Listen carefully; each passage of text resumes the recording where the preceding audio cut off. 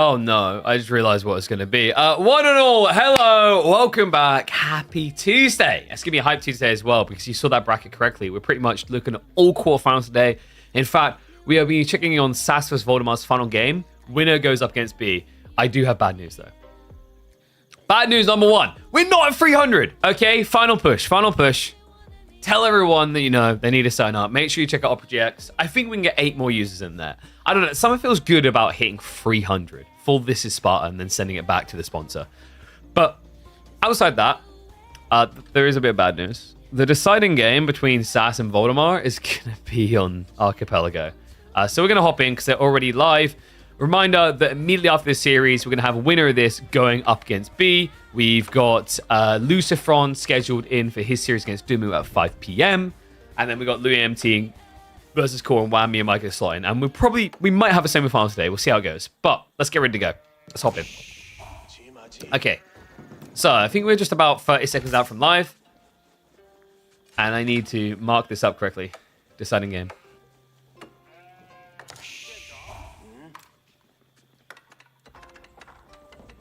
One and all, my commiserations. We are back to water, but it might actually be an interesting one here. I didn't mind hopping on just a little bit earlier to cover this one, because winner this is going to get up against B. It comes down to a deciding game between Voldemar and SAS. And Voldemar has chosen Mongols for Archipelago.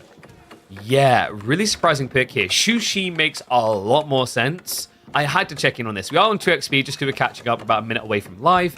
I'm really curious to see how actually Voldemar wants to try and approach this. The kiddo definitely likes to get a little bit creative. Historically, Voldemar is a big fan of the Mongols, but there's no denying that Mongols can feel a little bit weird on this map compared to more obvious choices such as English, Shushi, Chinese, or the Dragon. So we'll give him a little bit of skepticism sprinkled with some anticipation here. There's possibilities.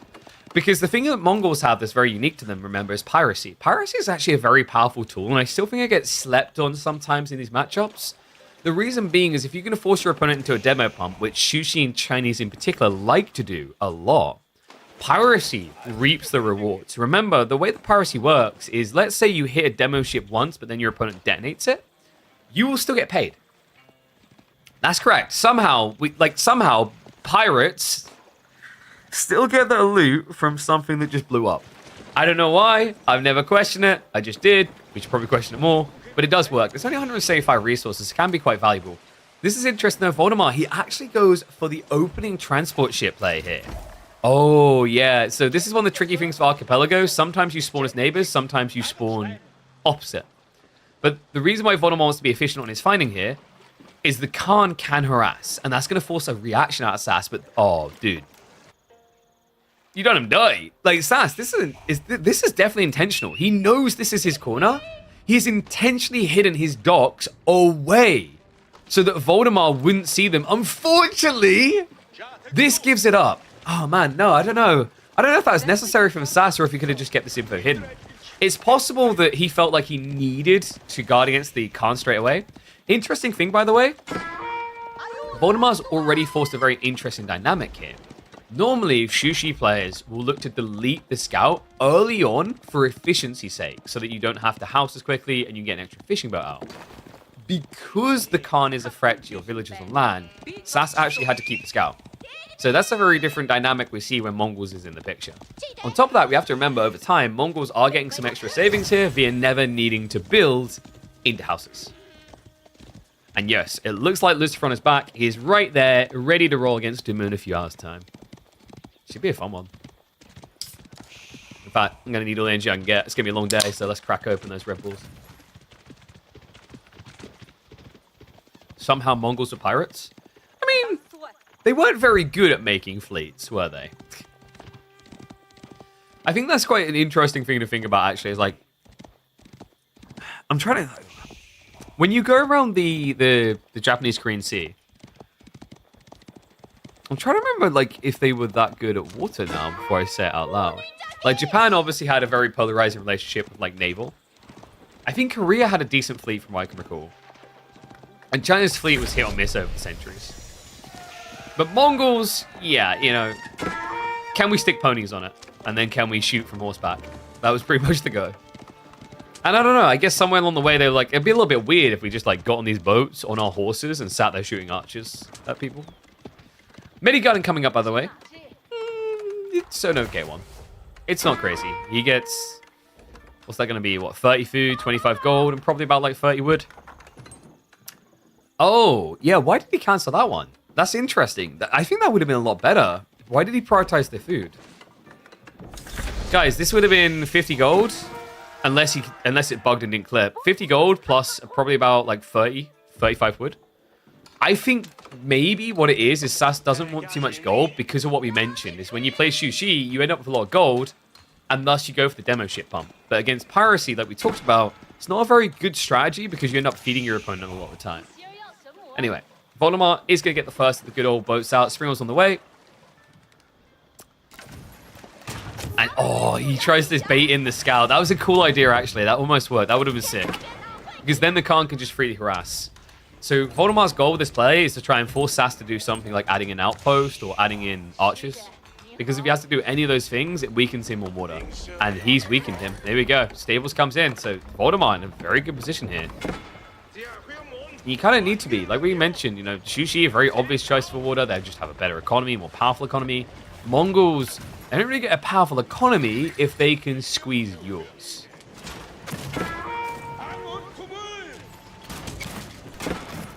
So he's going to go straight off the jump to push him away. No demo ships yet from Voldemar. I wonder if he considers... I think it's too early for it. Piracy's probably going to feel good around like maybe 8 boats-ish. Because then there's enough scale there for you to quickly make back the investment.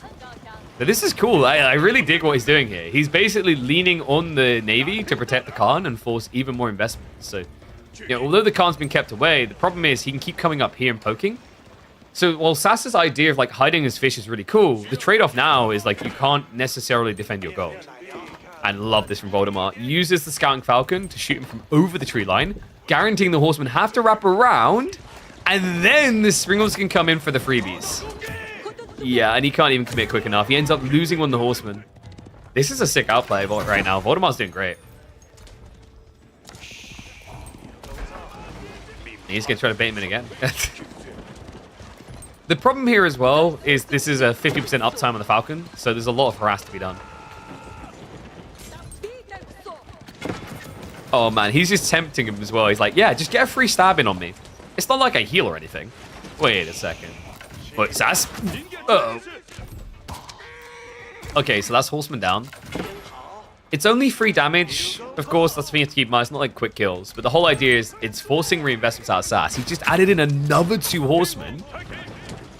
This can't be worth it. He's starting to stockpile resources. I don't know if the plan was to go cast slaves, but if so, I don't know what for. Fishing is at least looking good. He's got 13 fishing boats around the back compared to the 11 of Voldemar. But Voldemar does have a slight military lead. Okay, I know people aren't the biggest fans of Archipelago. But I said because it's a Mongol pick, something cool was likely to happen. Can we agree this is cool and different? This is a very different approach to Archipelago. Usually, it's just both of them build Springolds, and then someone slips once in the micro, and GG. I love the fact that Voldemar has made this about something else, and you just saw that correctly. Piracy just teched in. So now, when he kills boats, he gets paid wood and gold, I believe it is. Dude, he's killed so many horsemen. Is that 4 now? Maybe 5? That is wild. Just to put that into kind of perspective, that's 5,000 resources investment in ponies, but then also 150 wood on top of that for stables. And the Khan just dives deeper. He's like, please do invest in 2 more horsemen again. I really, really want you to do this. Damn, I think the only thing missing here, I kind of wish Voldemar had maybe just, I don't know, gone for an archer range and double produced Magadai. Why is Sass mining this gold? The other one's further away from the TC, so you still get harassed by the Khan. But yeah, like the horseman would be able to intercept here, theoretically. But if you think about the distance, it's a little bit further from the coast, but Voldemar could play the same tricks on you with the tree line. And wow. He won't harass me anymore. The safest gold ever on Archipelago. Transpo goes in for the scout. Oh, dude, this is comical. This is actually comical. The funny part is right now, you're like, Sass is hacking! Sass is hacking! No, guys, remember, he placed the meditation guard. He knew about this copy. And Mongols have been spending their stone, I think, on improved techs. Usually, like, I feel like double broadaxe is usually worth it here. Maybe not. Did he go for arrow slits? Okay, yeah, he did go for arrow slits. I'm a little bit surprised by that because there's been no harassment. He could have maybe invested that into other things. But yeah, he just chose to prioritize the arrow slits. The crazy thing, by the way, in this game, guys, is that Valdemar could have actually quite easily dock dropped the enemy island and then arrow slits here. Valdemar, he's going for a tech. Oh, wow. I mean, this is pretty brazen.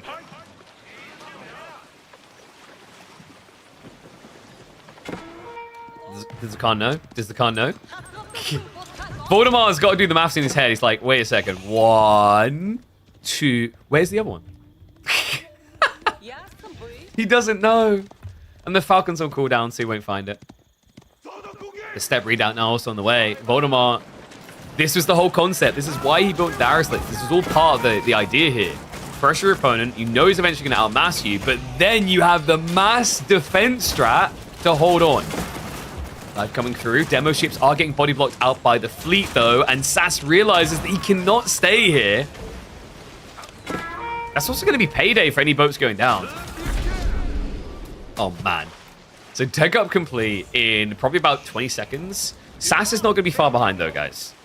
You can see he's saving for the tech up himself.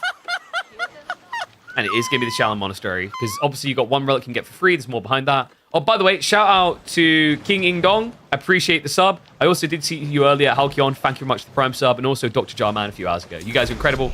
Keep those Primes coming. It's the first of the month. Which means most of you have now got an Amazon Prime sub to give across to a content creator, your choice. Why not invest it here? And Khan died because Sass went for a horseman again. So finally, after investing in 5, 6 horsemen, I lost count. He kills the Khan. Now, Valdemar does get a big eco booster here, guys, with the step readout, remember? It is going to allow him to inflate his gold income rapidly. And also, you know, in a way, step readout feels great on this map, super fast, because of the fact that you end up with, what, 20k starting gold on your island? By the time you're teching up, you probably still got 18k. That means you get an additional 9,000 gold off of your starting island. It's high, high value.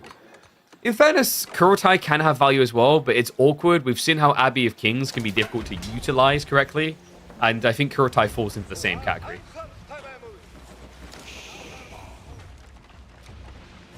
And yes, Kurotai should buff the ships. It buffs siege, so it should buff ships. It'll also heal them. But once again, it's just awkward to position. There's a little bit of pressure here. Looks like there was a cancel on the docks.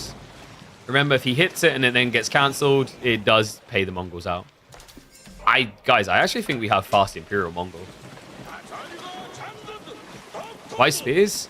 I think he was going to go for a dive.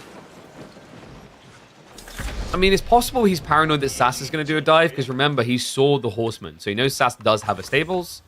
A really organic play here is to add in 1 or 2 lances and just transpo ship drop them. Well, I think he's just showing a lot of respect, but it genuinely feels like Valdemar was considering Imperial.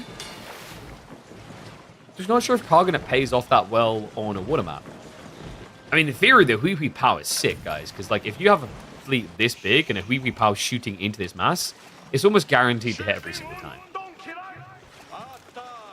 Instead, it looks like Valdemar is getting ready for a full land grab. Sass continues to invest only into the fleet. Decent massive demos coming here. He's going to wrap to the north side. There's a few fishing boats up here. He's going to begin the dive in. Both of them do have the techs, though, so no clear edge. Incendiaries is actually coming in for Valdemar, yet Sass didn't bother. That's a key detail, remember. The extra blast radius is huge here with these big bulks of Springles. And Sass, I believe the transport ship is just about him getting the relics. Central Island would be the grab. He doesn't know that, though. He hasn't really scoured any of the maps. He has no clue where these things are.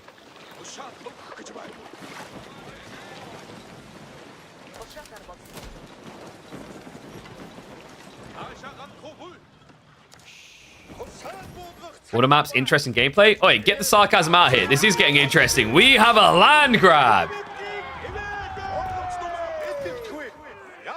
Now, historically, the Mongols didn't really need to navally invade the Chinese, but I'll take it. Nice dive in here. Maneuver speed arrow to dive even deeper. Sass now panic reacting with the crossbows, but he doesn't have any up just yet. And on top of that, the Raxas are being snuck in the back here.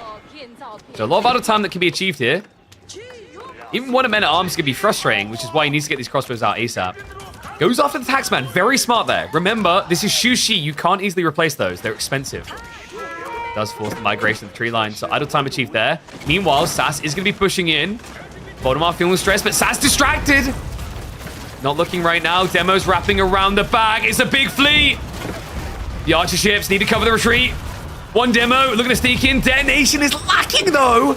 And he wasted way too much time chasing the fishing. He turns around for the fleet now. Piracy is kicking in big here. But a kick to the teeth. Voldemar losing a few of the springholds. Defenders of Advantage going to come in big, and the piracy is stockpiling up, as you can see. This is the problem right now. Sass, like, this turns the trades a little bit wonky for him. Land side, he has at least reset things. Water side, he's keeping the pressure up. But you got to feel like he needs an emphatic win here. Otherwise, the return fire can come in. Demos starting to clip. He's going to have to pivot the fleet.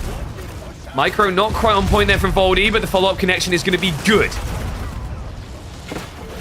Sass is going to be forced back. Damn. And reminder, you know, the way you have to think about this is if you're equally exchanging boats, let's say you exchange kills on 6 boats. You basically just paid for one of Voldemar's boats because you're getting 50 per kill. Now, the other thing that's really critical here is this is where playing mass demos into Mongols is dangerous. Because if you whiff and they get hit once and you detonate, whatever, like, it's going to pay. Every single one of those ships is going to pay. So it's a very polarizing interaction, actually. But all said and done, Sass is in a firm position here. I think this was a really cool game from Voldemar conceptually. The problem is it's just still Shushi. Look at the economy. Look at the state of things. He's going for Imperial Age. Voldemar went for this kind of semi-all-in on land, but then obviously got caught with his hand in the cookie jar, had to react back on the water. I don't think he had that second wave that was intended here. Voldemar now in a sticky situation as Temple of the Sun is going to be coming in. This is a very big deal, remember. This is going to give you the extra gunpowder range on your units. And there's a reason why Shushi and Chinese are broken on water. Yeah. So, like yesterday in chat, someone was highlighting they want more unique boats. And I agree in some ways, but this is what I mean about why when they eventually decide to finally do a naval rework where all civs get unique boats, it's going to take a lot of work. Because just look at how polarizing one type of boat is, a unique boat to China and Shushi. Bao Chuan's on the way. Voldemar needs pressure stat. Honestly, I'd love to see Sass just using the 4 docks to get some demos out, but they're queuing up the Bao Chuans instead. He has got shipwrights also on the way. Voldemar needs some big damage here. Looking for those reparations. Bao does make it out in time. Big damage, though. Oh my god, nice micro by Voldemar. Almost getting the kill, but can't quite finish what he started. So Divine Defense is going to kick in big here. Gets him out of range, keeps him safe. Demos are going to try to lead the pack. Unfortunately, the archer ships are still here. And the counter demos are coming through. That's going to force a retreat. Voldemar not able to get the big wallop. And here's the tricky part, guys. Even if he finds his way into Age 4 and builds Bao Chuans himself, his Bao Chuans are worse. So this is why Voldemar keeps pressing like this. He needs an advantage going into Imperial Age. He can't draw it out on equal footing. He's going to look to pin him. Sass has 5 Shushi economy. Demo connection. Oh, wait, what? That was a bit overkill. Okay, he will get it in the end. Not the most efficient use of the incendiaries, but he does at least get rid of the first Bao Chuan. However, folks, there is 6 more on the way. Voldemar is slowly stockpiling for an age up. And actually, things are starting to look really good. Hold on a second. He's got a new fleet coming. Yeah, this isn't everything. Even if it was, it's 16 sprinkled still. 5 Bao Chuans did just come out, though. And Voldemar knows he needs to back away. So this is where you play into the demos. Mass demo fleet, flood, kill all that fleet. Reset, go again. Look, Imperial. And when you get Imperial, like, this is cool. This is why it'd be a catch-up point. I mentioned that from the Baltron angle, your Baltrons are just worse. Where you can actually manipulate the fight is the explosive techs. Get even more blast radius on these things. And he's looking to use those explosives now. Dives in. Baltron's formation shuffle to try and get away here. Will save Sass from getting cooked. And I've got to give credit to him, though. Voldemar is just maintaining this lead. And Springald's 19 still in the field. But now the bad news hits. The Nesta Bees emplacements are on the boats. Voldemar will just set back now. He has to go for the tech up. 39 villages on that Cargonet. And cool thing about Cargonet here is you can actually use it to just shuffle across the troops with the transport ship. So there is actually some really cool value raid players here to be had. He's going to need to make sure that he doesn't lose control of the west side embankment, though. And it looks like that's what Sass is trying to claim now. Voldemar, correct choice. We mentioned you cannot play the Baltrons, especially from behind. You're way too far behind. Yours would be worse. So he's going into swivel cannons, and the explosives. A lot of demos here as well. Mars behind this. Demo connection can be big. Sass just detonate! Oh, you dirty son of a gun. Second wave is going to make it through. But that really took the wind out of Voldemar's sails here. Until Sass learns a valuable lesson about overstacking Balchuans. Way too many of them. Makes them a bit clowny. They clamber over each other. Actually loses them a few. Voldemar needs to remaster demos ASAP. Swivel cannons just came in. This is great for the pursuit. Also gives you an easy retreat away from demos. And that's potentially a negative for Sass here, is when he retreats, the Balchuans aren't going to like put too much fire out. Yes, the Nestabes can be relevant, but usually you will find like demos can creep by. You want to be able to do the broadside attacks, but to do broadside, you have to stand still. Swivel cannons do not work that way. Just run and gun. Like Magadai on border. Oh god, like why is this Balchuan even here? I think it wishes it wasn't right now.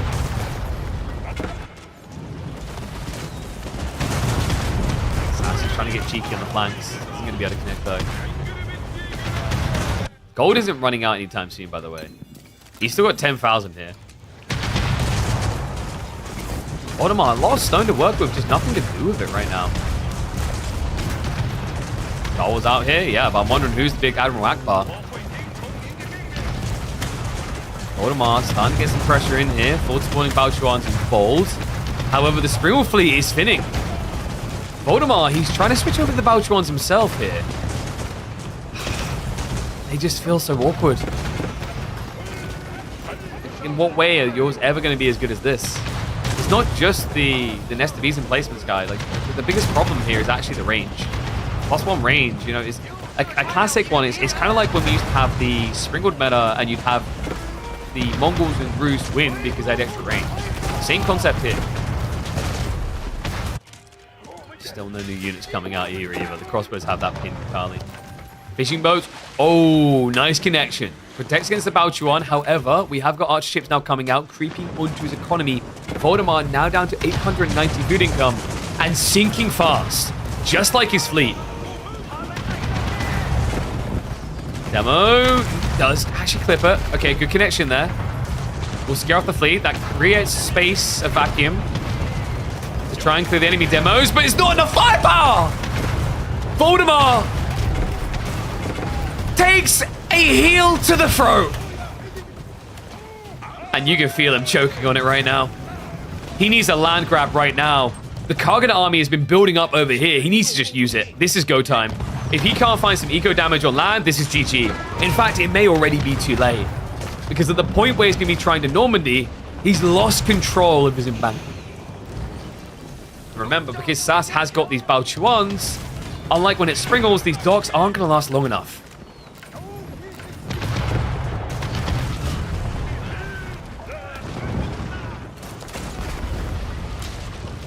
Voldemar actually might have to go north. Unless Oh. There's going to be a creep in here. Sass. He hasn't locked it down. And that's actually fortunate. I think a weekly power is quite useful here.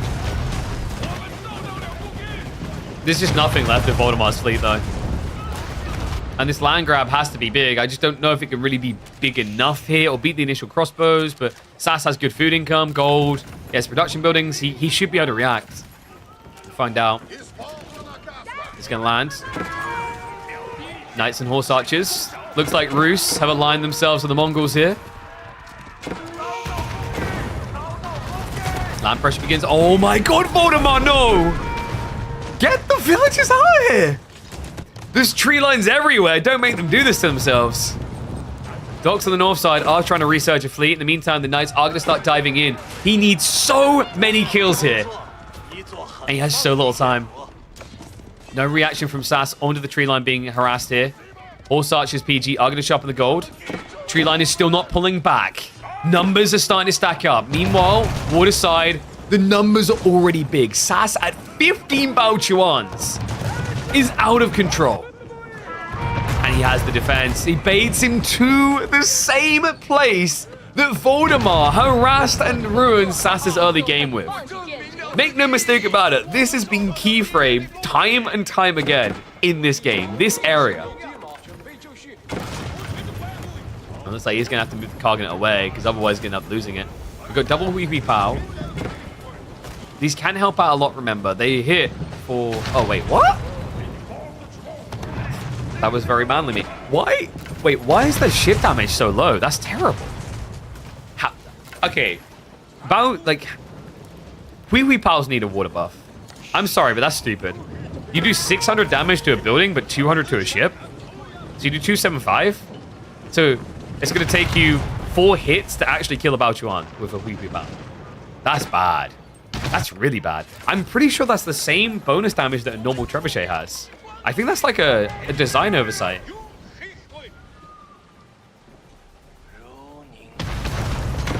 Voldemar is still trying to sliver into the corner and hold on, but this... I mean, what do you want to call it other than curtains?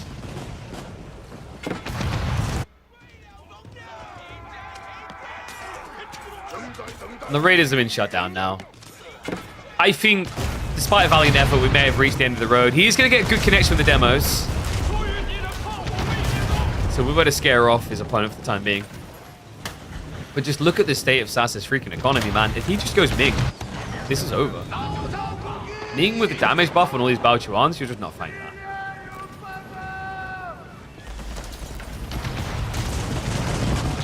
Nice archers.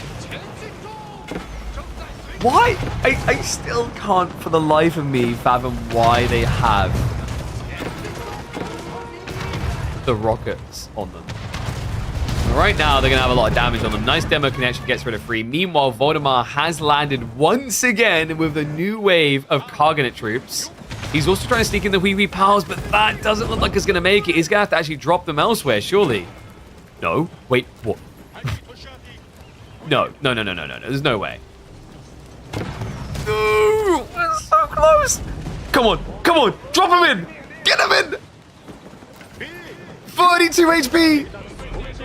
Wee Kapow! He makes it. Okay, but like, now what? Like, now, Voldemar, we need to move... Get them inland right now. Go where that gold used to be. Fly, you fool. Okay, 1 Wee down. If he can get it down here and camp it, it's actually not too bad. Because, like, one of the big problems that Sass has been having here, guys, is, like, he can't actually get many land units because he has way too many Baochuans. He has 50 population to Baochuans alone. So, guys, hear me out. Here's the plan. Genius plan. You bring it all the way around here. You take this location. Then you shuffle a villager over. And then you build your own walls and protect the Wee Power while it sieges down the landmarks. Giga brain.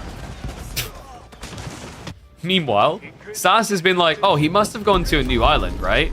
No. But he will at least take the sacred sites while he's here. How is Voldemar not dead? I mean, it's this landmark. This is the only reason he's not dead. Oh, that's true. I forgot watching Mongols. No, guys. You just make tower walls. Right? When you place enough towers, it's like a wall. We've been over this.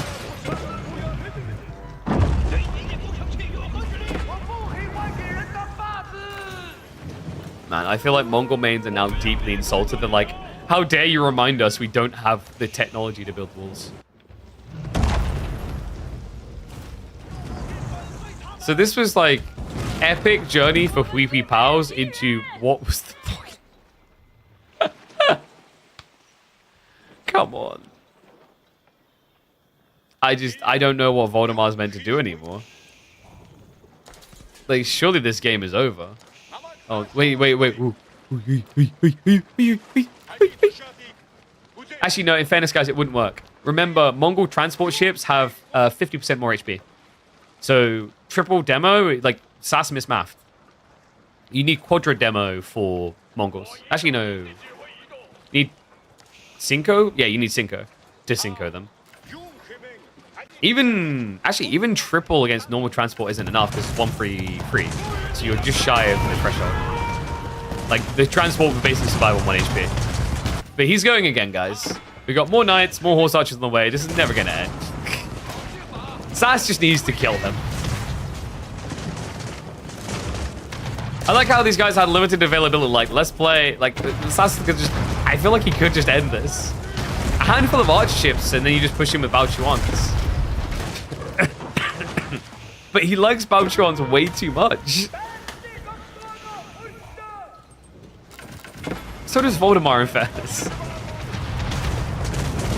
This game is never gonna end.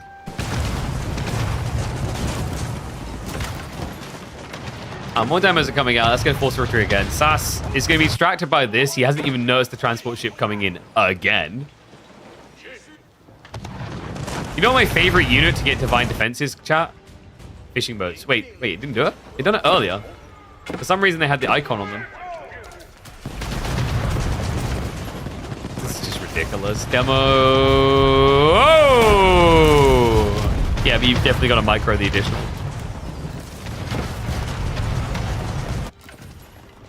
Rohirrim Riders. Oh, he's going to find him at the start of the build-up.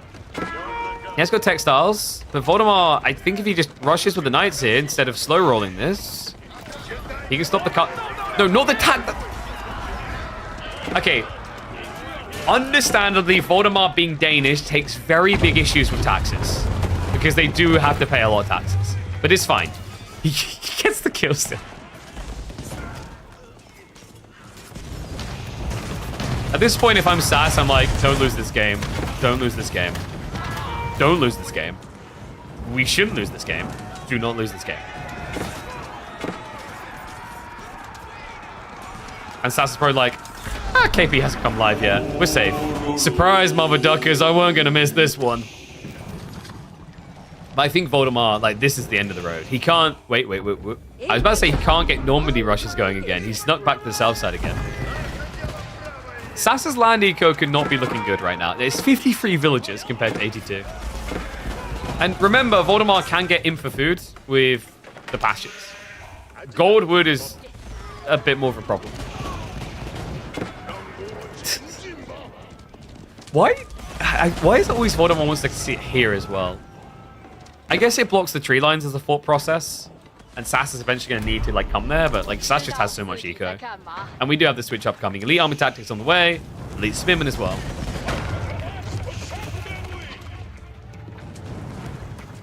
Yeah, add in the Sacred Sites, and you just have a recipe for death now. Voldemar not going to be able to sneak back out into the water side as much as he'd like to.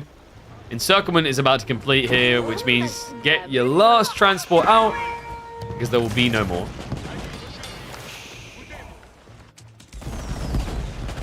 Okay, this is like a cool idea from Voldemar, massing rams now. If he had a few more minutes, yes, like you get up to 8-9 rams here, you Van Damme ram him out of the game.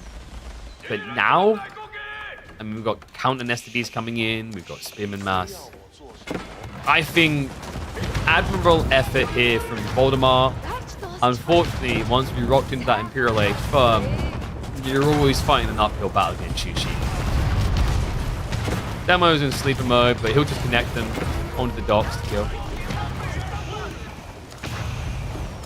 Kind of crazy, actually, economically, how much he kept up just because of piracy, though. Piracy plus debris down goes hard. to go for the pop. I don't... I think you have to landmark rush at this point. It's 8 minutes on the clock for the Sacred Site timeout, but like we said, after this wave, we're just like not getting out, right? In theory, anyway. Yeah, there's still a junk ship up here keeping an eyeball on everything. And there you go, guys. Turns out that when Shushi get out of their own way, they can win Archipelago. Yeah, 15 Baltrons may have been a tiny bit too much. But 8 is great. Last era, Nestor Beast. he could have just built Palace Guard. But sure. Spinman now going to come in to defend. The Nestor Beasts are just being discarded irrelevantly because he just has so much economy. And that means we should be seeing B up against Sassy. No way for Voldemar to make our dreams come true with a Mongol win in competitive Archipelago. What went wrong with the draft? So you can see there what went wrong. Sass got Chinese, Shushi, and Japanese. Did Voldemar think he was going to win in 2? I don't know, man. Like that actually may be the most wacky draft of the week. That is pretty far out there, right? I think Voldemar thought he was going to like be able to win in 2. Because they had... I can go double check this on a sec. So we have a look on the menu. Dry River Gorge. Yeah, so he went IU versus China. And, yep, of course, it had to be a 50-minute game. Okay, so, like, pretty sick getting the IU win in the late game. We've seen that actually can be pretty decent there if they can survive into it. Ah, and there it is. He tried to execute the Ottoman Delhi matchup. This is, like, a really hard matchup. And what I mean by that is, like, if you are really, really on it with Ottomans, like, yes, I favor them. But it's such a high-skill execution matchup, and I feel like it needs so much practice. But if you do get that practice in, like, I favor Ottoman over Delhi. It's just difficult, man. It's so difficult. It's so difficult to execute correctly.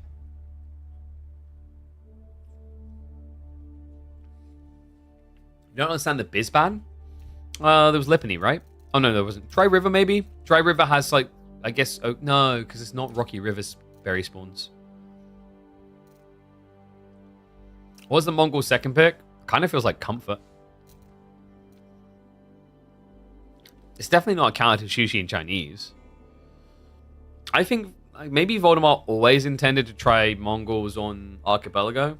I mean, like I said, it is an intriguing proposition. I think if you weren't up against, say, like a Shushi Chinese, I could kind of see it working because piracy is... I think piracy is underrated. It's 175 resource tech, and then by the time you kill 4 enemy boats, it's paid for itself. Which is, like, very reasonable, actually. But, guys, we should have the draft kicking off in a second. I think for B versus Sass. Let me double check. Because they should be available to play now.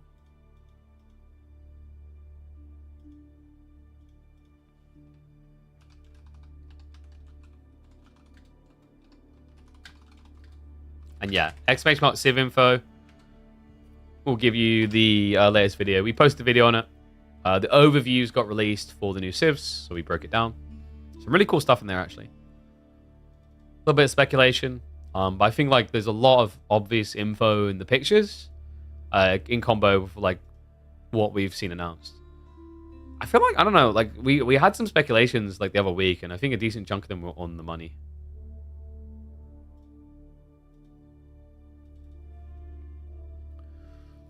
So let me get Conf. I think Sass is probably going to, I imagine, take a 5-minute break maybe. And then B, because the idea here was that it would be that series into this one, which is kind of like, I mean, like, oh, give the players a break. Like, but the reality is they need to get a move on because that was the round of 16 game. And everyone else is at quarterfinals. So let me update bracket. So it's 2-1 in the end. Yeah, I saw they were like, we're going to play at 11 a.m. I was like, oof, I can't get on that early. But then when I was like, all right, well, let's get ready to go live for B versus whoever's going to be. And I was like, wait, they're still playing? We take that.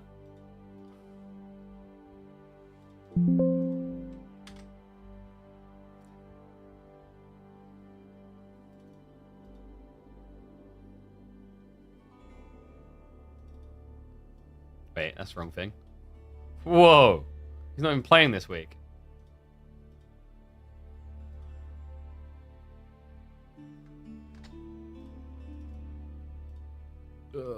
Give me a sec.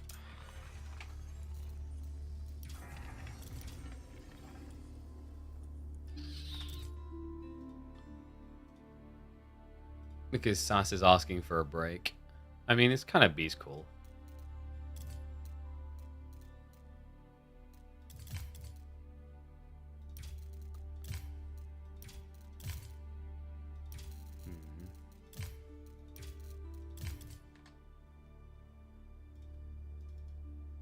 Oh, okay.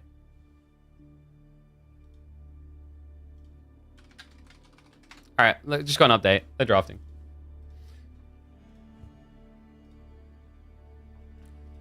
Alright, we'll switch over then and get into the draft. Boop, boop. Doop, doop, doop, doop, doop. Wrong thing. Hello?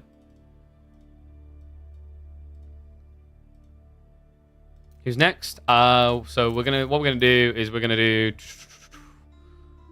B versus Sass, and then we should be looking at LuMT Core, Wham, MeomaikA, and then Dumu, Lucifron after those. So yeah, pretty busy day. Wait, wrong scene. Dude, I'm just having a day of pressing all the wrong buttons. But it looks like we have got the draft up in our wonderful Opera GX. If you guys have not downloaded it, exclamation mark Opera GX. It's last day to do it, last push. Come on, I want to see that hit 300. We didn't hit the 369. You guys did surpass the 269 I set for you. But I know there must be at least 8 people who haven't created an account yet. If you haven't checked it out, Opera GX is a really cool browser. It's got a built-in VPN. It's got a built-in ad blocker. It allows you to limit the amount of CPU, RAM usage, etc. So you can basically be more lean than other browsers that you're using. In fact, like I tested it, you can actually chop away a lot of the fat and make it very lean if you want to, because you need better performance. I just go all for all the bells and whistles because I got like a really fancy PC. But yeah, it's great for that. It's got cool embedments on the sides, so you can basically have like Twitch, Instagram, TikTok, etc. all as part.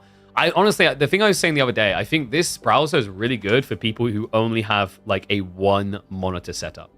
I think that will be the real appeal. So if you want to check it out, exclamation Opera GX, use my link, create an account, and it lets them know that I sent you. But now let's get underway. Draft being done.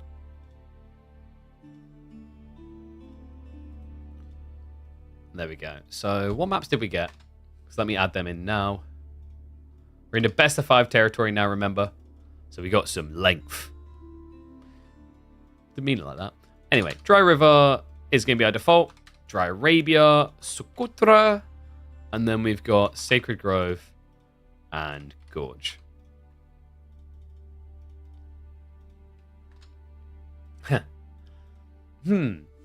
No surprise English gets picked first, guys. Remember, we've got Socotra. Yeah, really powerful pick on that map. Shushi, I wonder if Shushi can actually work against English. Probably not. The Meditation Garden would be too risky. We have seen Shushi is like a pocket pick, very effective. If you guys remember, I believe it was Wham and Poppy Paw made it work very well in the Red Bull Warlord qualifiers. Escape from censorship in your country, specifically in the UK. Wait, what censorship? What are you talking about? We literally have a TV channel called BBC. That's the opposite of censorship. Zhu also has strong eco like England. It doesn't matter. The problem that you run into is it's like a small map, so English Lombo set tempo. And also you can't win the boar fight. Like it feels impossible to win that boar fight.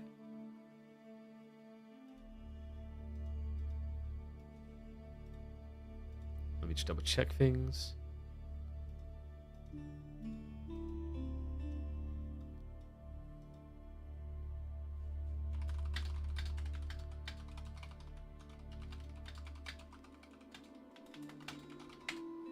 Oh, by the way, guys, did you see our latest map pool? We announced our new map pool for KPMM. I'm proud of this one. I think it's the best map pool we've ever come up with. I just announced it on Twitter. Which, if you guys aren't following me on Twitter, why are you not following me on Twitter? But look at this, guys. Look at this. You ready? You ready to be mind blown? Here we go. Here we go. Look at this. Boom. Next KPMM. What a map pool. We've got Archipelago, Baltic. We've got Boulder Bay, Four Lakes, Migration, Moving Out, and Warring Islands. Whew. I think we may have cooked our best cooking yet. I think like this isn't just 5 spices. This is all the spices. We went to the rack and we grabbed every single spice and just poured it in the pot until it was empty. We even cracked the glasses and threw them in as well. We thought about maybe throwing the baby in, but that was too far, so we drew back, which is why we don't have Holy Island. Too much land on Baltic? That's true. We done wrong. Check the mod players will use on KPM. Yeah, there you go, dude. Like, make sure you got your mods right as well. So wait. Yeah, we've got the Atlantis mod. So this is a mod. Yeah. So I'm glad that we were able to bring this together, guys. So Atlantis mod is a mod where you can build buildings in the water and walls can float on the water. Don't ask how, they just do it. It was thanks to Hussein's really hard work. So also land units can now turn into naval units, which we knew was a possibility, and we got Hussein to actually explore, because if you remember, the little trader guys from the Castle of the Crow can turn into water units and float across. So, like, we've run out of our way. In fact, like, we've got some more details here. I can diverge right now. So, on top of that, you can see your archers are now small canoes with 1 archer per boat. Your spearmen turn into an improved version of a demo ship. That's right. It's basically like a supercharged Chinese fire lancer. What about cavalry? They turned into seeker-headed naval espringales. I don't even know what espringales is, but Chum is French, so I allowed it. All siege units can now board ships, adding extra cannons and mangonels for more water madness, and the Ottomans can even add trebuchets to their ships. A nice little nod and a preview to the upcoming Knights of Crosses and Roses. All you have to do is press F12 near the water, and your land units will transform into the sea form. That's right, we have got transformers in Age of Empires. I told you guys, the mod tools are just incredible. You guys just don't realize it. I think we've really done it. You know, like we go above and beyond to try and innovate and change the game. And once again, we have changed the game. We have evolved the game into its next form. The thing you guys were all asking for. Water that worked. KPMM delivers it all. You're welcome.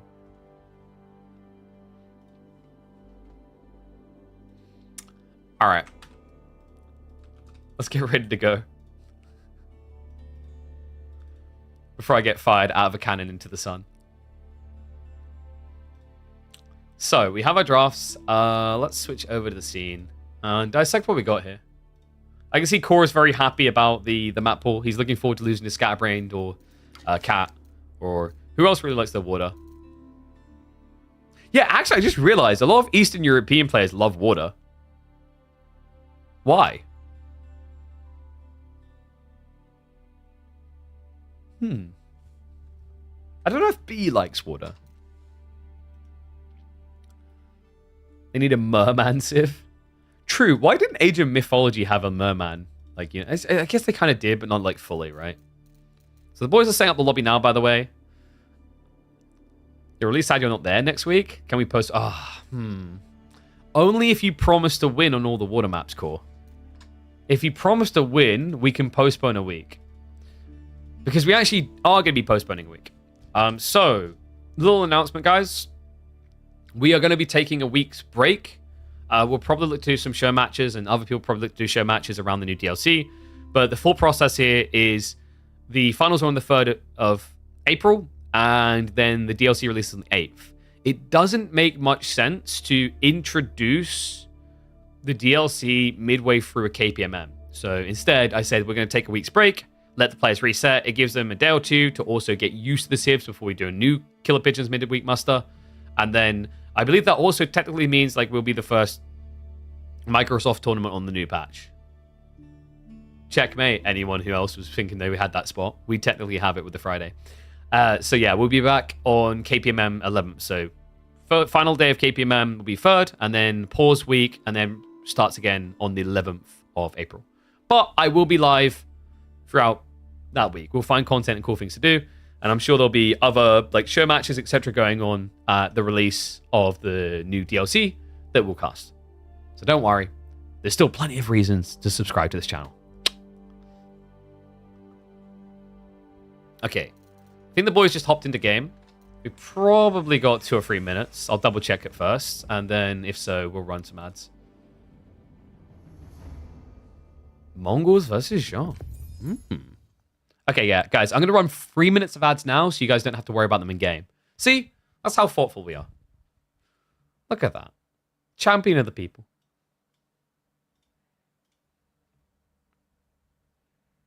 I don't know what you mean, Farfar. Like, what does the date have to do with anything we were just talking about? Huh? Wish Mongol docs could pack up and move across the water? We were talking about this on another stream, how wild that would be. Yo, what is up, Buzz? Thank you very much for paying it forward. Appreciate the gifted sub. Thank you, thank you.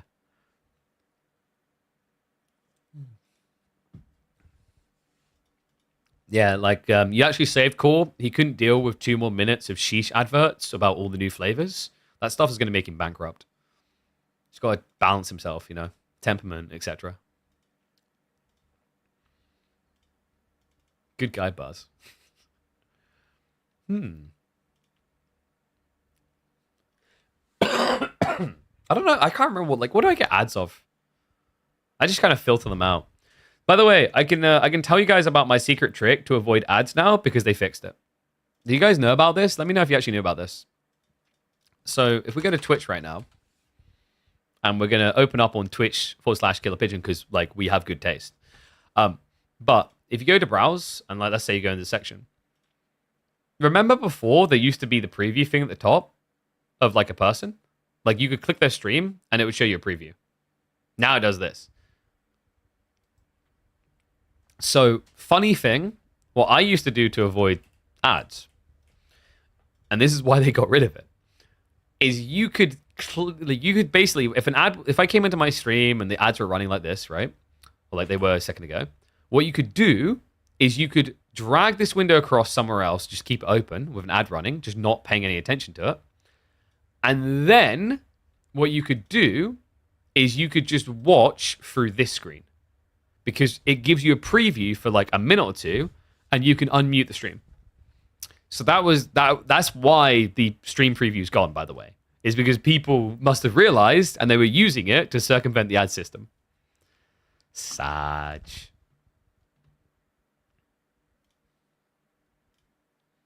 Who knew about that, by the way? I'm curious. One's in chat if you actually knew about that.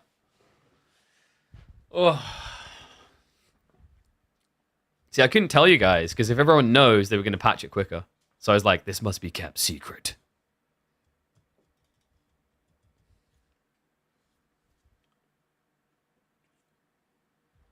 But apparently too many of us clocked on. G to the G.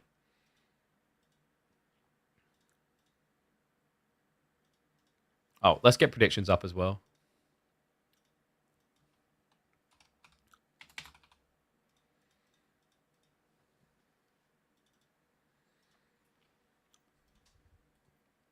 Oof. I don't know, my throat's been really rough with energy drinks recently. It's probably because I was ill as well. I don't know. Maybe it's time for Papa Pigeon to retire the energy drink. No. No, we are not going to finish that sentence. That's disgraceful of me. We chug them till the ends of time, boys. We chug them till the ends of time.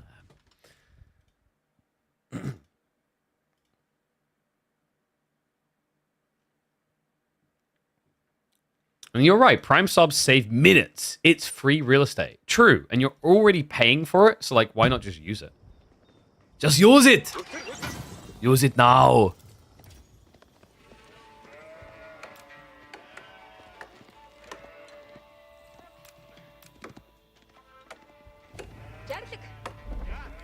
One and all, it's Mongol time versus Jean Done It. Here in the quarterfinals of Midweek Muster. Yeah, it's a final week before the DLC releases. We're going to have to filter through the best of the best games because I know how this is going to work. The moment the DLC goes live, you guys aren't going to give a crap about pre-games. So if this does end up getting uploaded, it must be an absolute banger. SAS versus B. SAS just had an interesting series up against Voldemar, one that definitely would have burnt into him a bit, about an hour and a half long. B's been chilling, vibing, waiting to kill, and B has been a frequent killer, guys. I feel like he's quickly becoming one of the most consistent players to make semifinals every single time. So SAS has got his work cut out for him. In fact, when you look at this week's chart, I think a lot of people would probably peg B and Louis as their front runners. Lucifron is a big question mark. Dimmu, obviously always talented, capable of making the semifinals. Wham as well in there. MeomaikA, I think. MeomaikA and SAS would be the wild cards left over. Core as well, actually. Like, you know, Core, he had a good start to the week, but running into Louis that early has got to feel rough.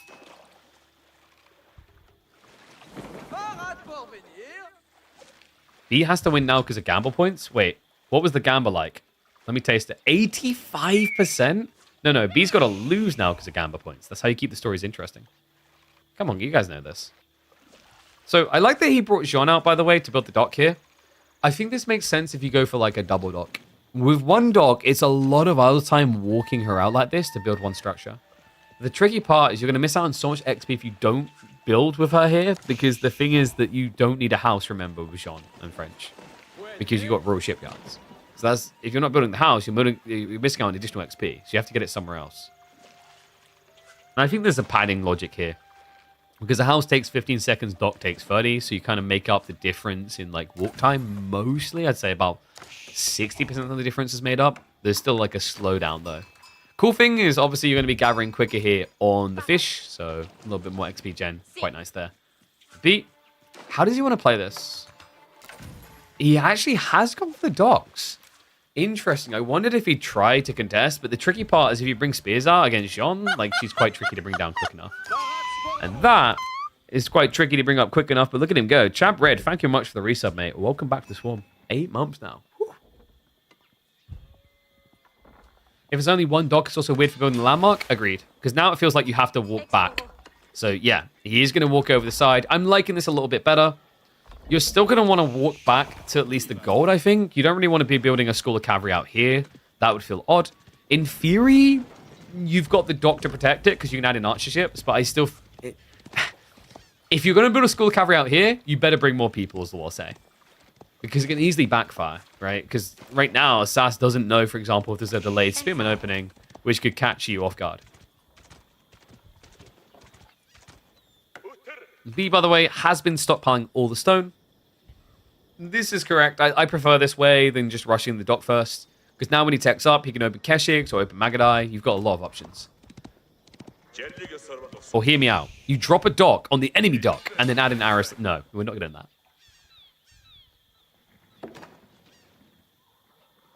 Build it with Vils, but I don't know how the timing is for level 2 Jean. It's going to be really bad if she's not involved. She's going to be a sad little fisherwoman for a long time like this. Like I said, you know, you do get that XP accelerant on fish by comparison, but it's still slow. So you can kind of make this work by adding in archery ranges, things like that down the line, but... do you really want to be going archers against Mongols here? Or do you just want to try to play raw knights and scale? I think it comes down to what B does. Like, B can make this option from SAS really awkward if B decides to just go Keshiks. And there's the stables. Because the thing is, if you just go Keshiks, your opponent has no point of going archers. If, however, you go Magadai as well, then you kind of enable SAS to stay out here longer and just add archery ranges. 7 on the School of Cavalry, by the way. Not too surprising when you consider the fact that he has got 5 fishing boats, so he's kind of compensating here. And also, he'll be aware of like the risk of the timing here. Like, he doesn't know if B's gone fishing, he doesn't know how much fishing B's doing.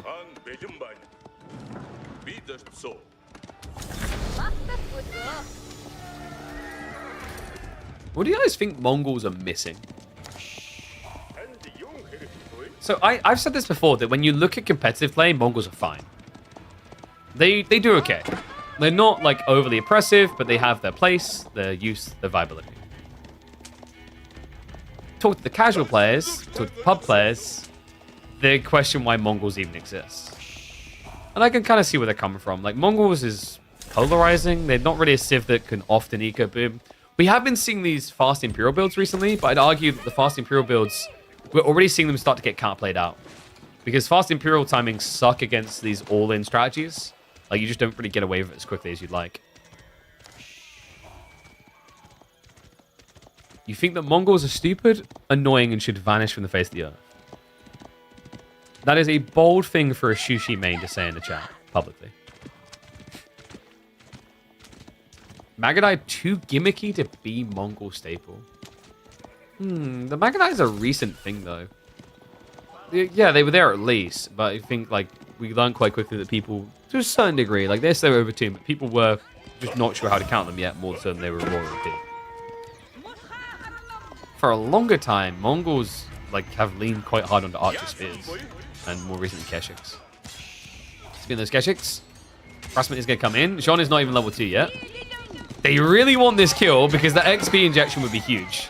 But look at the micro. Oh, Sass baits him in. He gets the double kill. I mean, Jean has got to be close to level 2 now. There's been a lot of walk time, but shouldn't be too far away now. So nicely done. Good news for B is obviously it's still level 1 Jean, so that's the trade-off. Is like, oh yeah, I lost Keshiks, but you know, at least I didn't feed Jean in a way that feels rough here, considering level 2 was only just 10. And melee Jean against Keshiks is not what I was expecting. Was that intentional? We don't really tend to see melee Jean against cavalry. It's a death sentence. Because you're a melee unit that has to get close, and heavy cavalry just munch you up. Keshiks are pretty good at doing it. And Mongols is one of those saves that were really frustrating for Jean, actually, in the early days, for this reason. Same with French, Rus, anything that can get heavy cav out. It's basically only Knights and JD. Yeah, but if it's going to be Knights and JD, then you'd think ranged form would maybe make a bit more sense. That's usually what we see against heavy cav, because the logic is that you can last hit the injured units. The other reason why range can feel good is because you stay further away from the enemy line. But like when you're melee like this, yeah, and you walk up, they could just pinch you right now. Instead though, B wants the worker kills. Dives in even deeper. Does draw some blood here. Behind this, by the way, B is going Pro Scouts. So yeah, he went one dock into Pro Scouts, and here's the funny thing about Sass's builds. Because he went double dock, he's less inclined to think about Pro Scouts at all.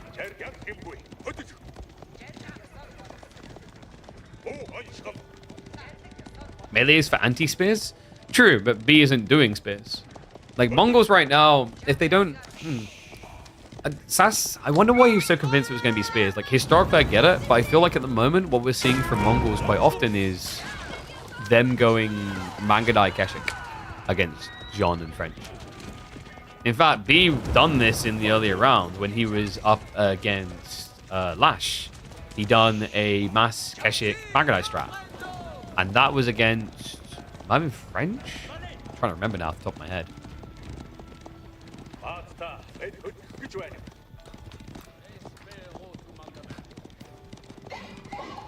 The other rough part is this is looking like that fast infield, by the way. Castle's already on the way. Detonation is good damage. So well played there from Sass. But B now already getting ahead. Deck up on the way. Pro Scouts tick in the box. I think he actually has everything he needs to go for a fast imp type build. He can easily just scale in Castle though. And now we have the spears. So all of a sudden, melee Jean is going to feel a little bit justified here. Unfortunately, it's going to be a phase in the game where her impact is going to be less relevant due to the castle variety.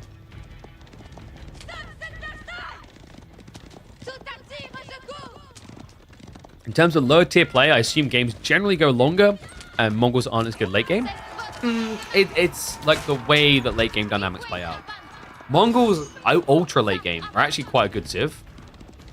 And the problem is, like, lower rank players don't know how to execute that. They just get flooded because they don't have walls. But, you know, if you guys remember, the classic, like, the old white stupid builds with mass cannon placements everywhere was super toxic. It's so hard to deal with. Especially if there's trade behind it, which Mongols were always great at. I think they also do have some extra potency now in the late game, ever since the Khan Hunter got added to the game. Because the hand cannoneer switch is very strong. You're almost at, like, Chinese levels of I'm this good at hand cannoneering. Because you have the movement speed via Yam, and you have the extra range via the Khan Hunters. So tech up complete. B likely going to be looking to just blob into more melee here. And Sass is going to have to play catch-up, but it's not a strong point catch-up. Might consider Guildhall just because of how little his night count is. In theory, Raw Institute could work because you've got so much food still, but the problem is he didn't play Pro Scouts. So without Pro Scouts, like, you're not going to have anywhere near as much food as B. And I wonder, has Sass actually scouted what B has done yet? He might have checked the deer stacks and noticed it. Otherwise, it's not been obvious by the night rotations. They've been playing West Side. He should know something's up there, right? Because one of the deer stacks has been removed from the map.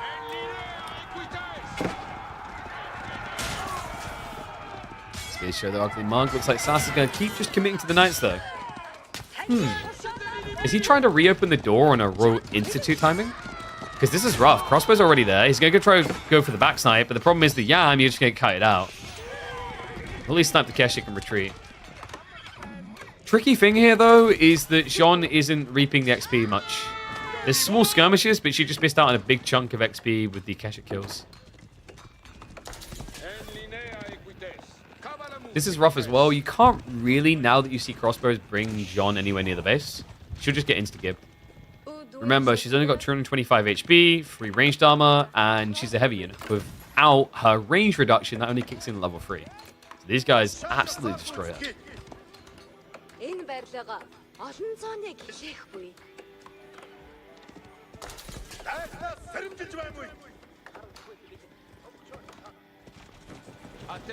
I think Sass is actually looking for that Royal Institute timing. This is good. He's extending, so he's fixing his economy situation. We're going up to Quadradoc. This evens out the maths a little bit, so this will give Sass 10,000 food, while B will have got about the same off of Pro Scouts. He's still ahead because he's got the extra 2.5k on this pond. But it has closed the gaps quite nicely. And because B is switching into crossbow spears, he doesn't really have mobility anymore.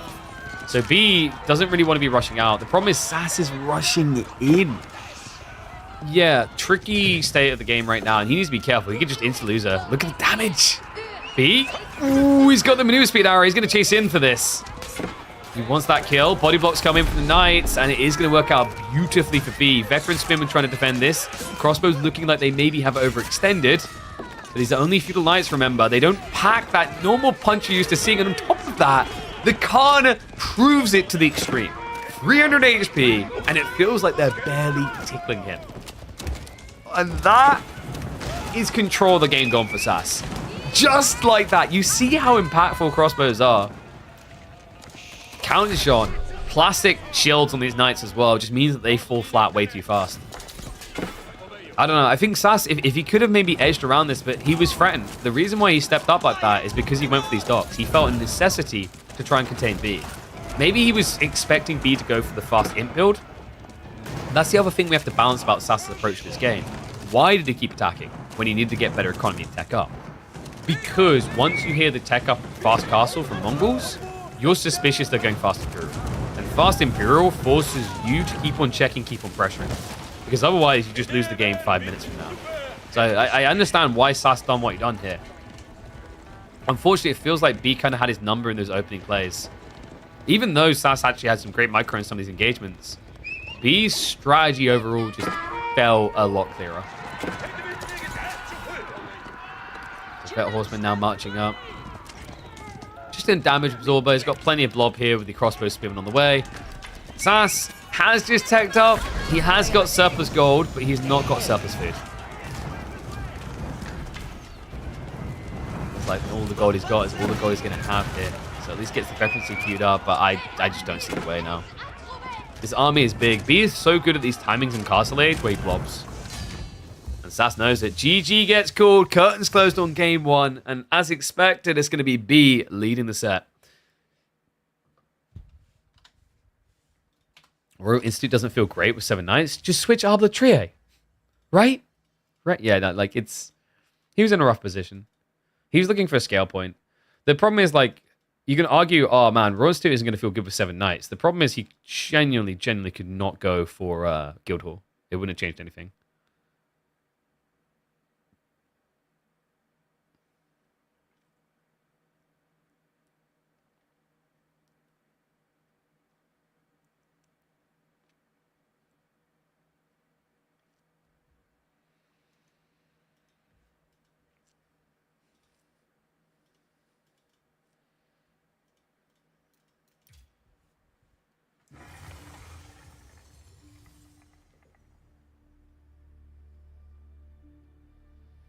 What's this draft?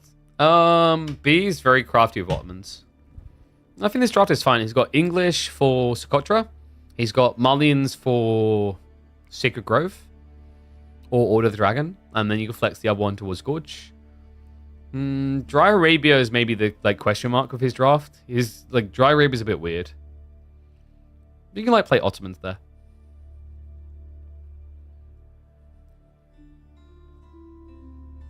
I mean, you say picked all the loser tier tiers, but I think B has actually been one of the most threatening Ottoman players in the game. He plays them very well.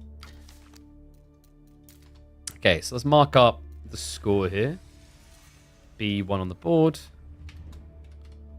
Mongol versus Shu. Excuse me. And I'm going to run ads. We've got 2 minutes until we're in game. Okay. Game 2, it is going to be Delhi versus OTD. Yeah, so there's the dented pick. This matchup feels very hard for Order of the Dragon. Ghazi just make things weird for you a bit, right? Because you can't do the Rax follow-up. So the logic is you feel really good if, oh, he's going Ghazi, I'm going to go Spears. And then I'm going to add in Men-at-Arms because now that he's built Horseman and he's stuck behind, and he's going to go Archers. So I have the Men-at-Arms and then counter the Archers. But the weird part with Delhi is they just add more Ghazi.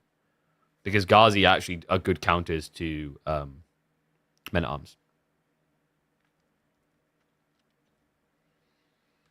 Fix Mongols by allowing them to TC with stone and wood.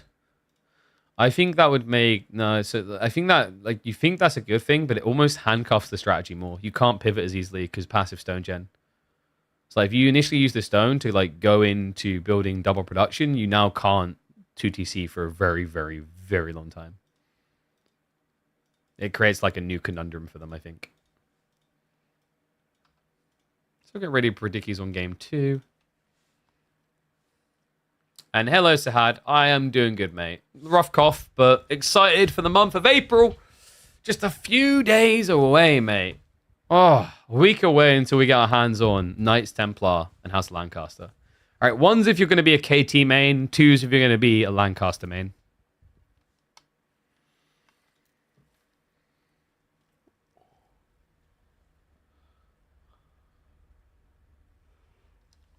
I'm kind of digging the vibes of Lancaster, and it's surprising because I really thought it'd be Knights Templar.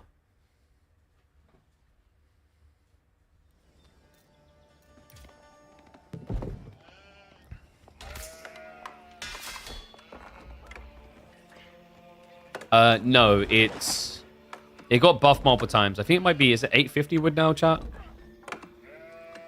I think it started at 950, then got buffed to 900, then buffed again to 850 or something.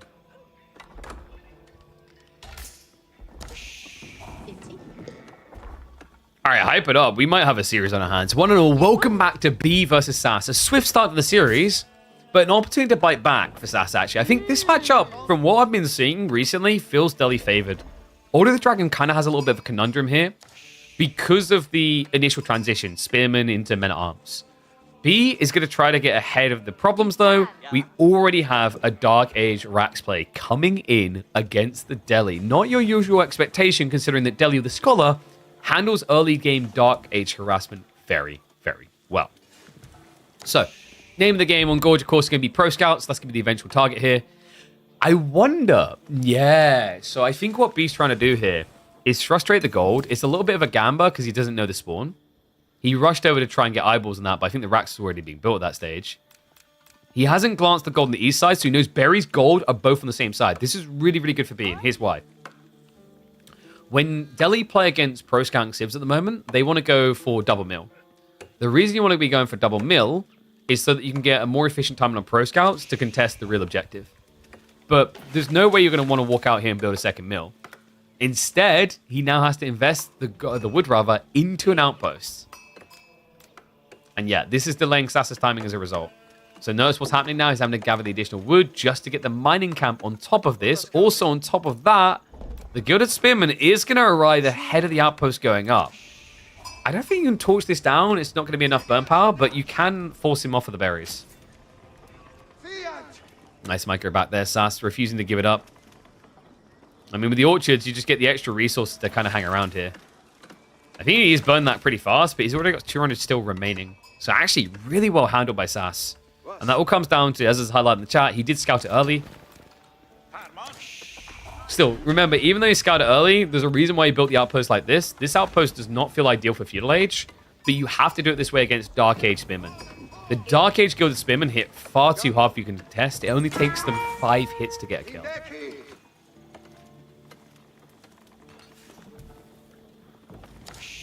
You already despise Lancaster, their own enclosures, network of citadels, and sit base. What makes you think they're going to have all the same things the English have? I don't know. I'm not convinced by it. Especially considering they already like had that thing about sheep on the Civ overview, which English don't have, right? Jump the gun here, man. Give the devs some faith. I don't know, I'm like a little bit dubious because it looks like there's a lot of defensive play in theory at the heart of Knights of Crosses and Roses, based on the info they've released and what they described. But I'm having faith that they've learned to do something other than just make obnoxious, infinite resource castles.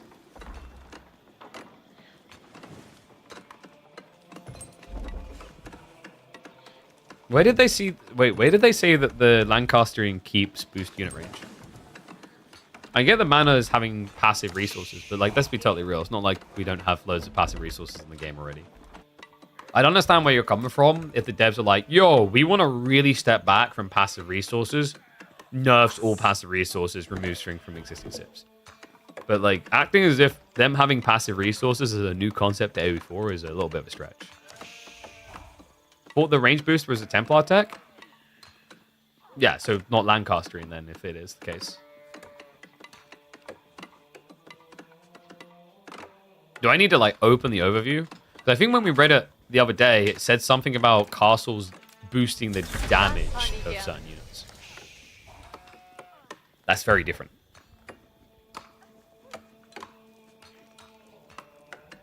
So, Tech Up's coming in, by the way. We are having be prepping for Pro Scouts. He stopped at the one sphere. Dome of Faith coming on the other side. Sass likely... Is he going to open archers here? I don't think you want to open archers, and here's why. Ghazi gives you rotational control, lets you intercept the deer.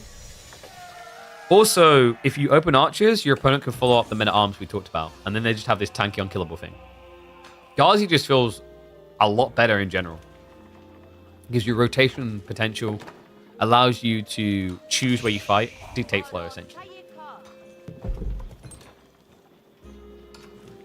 Bonus damage being boosted counts more effective? Yeah, they did say something in there about there's a tech in... the university or something for Lancaster that is going to buff your bonus damage, which I think is really cool, actually.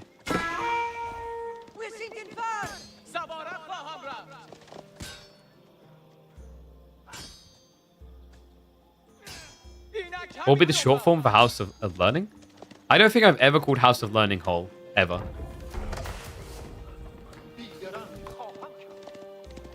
Also, if you're talking about like House of Lancaster, let's be totally real. No one is going to call it House of Lancaster. It's going to get called Lancaster. There's no need to overcomplicate, you know?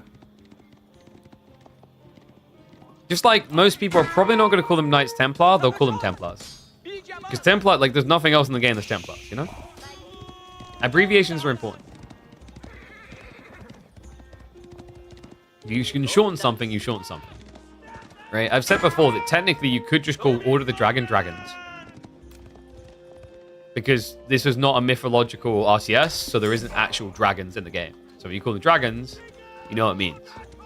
And then also it allows you to make really inappropriate comments about Dragon D's nuts. Got him. Alright, Pro Scout's coming in anyway. We do have Sass on his way to it, but remember, he didn't go the double mill build, so his timing has been staggered.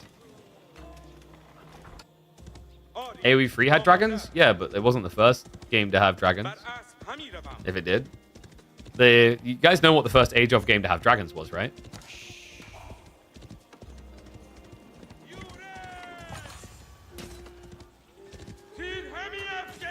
Sage of Myth. With Fafnir.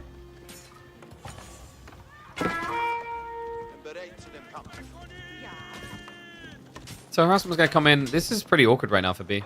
We've talked about the Skirmishes timing. Men-at-arms are going to be coming out.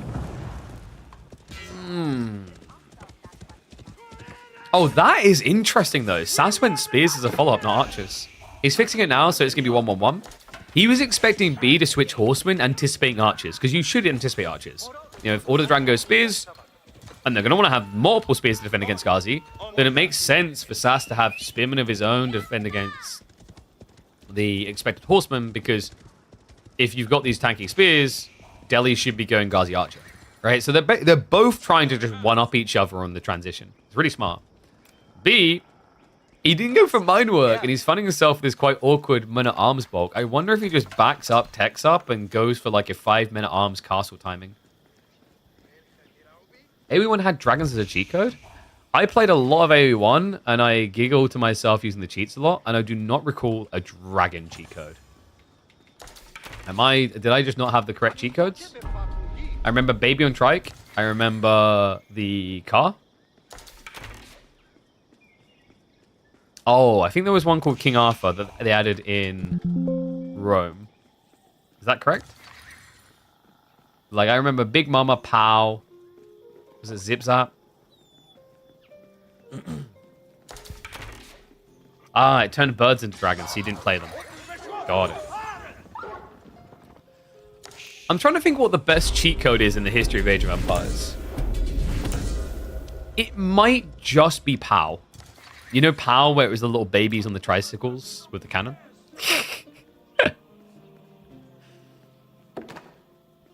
Cobra Car? That was Age of Empires 2's version of Big Daddy, right? I think so. So, like little disclosure, I didn't really play Age of Empires 2 as a kid. I think I said about this the other day, that I rented it on PS2. And I was like, eh. But I played loads of Age of Empires 1 and Age of Myth. So, as things are developing, by the way, Sass is trending towards Castle Age. He's going to be beating the punchline, though. This is the men-at-arms spam build. Burgrave on the way. I kind of actually like B's positioning. This is, like I said, a very awkward matchup. From what we've been seeing recently, it's felt like Delhi just had the big thumbs up. But B has dodged the plague. He's dodged this issue of getting stuck in feudal, bulking against Delhi. He's trending ahead. At a great timing on top of that, keep in mind. Because, like, we're looking at the state of the game. Sass has no sacred sites. We're 10 minutes into the game now. Like, these should be getting captured. But because the men-at-arms presence, Sass has been reluctant to even try.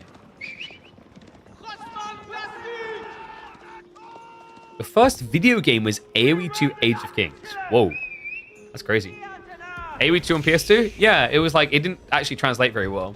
Which is quite funny, because I actually think that Command & Conquer 1 translated quite well to PS1. Don't know if anyone else knew that that was a thing.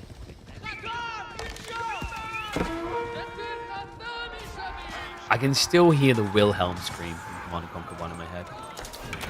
I'm not going to try to do it right now because my throat is super rough. But this is looking pretty rough for Sass. Men-at-arms upgrade is coming in just a few seconds. He's got more flooding on the way.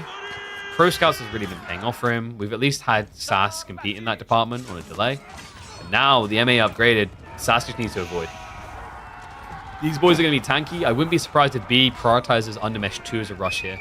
Instead, he goes Military Academy, because remember, due to the discounting of Burgrave, getting Military Academy is essentially increasing the resource savings per minute. Obviously, you're still paying more than before Military Academy because you're producing more units. But the amount of resources you're able to maximize saving goes up with that tech. MAA are going to find their way on the harassment. Sass is already trying to return some of the relics. Crossbows are coming out. He has got the archery range with the double production rate, so should get the substantial defense to hold against this. B, he's throwing away MAA for nothing now. Yeah, a cool idea on the timing, and I like the idea of the follow-up of like map control. I think this went a little bit too far from B, and he knows it. He's trying to retreat now. He needed something else. This felt a bit greedy. If the monastery was coming in earlier, I'd understand the dive. The logic is you keep your opponent in your base, rather, so that you can pick up relics. But now he's going to have to wait on the edge of the base while going for relics. And we already have Sass sneaking out for all kinds of goodies. Yeah, free relics for Delhi. Is why you prefer mine work with Or the Dragon? I think maybe he didn't originally want to do this MAA timing. So to your whole point, so what Gully's trying to say here is like Golden Cuirass really good for this men-at-arms spam build. Correct. And most players, like the concept of how this plays out, you've already decided quite early on with this style of strategy what you're going to do. So yes, for a lot of players, they do mind work. B is an unordinary fellow, is the way that other pros have described him. You can see how he frequently pivots in games. You know, I've sat here and I've cast B games and we had pro level players in the chat go, there's actually no way he foreshadowed that. There's no way he preconceived that before doing it in the moment. I'm wondering if maybe the reason we're getting no mind work and now Gilded Men-at-Arms is that this was like a reactionary play for B. Numbers are looking good though, and we do have Gilded Crossbowmen coming in. I'm a little bit surprised Sass is trying to directly contest MAA crossbow. You do have home blades, which kind of justifies it in your brain, but you have to remember that Order of the Dragon Gilded Crossbowmen are like the best crossbowmen in the game. I think the only ones that compete with them is Imperial Age Arbitrier. We do at least have some relics coming out, so it's going to be a 2-3 split in the end, so still a little bit better for Delhi. We are getting a few farms also laid into the gate for B. I don't think there's a world in which you rush Imperial Age. When you build this many men-at-arms, you're going for a timing attack. So B is looking to completely like hamstring Sass in the third age here. One thing that could have been worrisome here, and it's why B switched Gilded Crossbowmen, is if Sass had gone elephants, then B would be dead. So great read by him to actually cover his base there.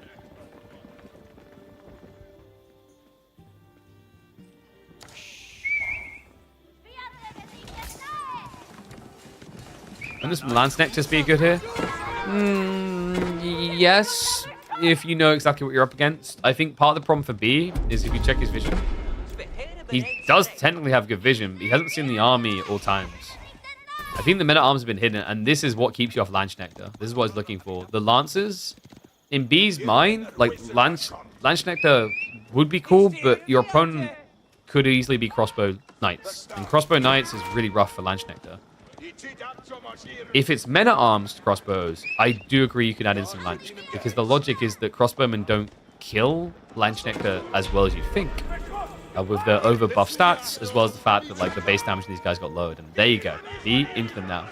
It's good at this point because he has so many MAA that layering them in just complicates the fight a lot for Sass. So yeah, I have to retreat away here, buying a little bit of time. Preferably you want 4 or 5 Lanch going into this fight. Now, this is where Sass could actually do something sick that Delhi players never do, and it upsets me every time. This would be a sick priority. Just add in a second Blacksmith and rush Forced March. Because if you're worried about Lanch Nectar ruining you here, Forced March lets you just get away from that straight away. I think Forced March is still kind of underappreciated by Delhi players. It's the same reason why they build Ghazi in the Feudal Age, is to escape bad fights and take good fights. Forced March is that just for infantry. A little bit of an unideal dive in here. Sass is flopping dead with a bunch of troops for nothing. Has scouted out the play on the ball. He's trying to lean north side, but I don't think he can make this move. B's army is just so much bigger here.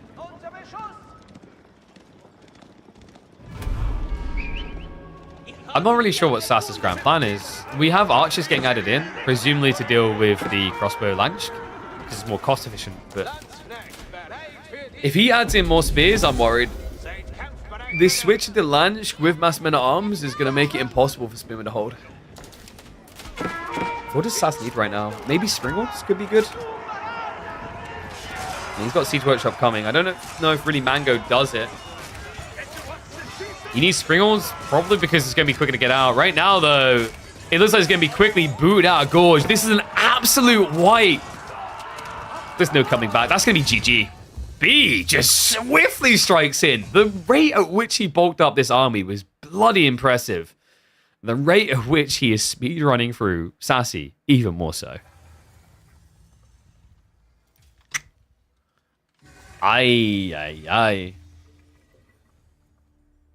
mean, so now I'm wondering, like, is Delhi favored against OOTD? Or is this just a B thing? A matchup, like, you know, between players, etc.? Because I feel like based on what we've seen, like, saying that Delhi should have an edge there is not unreasonable. They have looked really, really good.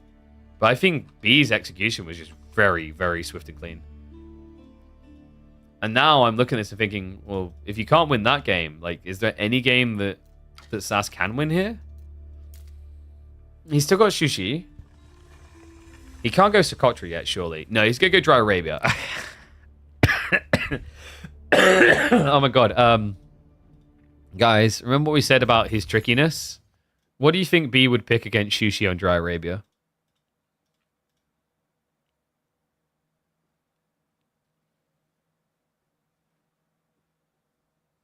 English? No. So like, little tip, when you've got Socotra, you save English for Socotra. You never take it anywhere else. It's too good on Socotra. Malians? No. That sounds too sensible. You guys wanted B's wacky draftness, right? He's like, well, I might be about to 3-0, and I know KP really enjoys watching Ottomans. We have an Ottoman pick.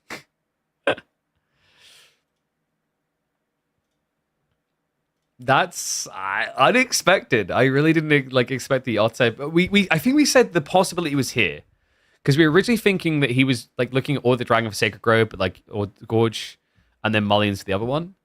So like if Ottomans was going to get picked, it was going to be here. But you know, when you look at his picks, I don't know. I feel like B usually likes Japan quite a lot. But then again, like you don't really want to run Japanese on Dry Arabia against French, Shushi, or like all these things. Ottomans at least has a curveball because I don't think Shushi can play feudal against you. Because if they feudal, you just go mass Chiganu. I'm going to run a 1.5 minute ads now, by the way, guys. That way you don't have to worry about them when we're in game. Reminder that after this series, we will be taking a look in next at Louis MT versus Core. And then we'll try to squeeze in Wham versus MeomaikA before the Dumu Lucifron set in 3 hours.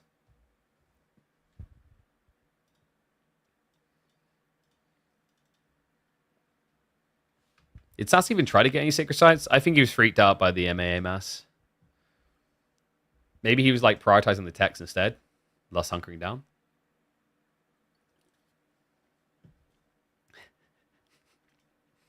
No, I love the positive reception to our amazing map pool for the next KPMM.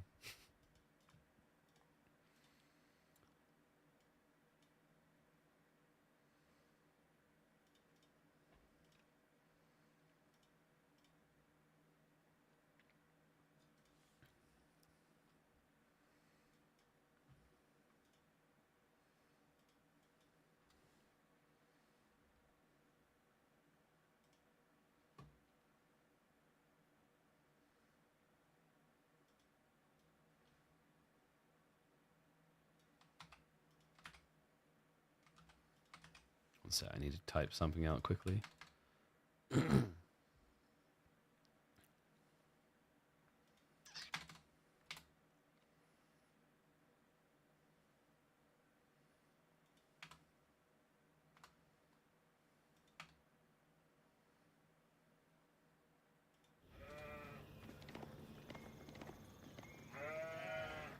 there we go. Had to share our details about the new KPMM on Reddit. They'll love that.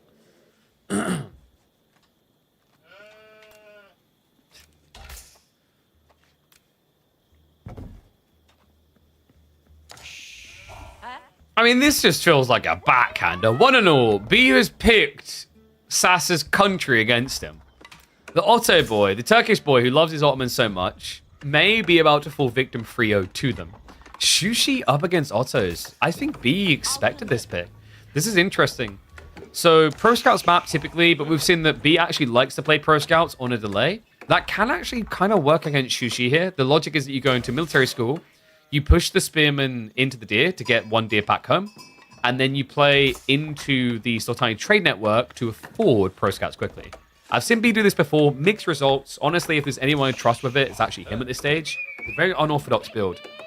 Normally, I'm a bigger fan of Madressa for an all-in timing. I actually think you can look towards that against Shushi as well because of the meta and the interactions around ranged. Usually, Shushi, having only Chuganu, can come out as a benefit against a lot of civs. In particular against Ottomans, it's a negative because they can play into ranged armor meta plus ranged armor blacksmith all in with Sipahi, and you do nothing. So we'll see which way B wants to go about this. What was the predictions like from you guys? 66% for SAS. There we go. We actually have it leaning the other way for once. I mean, it's literally on one of the most powerful civs in the game, up against one of the most underwhelming. But I have faith. I don't know. Ottomans has been entertaining to watch.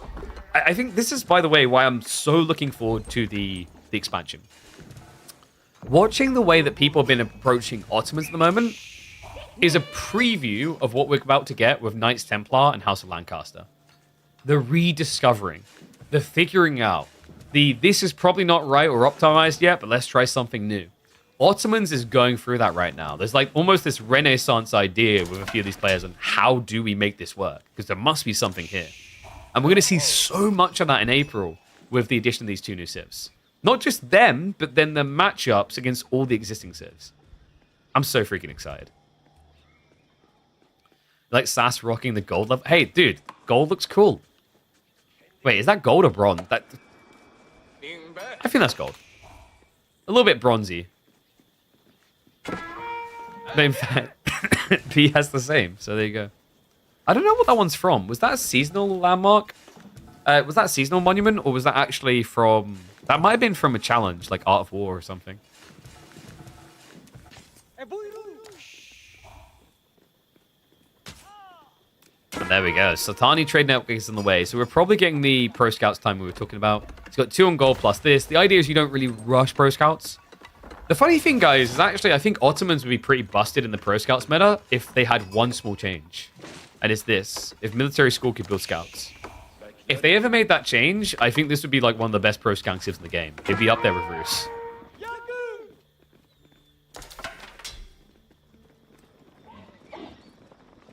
Interesting from SAS, by the way. The Spimmin opening, I don't mind. I think he knew that B was going to do Pro Scouts. This also plays blocker to the deer shoving. And that's important for SAS because he wants to prioritize as much deer for himself as possible. Keep in mind, this did come at the sacrifice of a tech timing. He's actually lagging behind right now.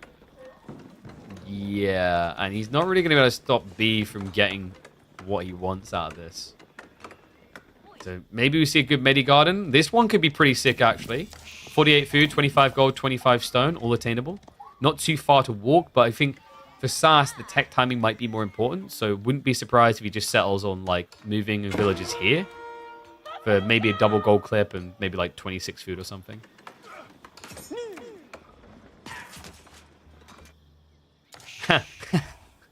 The irony of doing the deer shove against the deer shover. I love this.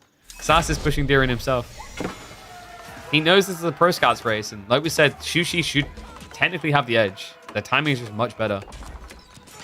And yeah, wow, he goes even safer than the Meditation Garden. He doesn't even walk out at all. So he'll just take the wood plus the food. This is all about timing. This is a sucky Meditation Garden, but when you're this far behind on tech timing, you just don't have choices. Because remember, you're not going to have wheelbarrow at this stage. You're not going to get wheelbarrow later either as Shushi, not in a rush anyway. Because if you have Pro Scouts, you don't need it. Because your villagers shouldn't be moving. So Spimmin gets shut down. Nothing really gained there.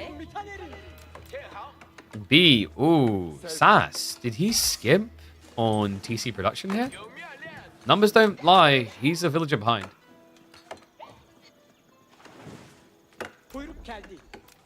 Oh, he definitely, yeah. It's not a full villager, but it's almost a full. It's like 75% of a villager.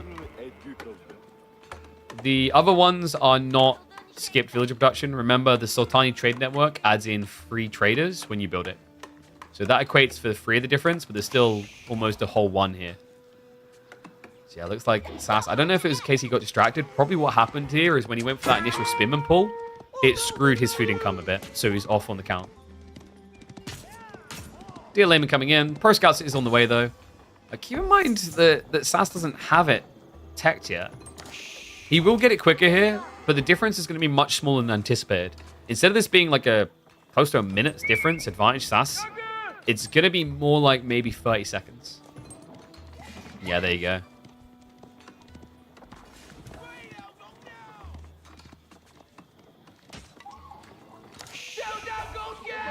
You have a 0.8 delay on every command?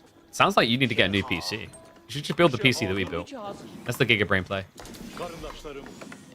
Or another thought. You download Opera GX, exclamation mark Opera GX. You sign into one of the VPNs and see if that does anything. Actually, like, we should have started with the obvious thing. Are you using a Windows 98 keyboard? We have to check. Pascal on the way anyway. Pascal feels a little bit funky into archers sometimes. They're nice to kind of muddy in with mass spears, but like on the lonesome can feel a little bit underwhelming. And we're kind of seeing that already. Here's a 4-on-1 fight. He will dive towards the archer in the back now. But that's already, I'd say, a relatively good trade for B. Especially if he does get this kill before losing enough spear. We'll start step away. Meta has now arrived. And this is big. The melee armor is huge here. Makes it so difficult. It means your spearmen are hitting as hard as his PG in the relative exchange. The Imam point comes in as well. Okay, this is sick. I love this build from B. I've been saying this about Ottomans, that they have like this really, really powerful feudal timing. But the really, really big challenge right now, and why you don't see it come off well, is because in the current meta of Pro Scouts, it's so hard to keep someone in feudal age. Because they have all this safe food. By the time you're scaling into your Imam meta timing, they've pulled the deer home and they're safe. They go castle. But this is super early from B. And also on top of that, you have to keep in mind it was super late from Sass. Because he chose to indulge with the spearman opening, he screwed over his own timing efficiency. Now, it looks like as a result, the deer can get blocked out. Might have to rotate wider here. Outpost is going to get rushed up, so well played there getting it online. Sass doesn't seek shelter quick enough, though. Villager goes down. Imam. Absolutely fine. Other Imam was lagging behind a little bit. He's going to be able to catch up and protect. Sass continuing to bulk into PG. This is dangerous, though. The problem he has here is the more he does this, they're getting injured. Even if they get away, they're all going to be low HP bar against full. And the micro here, B is playing him for a fool. Melee armor, plus prio heal. Body blocks as well. The puffing. Oh, that was a sick recovery. He gets the spearman in just in time.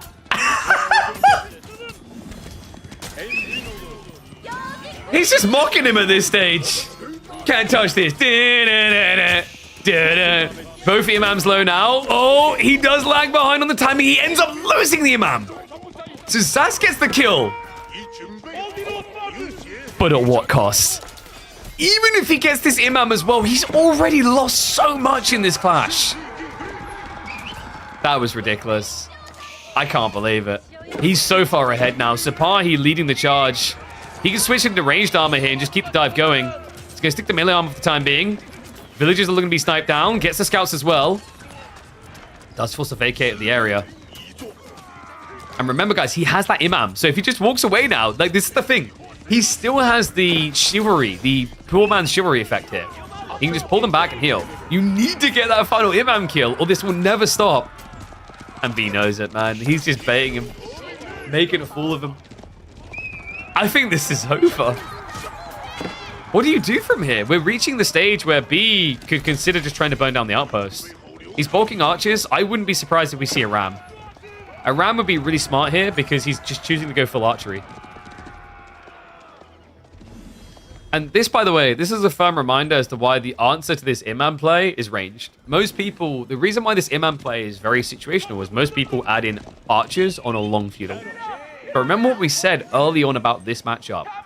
You don't really want to have to go into Chuganu against Ottomans. The Sipahi are a premium anti-range unit.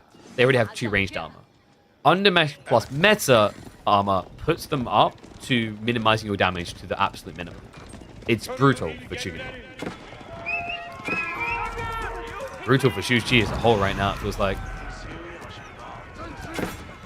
Intercept again, able to deny more of the scouts.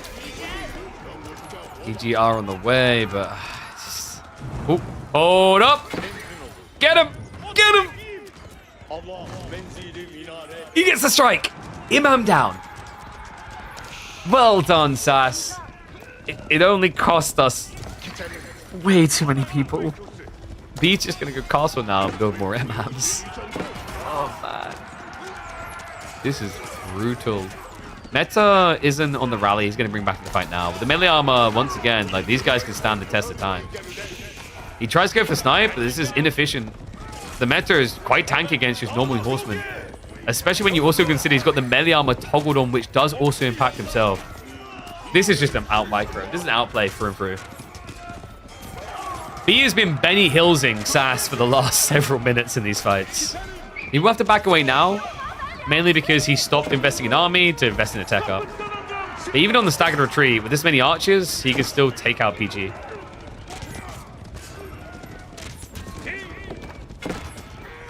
Brutal series. A very swift one.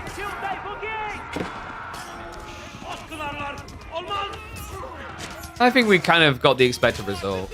I love the fact that we just got these very cute micro moments though. He's just styling in this game.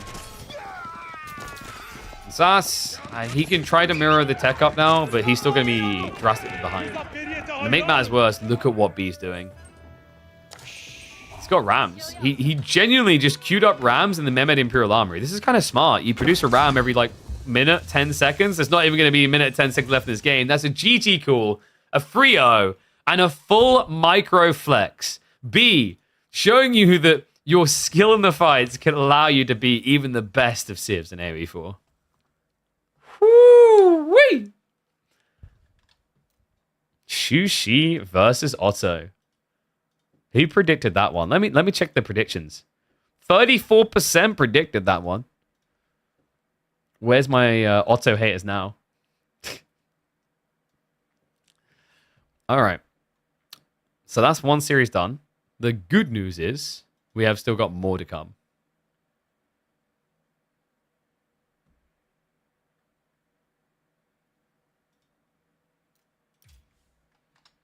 One second.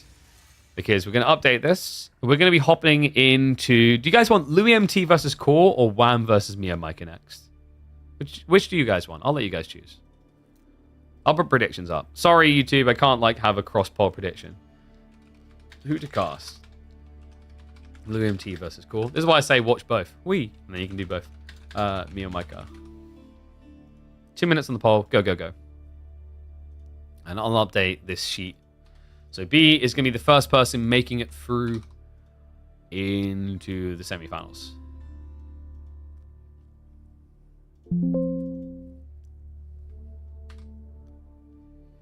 Where is Beastie? He didn't sign up. He was in previously and then withdrew.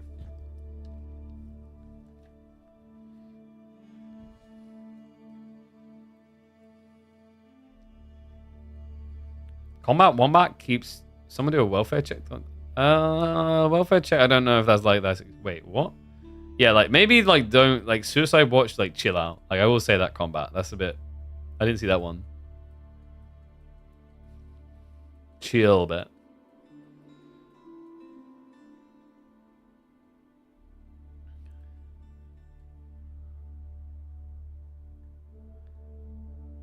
It's like...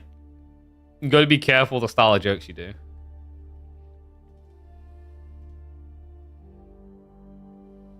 It's like, you know, you could sit there and be like, man, B is looking like, make Sassy look like a baby who needs a nappy changed. Like, yeah, that's like metaphorically the joke. But, you know, like there's kind of obvious what things that we as adults know to avoid these days. Like, probably Suicide Watch, not a good one to go for. When we were kids playing Call of Duty, we probably used a certain word that begins with R way too much, the 4-letter word, and we don't use it now because we know it's kind of silly.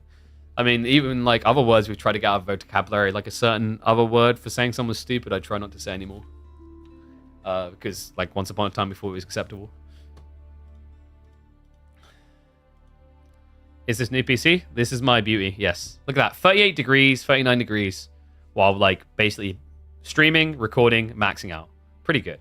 Okay, so Louis versus Core barely won. We'll open up with Louis versus Core, and if we got time, we'll hop across into the other set. If not, we'll dial back for it after Lucifron versus Demu. So let me get the draft now for that one, and we'll switch over. And yeah, Dr. Jal, Demu versus Lucifron is happening in 2.5 hours. So chill, we'll get there. Chill, chill. Let me update everything. But yeah, GG Sass, an admirable effort.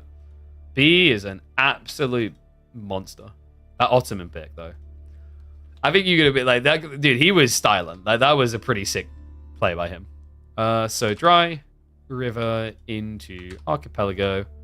We've got Sacred Grove, Dry Arabia, and Socotra. And then let me grab the draft.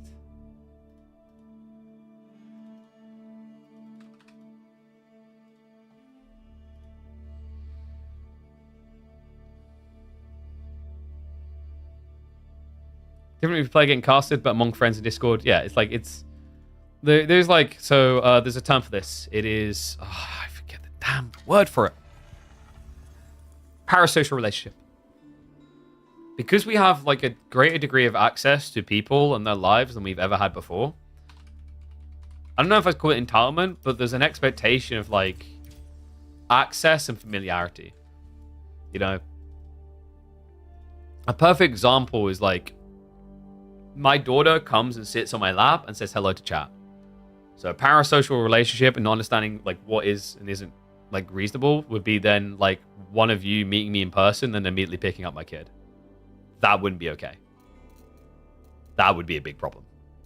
Right? So it's like, it's all about understanding, like, you know, it's the same. And this, the classic example actually of this was the MarineLord mum thing, like ages ago, is like a joke made between MarineLord and one of his friends, and then everyone just piggybacked on it repetitively.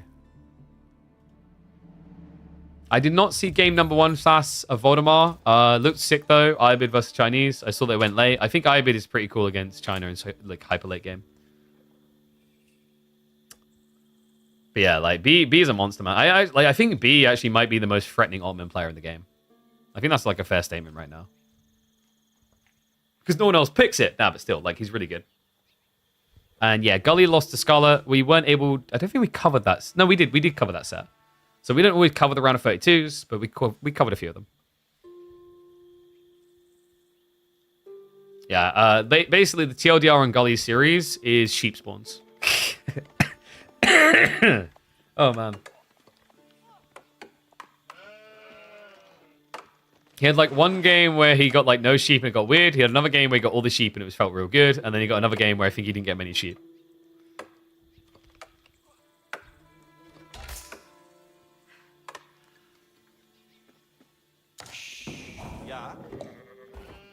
It has been too many days since I last watched a core win.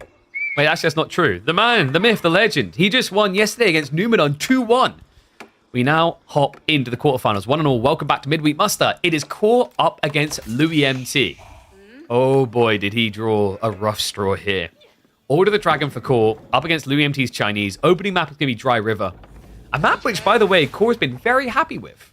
And that's right, we are in the quarterfinals. There we go. That's what I came for, the dad puns. And you can see color-wise, we have got Louis in his Sacre Bluey. This is interesting, though. Usually we see players maybe a little bit more defensive on the dot placement. It feels like there's always one that goes central, the other one goes defensive. I wonder if this could turn into an outpost rush, because the thing that's intriguing to me is both of these civs are actually very good at rushing outposts. China builds very fast, but also remember, so do the Guild of Villagers. They build 28% quicker. It won't be done straight away, remember, because if you don't have anything to garrison, it's pointless. But it could be a play towards the feudal timing. One thing I remember we used to actually see out of China on this map that was pretty sick was Barbican timings, but that's obviously fallen off in favor of Imperial Academy being way too good. I'm returned to AW4 after a huge break. I'm having a huge blast and game is doing better. Good to see you around. Oh, thank you, man. Wish you all the best as a little asteroid nest of bees as possible. Thank you, thank you. I'm glad you're enjoying the game. I'm glad I'm seeing more and more people come back. I was talking to someone recently about this, and I bluntly said, if Age of Empires 4 released in the state it is now at launch, it would now easily be the biggest RTS in the world. I actually wholeheartedly believe that. I think Age of Empires 4 in its current state... I think the comment I made the other week is I kind of just wish they'd do the Overwatch 2 treatment of let's literally just re-release the game as Age of Empires 5. Because I think it would soar into insanely new heights. I really believe, like, don't get me wrong, it's not perfect. There's still things that can be resolved over time. There's maybe, like, things that can be better. I've talked before about the regularity of balance changes, like Pro Scouts has gone on a little bit too long at the stage. But outside these things, like Age of Empires 4, phenomenal game. Oh yeah, I just remembered, watching a core game, there's a chance that we just get Bao Chuans in these later from Louis, and yeah, you'd have Carracks, they kind of suck. Someone who hopped on the train later, what were the major issues at launch? Balance, design, the regularity of iterating and patching wasn't there. The content drop, the map pool. There was a lot of problems, I think, it'd be fair to say. So, you know, if you ever really want to know how bad it was at launch, you need not go any further than Googling Age of Springles. It was a meta which opened the release of Age of Empires 4, in which people would just build Springalds, because when the game first came out, Springalds were a jack-of-all trade unit. You would sit in your base and you'd build 20 of them, and you'd win. Very boring. I also feel like maybe, I don't know, maybe it needed to go this way to get where it got at the same time, because although I said I think it would be the biggest RTS, one thing that is interesting to think about is like when the game first came out, people played overly defensive, and part of that was the design, but also part of that is the mentality around this type of RTS. But that's a smart mentality. Giacchino with the raid. Thank you very much. I hope you had a good stream. Welcome one and all. You're here just in time for our quarterfinal series. We're just talking about the state of AoE4 at launch and how I kind of wish it had released like it is now. Oh, the heights it would soar to. So Louis, is he going to be going back for the... No, I was about to say, he hasn't even done the first. Imperial Academy is going to be coming in. He does go for the outpost into the Barbican. Oh, this is sick. We talked about the classics. That is a sick block attempt by Core. Unfortunately, it doesn't work. He can't get close enough. So he just got completely starved off the pond. He has at least set up a secondary. But last time I checked, Captain Jack Sparrow is not underneath these boats. He will not be able to get up, walk it out of the pond, and onto another one. So why did he outpost? I think the reason why Louis outposted is just in case Core was sending in a spearman or was going for a counter outpost with villagers on the way. Because the Barbican takes a lot longer to build than an outpost. It's very smart. We've seen this actually from a lot of Chinese Barbican rushes recently, where they'll start off the outpost to secure the area.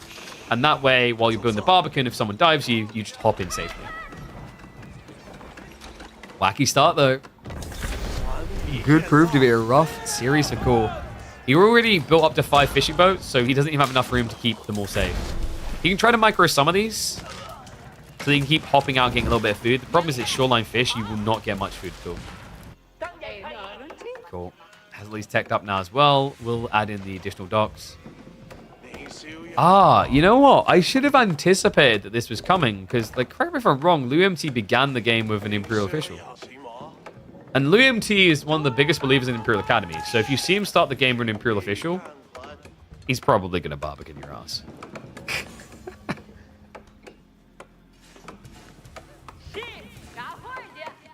How bad the game was at launch is just as bad as all other AAA titles that came out in the last 3 years. That's like a fundamental issue with game development, and it's unfortunate. I think that's why also games struggle to find an attachment with players. Also, player behavior has changed, I think, in some ways to a more negative degree. And it's because we have so many choices that people just hop game to game to game all the time. They don't really hang around. They don't stick to something for long. It's unfortunate. Also, like, while they don't stick to things, the big winners has been legacy games, actually. So, I was watching a video recently from Josh Strife Hayes, where he was going into, like, the MMO conundrum. He explained that, like, the issue you have is new MMOs come out, people try them, and even if they like them, they run out of content. And when they run out of content, they go back to World of Warcraft, or RuneScape, or some maybe Final Fantasy, a more recent one.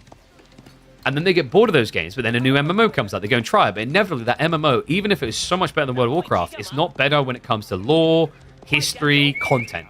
They run out of content and once again return. So this is the challenge against legacy games. Like, some games bulk so big, they'll always be able to maintain the audience because they just have too much content not to. Same thing why I've been big on saying we need more modders in Age of Empires 4. It's very hard to compete with StarCraft and Age of Empires 2 on the modding side, because they have a legacy that spans over 10 years. The amount of mods in those games is out of control. It makes us look like an infant by comparison with our count. And I think, in a way, like, AoE4 can struggle with that, but in general, games now struggle with that outside of just the one genre. Because a lot of gamers aren't just like one genre gamers. You can see it like Dimmu. Dimmu plays this competitively, but then he also hops on Path of Exile all the time. Beastie plays this competitively. He streams this, but then he'll go and play World of Warcraft.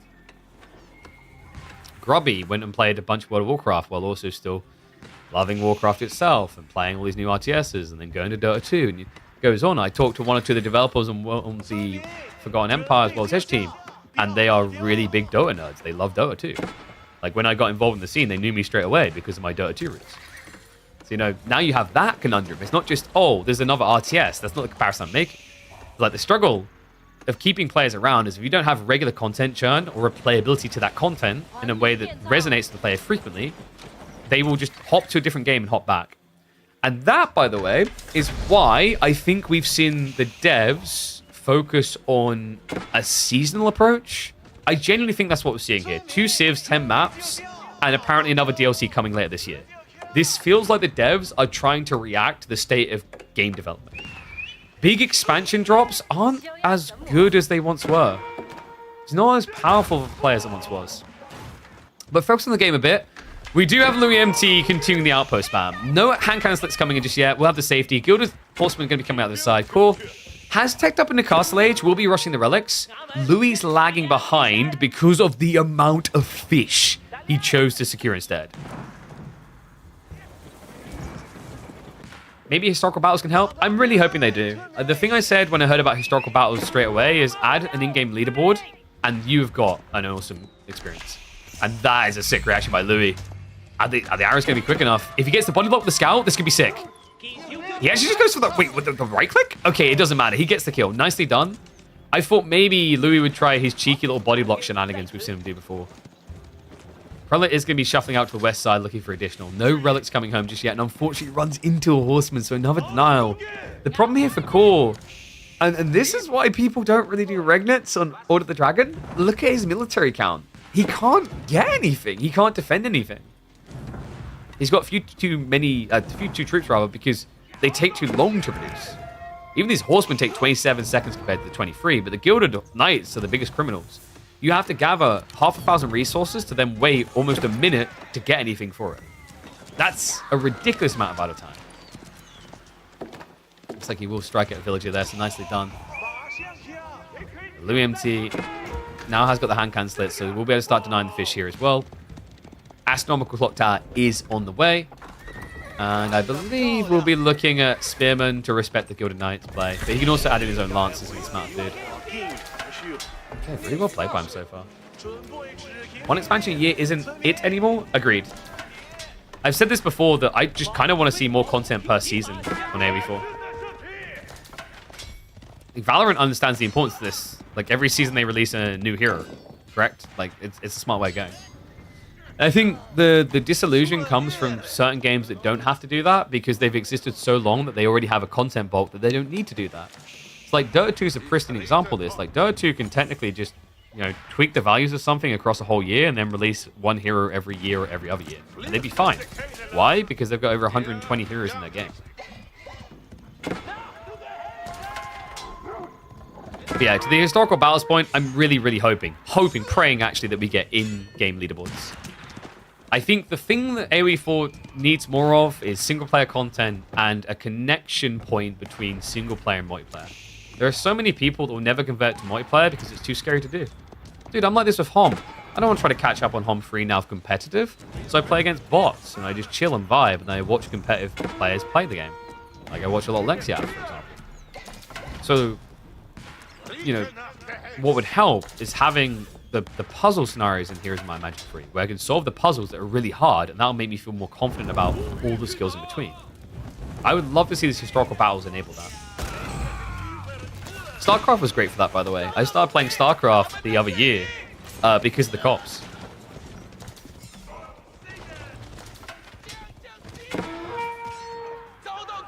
Core is trying to cycle in and out with these knights, by the way. I like this from his position. I'm not sure if I like the Imperial Rush. He has done well on the relics, in fairness to him. Actually, a lot better than I would have expected. He's got 2 relics home, a 3rd one on the way. Honestly, like, Considering how this game began for Core, I'd say he's in a really, really good position right now. AoE2 community just wants to slowly and quietly work AoE4 upgrades into AoE2 so that in the end they have the improvements. Sure. But the thing is, like, AoE2 and AoE4 are still aiming for drastically different things. Age of Empires 2 gives you all these civs, but it's not really as much about the uniqueness of the civ compared to the others as 4. 4 is deeper into the asymmetrical balancing, whereas AoE2 is more focused on the granularity and things like the cool quick walling and the micro, etc.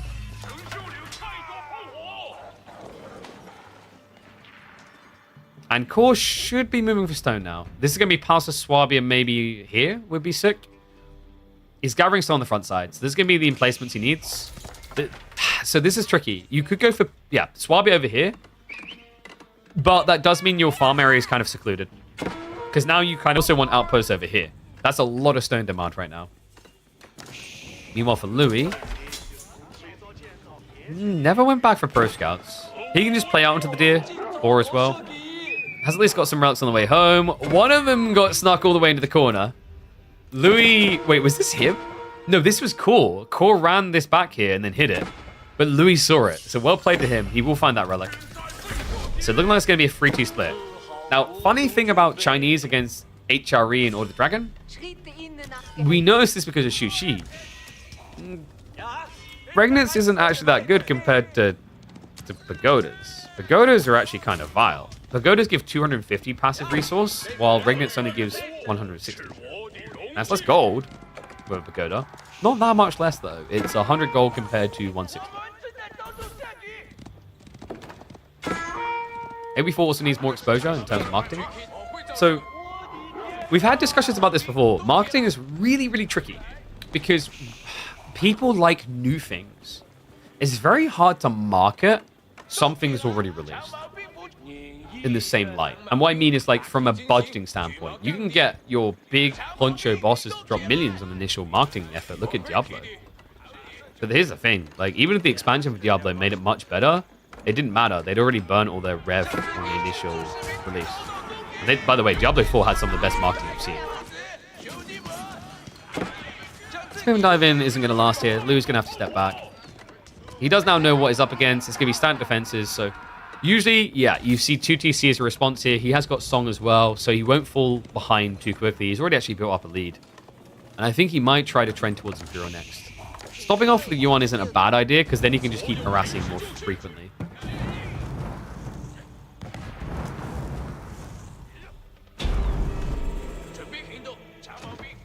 Yeah, I'm trying to think of an example where there was a big marketing push in a game that had already released that went well. Warframe had that thing when they changed to open worlds, if I remember correctly. But I don't feel like that marketing effort done anything. Like, it got a slight influx, but it didn't really drastically change the trajectory of the game. What goes a lot harder and a lot stronger, if I'm going to be honest with you guys, is frequent, consistent improvement. It sounds so cheesy and simple, but it actually does. And with that simple, frequent improvement, you need to have a regulated system at its core. So whatever your marketing effort is, it needs to be continuous. And a perfect example of this is Apex Legends. Apex Legends trended upwards because over a long period, they kept doing good by the game. It's had rough times more recently, but for a long period, it saw gradual growth. And at the heart of it, the thing that always was maintained to be a positive, really big projection point was EA's direct handling of the ALGS, which was the Apex Legends esports side. Cyberpunk, I don't think is a good example. Like, Cyberpunk done okay in the end, but it's similar to the No Man's Sky logic. If, like, it done okay in the end because everyone bought it. And then eventually everyone's like, oh, I'll revisit it.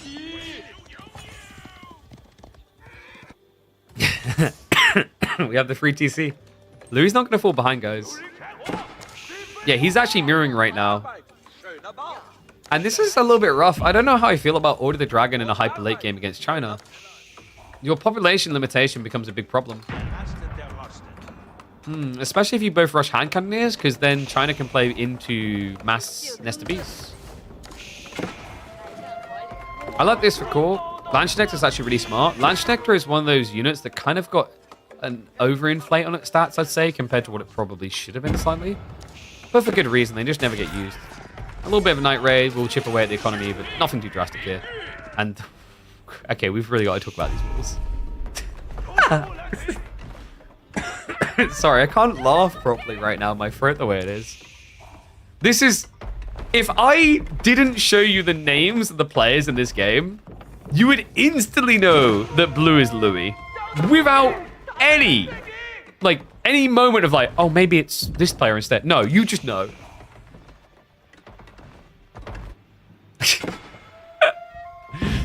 I could, and I've met Louis. I've seen the smile on his face. I could just imagine this giant, cheesy little grin and a slight giggle as he's doing this. This is what I love about Louis is, and, you know, for many of us watching this, if we were on the other side, we wouldn't be having fun. But you can feel that, and maybe it makes him a bit of a psychopath. This is fun to him. But you can feel the enjoyment that he's getting out of this, just making these ridiculous mazes.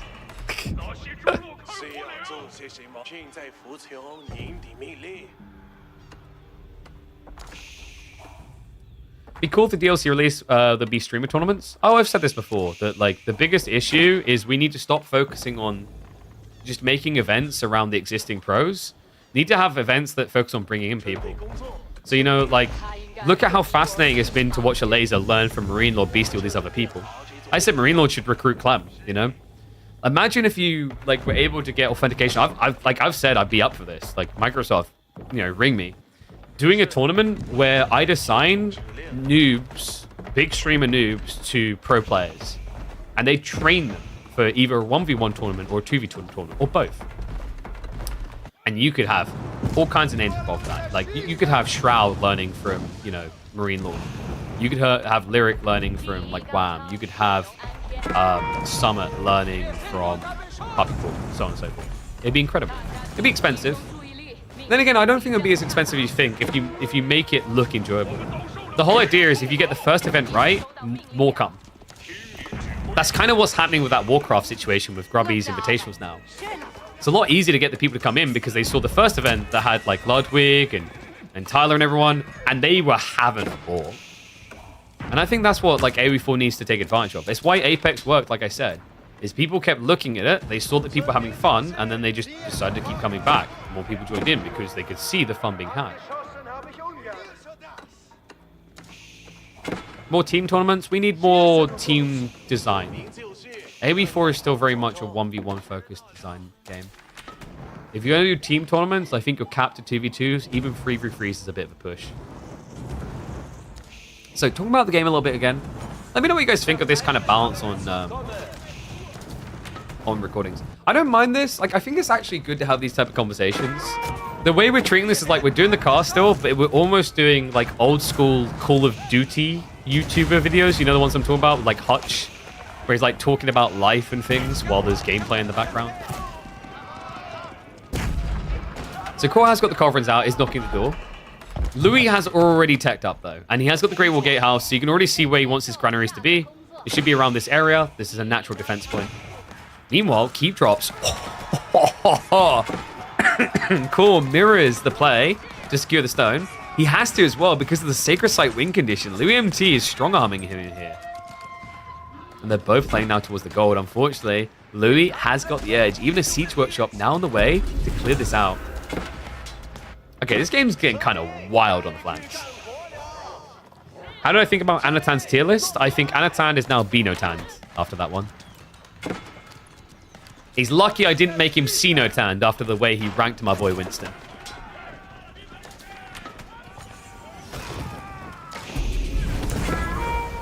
Warcraft 3 is good, especially because it's second as well. I mean, that's another thing that I've highlighted is like, and I hope we get that with things like Agincourt, etc. coming up. I just want AoE4 to embrace the narratives of history.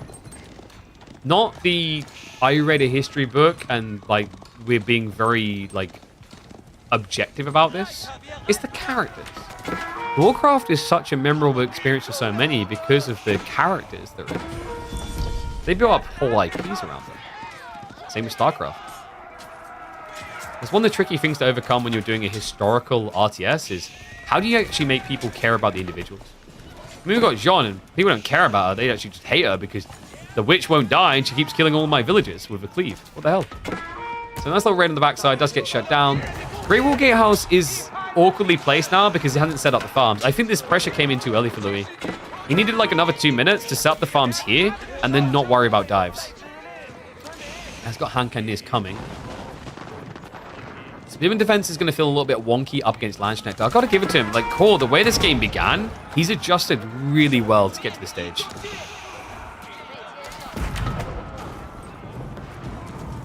See pressure on the TC. A lot of burn power here. Whew, holy smokes, it's gone already. Remember, Louis doesn't really care. Not right now, anyway, because you have to kill villagers for him to care. He's at 140 pop. And Candidates are going to start a step away. You kind of just want to trickle in Spearmen one by one to slow down the Lance. These Lance, we talked about their stats being a little bit overtuned. 220 HP makes them a very hard kill. Hiding the choke points. Feels like he kind of needs to target down the Lance, go with the spears. Instead, Louis is a bit too focused on A-clicking away. I mean, that's probably Ping playing into it a little bit here. Makes the A-click mosh pit just a little bit better. Core really sticking it to Louis in game number 1. We do still have some sticky things happening on the sides, though. It looks like the villagers are not going to be safe on the stone. And Louis is likely to start hemorrhaging villagers. Oh my god, what happened here? Yeah, please, do sheath the sword. All right, that thing is uranium built. Radioactive material right there. Cleaves him down, takes out about 10 villagers from Louis. Closing the gap on economy. I think Core's got this in the bag. Now he just needs to take that bag full of cats and throw it into the river. Louis running back. If the Landsknecht find this will be huge. 25 villagers. He wastes time on a smaller group, but it's still going to be some more sacrifices. Louis MT, his villager count just went under 100. And he can keep on chasing. It gets worse still. Louis MT is now setting up the farms away from the Great Wall Gatehouse. We'll look to hide next to it, but this has been executed phenomenally by Core. Great understanding. Realizing that this Great Wall Gatehouse was premature. It has not done anything for Louis MT in this game so far. Even goes after the granaries. Wait, is he going to gamble the Landsknecht dive? Lead with the Horseman. If you lead with the Horseman, then the STB shots don't kill the Land. You can... Louis! You are playing with fire, son. I hope you got your flame retardant wares on here. Oh no! Oh no! Louis MT just got cut down to size. 71 villagers now to 91. This is insane. What a legend. Core against one of the most threatening players, probably the most threatening player this week. He's got him on the ropes in game number 1. He just needs to close. It looks like there's maybe been a bit of exhaustion or a slowdown. Core wasn't trickling the troops in. He slowed it and reset entirely. What a crazy game 1. I think the game speed is fine, but the first few minutes are usually too samey. Sort of. So, like, I agree on, like, the lack of diversity or meaningful choices in Dark Age. But I've said before, actually, just increasing the game speed to, say, like, 1.2, I think is worth exploring. From a spectating perspective, I do think that it feels necessary. I can understand from a playing perspective as maybe a bit overwhelming, but I think the issue there, worrying about being overwhelming, is the classic issue of like RTS brain, where you're focused on perfection. Don't focus on perfection, focus on making the least mistakes. And 1.2 speed is definitely going to offer up more opportunities to make mistakes, but I honestly think mistakes make games more interesting than perfection. Sometimes we treat RTSs like they're chess. Like, they kind of are, but they also kind of aren't.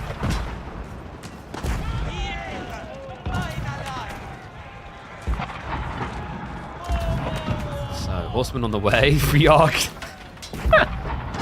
I love this idea of Louis has just walled the entire map. What is Core's solution? One wall. One wall only, all the way down the center. That'll solve the problem. You're worried about the input delay? I mean, that's another issue, though. Like, I feel like the input delay is something that just needs to be resolved after all this time. And I've talked about why it won't in a rush. That's another reason why an Age of Empires 5 is kind of compelling. Like, just take what we've got here and then put it in an engine revamp. But that's a very big project. Often Dark Age, there's more stuff to do. That'd be cool, but like, what stuff can you do? It's so tricky to find things that make sense for the Dark Age. Speaking of Imperial Age, we have got all the juiced upgrades coming in for core. This army looks so threatening. The issue for Louis is if he can get to scale, he can actually beat this. But he's struggling. That raid really did just blow him apart. And on top of that, he's choosing to scale into hand cannoneers, which is not a fast ramping comp. They take time. Very long time, in fact. 35 seconds per.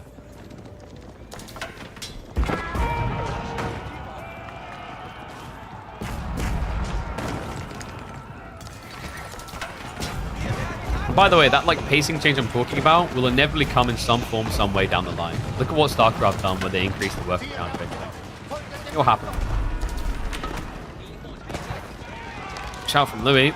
This is happening. Hold on, Core doesn't want this fight. He sees too many spears. He doesn't like the look of it. There's no really army tactics yet, actually. Like, in theory, this would be his time. He's waiting on biology, which is still 10 seconds out. Goes to the dive. Doesn't want to fall for any more territory. Bombard is going to have to retreat. That's not even a clock tower bombard, by the way. And the horsemen, they're getting in on top of the hand cannoneers. Great wall gatehouse to defend him, though. Louis MT should be safe here.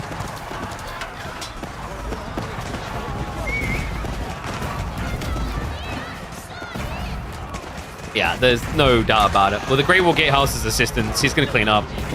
And that, I mean, that felt like everything for Core. This is the tricky thing with Horseman, man. Did he really need to fight here is what I'm questioning in my brain. Like, could he have just wrapped around again? Probably felt that there was a return threat here where Lou's going to march forward, but it's not like it's Yuan yet. And guys, this game just gets harder and harder from here now. He's trying to switch into hand cannoneers. His hand cannoneers are going to be worse.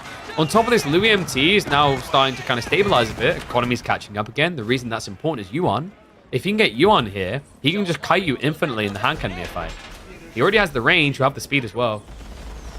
I mean, the problem with what Core just done, guys, is what was that, 20 horsemen? That's almost 5,000 resources down the drain. And Gilded Horsemen might be strong, granted, but like into the counter, they are still going to melt. Louis, please just build it. No, come on. It's almost like he's teasing him here. Louis, he has got the army on the way home. Instead of he's just going to start defending this with the villagers. And yeah, Core realized he has to back away. The boiling oil doesn't catch him. So good quick retreat. But this is the race over gold. This is the thing about playing late game Order of the Dragon. You usually have to have like 75% of the gold veins on the map to really hold out. It's not like you got 5 relics either. Bombard now arriving to deal with the keep. A little bit of harassment from the spears. Shouldn't be too much damage though. Still no early armor tactics. And this man is a zombie. 0 HP. He looks very healthy for a zombie. Gotta give it to him. Dark Age is also time to consider plan. For the top 1%, perhaps it's quick by intuition, guided decision. For the rest, less so. I'd agree, but then the counter argument I'd make is that pacing issue of like how you make choices, etc. at lower ranks is like your understanding there is going to continue across the game. It's like arguing like, oh, it's quick enough for like the high level players to do it straight away, but not for us low level players. It doesn't matter. It doesn't change the pacing. I'll watch a bronze level game and they will build only 40 villagers and they'll take 30 minutes to build one big army and take one big fight and then GG. Yeah? So like those dynamics and the way people want to play the games, it doesn't matter. Like that's still gonna happen rank based no matter what you do, whether you make the game faster, etc. Like once again, you know, if you made the game faster, it's more opportunities to make mistakes. Those low rank players are still gonna make mistakes. Villagers are getting harassed out here on the wood side, but he's fine. He's still got the keep drop. Secret Sight's been locked in again. I've been trying to think what Core's way out of this is. Gilded Archers is intriguing, but you end up with the same range as hand cannoneers, and you're just worse. You know, hand cannoneers with over double the damage. You can get silk bowstrings, but he's just going to call it. I can't believe this man, Core. I think this is the closest he's been to slaying Louis, or a player of Louis' caliber in these weeklies that we've seen in a long, long time. It felt like he had this. Definitely could be a promising series. What do you guys think? Like, did Core throw away the lead, or is Louis just too much of a Giga Chad? Oof. Big throw. Sag. Yeah, I think It's just, dude, it's just the Great Wall Gatehouse. Do you feel like you let it get in your head, Core? You're like, I just got to go for this. I must go through it. I think it's very tilting as well. When you play against Great Wall Gatehouse, you're like, I'm winning the fight. And you're like, Daddy, help me. And just walks over the Great Wall Gatehouse. You're like, you piece of crap. It's like when, it's like when this little punk kid tries to square up to you and then goes and hides behind his big friend, you know? Letting him re-wall lost me the game, also leaving his production buildings. True. I think you also, like, do you feel like you should have trickled troops in? Because you obviously held back and waited with a big wave before recommitting. You think maybe that was like a mistake?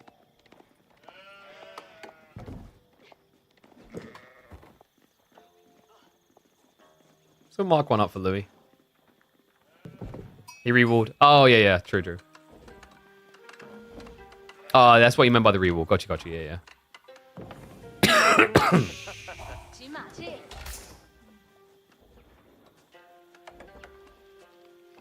Louis has not won a K... Alright, I'm going to defend up on this. Louis may not won a KPMM this year, but he won the All-Stars. He won the marathon-style event that we ran over Christmas. One and all, welcome back to the Louis MT Core Series. My heart weeps for him. Core, he was so close, man. He was so close in that game one. If you haven't seen it, you need to go back and watch the whole thing. And now he has to go to water play. Oh, dude, is this going to be... Okay, so like, you know, this is a nice thing about having the mixture of live and just Core afterwards type series. You can get the people's opinion. Core, do you actually like playing water? Do you feel confident about your water play and do you, like, enjoy it? Because there's another layer to the cake, even if you enjoy it here, and it is that you're playing on ping. And water is really unforgiving on ping. Because it's like fractal differences of like a second with demos. You forgot it's US West, so it kind of blurs. Yeah, that's what I was thinking. Like, if I had to think about the environment where ping makes the biggest difference, it's water. Because of the response time on boats, like the turn speed, demos, connection points, etc. Compared to like land, yeah, it changes how you play land playing on ping. But water is the fundamental difference, the biggest difference. I mean, it kind of fits in the discussion we were having earlier where people were like, if we increase the speed of the game, we need a better like response time, etc. Same thing there. Water already has that kind of roughness. But this could be good for Core, actually. Like, we've got Shushi versus Japanese. This used to be a fairly even matchup on, say, Holy Island. I actually rate Shushi quite highly when you go to Archipelago, though. Archipelago is more of a pure water map. It's all about the perks and advantages you have via water. And Japan doesn't have many. Japan gets slightly cheaper fishing boats, and that's it. Meanwhile, Shushi, they are going to get the slightly quicker production speeds. They have got supervision on land, which they can put to good use. They also have the meditation gardens, which do incredibly well on Archipelago. Probably thinking gold wood here. Demo ship timings are really, really nice for Shushi. So you could get probably about 30 wood, 50 gold here. The alternative is you go over here and you get the 48 food and like 30 wood. And the other thing for like Japan to keep in mind is the other thing that makes them really good on maps like Holy Island or Four Lakes are the Shinobi. You're not really going to get to use them here unless you go for some sort of crafty transport ship drop-offs. I haven't really seen too many Japanese players do that. Actually, if anything, if they do go Koka Township, they usually just keep the Shinobi at home to defend against raids coming to them.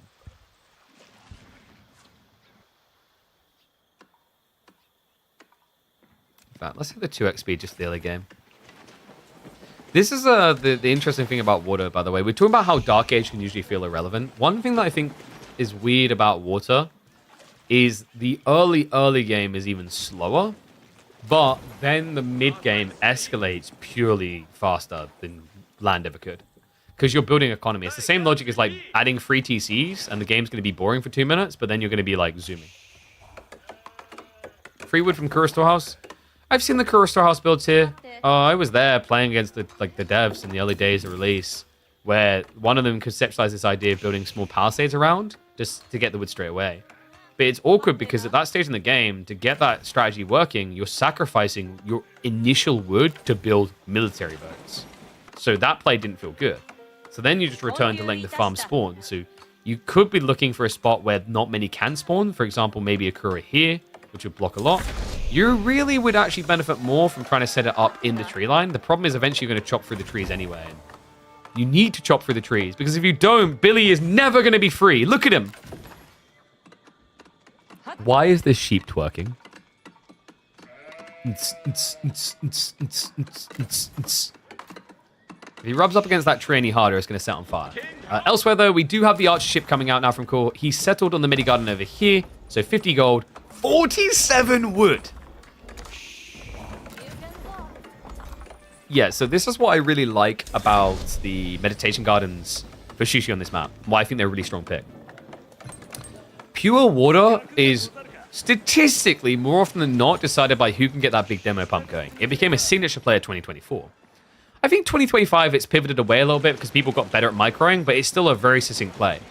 Especially when you play either Shushi or China, because both of them get a lot of taxation. Shushi obviously get the passive resource gen, offers double gold plus the wood, which is what you need to build into demos. For China, it's obviously about the fact of having more taxmen.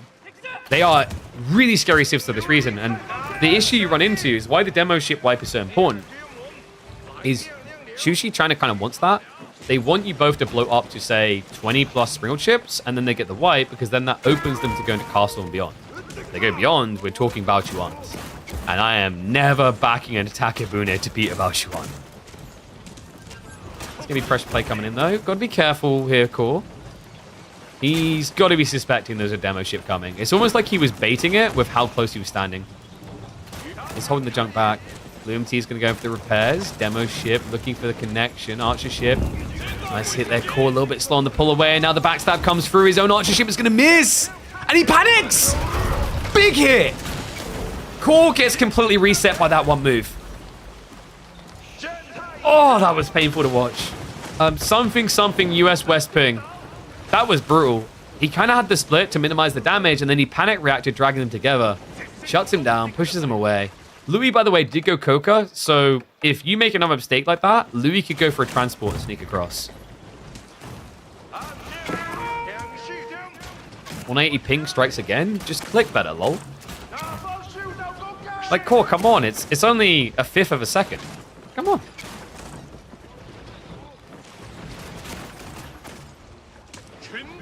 Pretty rough reset as well. Behind this, keep in mind with the pump that Core was going for, he sacrificed a bit on the fishing. You can see the difference, actually. It's kind of crazy. 21 fishing boats for Louis, only 13 for Core. And remember, Louis is going to get defensive emplacements to make this defense easier over time, courtesy of gathering that gold.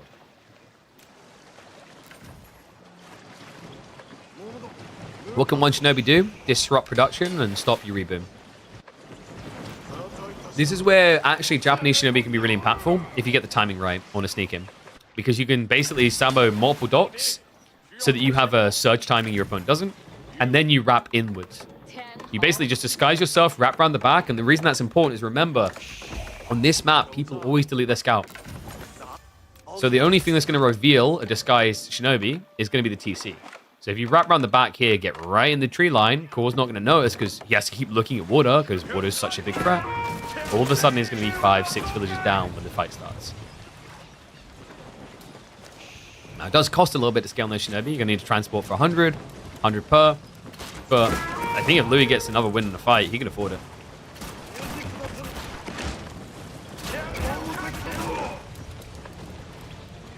Five seconds to appreciate Louis' TC monument?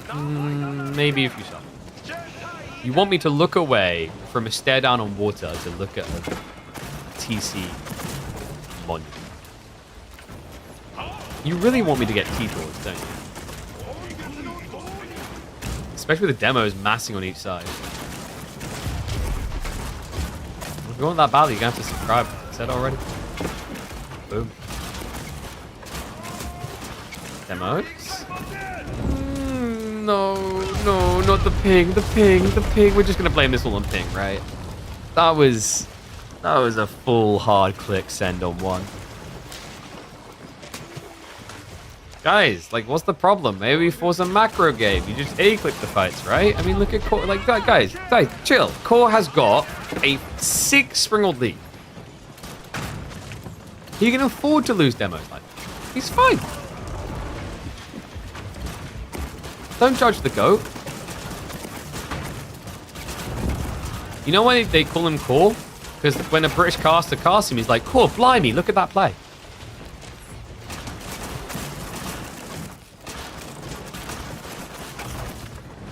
Pressure is actually mounting, but he does need to reach the economy. Louis still does have that 20 fishing boat count. Demo? No. Looked like Louis was sleeping for a second there. Quick recovery. I haven't really felt like there's been many arrow slam placements coming here for Louis, no. Got demos on the way, cool. Okay, it's fine. Core's safe, guys. Louis rallied them up. That was like the freest hit you could imagine.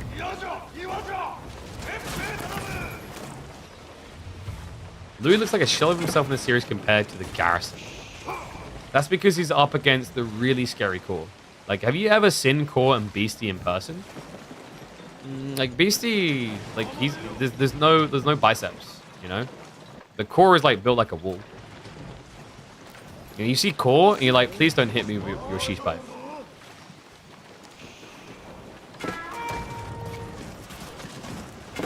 Scary boy. My demo is looking for the connection. It's gonna be a whiff on both sides. Louis starting to stockpile a little here. Bold. Bold to go for a tech up under pressure like this. Wait, was that transport? Was that a bait? I'm pretty sure that was a transport ship. That's sick, actually. I've been recommending this. I like that I just saw someone do it. The reason why adding in transport ships is really smart is there's a 400 HP unit for 100 resources that has no direct counter. So think about that. That means for like Springwood ships that takes 12 shots to kill. Demo ships is going to take 5 to kill. It's really, really smart. It muddies the fight. It's the same idea as to why when you're fighting on land, you add in an occasional palace guard or an occasional men-at-arms for your spearman mass. So when the archers are trying to clear the spears and they A-click, wait, what? I didn't kill that guy. Oh, he's heavily armored. You have to think of these transpos the same way. It's actually really smart. Not sure if this feels smart, though. Backing up. Because they could both go for the tech. Now, there is something interesting I think we've been seeing a little bit more of, which is copper plating. Copper plating gives you +2 ranged armor. The reason that can be important is like it gives you a slight edge in the back and forth for Springwood Wars on even thing. And statistically, I think it does change the numbers if you take like an extra 1 or 2 Springwood shots. But Shao Monster on the way first. Looks like Louis actually didn't go for the scale. No, he's adding in mass demos. Shao Monastery 2 complete. When it does, you know Louis is going to look to pounce. We do have demo ships holding on the side here. Not about getting the woodworkers, it's about getting the sneak in. Unfortunately for him, Louis has set up perfectly for this. Core is going to be seen. That's unfortunate. The 5 demos are known about. Louis will look to take it slow. Awkward to do, actually. You know your opponent has techs on the way that will beat you on water. So you may just have to actually stockpile and go for the edge up now.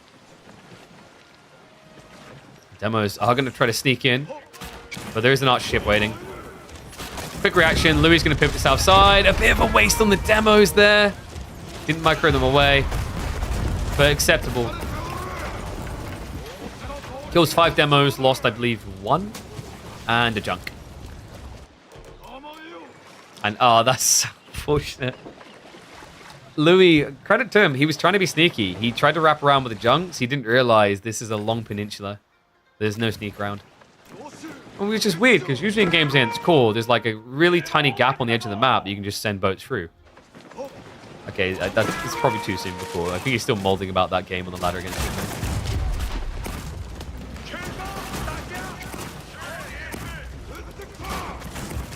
The game I'm talking about, by the way, quite comical.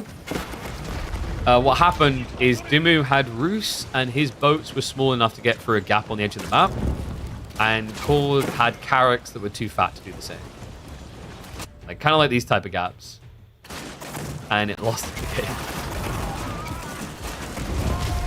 Demos. Did this lose the game? Looks like good defense. Firm defense coming in. And also running the demos into enemy ones just makes it so much easier to sweep. We've got a lot of archer ships here from Louis, actually. Tech up is on the way. So Louis MT, I mean, if he just draws this fight, he's going to be happy. Demo connection on the backside. Not a big hit, though. Overall, Louis, I mean, he's keeping the military lead, despite the fact that he's behind on techs that are really important here. He needs to be rushing into Springle Crews and the armored hulls, preferably both straight away. He can get them fast, remember, 35 seconds and 30 respectively. There we go, Springles gets queued up. Demos are still making Core hesitate. He wants to be diving in here, but he can't due to the demo threat. This is the issue when you approach docks like this. The good news is once you have Springle Crews, it's actually a lot easier to clear said docks. Let me clear his way through. Just a few seconds away. Louis needs one big demo pump to just keep things controlled. Core right now has him pinned. Springle Crew is about to complete. Demo ships are going to be coming in from a backstab angle here. Core starting to overextend. You can feel he just needs that final push, that final win. He doesn't reach the fishing. 17 fishing boats are going to be safe here. And that reset has saved Louis from getting cooked. Springle count lead does exist for Core. But the thing you have to really think about here is if he couldn't win the fight with Springle Crews and armored hulls up, if he couldn't defeat him in water, like what happens now? He has cleared a lot of docks, in fairness to him. It's not like he didn't do anything, but... Oh, whoa, whoa, hold on. What the... What is that? Okay, that went from Giga Brain to... Hold on, hold my beer, I'm going to have a coffee break. I don't know what happened there. I think it was this... Yeah, it's this. This is sick. He's got a back dock to try and backstab. After that attempt, though, yeah, Core switches onto it straight away. That would have been so sick. Like, a hit like that... If you could have kept pressure going on the front side and forced the retreat, Core could have easily ended up losing 5, 6, 7 Springles. Looking to make Louis lose a lot of Springles. We do see the explosive techs. Incendiary's on the way. Not a prio for Louis. Demos are going to get revealed. It gets worse than that, though. I'm pretty sure the archer ship can reach the gold. Yeah, no, just go for the gold. Go for the gold big time here. The archer ship, remember, has 6.5 tower range, and there we go, Louis. He has to pull away. Not the end of the world. He still has 1,500 gold. But it's going to get awkward if he doesn't reclaim this area fast. And it looks like he might not get a chance to. He queues up a Springald, but Core pulls the entire fleet to the north. He's fine, though, right? He's still got the 6k. Yeah, yeah. Okay, so Louis, I think he was just trying to get rid of the risky resource now, have the safety later. So isn't going to screw him over too soon. I mean, there's no way Core believes that Louis burnt through an 8k vein already. Surely. By comparison, yeah, like you haven't even gone through it, so it's unlikely. Louis, gotta be kind of deep breathing on this moment. He got a lot of relief there. He starts the fishing lead, and now he can spread them out. They don't just need to gather off of one deep water. This is starting to look pretty good for Louis.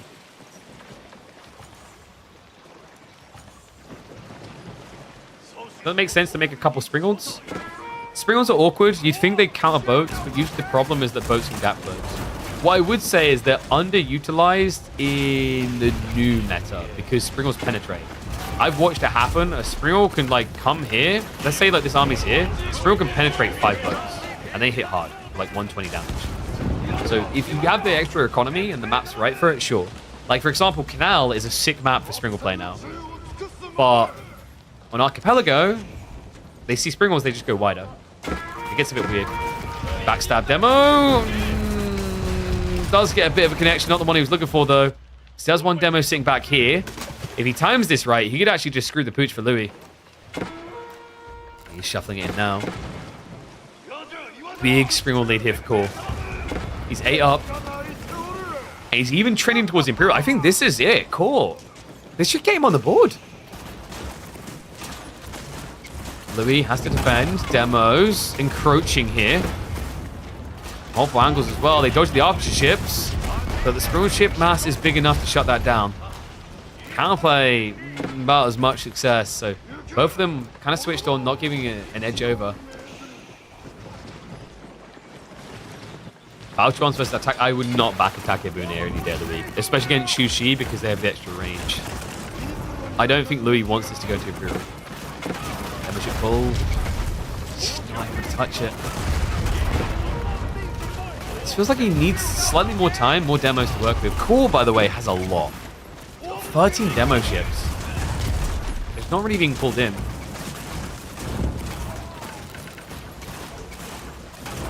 What battles are so boring? Sort of, but sort of not.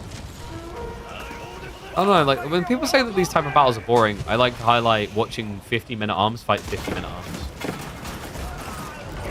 The demos are the thing that makes it enticing. You're looking for that just one mistake, that one slip up. And what's up, Tej Top? Appreciate the sub, mate. Thank you for the gifted sub. Oh, this is a ballsy push out by Louis. But look at the demo count. Oh my god. He's going for the flood. This is a classic on Archipelago. You just reach a point where you go double digits and beyond. We've seen it end games time and time again. Could this be it? Louis, most of them get blocked out. Cool. I think he overreacted with the demo pull. Lost way too many there. It's 2 demos versus 12. Louis getting even more docks up now. Holding a fleet in reserve. I think Korm probably realizes that that was a little bit of a panic reaction as the push came in. Maybe he was expecting Louis to commit more than he did. But now we have Korm committing to the engage. Temple of the Sun is on the way. Teaser from Korm about the relics arriving home. Which is a little bit comical, but it makes sense. Korm has pinned in Louis for a long time, but like Louis should have been able to rush relics otherwise because of the free Shinto priest you get. Temple healing, heal chips. What temple? Oh, do you mean the Temple of the Sun out of combat thing? Yes. Pretty sure from what I remember testing it did. It should heal everything. I'll double check the wording when it goes up, but it should heal everything.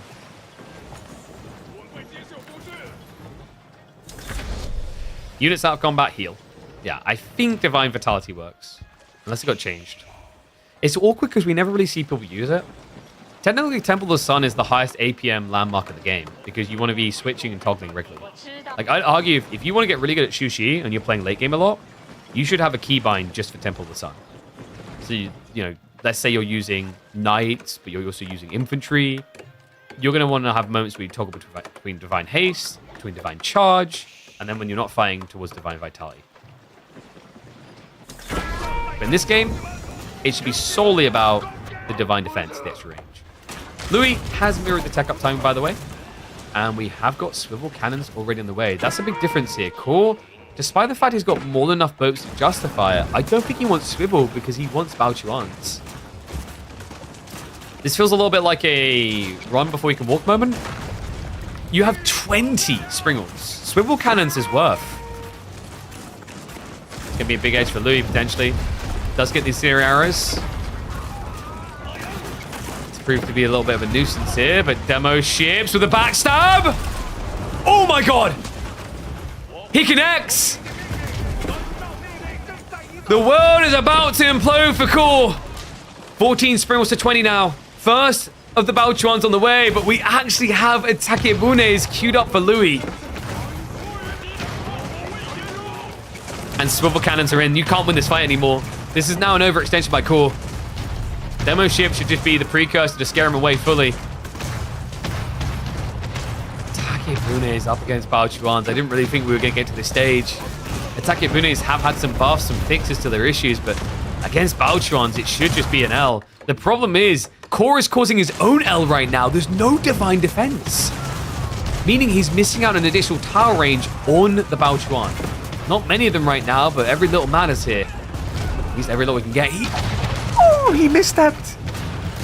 So remember, the detonations are weird on demo ships. It's not almost immediate damage. There's a slight delay. So you have to make sure you don't shuffle back into it. And it looks like Core did there. Runs the fleet further. Tries for another backstab, but Louis just seems so on it. This man brewed, bathed in the 180 ping. He was molded by it. He didn't experience 20 MS on land until he was a man. What do you do against that? How do you stop a monster like that? Spoiler alert, you do not. Demos. Getting deeper.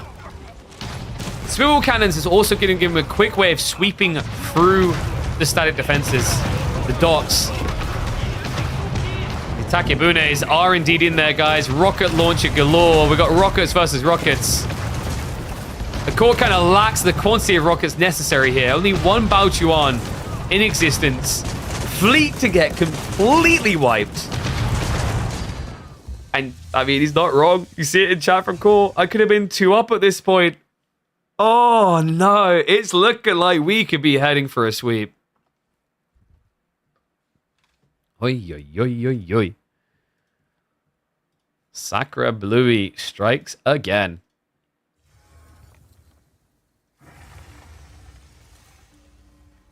Reverse sweep. There's still hope.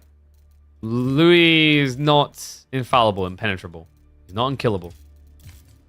Core, our resident German, could strike back. Should we find out if he can? We're heading to Socotra. Wait, why did he pick Mongol? I mean, maybe Byzantines here? His Core has chosen Socotra. I guess... Let me just flip those scores. Well, folks, I guess Core just knows it's inevitable. He has to go to Socotra and... Oh, no. No, no, no, no, no, no, no, no, no. No, no, no, no. The scout. The scout. Can he block it? Can he block it? No! Game number 3. And he immediately GG's! Okay, that's a new record. Like, dude, Core, we got to talk about this. We had that week where you didn't know what map to pick and you GG'd out a few minutes in, but you've set a new expectation here. Do I need to, like, live replay that? We need to run that one back one more time for the audience.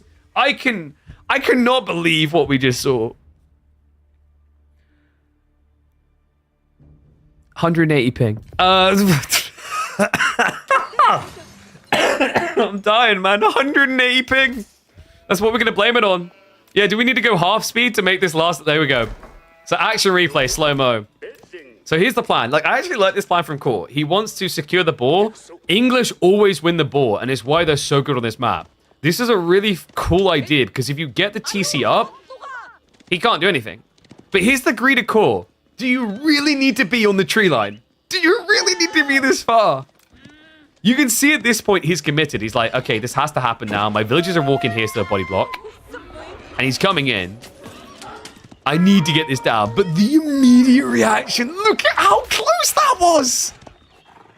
He was like 0.5 seconds max out of starting the deploy. And that, ladies and gents, is going to be the end of Core Watch for this KPMM. A 3-0 victory and a place secured in the semis for Louis MT. And a new record set for Core.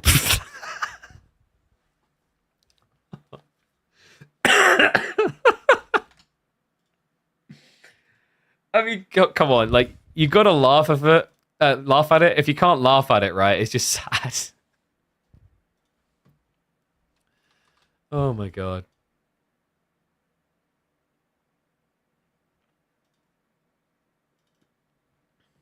No one's gonna beat this record. See? I mean, I wanted a YouTube upload. I might have to make that short. Anyway, we switch gears now. We're going to have a look at the Wham versus MeomaikA set. Before moving into Lucifron versus Demu live. Oh, man. I can't. Thank you for that. I mean, he could have just went for like a normie map. But I kind of respect that there's like balls against the walls. Let's do something crazy. Because like I said, once your opponent's like 2 points up, you're going to have to go play Socotra anyway. It's like unavoidable. So at that point, yeah, you might as well just go out with your middle finger up. All right, just grabbing the draft now for Wham versus MeomaikA. We'll see if we have enough time for this full set. If we don't, we'll cut out halfway through to hop into Demu versus Lucifron, which should be the tightest quarterfinals, I think we'll see. Did I update the brackets? We'll update it after this series. I usually update it like every 2. Okay, so. We need to go to Wham!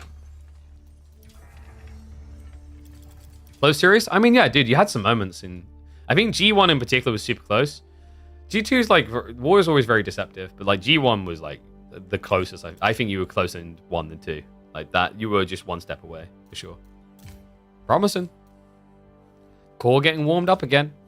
All right, so G1, we're going to be having Ayubids versus Order of the Dragon. And what's up, Rocinante? How's it going, buddy?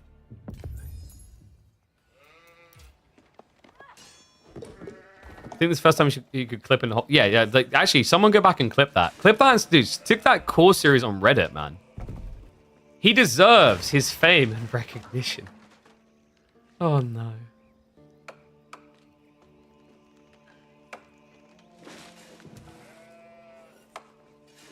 Ah, drinking last of my little Red Bull. All right, let's get ready to go. Is someone clip it? I don't think anyone clipped it. Quick, go, go, go.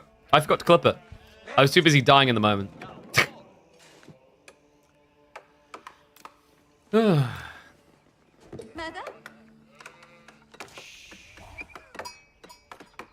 He destroyed Kiljardi. One and all, welcome back to the Midweek Master. You heard me correctly. We are in quarterfinals here. Wham versus MeomaikA after MeomaikA dismantled Kiljardi 2-0 in the round of 16. This is going to be a fun one. I'm curious to see what Mio is capable of. You've essentially got, like, I think what is usually an orderly, defensive place for the mid-game player against a world-renowned cheeser. This man has a reputation. For those that don't know MeomaikA, he is well known in the StarCraft scene. One of the most successful Vietnamese players, actually. But strategically, he is known for what might be perceived as very cheesy strategies. He just had a series against Kiljardi, in which you could argue he cheesed him out. He done Mass Desert Raiders Dervish. We have entered this series, and he may once again do Mass Desert Raider Dervish. So we're going to use the 2x speed here just for the opening minutes of the game. One of the perks of like coming to the game a little bit later. Let me know what you think of these kind of 2x speeds in the early game. I think it helps, especially in these type of maps when you've just got like a lot of fishing going on. Both of them arguably lean fishing. This is important for Mio's strategy. How he gets that Desert Raider pump online is all about the fish. Without it, it's not feasible to scale the Desert Raiders quick enough in most scenarios. Wham, meanwhile, will also benefit substantially from said food. Love what he's doing here with the Drush. Dark Age Rush, really important. Mio's not going to want to contest this. The Gilded Spearmen are just better.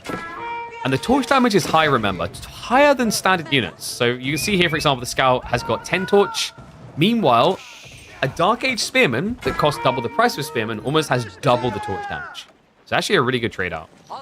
Yeah, 3 spears. So this is like equivalent of watching a Mongol rush with 6 spears. Very powerful timing.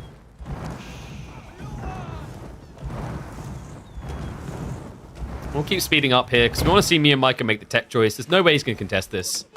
And we have Mine Work? Okay, there we go. Yeah, I don't know if you really want to go Mine Work because that would lead to Men-at-Arms and you can kind of just get kited out. Because reminder, like, Mio is going to try Desert Raiders.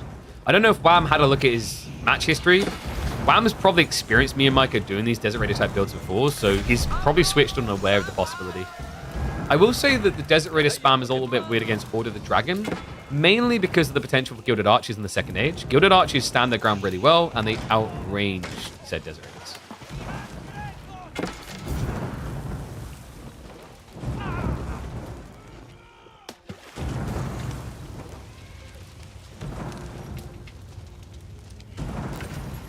Oh, by the way, I'm just getting confirmation in.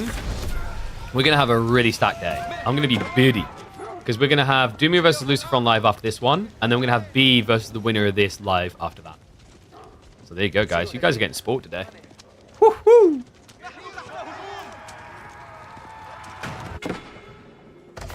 Mio, he actually is going for a ram. Okay, that's interesting. Yeah, he went Desert Raider Wing. This is one cool thing you get by playing Desert Raider Wing is that you can actually build a ram with your Scout. Is this the first time we watched someone do this, actually? Like, we're used to seeing it as part of the mass, Desert Raiders plus the Scout, but I think most people forget this is the cavalry unit, and that is the key thing about going for the Desert Raider Wing, is cavalry can build siege. Okay, hear me out, guys, hear me out. You rush castle, you build a Tower of the Sultan after doing pro scouts with the scouts. My brain is getting too big. And then you garrison the scouts inside to move faster. Genius, there we go. Sign up for my coaching sessions.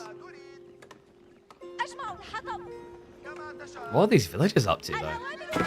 Meo was trying to, what, get a second dock up? Not going to work. So ends up losing another villager. That's now 3 workers down in total. Some of that was fishing. Meanwhile, Wham has got secondary dock coming on.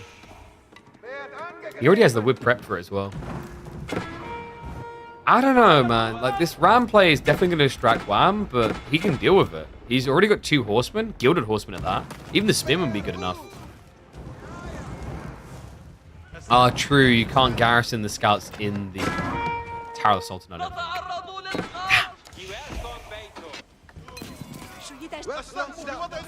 Spin is just doing so much work here. Like, Meo just keeps trying to get back in the gold. You can almost just sense the desperation of him looking for either gold for the Desert Raiders or the tech. Wham's just playing this really, really well. On top of that, Meo gets caught not looking. Great micro in, but the body blocker on the corner just about keeps the Desert Raider alive. That's wild, by the way. I'm a bit surprised. Meo's going into horseman. Very dangerous. Really smart, by the way. What you're seeing Wham do here, he's noticing which one of the spearmen is getting targeted and then pulling them back while pushing the other spear in. It halves the gap close because your opponent's going to be moving towards you while you move towards him. Yeah, I'm still a little bit perplexed by this choice to add in the horseman. Like, I understand conceptually what he's doing, but your Desert Raiders are limping around. You need more DR before you can think about ponies. Meanwhile, Wham is going to be thinking about Castle Age. He's done really well so far. You know, he's stripped away any eco lead that MeomaikA might have presented himself to. Then again, like, honestly, MeomaikA didn't get the eco lead at all. He's sitting at 29 villages compared to 27 gilded villages. Only has 3 fishing boats. It's fair to say that Mio's in a really rough position. This is not the same man we saw against Kiljardi. Same position that we saw from the Ibids. Because in that game, did he win the race to castle? I think he was slower, but he had critical mass. He had something like 15 to 20 Desert Raiders. The thing about Desert Raiders, it's very much like kind of like the Chicken New experience. 1 or 2 is not really going to be too threatening, but they snowball hard with quantity due to the ranged attacks. Problem here is we're nowhere near that quantity. And Wham is already bypassing to the next stage. In a really good position as well. He's got farms, he's got double ponds. Hard to really back Meo for a win in this game right now.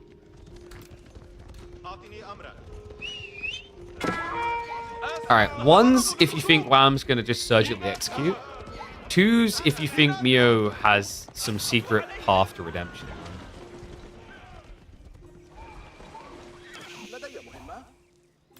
It is a lot of Desert Raiders now coming through. Does anyone know if the pros can play the DLC before the official release?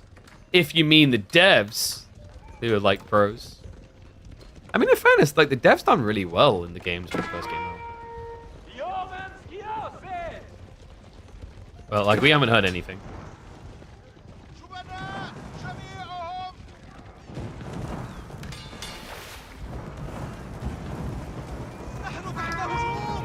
I mean, it would make sense to have someone like that, is what I'll say. By the way, like, I always like to remind people it's not important just to give, like, pros access. You should actually be giving the content creators priority access. The reason is that having pros involved earlier on is helpful for design, or rather balancing, not design, balancing choices. But having content creators is actually more important because, like we saw with Sultan's Ascend, there were a lot of pros that had access early that didn't create content. So some of them didn't even want to be part of the content creation cycle. Like, they would just match history high, which was a bit cringe.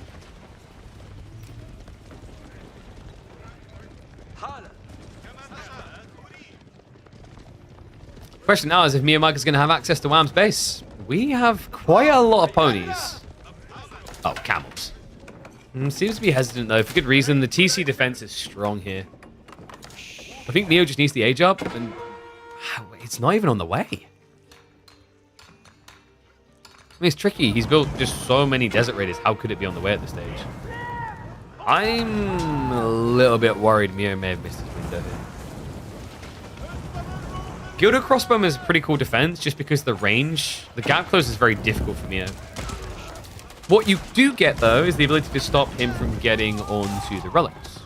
So Meo still has that potential. If he goes for Logi, he can just rush relics here.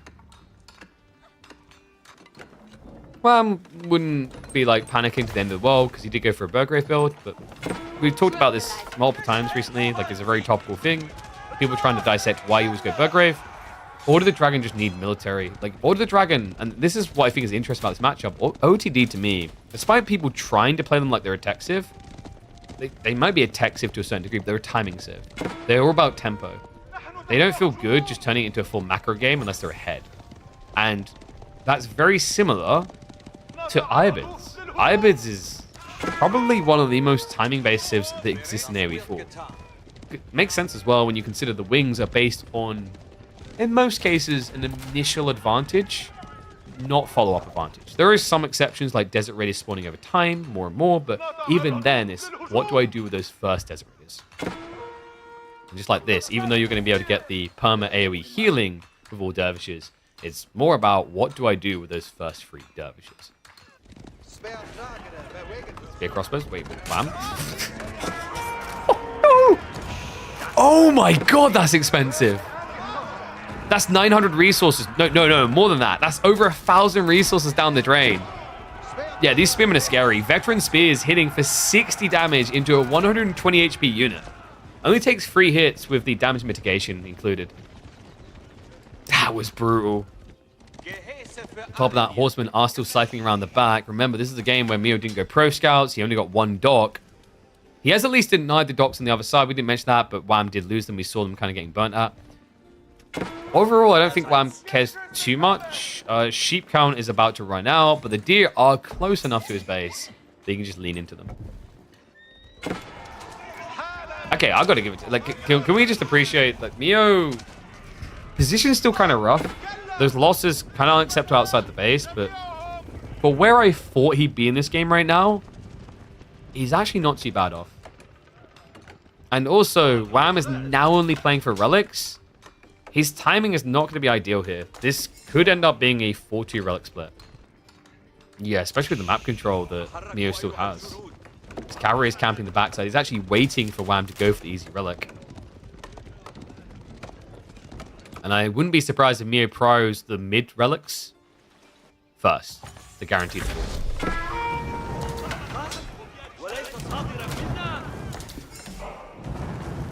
And there's the Camel Lancer follow-up. Why? I'm curious as to what Mio's thought process is, and it kind of just feels like because I like camels.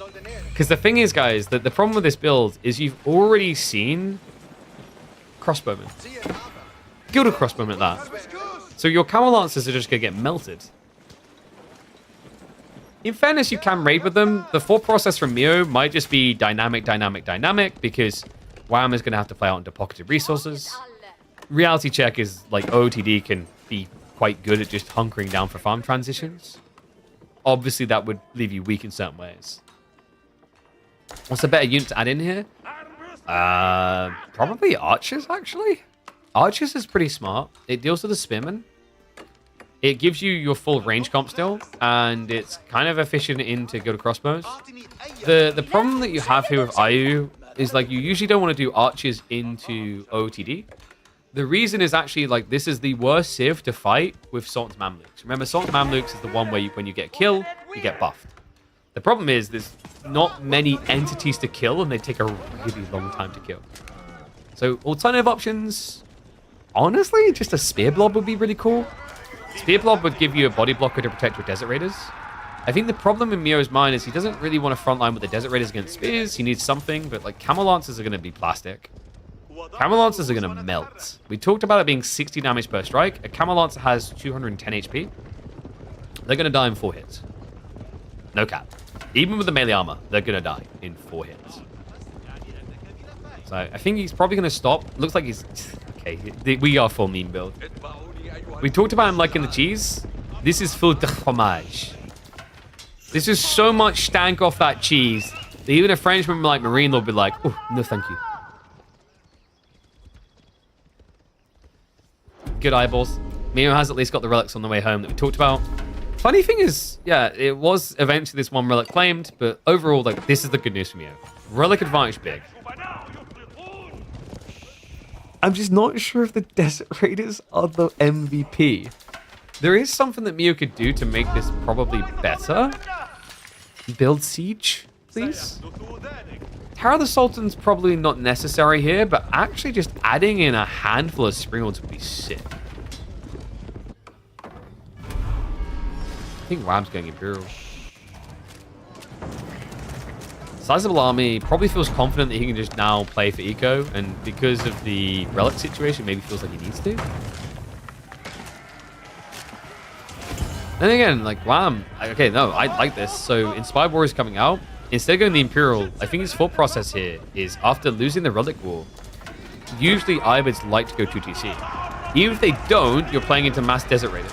So you just need as many troopers to A-click this fight as you can. So many Desert Raiders as well.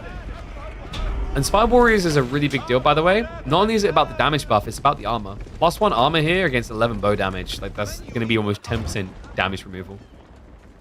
Does need to catch up with the ranged armor, though. Seems like Wham skipped. We do have a Gilded Archer switch. Yeah, so on top of that, look at Mio's reaction. I got a smile on my face. It's happening. We're getting Springalds. All right. Balls in chat if you're starting to believe in MeomaikA. I actually think Desert Raiders works with the Springal mass here. Your full ranged hybrid, you can technically frontline with Desert Raiders, but you don't want to. He needs quite a few Springalds, mind you. These Spearmen are really, really tanky.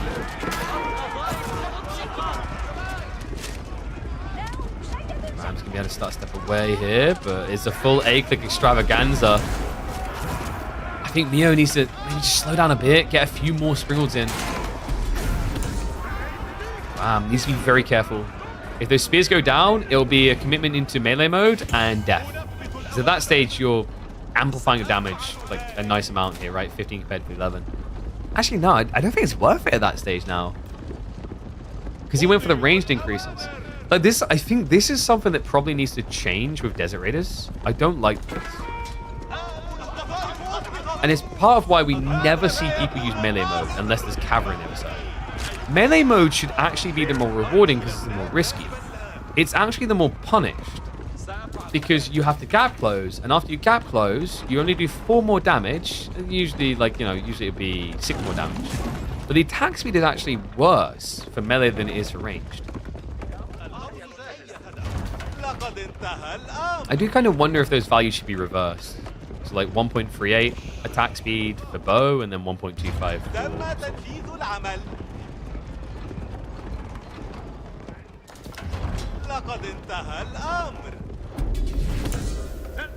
sword.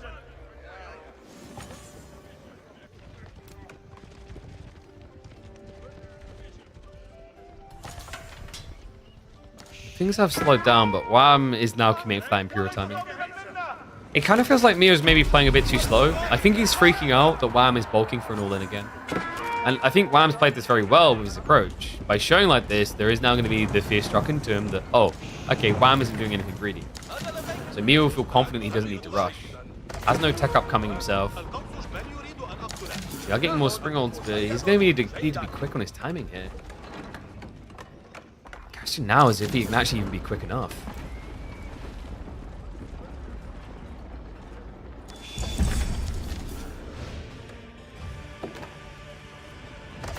Nice free in as well. That's going to be the production speed ramp up. Pretty good if he wants to keep pumping Desert Raiders, but at this point I feel like Mio needs to be doing something with them. It's the classic, like if you're building cavalry but not moving around the map, it's kind of like, why did we build these instead of infantry? We just kind of paid a premium. And yeah, this is the other tough part now.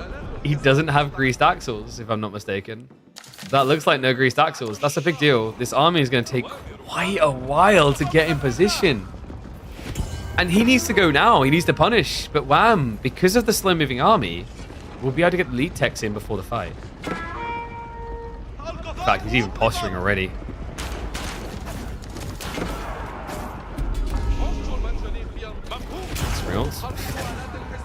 Let's get a bit cheeky. Wouldn't mind 1 or 2 more prelates for Wham. He got the Inspired Warriors tech, but obviously not much of the army is getting buffed right now. He's edging the fight, just trying to stay away from his Springalds. Nice snipe on the Dervish, just removing that AoE heal. Raiders. Trying to get that final poke in, but I think he's going to need to retreat now. Gilded Crossbone upgrade is about to come in. In fact, perfect time for Wham to force the fight. 1 second away, and there it is. DPS increase, health increase. Spearman not far behind this, just 14 seconds out. He's going to dive in. The Springles, he forced an overcommitment. Meo tries to turn on him here. I don't think Meo can hold here. He's going to have to sacrifice the Springles at this rate. He's doing good on the micro, but, I mean, they've already been sacrificed, guys. All but one of them is dead. That was vile. He backed up for just a fraction of a second there, and they melted to the firepower of OTD. Neo's stuck. I don't think he's teched. Yeah, there's no queue up. This gets worse and worse now, guys, because now Wham can get towards university techs. And that's GG. Like, uni tech is GG. So, like, Neo's got 2 minutes to do something. The problem is he's not backing away far enough to build Springles. And no! He's also just throwing them to Wham. He's also building one at a time. This is so inefficient. It's almost like the camels collectively commit their spit to create this. There we go. New Springle.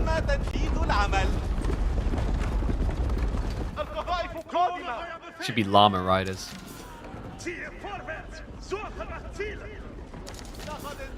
Well, good news for Meo is Wham doesn't actually have the extra text coming in yet. Bad news is it's still elite. These horsemen now hit for a pretty lofty 74 damage per strike. Basically 2 hitting. Crossbow's overextending slightly. Meo. Not too bad for him. Wham just needs to take a bit of a chill pill here. He's got to respect the fact that this is 60 camels. Extravaganza. Spearman, actually, for a small group like that, getting a lot of value. Mew even switches to melee. I'm not sure if that was worth it. We talked about the maths of this. The bow's just kind of a little bit too good to resist. He's going to get the gap closed, though. Gets on top of the target. Wham is going to end up losing the crossbows. And Meo, if he commits, if he just keeps going now, this could be a win. Wham is getting economy behind this with the Pass of Swabia. Farms are also getting added in. My only concern is what happens if Wham just switches into Horseman now. Meo needs to go, though. Like, this is the timing. This is exactly the moment in the game he's been waiting for.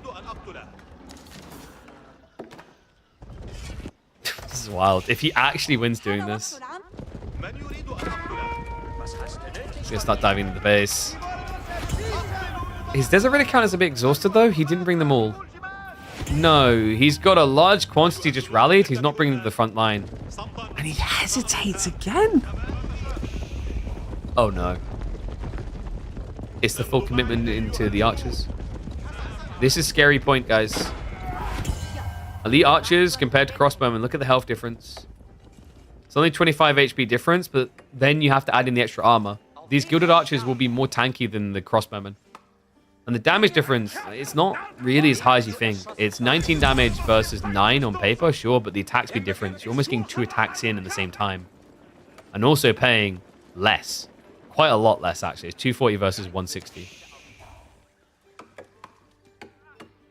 I really like this for Wham, because Meo has not ended the game.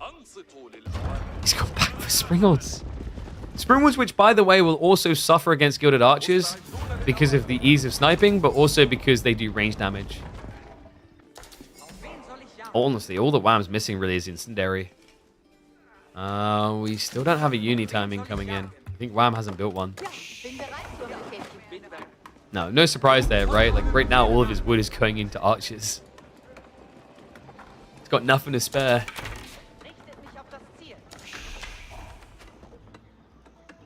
Okay, so at least it's not cannon emplacements coming here, but there it is. This, you know, I am a fearless man, but this...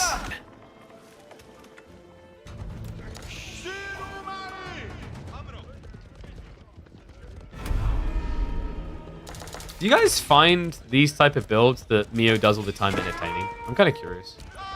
I think it is nice to see amongst the more orderly strategies of AoE4.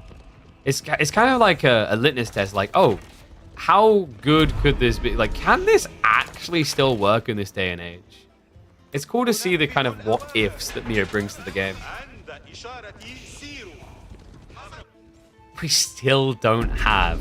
Like, how about this for a what-if? What if we had Imperial Age on the way?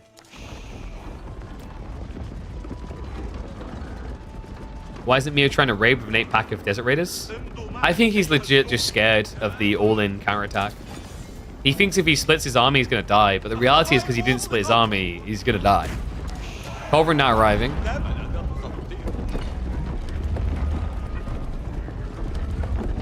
We have got... Do I follow Kamet? I don't know. We haven't had a sub in 30 minutes. I might follow Kamet.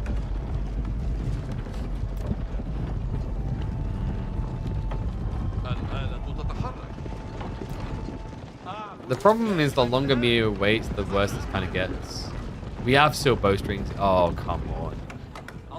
He actually prioritized silk bowstrings over incendiary. It is a little bit cheaper. But yeah, he's already got the next one coming in.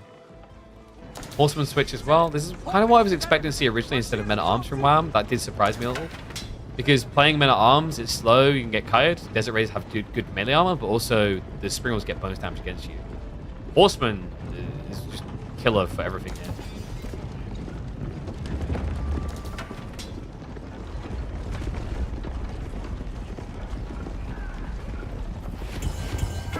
Neo's not going to attack until his 200 pop. And remember, once he starts that, it's going to be 2 minutes away. Wham does reveal. It's kind of comical just how much bigger the Ibid army is.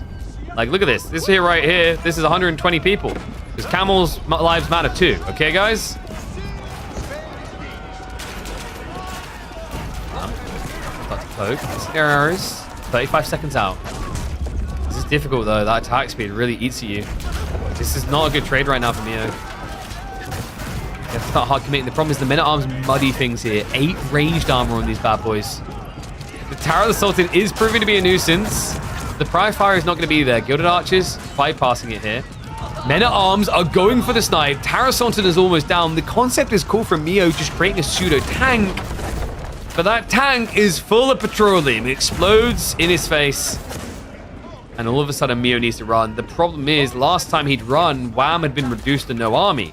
Now Wham has a substantial military advantage here to push with. Incendiary comes in. He now has the 7 tile rays. These are basically premium longbows. And the trade outs just don't make sense anymore for Mio. He's going to full A-click in. The Gilded Archers more than capable of standing their ground. They have more effective HP than each of these Desert Raiders. Horseman Wave arrives, and that is going to be the kick to the teeth that we're waiting for. Not elited up just yet, mind you. Does force a melee switch out of Mio. The number's now just going down. Like, this is my worry. He has queued up 14, but it almost feels like he just doesn't have the production to keep this going. Siege all dead as well. On top of that, the Culverin has basically spent this entire fight sniping them down. It's like game 1 is going to be going to Wham. Mio, I don't know. Like, did this feel close to you guys? I feel like we've watched 30 minutes of kind of back and forth. I feel like there's moments where if Mio took a more aggressive line, like instead of focusing on the fight, focus on killing economy, we might have even seen this strategy work, which is wild to say. But Mio, just a little bit too bloodthirsty, is going to find himself not satiated, but exsanguinated.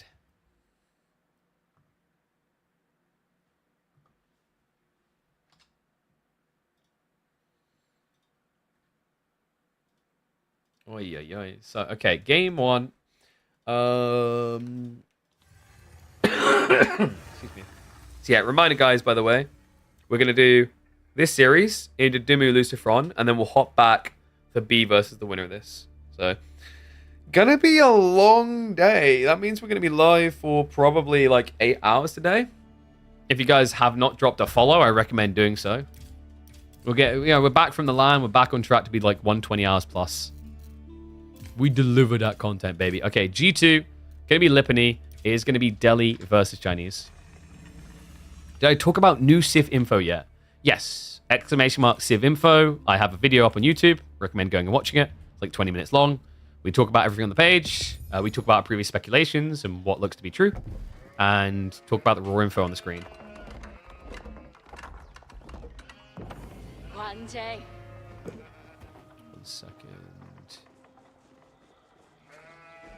Ooh, that's kind of sick. Yeah, okay, sorry. Let's get ready. Y'all ready for this? Start summoning today's news chat. You reckon they're going to have another news drop? Or do you reckon they're like going to have a day break? I don't know.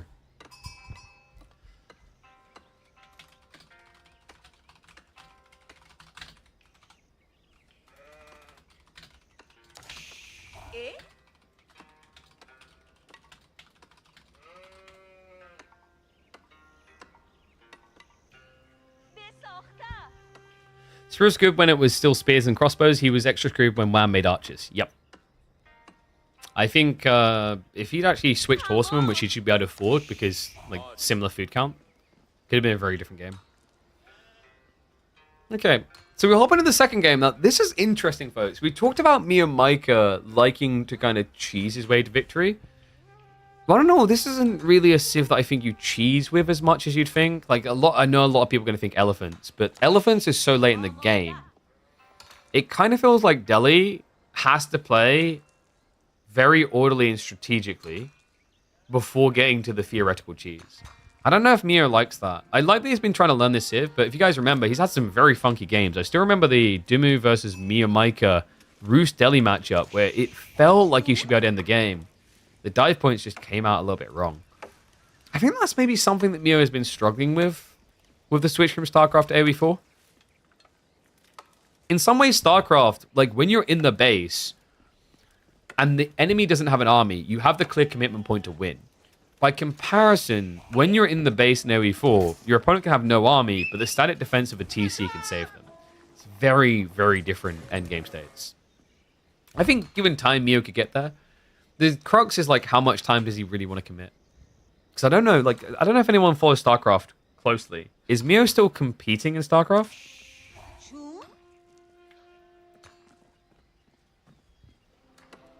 Imperial Academy is going to be coming in though. Other side of this, it should just be classic Dome of Faith.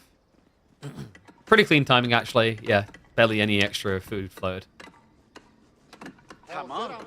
Not that you're aware of, that he's still competing. I can check his records. Let me open Opera GX, which, by the way, guys, if you have not downloaded Opera GX yet, you should. But we'll go for it. We have a look at MeomaikA.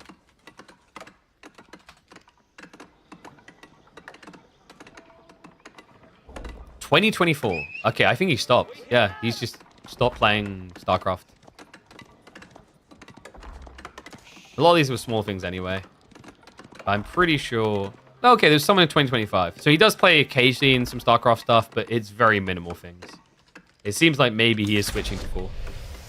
I mean, he's been committing. MeomaikA has been signed up for a lot of these guys. I think, if I had to put a number on it, I want to say MeomaikA's played in at least 8 KPMMs.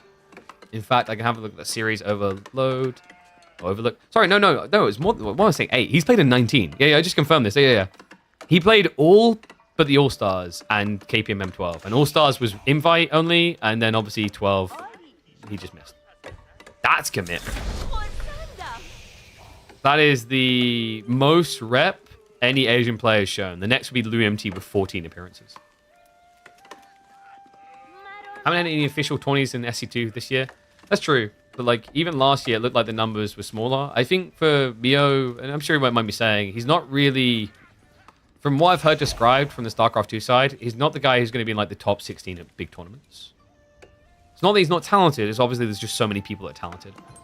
But he's still, in terms of Vietnam, a very, very well-known and accomplished player. So, talking a little bit about what's happening in games, we approach the 5-minute mark. This is going to be a Pro Scouts rush by China. You can see the gold already being gathered. Didn't get the double mill opening from Mio. So, isn't trying to optimize for that Pro Scouts timing. In fact, he's neglecting it entirely. Going horticulture is very bold. It's the map, though. I think MeomaikA is trying to lean into the fact that Lipany has more berries. Weird. Considering he's got the double deer stack, I feel like he could actually snatch this away pretty easily. Which is a really big deal against China. I will highlight, by the way, this matchup is very hard. I don't... Based on the civs, statistically, I do not favor Meo here at all. China, we saw it just the other day. They just have so many builds historically over time that have ruined the Delhi. And continue to do so.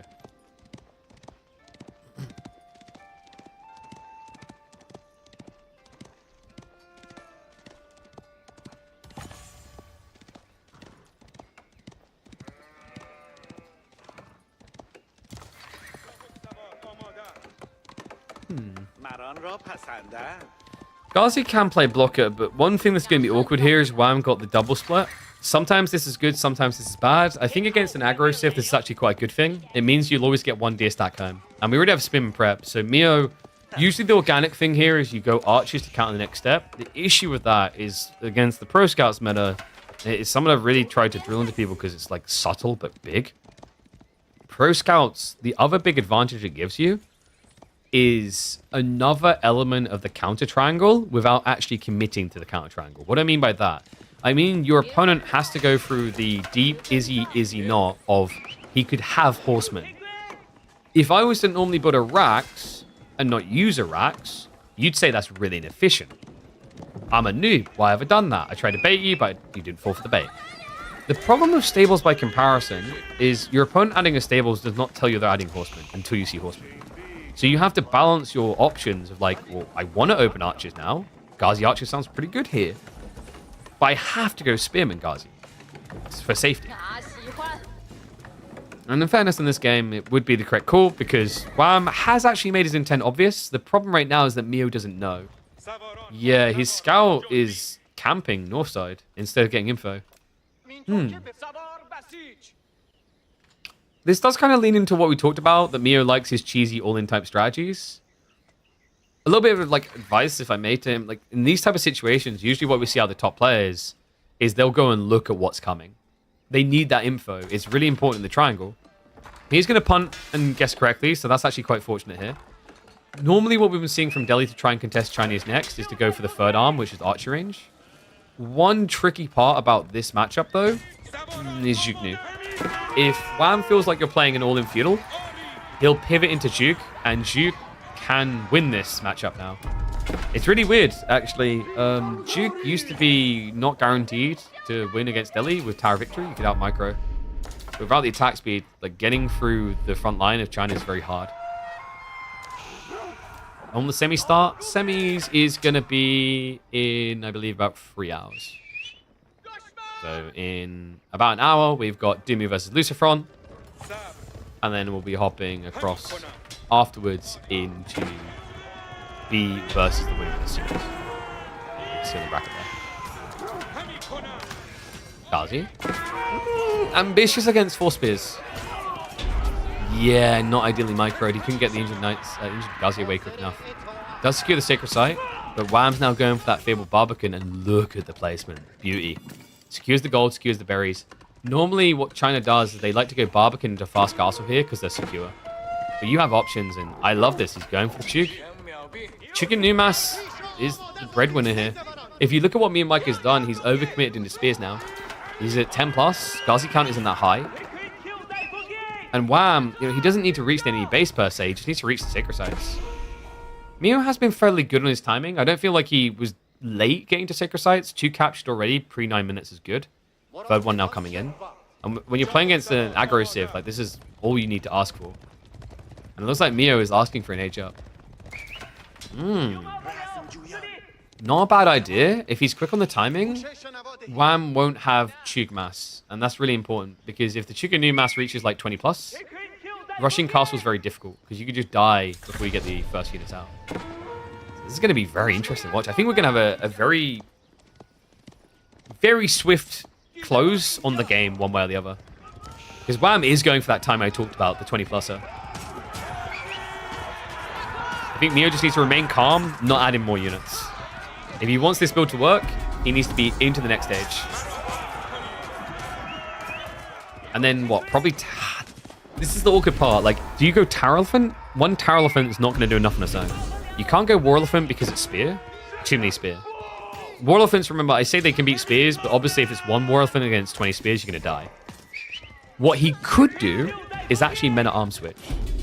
Men-at-Arms switch would be pretty sick here. And with House of Learning, that also sets him up nicely down the line for Home Blades.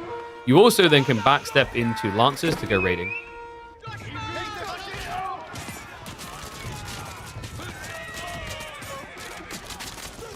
Nice clean up though. Wham.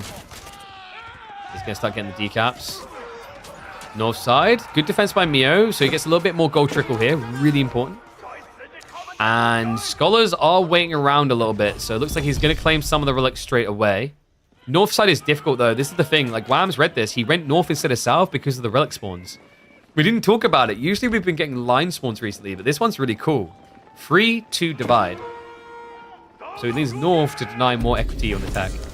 I think he knows that it's coming at this stage, because otherwise you would have seen more Ghazi, maybe even archers at this point. And the Scholars, yeah, that just made it obvious. That is all the confirmation Wham needs. There's no other reason you'd see two Scholars walking north side to a sacred site that's already captured. And Wham, he's just going to send it. Steel Arrow's being prepped. Into the base we go. Berry gathering on the front side is going to be bad news for Mio. I don't like this for Mio, actually. I think, yeah, this is what he missed. Well, we're deep enough in the game that pro scouts would have inherently completed, but he never added in 1 or 2 scouts. So Mio has no safe food. He's got 4 sheep left over. That's nothing. And in fact, those sheep are barely like existing at this stage. He's got 1 on 34, for example. All 4 spawning resources. This is a predicament. Wham's going to be snatching away more goodies. If he rotates south side, this is just curtains. Mio, what was that stockpile, though? He saved up 1,000 food for the Men-at-Arms pump and dump. Okay. There might have been hope, but Wham is backing up. I think he realizes the timing isn't quite on his side. This was still worth it, though. He took away sacred sites. He's blocking relics. And he's going to have an army that's valuable to upgrade here.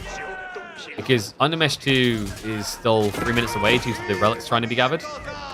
The Men-at-Arms are going to be fairly tanky, but the Chug should be capable of getting like 2 damage per shot. The Chug, they are going to find the villages, horsemen raiding through. First Men-at-Arms coming out, mass spears to block that though. And wait. He prioed hearty rations over Home Blades. With a mass Men-at-Arms strat. So he valued economy over military. That's an exploitable detail right now.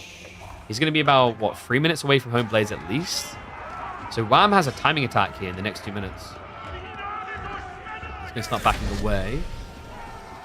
Neo had to shift to the deer. I think that did get scouted, and guys, there's actually not much deer left. Remember, the pro scouts player has still been coming over here. I suppose switch up is going to be on the way. Wham just wants to buy time. He won't win this fight now with Chuk. He is going to vet them up because there's enough to justify it. But even then, the damage is going to be mostly negligible. You'll probably do 6 damage per attack. It's not really a fight you're going to win. So backing up is just better. Maybe lose like 5 or 6 of them, but you save the rest and turn with crossbows. Mio is not switching. We talked about this whole idea like Mio likes his linear strats where he just tries to overwhelm you with one idea. And in fairness, like this isn't an insult to him, by the way. I think Mio, compared to a lot of players actually that played AoE4, does them very well. The problem is like Men-at-Arms always feels rough when you try to flood like this if your opponent mirrors castle. If Wham had kept playing feudal, he would have lost. But now he has the defense. He even has the clock tower springles coming out. And look at the lining! They actually lined up to get shot in the face there. Army's going to get erased. Crossbow count starting to stack up. And MeomaikA just lost all of his acceleration there. MA count down to 6. He has no gold income. It seems there was gaps gathering there. Relics are at least on the way home, but Wham is now on the counterattack again. Oh, no. And Mio, he has nothing left. He calls it. GG comes out. We could have a swift 3-0. What is it with these 3-0s? When am I going to get a 5-game quarterfinals? Come on.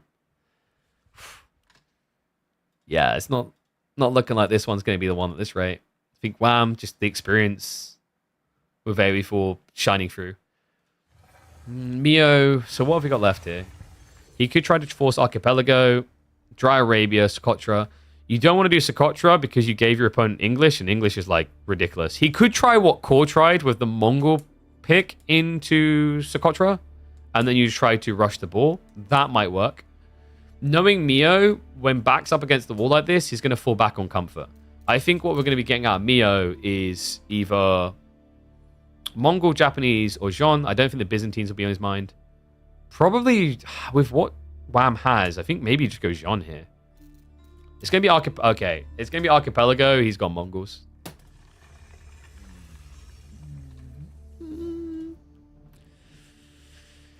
We've said this once today already.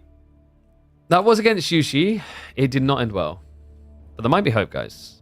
Because it's actually going to be Mongol versus French. Alright, let's flip that score.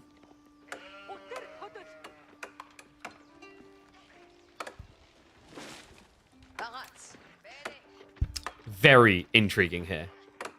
Game number 3. MeomaikA back up against the wall. He chooses water. Not really too surprised. I feel like StarCraft pros, they're always thinking, okay, how do I use APM, micro to outdo my opponent? Water is the most purely obvious form of out-micro opportunity because of the drastic accelerant of it. But this is going to be a bit funky. We've got Mongols versus French. Yeah, Wham, I believe it. Wait, what the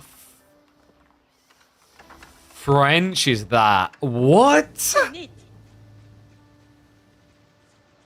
Against a raiding civ that likely wants to use piracy to kill your fishing boats and scale an eco lead, you get the safest spawn possible.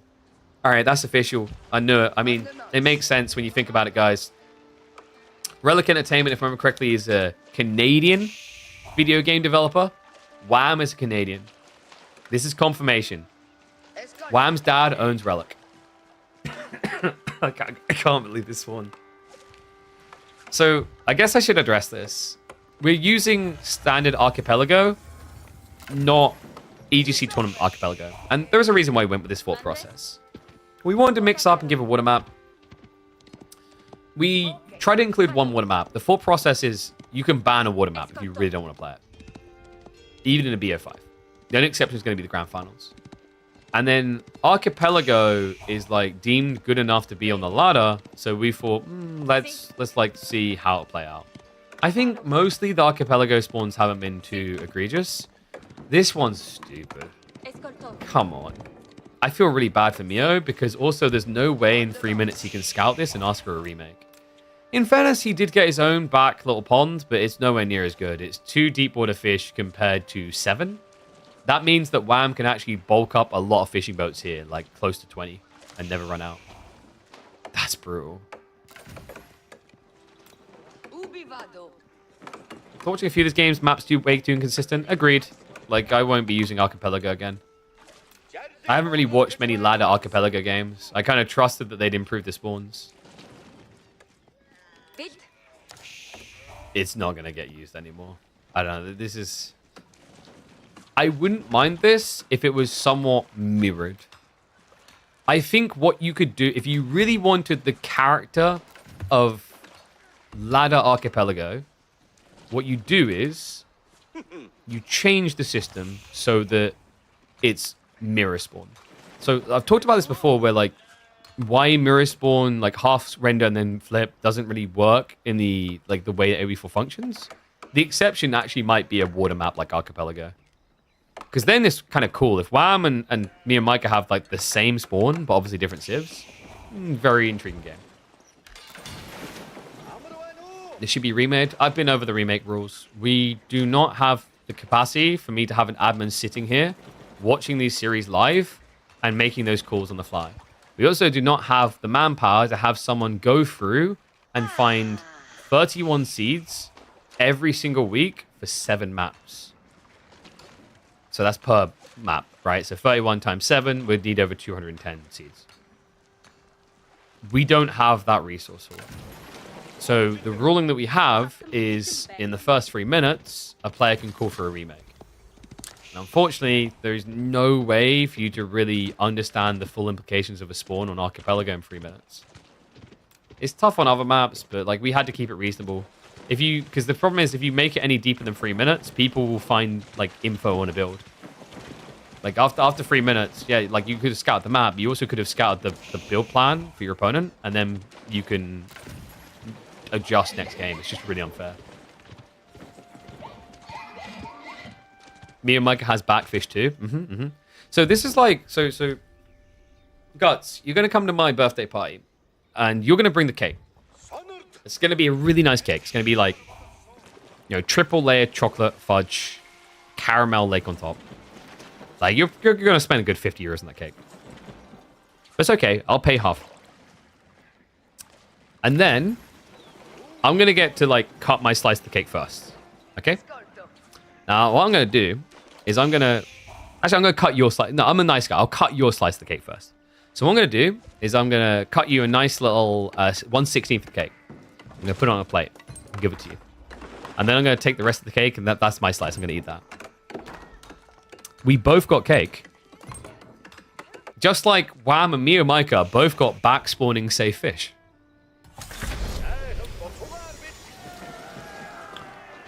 But seems fair? Okay, deal, mate. All right, let's do it. Find a good bakery.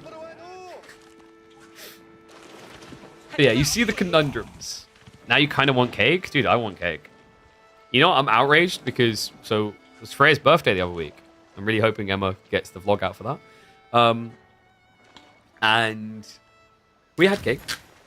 We sang happy birthday to her at least 5 times. Because people kept coming around. And like, it was chocolate cake. It wasn't very good chocolate cake. I like a good Madeira cake. Like, you know, it's good sponge cake. She had a sponge cake to share with the kids at nursery. And Emma's like, yeah, don't worry. They're little kids. They won't eat the whole cake. There'll be some for you. You can have some. Oh, great. Thanks. I love Madeira. They ate the whole cake. This tiny group of brats. I was like, how big are the slices that the nursery teachers are giving to these kids? This is why diabetes is becoming a 21st century pandemic. All right, anyway. We needed to do something to distract from the map spawn. We do have Wham now setting up before dock. This is always going to happen. This is just for military vessels, though. He's actually going for a transport. Oh, this is sick. He's doing the night rush. And this is old school territory. I only used to frequently see this back when French had hulks and were the only ones who had hulks in the feudal age. This is cool. So it'll be night plus scout on board. He'll look to land, harass. MeomaikA does have a great spawn, though. Everything is close to the TC. He should be safe.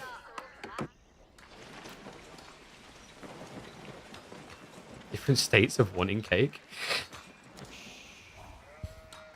What can I say? I'm just good at riling the cake wanners. So here's the thing, guys. If someone like donos some money or some subs, I could go get a cake. And then I could show you the cake on stream. I'm not going to send you the cake, but I could then show you and eat the cake on stream. I don't know. Some people are into that.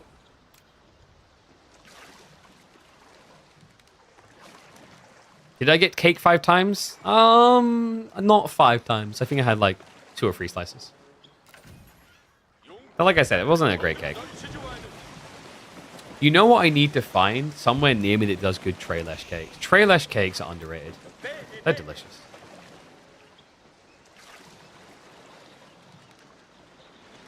So the transport is coming around. I kind of like the way that Wham done this. He used the galley to scout and then gets out. And Mio's not going to chase because there's no point chasing a galley. You'll never catch it. So he now knows the size of the fleet, the rough positioning. He can actually sneak all the way wide. This is vile. That's exactly what he's going for.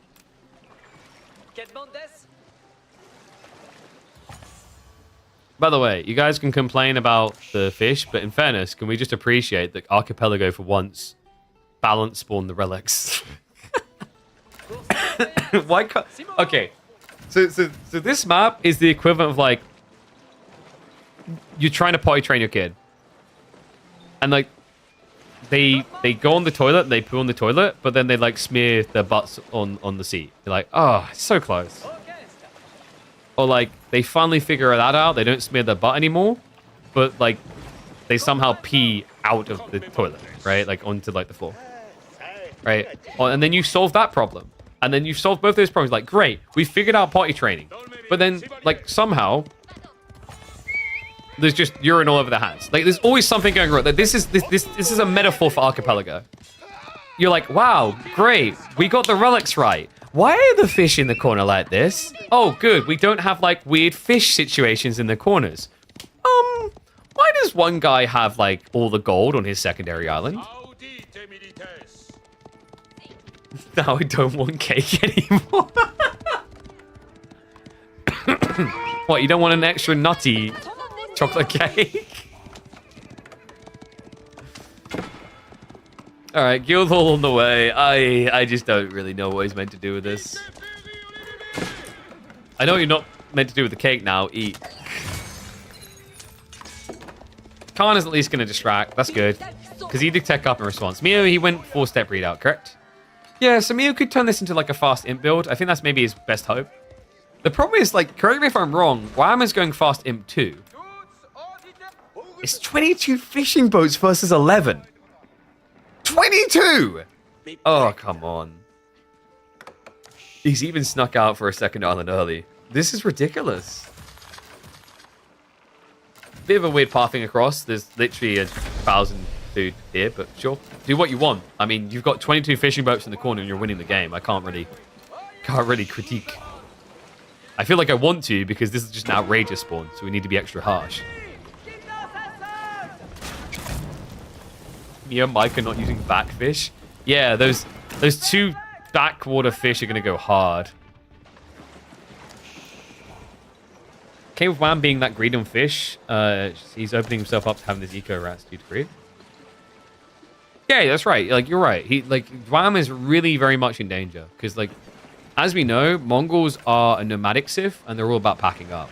So, like, what they do is their boats come over here, and then they're like, transforming into tank. And then they turn from a boat into, like, a land ship. And then they, like, transforming into boat. And then they go back on the water.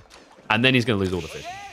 Because then, like, Wham, like, what a noob, right? He would have built his military over here, but he didn't assume that they were going to be Mongol transformer ships. You never know as well. Like, you just, like, look at us in modern days. We're like, oh, yeah, that's just a Chevy car. Nope. Turns out it's a crazy robot with a missile launcher. I got him again. Goddamn transformer RTSs.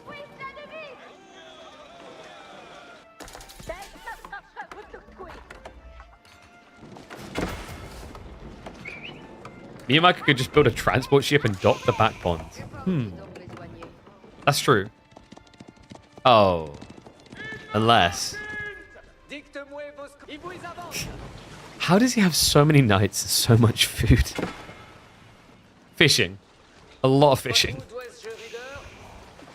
And look at these guys. Yeah, Transformers transform into bow. Transformers transform into murderous knights. That are bloodthirsty and want to kill people. I think Mio's dead. This is an ASMR stream now. Listen to this. Ah. That clink. The sound of a Mongol dying. A lot of Mongols dying. Okay, he's done. GG. An unfortunate end to a rough series for MeomaikA. What's bro yapping about? Things to make an otherwise egregious game interesting. That is what bro is yapping about.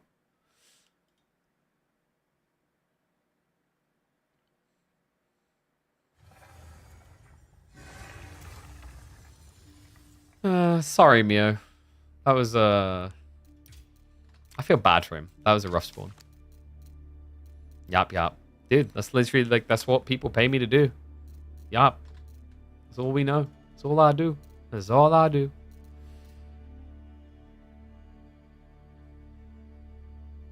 Do a better job making unfair spawn sound that there's an even chance. Hey, did you guys see his gold? His gold was really close to his TC.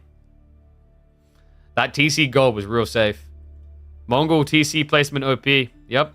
I mean, it's not like his opponent's going to build, like, mass knights and dive him or anything, right? That would just be weird.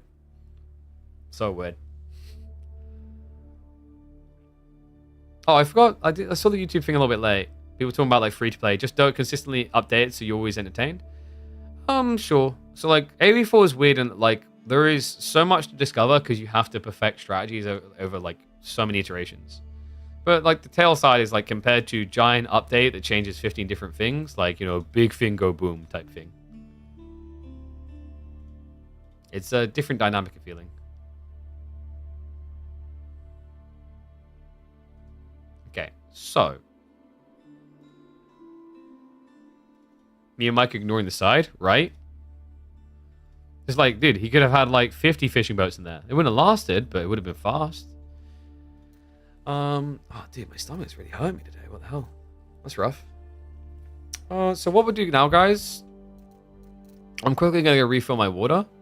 We're going to watch, I guess we'll watch like a pub game while we wait.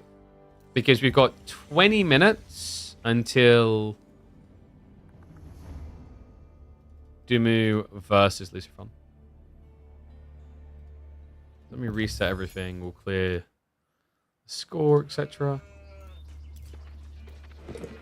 Oh, it's MarineLord versus Kiljardi.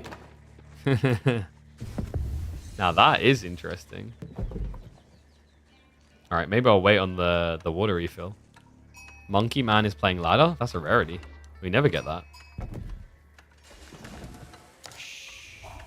You guys want to watch that? Oh, sorry. Let me update maps as well.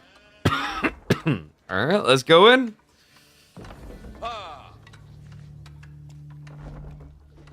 Oh no, I just realized I had to use this scene for something. Should be trim. That's not the one. Rogan? Should be that one. And then that one. Doink. There we go. Oh, and then you guys need to appear. There we go. Huh. All right, I don't know. We got a little fun one here. Kiljardi, this poor lad. Old man steps out of his bunker because he thinks the world's going to end. He's 80 years old. He's been down there living it up like he lives in the Fallout 4 universe. He thinks it's going to be a good day. He realizes that the whole world is not going to come to an end. And then all of a sudden, out of nowhere, a flying monkey jumps in his face, full orangutan mode. It's a rare sight, but somehow Kiljardi drew the short straw. One and all, this is MarineLord. MarineLord, who is famous for saying that he thinks ladder play is worthless and there's no point in it. MarineLord seems to have found himself on a ladder. And it's hilarious because in this experience, it's going to feel more like the snake on the board game for Kiljardi. Jean versus Byzantines. A little bit of a tricky matchup. We've seen Jean can actually be a real big frustrator for Byzantines here. We'll see how Kiljardi wants to play it. Map is going to be lipping with the funky spawn. We're going to 2x speed just up to about 5 or 6 minutes in. We don't often do ladder games at the moment, but basically we've been waiting for our next live series, which is going to be Dumu versus Lucifron. So I thought, what the hey, might as well entertain a bit while we wait.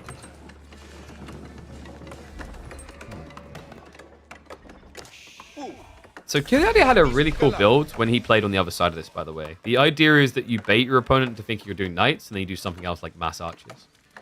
Wonder if MarineLord does something similar. Probably not. The current meta is not requiring of that. Current meta is all about pro scouts. So for Kiljardi, he needs to try and block. The cool thing about blocking here is it's going to be a choke point.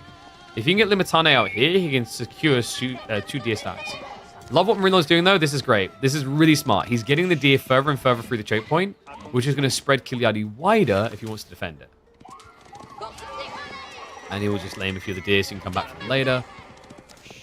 This is annoying because not only does it make it easier for a MarineLord to retrieve the deer, but the other part of the thought process is Kiljardi wants to push them to his house. Now he can't. They're just stuck there. Have you guys ever tried to push a dead animal? Like, have you guys ever tried to push a dead deer? It's very difficult. I mean, for a start, like, they're usually embedded in the front of your car, but, like, the weight on those things? Wait, is that self-incriminating? I don't know what the rules are in deer. Haha, joke's on you guys. I don't have a license. Wait, that's another crime. All right, Kiljardi, we have got Limitane coming. Merc should be on the way soon. Usually you go for javelins. But, like, longbows could be pretty sick here. Wait, ooh, was that Keshik's? I was about to say, that felt like a misclick. We've got Weston. So the reason why Weston's really cool here is very effective against melee Jean. Don't know if you guys know this, but melee Jean sucks against longbows.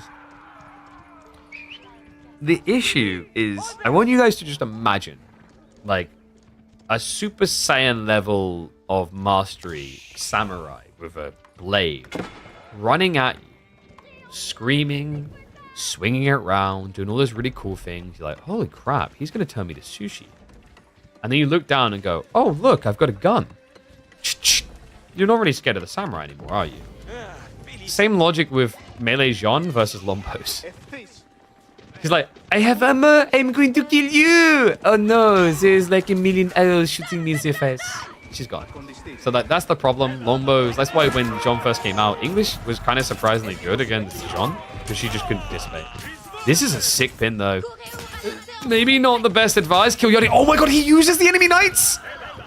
He needs the final hit though. This is so not worth it. You don't get that final hit. No way, no freaking way. That was such a high risk, high reward play. Kiljardi, really ballsy to try for that play. He was trying to buy enough time for the longbows, didn't work out. He almost still gets the kill, and here's why. MarineLord's own knights were body blocking her in. Now, why that was so bad for Kiljardi, pinning Jean in and attacking her like that means the knights aren't getting harassed, they're not getting braced, they're not pinned at all. This was free DPS in the fight for him. He almost loses them. You just see the difference it made there. MarineLord threads the needle in such a dangerous way and gets paid big for it. Kiljardi has got the second group of longbows on the way. And it's going to be barreling towards the enemy base. We do already have the pro scouts in. Taking the more risky deer stack first. Has got the reserve one as well. 2 deer stacks is more than enough. This is disgusting though. And leftover HP on Jean was 10. She got down to 10 HP.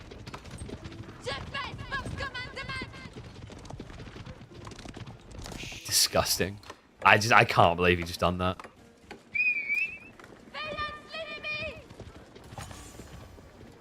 I can already just picture the smug look on MarineLord's face as well.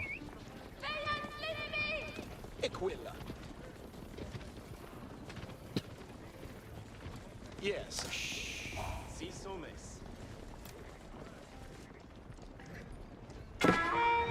So I just got confirmation in, by the way. There might be a very slight delay with doing Lucifer on Stein, but that's fine. We've got Monkey Man on ladder. Longbows. They're trying to get that kill. He is in range of a cleave. MarineLord, notice he doesn't focus on pulling Jean away. He sacrifices it. Knights are more important. Then again, he did lose. Was that 3 of them? Maybe 4. That's a lot of losses. Dude, this is the dream. This is exactly how Kiljardi likes to play.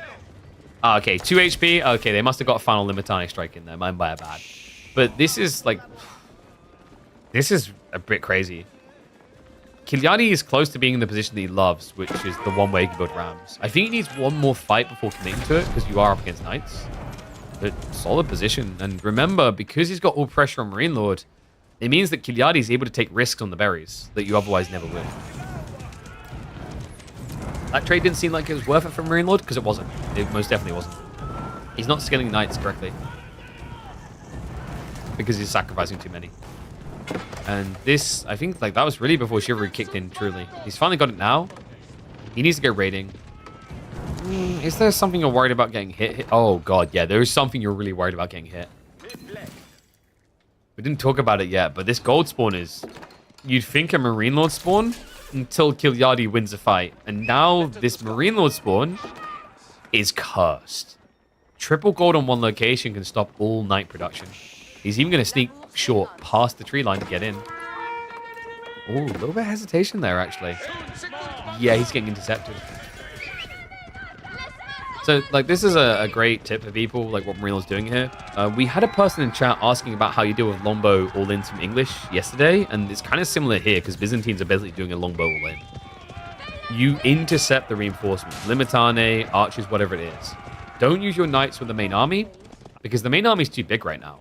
But if you keep cutting reinforcements, you're going to bloat your knight count up big enough to win the main fight.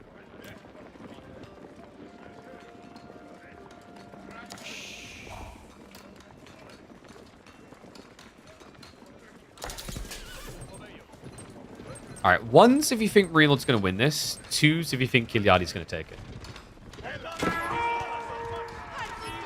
Getting into this, most people would probably be like, yeah, Chadlord wins, GG. But based on what I'm seeing,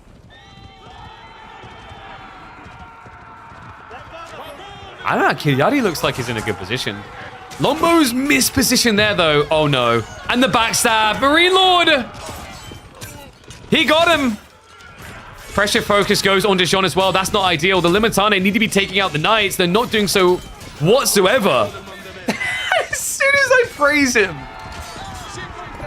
old man decides it's nap time.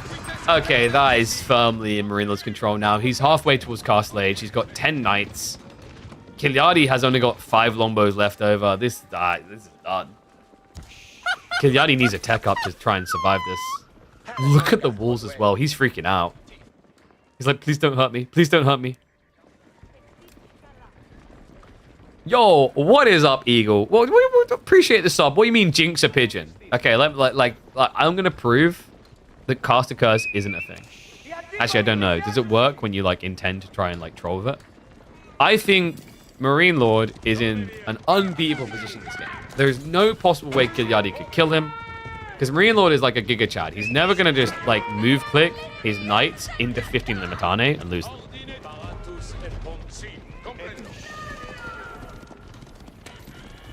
Is it like a 3-second rule?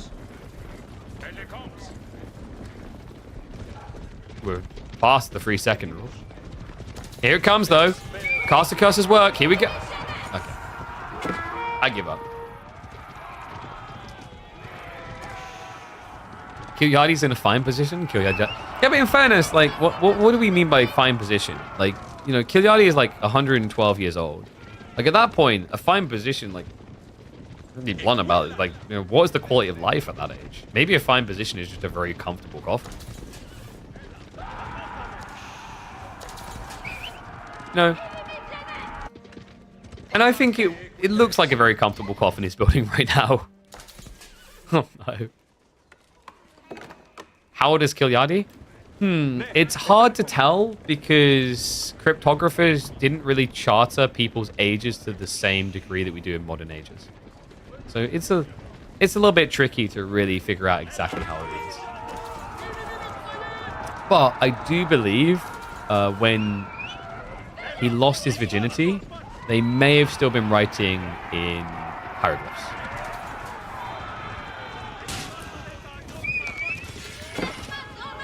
I'm so sorry, Kiljardi. Yeah.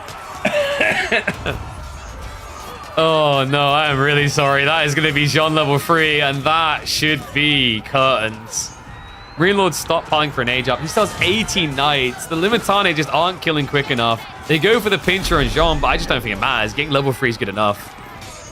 At this point, killing Jean doesn't change anything. Well, I guess it stops Mecha Jean, but, like, who cares? Royal Institute now coming in. I guess this is going to be a 15-minute and dunner. Kiljardi keeps overextending. What do you expect? He's 112 years old. You don't know when's going to be your last day. You got to live it like... Okay, I'm going to stop the age jokes now. I only do it because I know Kiljardi's a champ about it. Kiljardi is a very funny guy. He tries to be that silent and stoic type, but the hilarious part about Kiljardi is he will try to just be that very kind of like tough, silent guy, and then you just catch him smirking or laughing all of a sudden. You know when someone tries to be super intimidating, and you're like, oh, he's just a fluffy giant.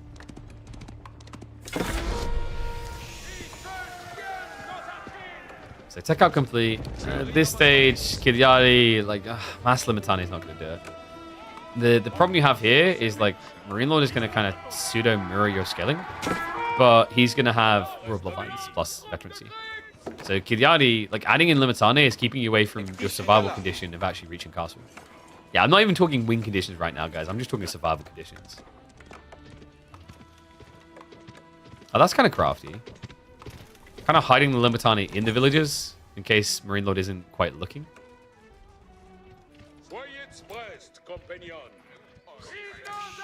I think always look that saturated. Oh, we talked about this before. We modify the coloring palette of AoE4 slightly. so that the visuals pop more for people. Makes things more crisp, more easy for people to see than the default color scheme. So I can show you, for example, like this. See?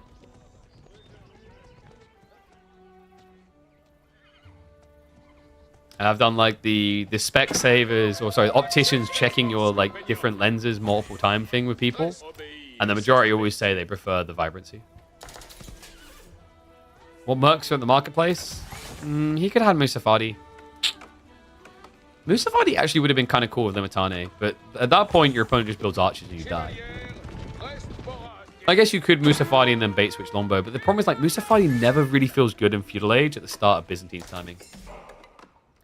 The thing is, when you play Biz, you want to be getting ranged in the early game because of how slow you scale them. So you want something safe that's going to survive and build. Kiljardi is not going to survive this. Royal Bloodlines is in. Looks like we might have to cancel saddles even. More cleaves to be thrown out. Front line to be broken soon. Remember, this isn't even all the knights. He's still got another 50% in reserve. This is going to be enough knights to close the game. MarineLord and his wins. This is not right. We can't act like MarineLord wins all the time. I'm gonna have to watch him all day now. Anyway, this is pretty much end of the road for Kiljardi, I think. He'll probably try to hold on because technically he hasn't lost villages. This is an overextension though. In the choke points, it kind of makes sense, but when you're this far out, the knights can concave. They surround. They maximum damage. They found wanting here.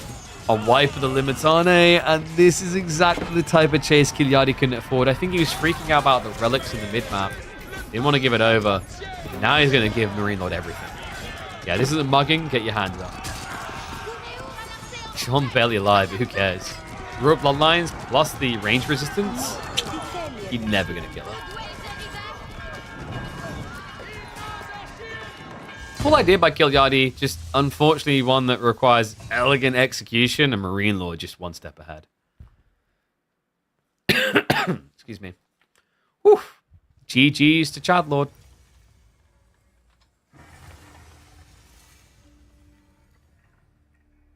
Okay, let me check if we have a demo. I think he might still be a few minutes out, so maybe we do one more pub game. Thoughts about Pro Scouts? Don't. No. Don't. No, we're not going there. Nice try. Would you be wanting to share how you did the color change? It would not be possible for you the same way it is possible for me, because it's a modification I made inside OBS. So it'd be very different. Do you get marks on your nose from glasses? Yes, like when you wear them for a long time across the day, but they don't last. You'll see them now, but they'll disappear by the time I wake up. You think we'll get patch notes before DLC? I hope so. I mean, they've got to give patch notes, right? There's no way they leave us just blind hanging there. I guess we'll look for one more ML game. Wait, who's Wally?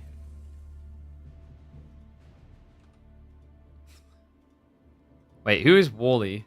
I'm trying to remember now. Is that Wham? That actually might be Wham, which is quite funny.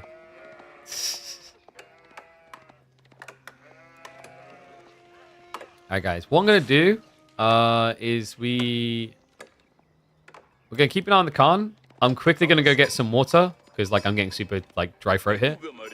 And then we'll chill cast this one, and I think either we'll be able to do the full game, or Dimu will be ready to roll against Lucifron afterwards.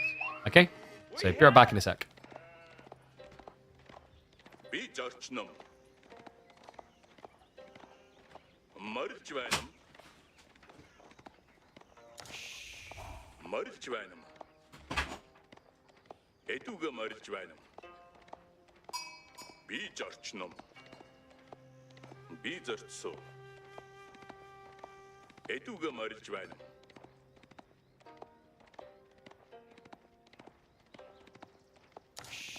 Marchwan. Oindong Arulwa. Bijorchnum.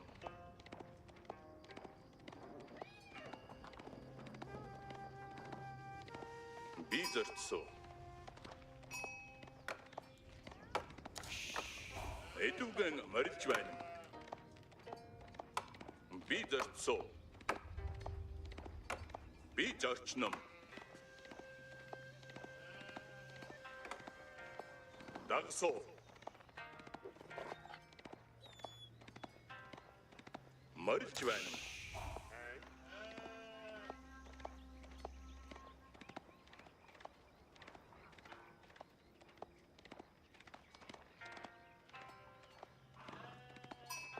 Marchwanum. Hinum.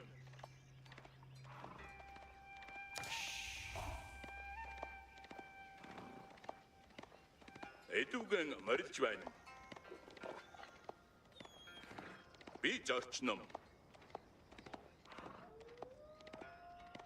Jerdiga Sarvadoso. Bijortso. Oindong Arulwa.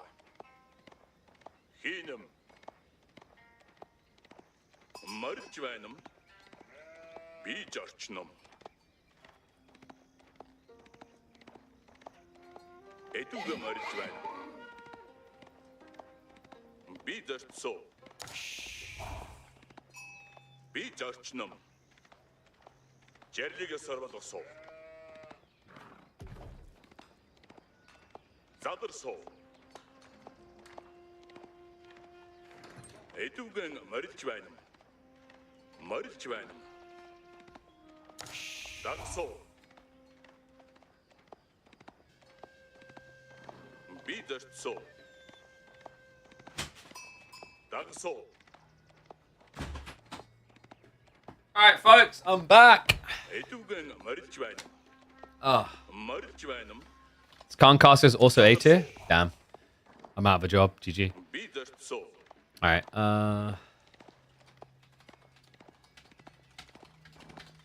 So, those just tuning in, just had to quickly grab a drink because what we're doing right now is we are waiting for Dimu versus Lucachon.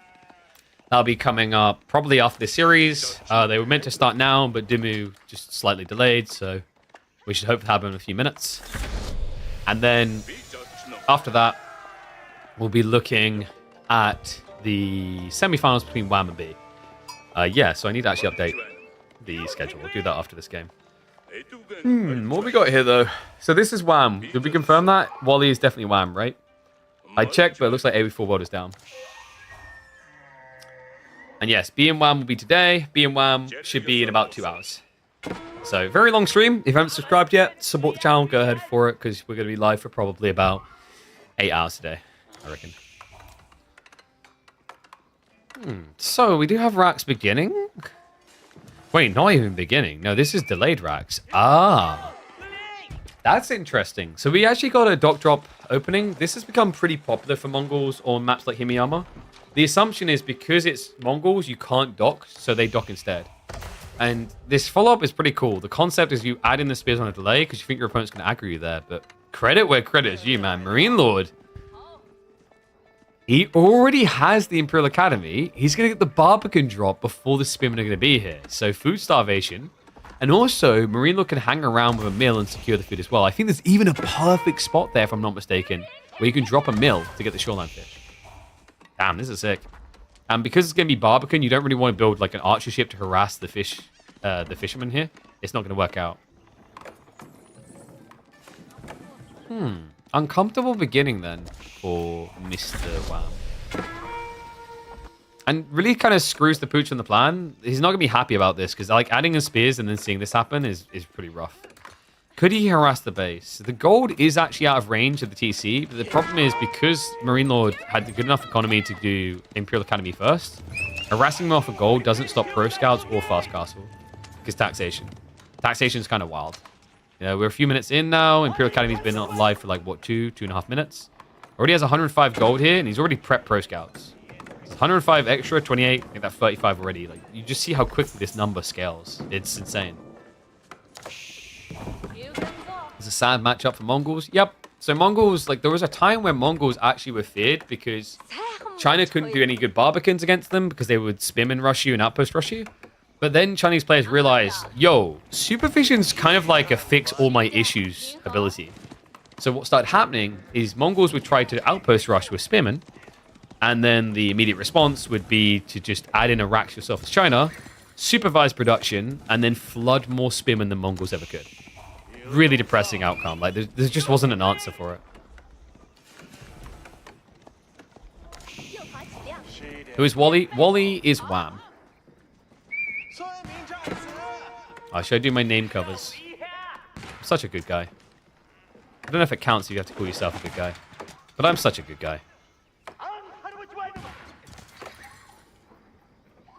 Out here trying to provide the people all the goodies that they want. So you got Wham. Another side. We've got MarineLord.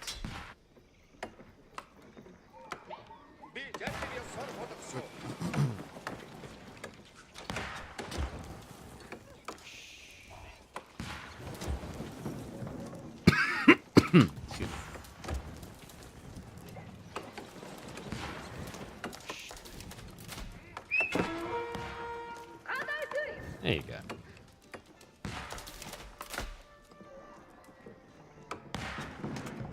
Oh my god, the effort I put in.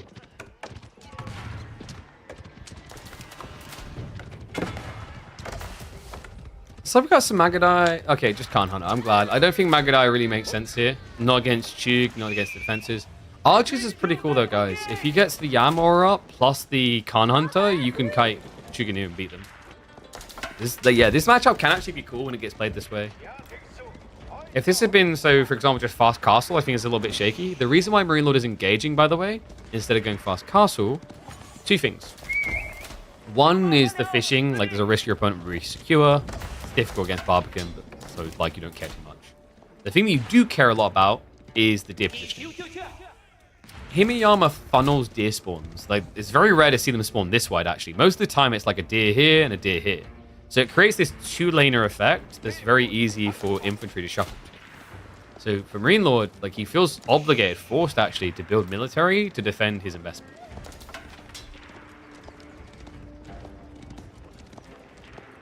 Wham simply needs to shift into the strategy where he wins the game, as opposed to strategy where he loses the game. This is true. But here's the real problem, guys. The real frustration. His name may say Wham on my screen, but as we can see in game, he's called Wool right now. And he chose to play Mongols. What do you do with this? That's like, can I just frankly call him out for false advertising? He doesn't even have the capacity to build walls. It's all a lie.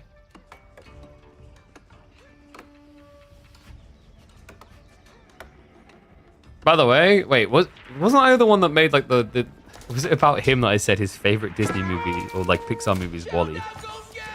I like that Wham's such a good sport about it. Oh dear.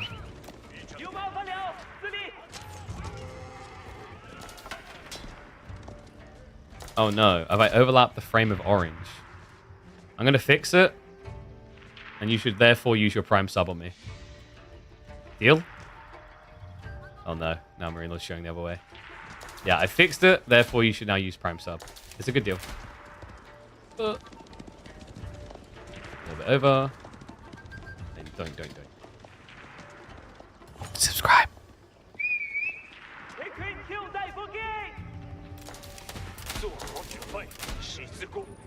Tech upcoming. I don't mind this. You can technically like outskill archers, outschool chicken in with archers, but it is elegant and difficult to execute, and you definitely need to like extend walls or rather towers. I don't think Wham really wants to do that in this game, so just bypass. Could go into Keshix. Man at Arms could make a lot of sense as well. There is also a small chance of the fast Imperial build. I just wouldn't like it in this game because he didn't go for Pro Scouts. No Pro Scouts equals no 5,000 food safe. He has been playing the D on the flanks, but the issue is if you go for a fast imp build, you now have to defend 3 different locations while also stockpiling 3,600 resources. That's good luck. ACCIO DLC news? What, is there actually new DLC news, or are you, like, memeing? Why cast this game, cast a BC loss? That's content right there. No, dude, we need to cast a MarineLord loss. Very important.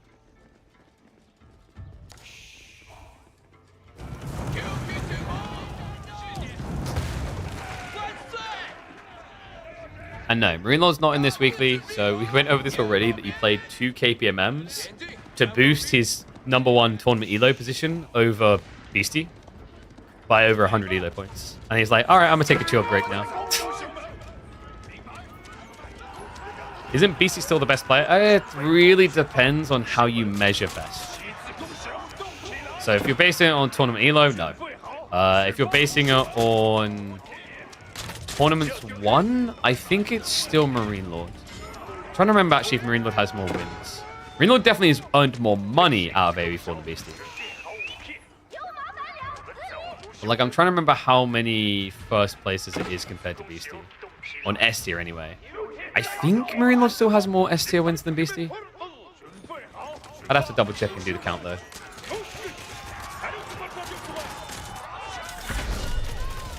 Preference in the Archers is allowed to compete against the Chug. It's still not that clean of a fight because you don't even have undermesh. In fact, I'm a little bit surprised that Wham hasn't queued that up. It'll be at least enough to shove him away. The men-at-arms are also just tanking everything.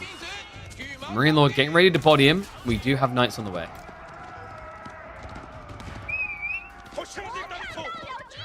Is this fake MarineLord? By fake MarineLord, do you mean like the humans playing and it's the fake one? Because as we know, like when Potato plays, that's when it's real MarineLord. So like if the cat isn't actually at the keyboard, then it's fake MarineLord. That's why MarineLord looks so good online, but not as good on LAN. Right? Like when he beat Puppy Paw 3-0, I don't know, man, that first game took him a lot longer. If MarineLord was playing online, i.e. the cat was playing, he would have won that game in half the time.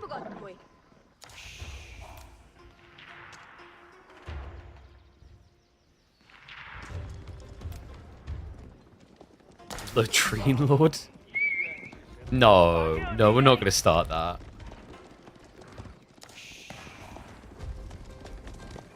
I still think my favorite call out on it, on MarineLord ever, was MarineLord. Which is when, that was it. I don't actually remember many of my call outs, but I don't know, that one stuck with me because I was thinking about the other day, it was quite comical. It was when he was losing against Magic. I'm like, MarineLord's becoming MarineLord. Look at his face. Oh.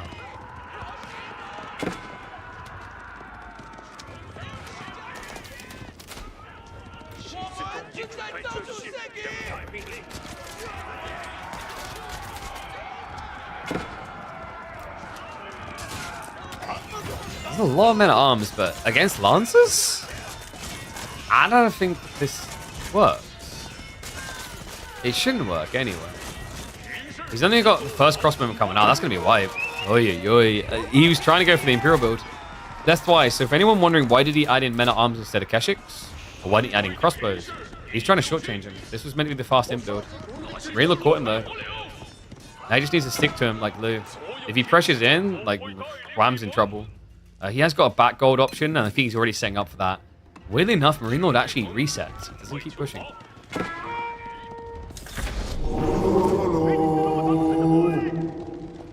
So according to Wikipedia, MarineLord has 10 S tier wins, BC has 6. There you go. Yeah, 40 still have to leave. Still not bad. I mean, 6 is respectable. But MarineLord also by far has the monetary win. I'm pretty sure he has like, is it 100k extra over Beastie, if I'm not mistaken? There we go, prize pool earnings. I'm going to open Opera GX, which you guys should also download and create an account with via my link. And we're going to have a look at price pool earnings for AV4.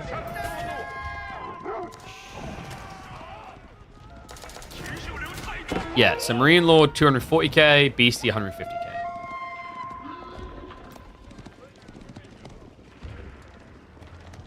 So yeah, not exactly, guys. 90k over. So, MarineLord actually has a really good dive point here. Wham hasn't started the tech yet. And this is because of the harassment onto the food. He snuck out into the boar, but at home he has no pastures. He's playing berries in the corner. I don't think you get Imperial here.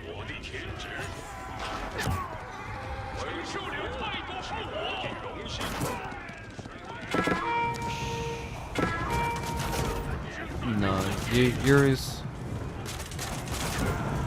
likely to get age 4 here as I am to get a gold rank, as in first place in S tier AoE. Now I'm happy if I am proven wrong here and he does actually get Imperial age, because that means at some point in my career I'm going to win an S tier tournament. But seriously, this doesn't look great. He's reinvesting now because he realizes the dive is coming. But he's behind on crossbow count. Lance is going to flood through. Like, the other big problem here is, although you have got the Yam, you don't actually have anything to protect the crossbows. In Gold League? This will not be low. What rank are you, Scarecrow? You have to be careful. The power of a caster is the ability to open up AoE full world and have a look at your account. What does he do with him? He says, look at my number, it's bigger than yours. Then MarineLord's like, well, I can't argue with that logic, GG. The number that is definitely not going to be bigger as the villages, though. This is getting rough. It's a 25 eco lead, basically. Relics also heavily favoring MarineLord.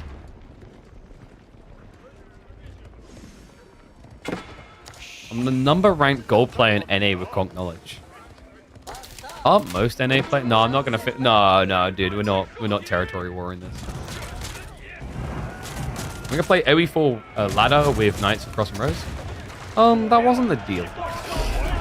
So the thing we said we'd do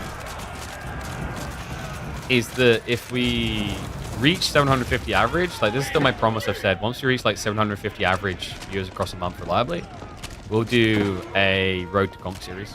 That was my promise. If I give it to you early, like, you know, like, what's the point of setting goals, you know? It's like when you say, oh, I'm going to eat that chocolate cake. Before I do, I need to do, like, cleaning the house, do my workout. I've got to earn the things, make them worth it.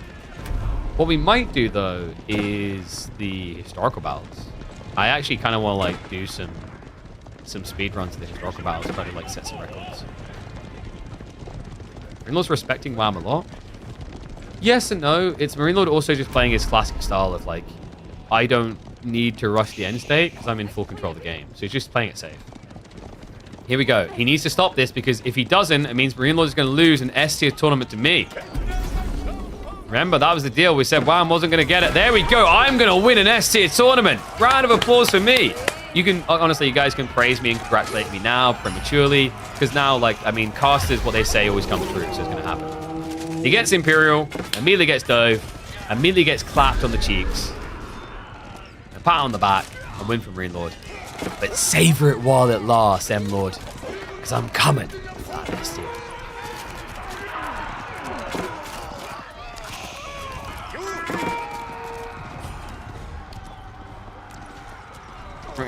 Right now, Wham's like, okay, I'm down to 35 villages, but mathematically now I have a bigger percentage of my economy in free unit production. What up? No, please.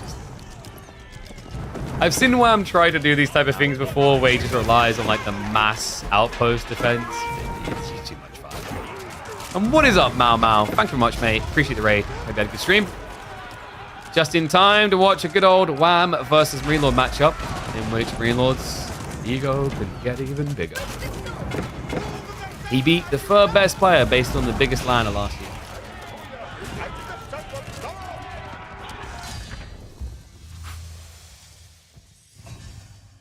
All right. Excuse me. So, also, that should be just in time for a certain Dimu versus Lucifron series, I am hoping.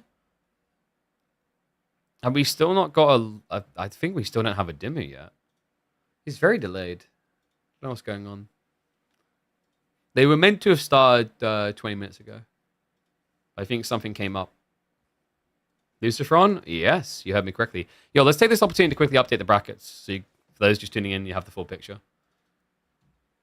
Nice lipstick. I keep telling your mom to stop putting it on so heavy. Ah, see, this is the thing. Whenever someone makes that joke, you just walk headfirst into something about your mama.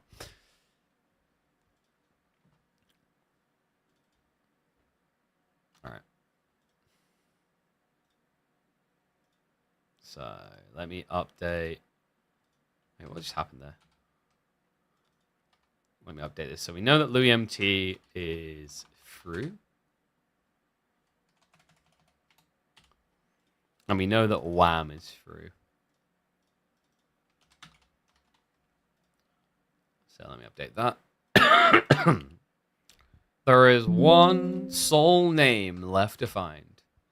Dimmu or Lucifron in the semis is what we're looking for. Oh. You know what? While we wait, by the way, perfect reminder, final day working with them. Boom! Up there. Exclamation mark Opera GX. You guys know where I'm going with this. The place we've been looking, checking on the drafts. This place here has been via the web browser that's been sponsoring us this month. So, if you guys want to support the channel in a way that's free to do, download Opera GX, create an account. It lets them know that I sent you. Reminder that it's got loads of cool built-in things. It's got full themes. I've got the Emperor of Mankind protecting my browsing experience alongside their built-in ad blocker experience and also a VPN service to work with for free. Yeah, really cool. Like, I've been enjoying using it. I didn't know about it before. I looked into it. I was like, what's the difference? And like, there's loads of cool features. I think it has a lot of niche uses for people who have maybe like weaker PCs. It's going to be very helpful. For people like a bit more customization, it's going to be very helpful. So yeah, check it out via the link and let me know what you guys think. Can mods ban themselves? I don't think so. It's also weird because like if a mod bans a mod, or rather times out a mod, my understanding is you actually remove their mod status, which is weird. Show us your Warhammer models? Oh, they're packed away somewhere, mate. Do you think I make enough money to afford new Warhammer figures? I've just got the ones from when I was a kid. Jeez. I need more people subbing if I want to be able to afford the Warhammer figures. Do you know how expensive those are? Look, dude.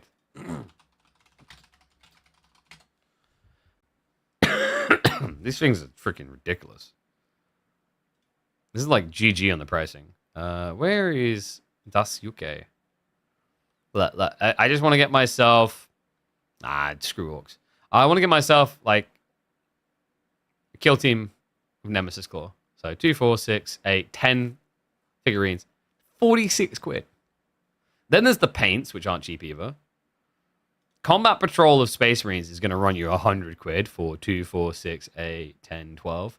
And that's going to include, like, what? 3 Terminators? Actually, no, it's more than 3. You get 5 Terminators, and then you get a Squad Captain Hero unit as well. Oh, dude, no, this is what I mean. When people are like, I just built like a $2,000 army, I'm like, please. So I don't play 40k, but I did as a kid collect them, paint them, etc. And also 2k points got you, yeah. I mean, you could spend 2k on an army though, easily, if you really want some of the stupid figures. But like, I live and breathe this, man. Like this is, I read countless Wikipedia pages about Warhammer 40k all the time. It's my favorite sci-fi universe, full stop. I don't think any other universe comes close. It's incredible what they built here. So yes, big Warhammer 40k fan. Started to really get into the old world via the Total War games. Didn't really care about it before then. Outside that, I didn't really care about Age of Sigmar or even to really look into Age of Sigmar.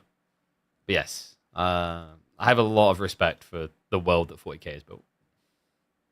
Is it true Warcraft lore is a ripoff from Warhammer? I don't know if I'd say full lore. You could say most of them are to a certain degree a ripoff of Lord of the Rings. But Warcraft is a ripoff of Warhammer in that what Warcraft originally was meant to be was a Warhammer game.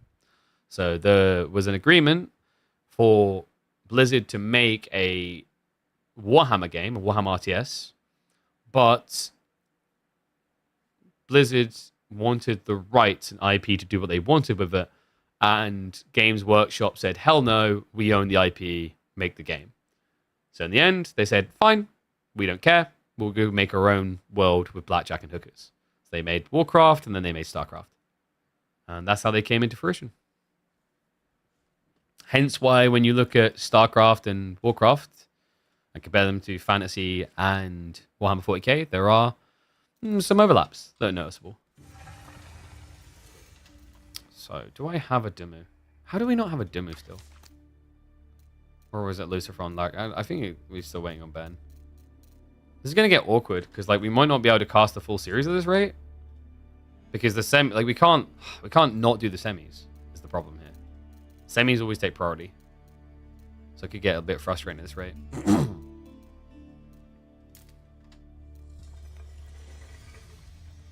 Favorite 40k story is how they got around lawsuits from LucasArts. Oh, yeah.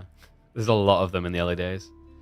40k, I think people also just don't realize how long 40k has existed. It is wild how long this world has been building. What do we have here? So we got Wham versus... Who is Pam Pam? Isn't Pam Pam Anatand? I'm pretty sure Pam Pam is Anatand. So... See, that is a horrible color to represent. The screen color, blue. And then this one is gonna be... We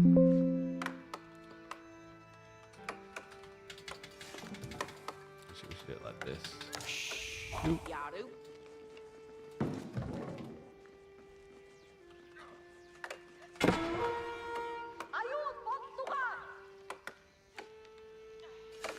There we go.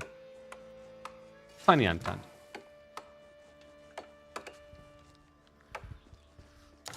Why would Gather? He's going for a dock and in the fishing boats. This is a pretty popular start for English because, like, Mongols can't contest English with this start. Kind of unfortunate that it seems that Wham's in Mongol practice mode and Anatand went for, like, what's one of the most annoying civs to face off against as Mongols in this matchup. Because you can never contest the dock. Is this tournament? No, this is a ladder game while we wait for Lucifron and Dimmu to start drafting. So they might be ready before this game is over, in which case we'll hop out and hop into that. Because we have got more tournament series. We've got Dimmu versus Lucifron and B versus Wham today.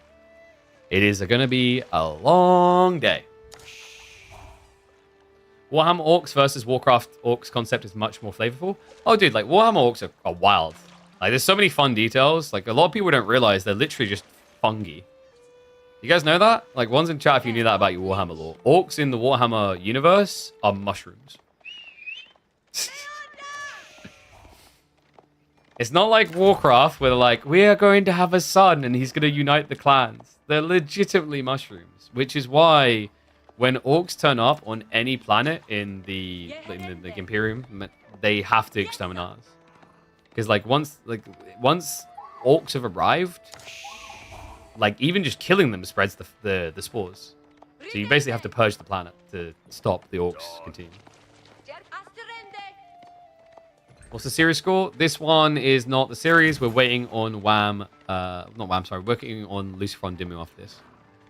Yeah, it's like, I think one of my favorite stories is, like, it just shows you the colossal stupidity and short-sightedness of, like, the Imperium.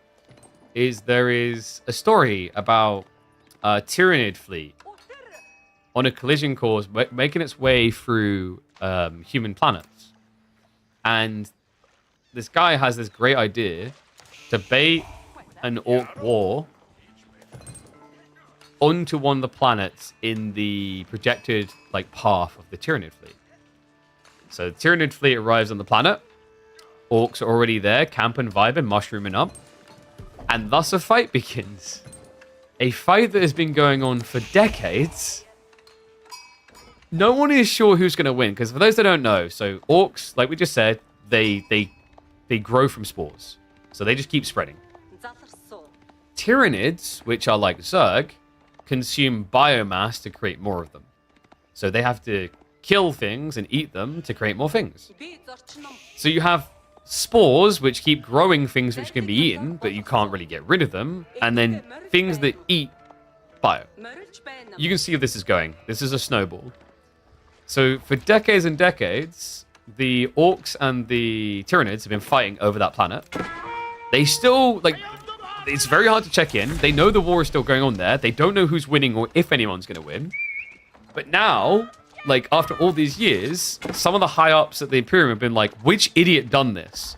Because it seems like a good idea until you realize eventually Whoever wins that fight is going to be so giga stacked, because you have to be to win that fight, that they are just going to flood everywhere around. It's hilarious.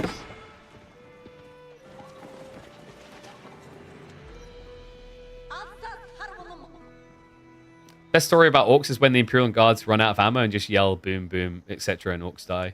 Oh no, like the crazy one is, I forget the name. There's an Imperial Guard regiment that, like, they just see themselves as disposable. So, you know, when they were being attacked by orcs, a Space Marine asked them, like, why didn't you use the big cannons to, like, kill the orcs? And he pointed out that it would be an inefficient use of resources. Yeah, Deathcore Krieg, there you go. So, like, the whole notion is that they were saying that their lives, like, the lives of their soldiers is worth less than the ammunition. That's when you know you're in a dark universe. So it looks like we got some dock on dock play, by the way, to kind of give you an update on this game. We have got the horsemen coming in from Anatan. Yeah, this could be the mass horseman Abbey of Kings build, which is really cool. You just get this sustained push. It can even contest Keshiks if you build a lead. Warhammer 40k is the darkest universe? Oh, hell yeah. Well, except, like, Tau, because Tau, like, the good at two shoes. But even Tau got dark. I don't know if, like, if people have been following it recently, but sterilizing humans because you're worried about them creating a new Chaos God rates up there. Space Japan. The thing is, like, some people act as if Tau is out of place because they're goody two shoes, but like, they aren't perfect. They actually secretly... The thing that people discredit with Tau, they think it's not right because everyone else is evil and dark, and Tau are like this shining beacon of hope. The interesting thing actually is Tau fit perfectly into the universe because we're witnessing a lot of these different factions like Eldar, which is space elves and humans and etc. in their decline. But we hear stories about them in their peak, right? Their rise, their like peak, their height. If you think about it, all the other factions in Warhammer, we're seeing them in their point of stagnation. But what you're seeing from the Tau that's very creative is them at the point of growth. So you're almost getting the part of the picture you didn't get with the other factions. Now, we are seeing that growth from Anatan on this point. Meanwhile, Wham is about to get pushed in. Dock's going down. You went into Keshiks, but this is rough. With Small Ship here as well, like, I don't think you really harass these fishing boats.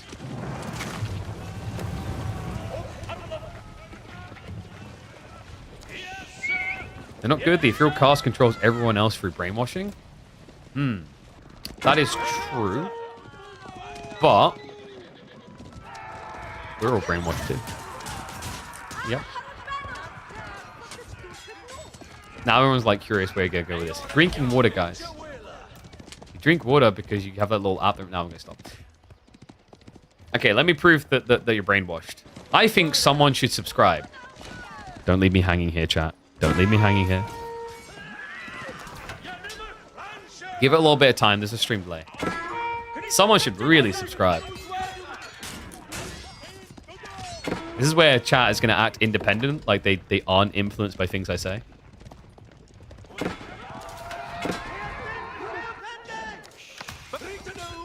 Like someone out there has got a Prime sub they haven't used. It's the 1st of April.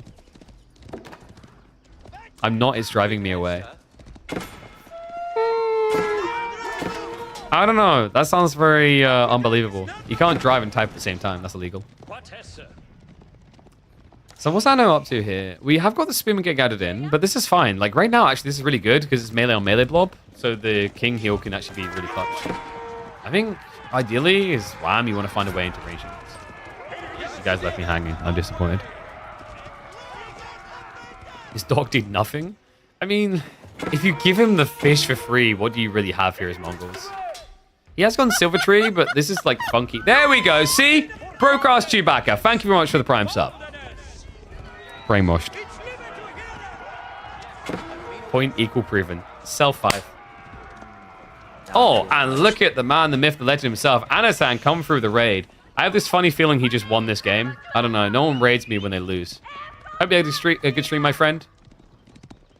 He's raiding his favorite A-tier cast. Actually, that's not even true. He didn't put me at the top of A-tier. His least favorite A-tier cast. Thank you very much, mate. We're just talking about Warhammer and all the happenings in that universe.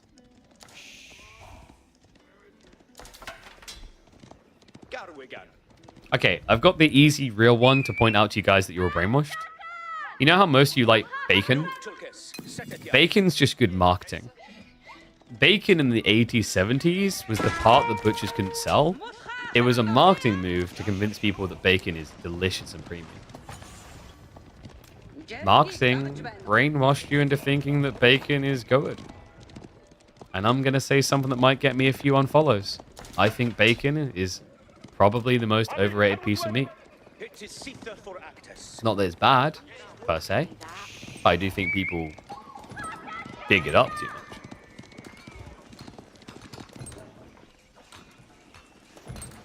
So it looks like we have got Castlage coming in, by the way. Wham didn't really get much out of the state of the game here. He has got a little bit of trade going, but 6 is kind of irrelevant. The fishing is kind of equaling it out. And honestly, from this position, I think Anno can easily just go for King's Pass. People like the salt in it more than they realize. Yeah, just like get some fries and put more salt on them. Boom. Refunding the sub off. What? Dude, come on. Alright. Bacon or chicken? We're being totally real. Because here's the other thing. You can do so many things with chicken that you can't do with bacon. If I told you had to remove either chicken or bacon from your diet entirely, think about all the meal ramifications. Whew. Not even a contest, not even close. The amount of things you can do with chicken as well.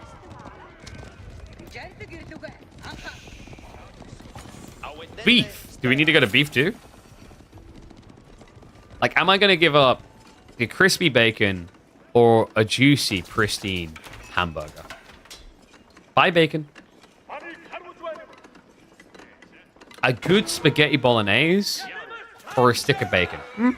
Buy bacon. I can happily have like a full English breakfast just discounted a bit. Like, I'll have the baked beans, the sausages, the toast. I'm fine. I don't think there's anything that you can't do with bacon which you can make with chicken. Wait, you mean you can are you saying you can substitute chicken for bacon? Or do you mean vice versa? It's like, bacon curry sounds freaking grotesque. Bacon tikka masala sounds wrong on so many levels. It sounds wronger than drafting Ottomans first in a competitive AoE4 game.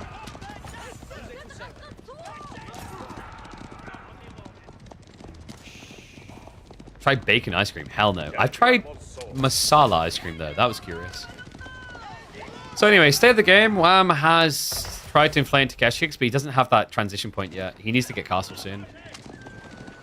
We did get White Tower in the end, which is... It stopped any dive, in fairness. It's probably the correct call here. I think you could kind of make just Spearman defense work against Keshix with attack speed, but he didn't want to risk it for the biscuit. What he can do from here, though, because he's got a very strong side defense, it should be reasonable for monasteries to come in like the next minute or two for an attack. I like the crossbow switch as well. Like, at this stage, Wham needs to rush the age up.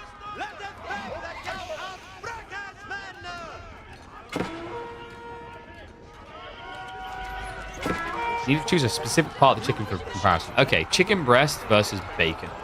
There you go. Better. You happy? Boom. I chose the creme de la creme because everyone acts like bacon is the creme de la creme piece of the pig. So I chose the creme de la creme piece of the chicken. That's only fair.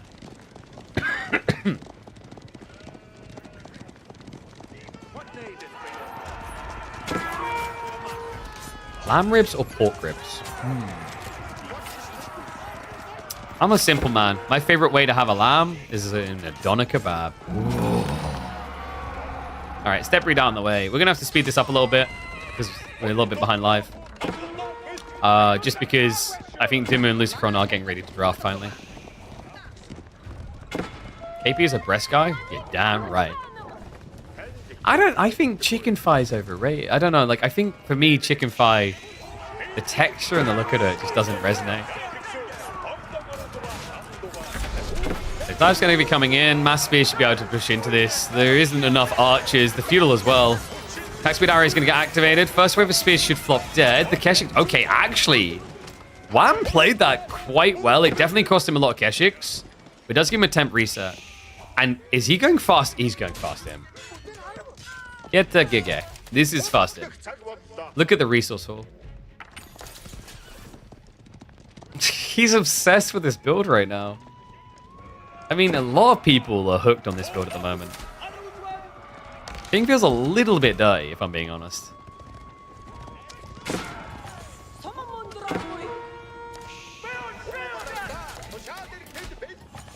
Let me check what the state of the draft is as well. I think the boys have begun.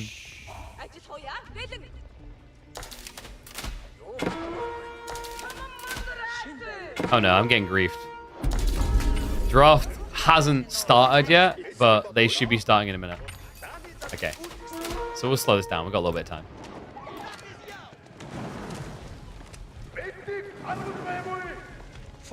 You think chicken wings would be a better comparison? Would it? So, like, I guess, how do we argue this? Is chicken wings, like, the most hyped part? Because I guess you could argue the other way of, like, oh, what is the most consumed part? And then it would be probably sausages versus chicken breast. I'm Greek, you have a lamb on a spit. There you go, spit on it. I've had some good old gyros in the Greek ones. But a lamb on a kebab slaps pretty hard too. I've actually never had mutton.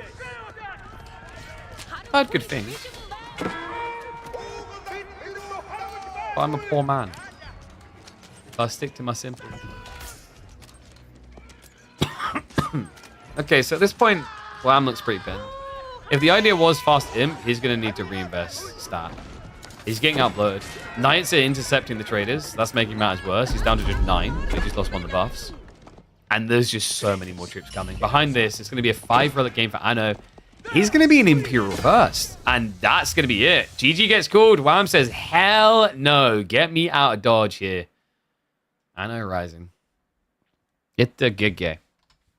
And yes, Smart Man Klein. Remember, guys, if you want to help out the channel, easy thing to do. We've been using Opera GX all month. They sponsored us. If you want to see them involved in Age of Empires more, involved with us more, easy thing you can do. Click the link. Download via my affiliate link. Make sure you create an account. That's how you become one of the 292 users and beyond that have been doing up there. And it does help the channel. It's a free thing to do that can actually help put some money in our pocket so we can keep doing streaming and keep doing tournaments, etc. So I appreciate everyone who's done that. Appreciate all the 292 and beyond, as I think it's a little bit slow to update. It doesn't always update straight away. So I reckon there's hopefully been a few people today. I'd be really happy if we can actually finish the sponsorship on 300. I mean, if we're feeling greedy, 369 sounds really good.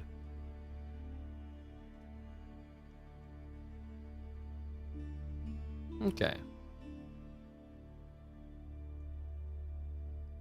Just 1 second. I don't think we have the boys in yet. Alright. Considering... Okay, so Luciferon's hopped in, so I think Dumu's going to be here in sec. I'm going to need some food to power through, dude, because, like, they're literally almost an hour late starting this set. So we're going to have probably about 3-4 more hours. So I'm going to make one of my meal shake things. I still need to get a new sponsor for meal shakes. I don't know. Been getting kind of ghosted by Protein Work, so I don't know if we'll work with them again. Had someone else reach out. I'm not going to say who. But it was kind of weird that they want me to free advertise their product for 2 months to maybe make money. Let's go banana. Banana, na na na na na.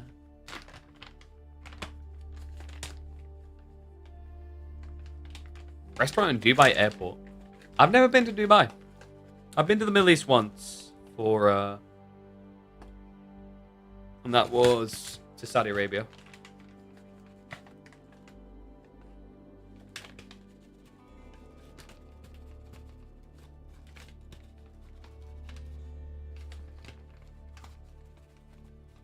Ugh.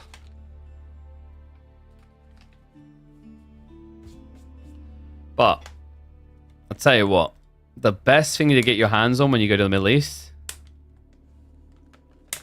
What do you think it is, chat? Get your answers in.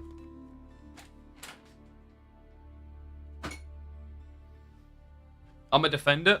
I've said like what I think is an overrated thing, and even though a lot of people praise it, I still think it's underrated. Hummus. Hummus. It's all about the chickpea, my friends.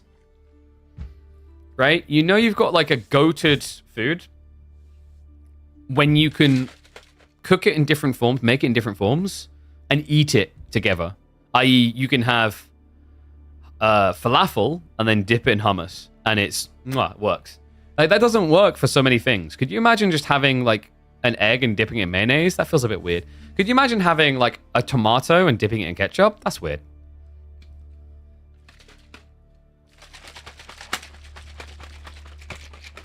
Is getting Middle Eastern hummus like getting baguettes from France? I've never had baguettes from France, but let's say sure. The one I'd understand more obviously is croissants. Getting croissants from France is the comparison.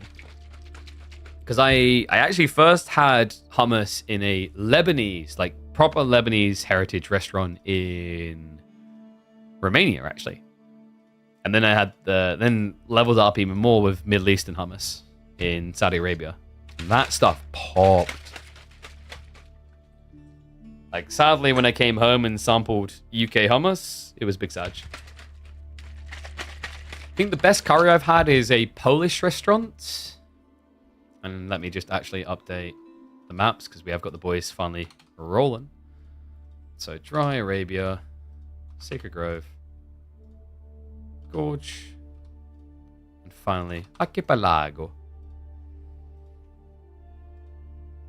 Yeah, so the best curry I've ever had, best like tikka masala I think I've ever had.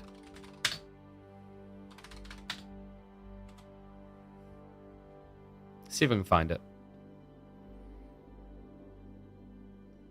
Was it Masala House?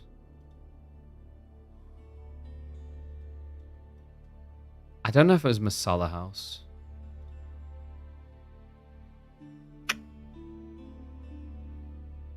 It might have been Masala House. I don't think I've been to MeomaikA. If there's a hotel nearby, like over here, maybe. Because the hotel is really close. We can do the drop-in street thing. I haven't done drop-in street in ages. Where's the drop-in street? Is it because we're not really in maps? Maybe. No, we are in maps. Where's the drop-in street thing? Ah, there we go. Oh, no. It's because it didn't like us being in white mode. Nah, this ain't the place. Crap. I'm going to be able to find it.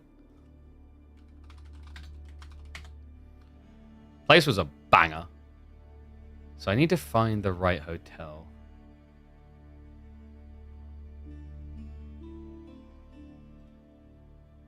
Is it Courtyard?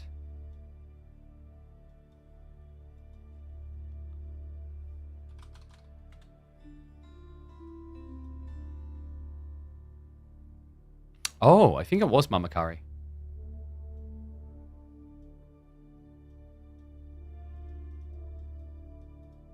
No. Damn it, I'm not sure now. It's like there's a hotel that ESL usually uses. No, it's here. I think it's this one. The Masala House. Yes, this is the one.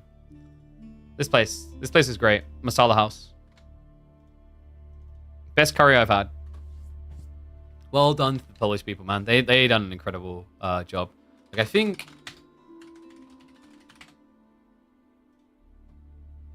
Did I take pictures and upload them? By the way, draft almost complete. We'll hop over in a sec. You should follow this guy, by the way. Oh, I haven't signed an Instagram on here. No. I don't think I've got... Yeah, I don't think it's on here anyway.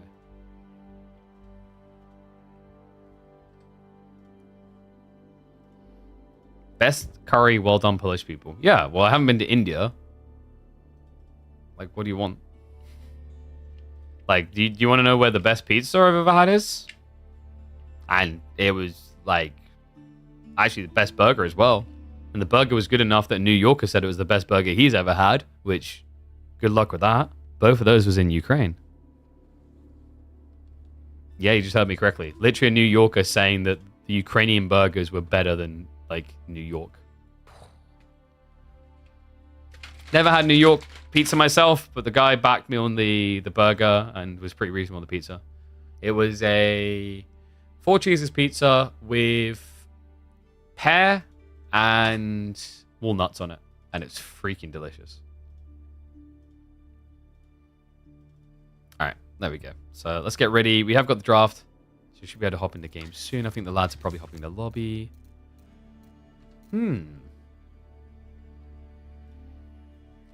Chicago pizza is great. Yeah, like, I mean, I have limited exposure to American food. I do think, so, maybe, don't take offense, Americans. I do think, at least from what I've seen, looking at the recipes and the menus, American food does often rely on a high degree of unhealthiness to slap their appeal. Does that track? I don't think it's like a catch-all, but there is a lot of, like, lead examples like that. Like, the Chicago pizza sounds insanely unhealthy. Like, the full-on deep pan. Like, basically, it's a pie type thing. But, like, burgers?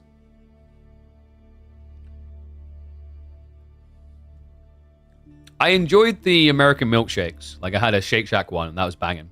That's the only, like, milkshake that's ever food come with me, but at the same time, oh my god, unhealthy.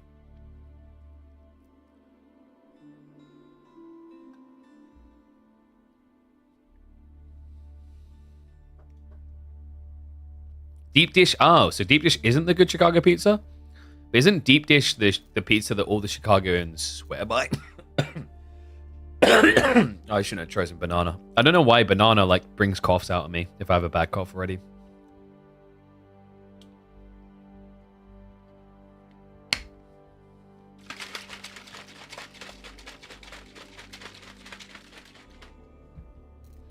Most famous, more popular tourist. Gotcha.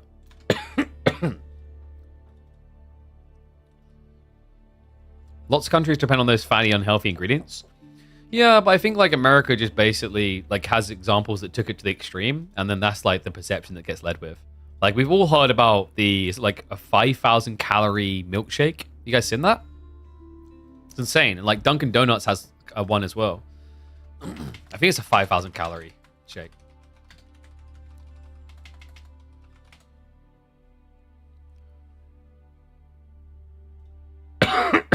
Don't know if I'm gonna be able to find it. Like the stories on those are always like American-based restaurants, so it's like it's created this perception. Will you place the chip buddy? I'm not a fan of chip buddies. So actually, I'm not a fan of the way that British people do chips. I actually prefer French fries. I like the crispiness. I don't like the super fat sogginess, like bordering on like I'm still eating a potato. But oh, good timing. Looks like we're actually getting the game in a few seconds.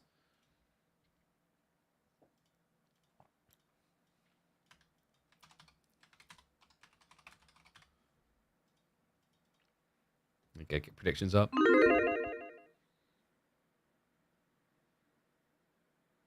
Case about the UK is their food is 11 times worse. I mean, that is like a misconception. Depends what kind of food you have, again. Like, trying to argue that I can't say that about America and then you say it in return. Bruh.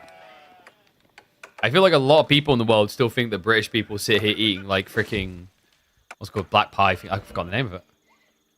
Black toads or whatever, all this kind of crap.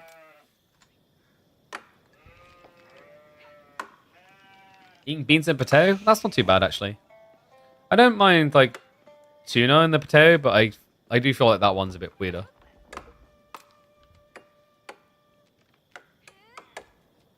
Nothing the same ever again in terms... Yeah, like, dude, I think my country does beef very well. Like, I actually think we are probably, like, statistically on average, if you, like, gauged it, the best country at how we handle beef in Europe. It upsets me when I go around Europe and, like, all the countries are, like, pig or chickens. They don't like their pig. They don't like their cow, rather. All right. Anyway, let's get ready. Let's hype it up. This is going to be a big one. This actually might end up being the epic series of the week. One and all, let me get that score toggled on because we have got potentially 5 games between Dimmu and the returning Lucifron, an absolute classic. for the history of Age of Empires 4. Japanese versus Mongols, also a very fun matchup to open up here on Dry River. Do we see the dock contention? Apparently not. We're going to be seeing a Rax opening here. That's interesting. I think the Rax opening is a bit tricky here because if Luciferon doesn't nibble... Oh, he has. Okay, I was about to say, if he doesn't nibble and go for the dock drop, which, by the way, Dumu had not scouted, he assumed at this point. Remember, it used to be that you could rush Koka Township and ruin the Mongol outpost rush or Rax rush play. But it looks like it is going to reap good results for Dumu. And wait, my comments on beef means that I've never been to Spain? True, I've been to Spain once. So I had, I'm pretty sure it was, yeah, there was cow there. But it was like I can't remember what it's called. It's their speciality where it's like super buttery and smooth, almost slivery beef slices. It was tasty, but it's also, it didn't feel as much like I was eating meat as I was eating something sweet. And that's sweet. Thank you very much, Sinky92. I appreciate you, mate, with the resub. Black pudding has never seemed appetizing to me. Yeah, like, it doesn't sound good to me at all. I've never had it and I never will. Like, in general, when someone says, like, oh, have you tried liver or kidney? I'm like, no. For me, the look and the texture of food is very important. It's why I've always struggled with seafood. You know, like, you're not going to get something in your mouth if it looks ugly. So, we've got... Okay, this is crazy. I wasn't expecting this. We've got Dark Age contention via Samurai. Yeah, not usually seen, actually. A lot of people felt like Dark Age Samurai was slightly undertuned. Let's see how they do here. 2 spears versus the 1 samurai is going to be a little bit rough. The reason why Luciferon was able to do this, by the way, was the buff. Remember, these Raxes for Japan are only 75 wood now. Hence why he was able to go dock into the Rax on a delay. But he needs to be quick on the defense here. If this outpost goes up, infinitely more difficult to try and protect this. The village is already being pulled. 2 samurai should be able to beat 3 spears. Especially with the deflective armor and also the pathing. Shiv's out. Beautifully done. Luciferon will be able to defend. Dimu, he's going to have to leave. Fast. Yeah, nice torching as well. Dimu didn't actually cancel. Luciferon's trying to force it out of him. We'll get it in the end. Okay, but like in some ways, is Dimu happy with this? He forced his opponent to commit into 3 samurai. I think he'd be happy if there wasn't a dock set up that he can't do anything about now. This feels a little bit rough for Dimu. He has got additional spears coming. Luciferon can go back on the gold after that, though, and still contest. Don't you slant a seafood? Seafood is like the extreme of what I'm talking about. The texture, the squidginess, whatever, doesn't appeal. It's like, I used to be a really fussy eater, but ever since I started working in esports and traveling the world, I've overcome a lot of that, but seafood is still the difficult one for me. Rush was too slow on a big map. I think also the rush was in maybe the rough location. I get what Dumu's trying to do. So for those that are like, why would Dumu not rush the dock? Because if he rushes the dock, more samurai come out and kill him.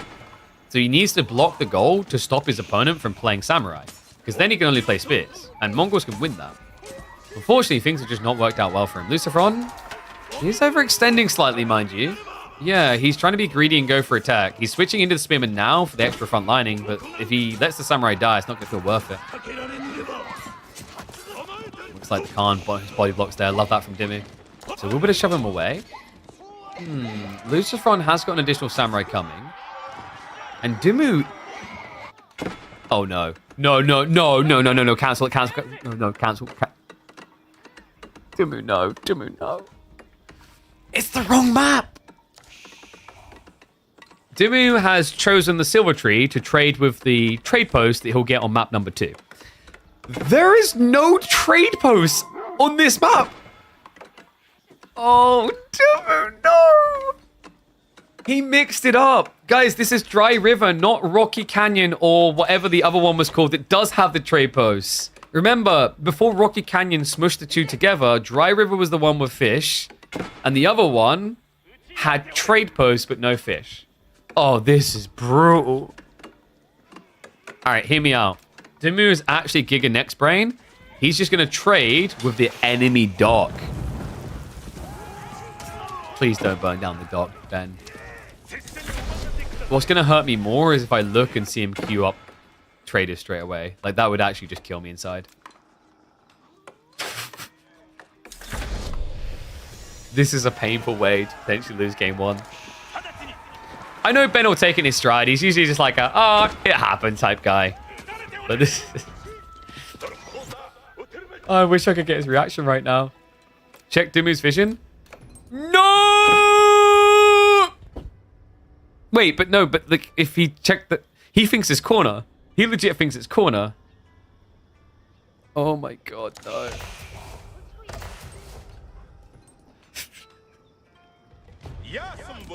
Well, I hyped this up to be like a super tight, close series, 5 games, a classic.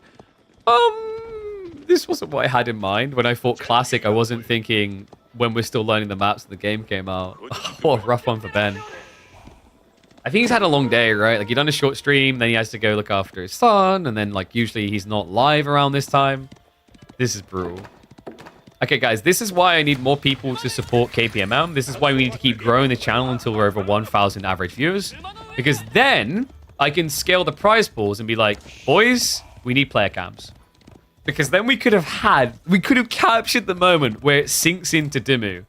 Right now, it's now, this moment right here. Please tell me he didn't build traders. Okay, thank God, he didn't build traders. So it could be worse. You know, like the house is on fire, but you saved the dog. It could be worse.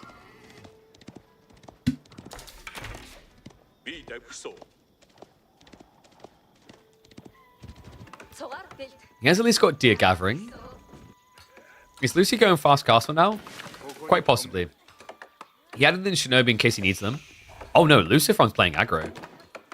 Wait, please tell me Lucifron didn't scout the silver tree and is like, I need to attack him. No, okay, he was trying to go for more docks. Let's get caught.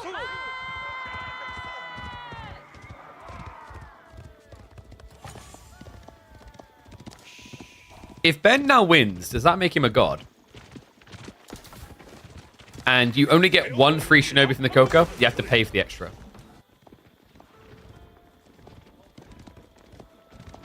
Dude, what if... We didn't even think about the other possibility here. What if Dimu actually knows that there's no trade post, and this is the ultimate BM?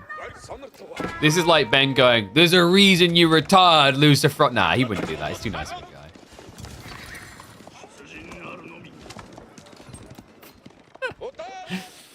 Well, army's going to march in. It is only 1 outpost, but Arislitz is there.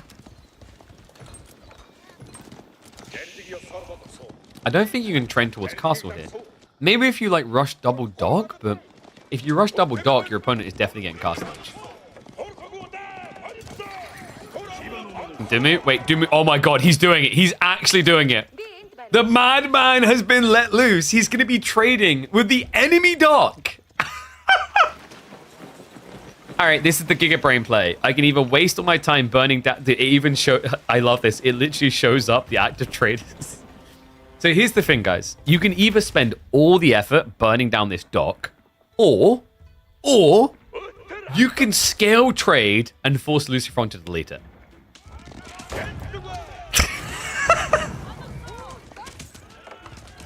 Is it allowed? Yes. Yes, it is. I think, like, if you really wanted to get a player's perspective, their response would be something along the lines, if you're too dented to delete the dock that your opponent is mass trading with, that's on you. Shinobi stab in here. Love this from Lucifron. Needs to flood in quick. There's only a few spinmen left over. Horsemen will where to break through here. Yeah, the spinmen turning around for the attacks is allowing the horsemen to just go past them. Not many left over, but Lucifron, a really good fight still to be had here. Shinobi count is getting low, but the spear count...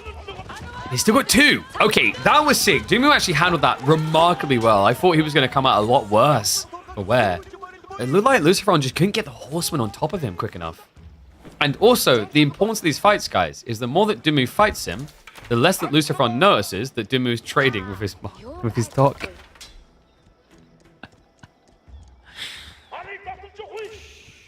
Oh my god.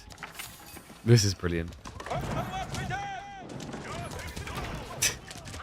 This is a first. This is legitimately a first for Midweek Master. We're in a highly competitive series here. Dimu has built a silver tree. The fair assumption has been he doesn't realize there's no neutral trade posts. And you know what, guys? When life gives you melons, you know you're dyslexic. Just fix it. Figure out a solution. That's exactly what Ben has done in this one. He's got a second trader now coming. Free trade. Oh my god. He's going all the way with this.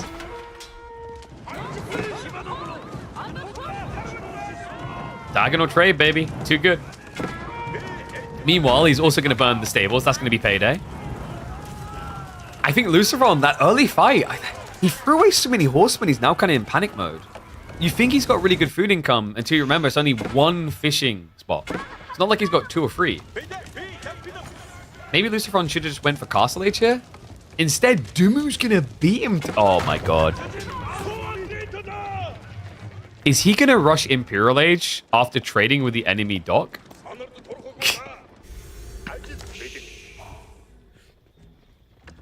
Oh, we're 5.5 hours into a live stream. I feel like I needed this. This series started almost an hour late. But you know what? I think it was worth it. A great way to experience April Fools. No, don't burn it down. Ben. This would be the equivalent of shooting yourself in the foot. It's like you just got enough gold to afford an assault rifle and you shot yourself in the ass. And he deletes it! No! Ben! No!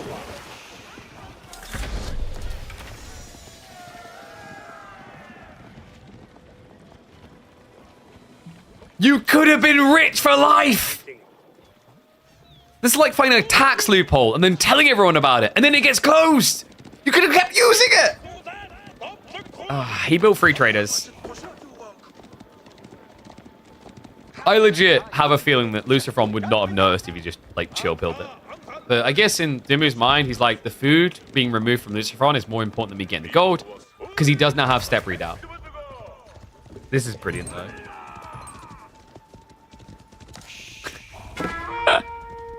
Genuinely is. We're 30 minutes in, and I can't help but feel this will be game of the week. I wish we more frequently got games like this. In a tournament series of all things as well. Okay, so Ben with the upgrades coming through. Veterans either kicking fast. We do have the Mount Samurai response. Dumu does have quite a lot of spears. Walls are going to make this kind of awkward, though. Because he's 50-50. He's not just like mass melee, able to dive in burn. Does get the Shinto snipe. That's actually going to be big, slowing down the timing. Lucy now reacting with the Yumi makes a lot of sense. Clears the spears fast. But Dimu has a strong timing coming here, folks. Undermeshed 1 is there, but Steel Arrow 2. Dimu's going to have about a window of maybe close to a minute here to work with.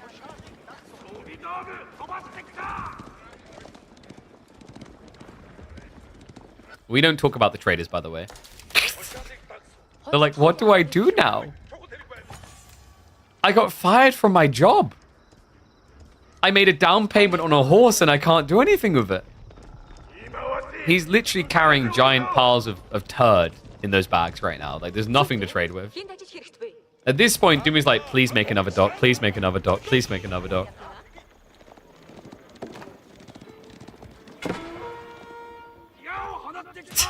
He gets found. Luciferon's like, oh no, he might trade with my trade post. Wait a second. I wonder if, like, Luciferon remembers this map doesn't have trade, or if he saw the trade with his dock and he's like, that's just BM. Why is he not trading with the corner?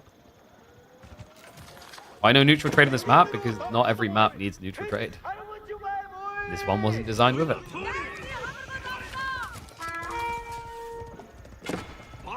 Can't trade with his dock. 1, he does not have a dock. 2, no. You can't trade with yourself. This isn't Age of Mythology. You need an ally or an enemy, or a neutral. Now, interesting thing is actually some team tournaments have a ruling that you can't trade with allies for that reason, because it's like very cheesy. Well, Horseman Raid is going to shut down the covering temporarily, but Dumu's like in a surprisingly good position for how this has played out so far. Relic Ray should be the next target. We do not actually have a monastery yet from Dimu.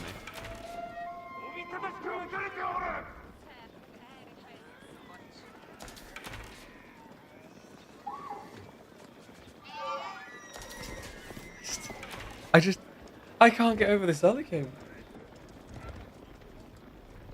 It's hooked me. I'm stuck on it now. Do we still have the trader scout? We do. All right, let me put this in Dota 2 terms. This is dropping your items and running it down mid.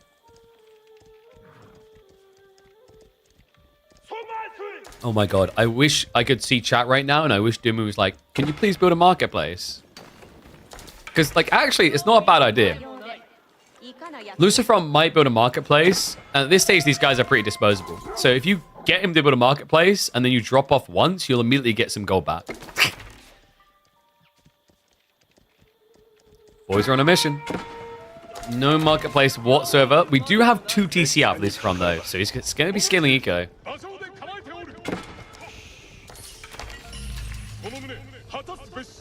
I mean, in fairness, these traders aren't expensive scouts. You pay 96 resources. Scout normally costs you 70.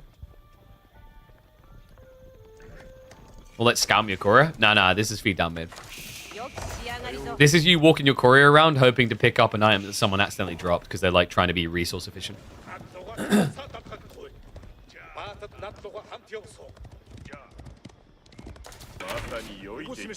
We do have more of the Shintos coming in, so it looks like we are actually going to get additional Yumi Flood. Lucifron is just basically biding his time for the push out. Dimu is looking for that Imperial time and that sweet, sweet Imperial. Ooh, that's actually vile. Dimu has a big potential advantage here because I don't know how much Lucifron has experienced this Mongol build. It's a really awkward one to deal with if you don't understand the timings. You know, we had MarineLord like talking about this previously. Like he feels like this type of builds is really awkward. You legitimately have to see what they're doing, and then you have to commit to an all-in straight away. Otherwise, you just can't kill it quick enough. And although Lucifron is building, it doesn't feel like it's an all-in type build. It's more like defend and then raid. And that fits Lucifron to a capital L. He loves raiding. It's his signature move. Why is there a silver tree? Because it looks pretty. I mean, look at it, dude. We were talking about how Age of Myth was the first game to have dragons. So you can control. Age of Empires 4 has them too. The uncontrollable dragons of trade. So Lucy goes scouting. Doesn't work out though. Imperial's arrived. Lucifron's actually kind of in trouble here. He doesn't have fishing. He has got 2 TC. He's going to want to raid though. He needs to buy time. And that's a good start. Mount Samurai gets on the gold vein. So tip damage starting to add up. We've got additional troopers coming. He's actually targeting the deer location. This is pretty brazen. That's where Dimu's army is stationed. But Lucifron confident that he can win that fight. More Mount Samurai peeling off. This is Lucifron just looking for the multifaceted raid. Everywhere at once type effect. There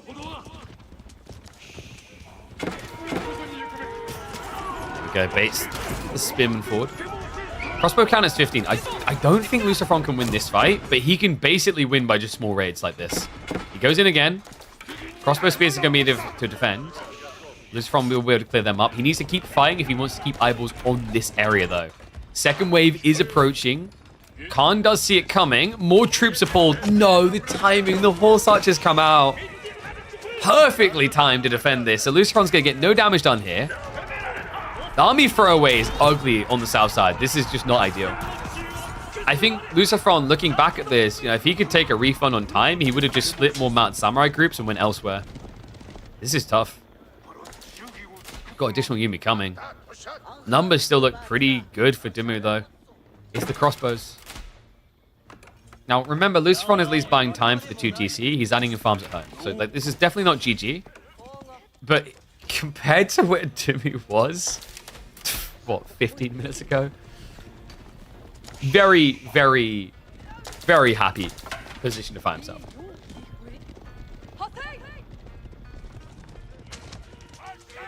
Dimu let him back in the game by going in? Not necessarily. So, because you've gone Silver Tree and there's no trade post, you don't have an eco-scaling point. So, by going and rushing Karganet, at this point, Dimu added like an extra 20% economy in. And gets elite tax ahead of his opponent.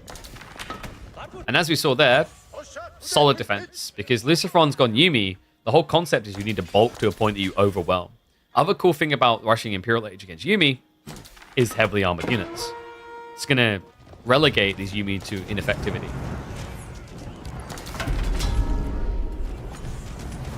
And yes, Military Academy, I believe we confirmed this recently, does affect Kagane.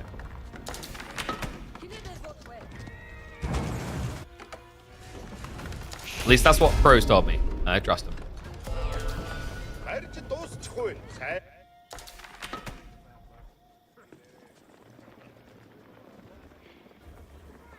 How's Lucifron go to Imp? You scale to about 100 eco and then just play into it. Mounted Samurai is fine to scale, by the way. Mounted Samurai work really well. We've seen, for example, Louis MT absolutely adores the mass Mounted Samurai in Japanese build. Makes sense as well. You're talking about a pure DPS unit that is going to scale its damage even higher. And then you get the Umabanama on top of that. It means that actually if you can get up into Imperial, even these elite Roost Knights will not beat you. Now, it's going to beat him down because the numbers are just not in favor of Dimmu in this fight. At least when it comes to the cavalry. But the back line is a little bit worrisome here. Lucifron, he needs to reach over them right quickly here. But the Knights are just taking so long to kill. Does enough work. Mount Samurai count now down to single digits. Dimmu continues to claw his way back into this. I mean, you could say he was never really out of it, but the Silver Tree felt like a GG go next type moment. Benny Boy never wanted to give it over easily. Very, very cozy looking now. And yes, Kagane is, I think we've done the maths on it, it's like roughly on average, somewhere close to 600 resources a minute. It's a lot. If you look at it right here, Kagane, new pump coming of Elite Knights in 45 seconds. You get, was it 3 Knights, I think, which would be, what, 720 resources? It's a lot. This thing is crazy. Top of that, Dimmu has the crazy defenses coming in, even cannon emplacements now to stop a dive. Lucifron's going back for even more Yumi. He's pretty much just playing the delay game. He needs Dimmu to be kind of stuck in the mud long enough that the village elite matters. And arms haven't been upgraded yet. Looks like the speed are going to be the priority, so at least something that shouldn't be as tanky. But the problem is you already got the level 3 ranged armor. These Yumi do nothing. And there you go. Triple Knight, like we talked about. These things, now the Wee Pow, I mean, what do we put the value on that at? Like maybe 800 resources? It's going to take him 45 seconds. So yeah, I kind of shortchanged it at 600. It's because he added in the Military Academy. He's getting more like 750 resources a minute. Which, if you want to put into a raw villager count, is like 15 to 20 villages.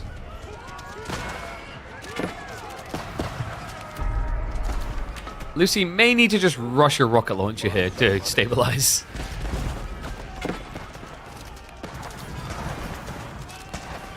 These trades do not look good for him. It gets even worse now that Nest of Beast turns up. Nest of Beast spread damage, very effective against low HP Yumi. They've got a tiny raiding group here, so could kind of slow down Dimmu's income a bit.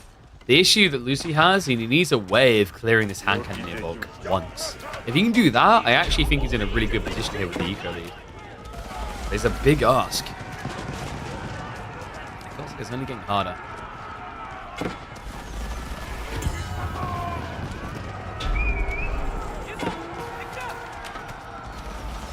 Sacred Sight's also able to be locked in for Dimmu. Mount Samurai are going to find a raid target on the south side. Lucifron's taking the correct approach, by the way. If he brings the Mount Samurai over, he'll lose the fight. They won't be able to win from an age behind. So sending them to raid, building a bigger eco lead makes a lot of sense. And there it is. Shogunate Castle now in the way. This is going to be the stopper to slow Dimmu down. Unfortunately for Lucifron, Dimmu may have just rolled a Wheepy Pow at the perfect time.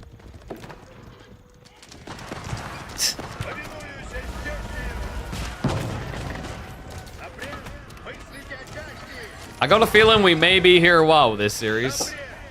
This has me a little bit worried because of the scheduling conflict now. I don't know what we do with the semi-finals because I don't really want us to have to miss semis.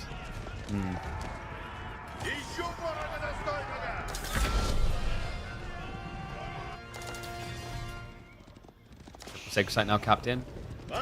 Lucifron should be capable of decapping because he's got mounted samurai rotating around. We even have villagers sneaking out into the shoreline fish. Just out of range, but the Wee power is now going to reveal them.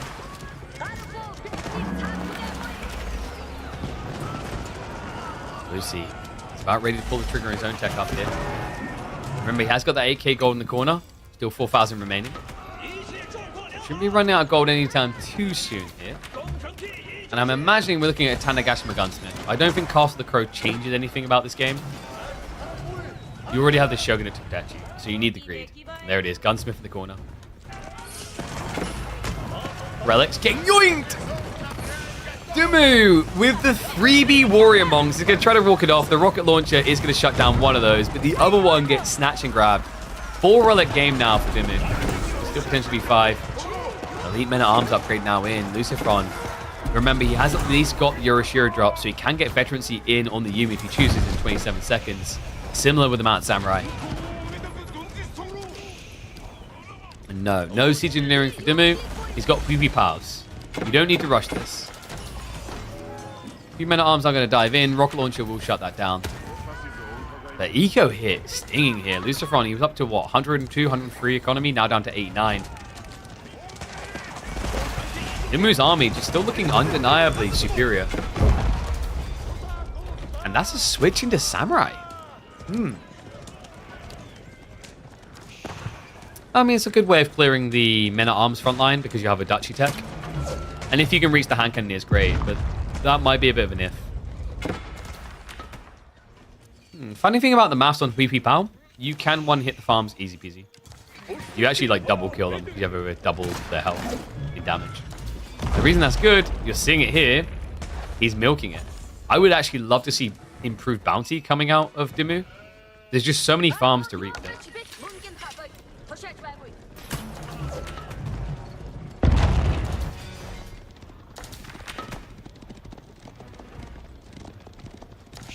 How does Lucy win this? Given enough time, Tanegashima can be a gap closer. Use the tickets. You can just spam out hand cannoneers. Need to wait a lot of time though. These tickets take a while to generate, every 30 seconds. And at this stage, like, you need to somehow gap close 20 hand cannoneers. Meaning you need, what, 10 minutes? At which point, how many hand cannoneers does Dumu then have? Nice body blocks, but unfortunately not able to stop him infinitely. And we do have the Unitex coming in. This is like the big crux. Lucifron needs to kind of mingle his gold to the point that he can keep affording troops, but also for the Unitex. And he's also running out of space in the corner here. Wait, what's that pathing? Is that... Oh my god, that's actually really the closer option. Yeah, he hasn't built like an extra house here.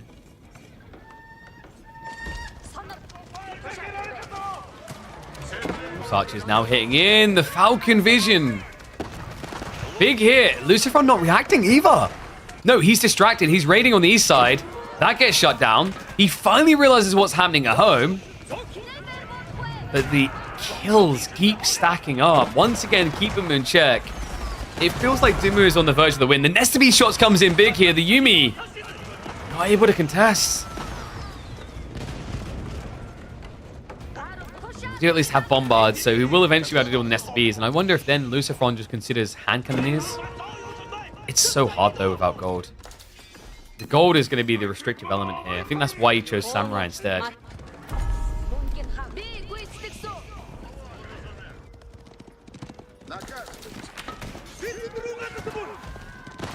Mount Samurai raids are pretty much over. He's got 3 left over. No real easy sneak in. Most of them a bit dented. Beaten up here.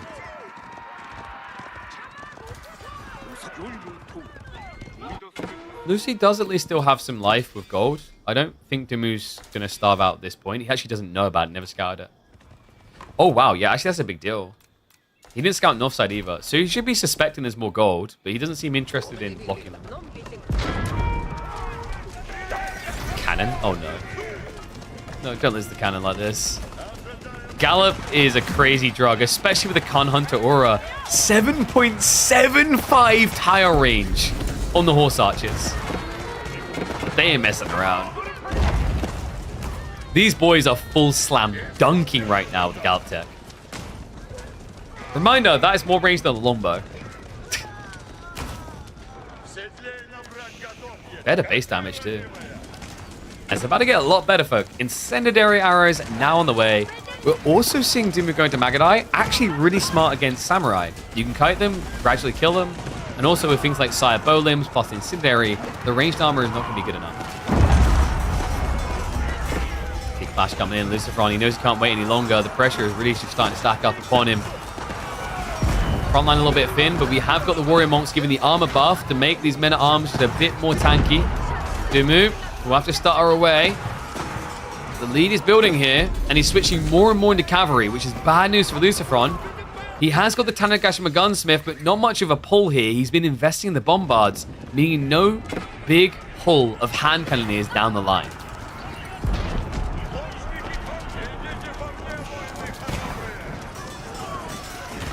Backstab now coming through. Knights do arrive. That keeps the Yumi away. Spins the herd a little bit, but I just don't see it anymore for Luciferon. This is over. He's stuck in the corner. He's now taking risks on the gold. He doesn't have a comp that scales well here whatsoever, let alone actually scales. And despite the fact he built a silver tree on a map with no trade, Dumu takes the win. What was this game? That was sick.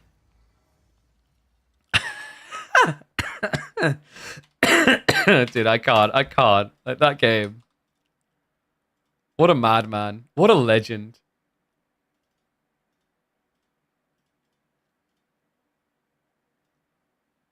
It's a win for Dumu. That game is definitely going up on YouTube. That was astonishing. All right, let's see where the boy's going to take us next. So G2. He chose Archipelago. Ooh, Ben's going to do his Abbasids. I've really enjoyed watching him play Abba on these maps.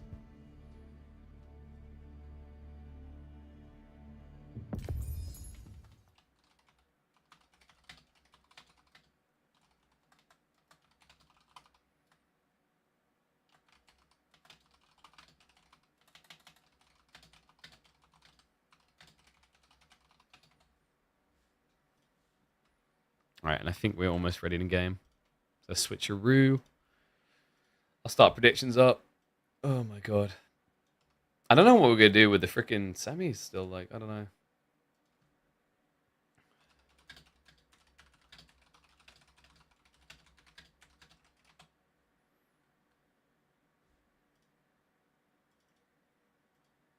Might have to be either replays or hop midway in.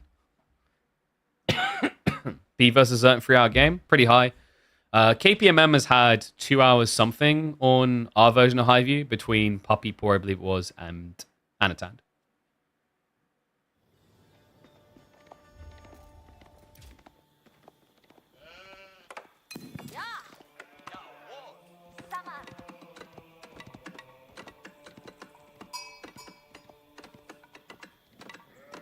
One and all, welcome back to the channel. Let me just do a quick check at the start of this game. Yep, trade post. Trade post. Okay, you can go trade wing, Dimu. It's safe. I still can't believe that game number one. Dimu able to pull the rabbit out of the hat after going Silver Tree on a trade postless map. We now hop into Archipelago, where trade really shouldn't matter. But the pick does. This is interesting. Dimu has been practicing Abbasids a lot on water. They're usually seen as like a second-rate civ. Chinese, Shushi, English seem to be the kings. I'd say Order of the Dragon kind of coming in just behind that, usually considered stronger than Abba. But let's see if Dimu can educate us all a little bit more. We have got the backward dock. Luciferon with the forward. They do not know where each other are right now. Remember that, guys. Normally, you're not sure of Archipelago because the rank spawn can either be opposite sides or side to side.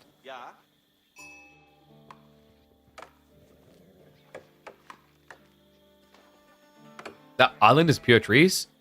Just a little bit of tree. Just a tiny bit. You know, like there's more than trees here. There's relics. And look, you can even come here, build a monastery, pick up the relics. And then build loads of lumber camps. I feel like if there's one map I should usually feel quite confident that it's not going to get deforested, it's probably Archipelago. I feel like we're quite safe from Archipelago getting full, trimmed.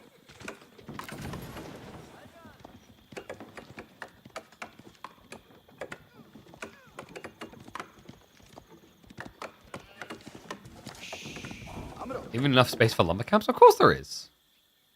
Little squeezy spots.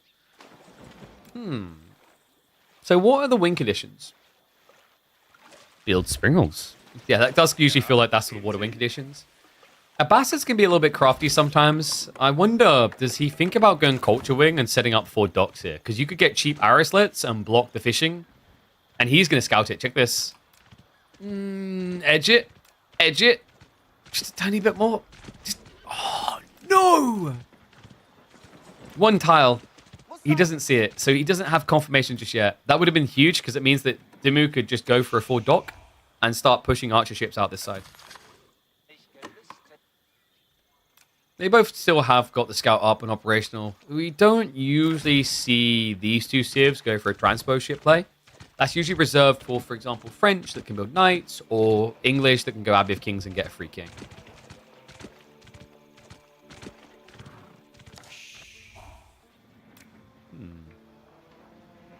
I gotta say, I don't know. I'm trying to think which Archipelago spawns I prefer. I feel like I prefer the ones where you get a tiny island spawn between you, because you get a really cool kind of ring of roses effect, where you can go right, then go left, sort of thing. This can have it, but it's a much longer one. Also, did you guys realize that the water on this map, Silhouette, kind of looks like a scary Cyclops alien creature with multiple arms? Do you see it? Do you see it?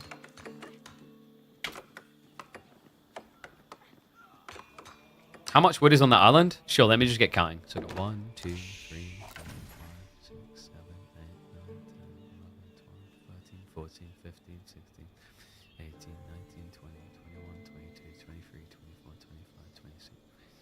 25, 26. 6,069. I may have overcounted.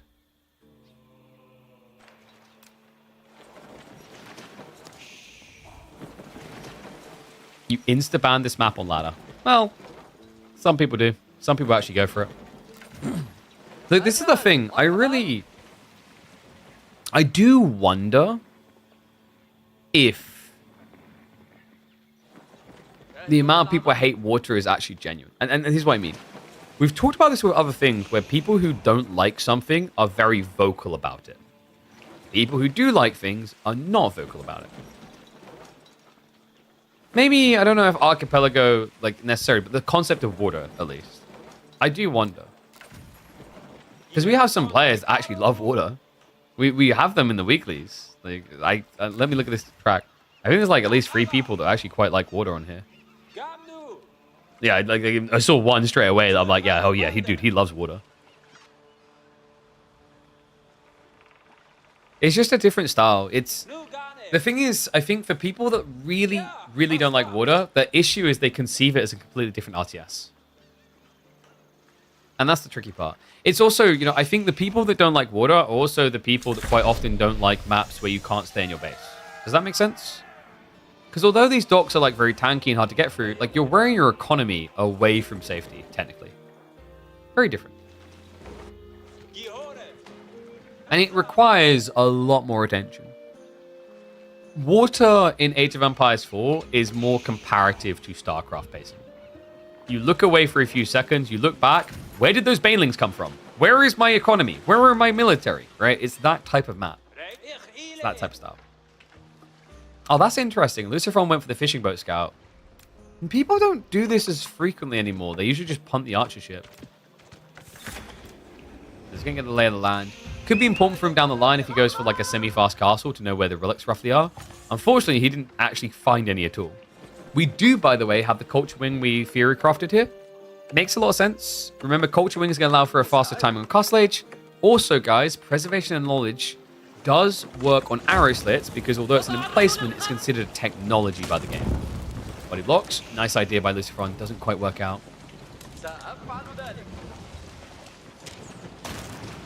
Dimmu went really greedy by the way. Several fishing boats more than what Lucifron has out. But Lucy's going to make it feel better for himself. He already actually has extended lines of the way. Real ship showing up now. Oh, missed opportunity there. Yeah, he didn't get the initial hit on the villagers. He's going to move in now. But he wasted shots on the fishing boats. Dimmu hasn't pulled back yet. So we'll end up losing a villager. Has lost a fishing boat so far as well. A rough start for Benny Boy in game number 2.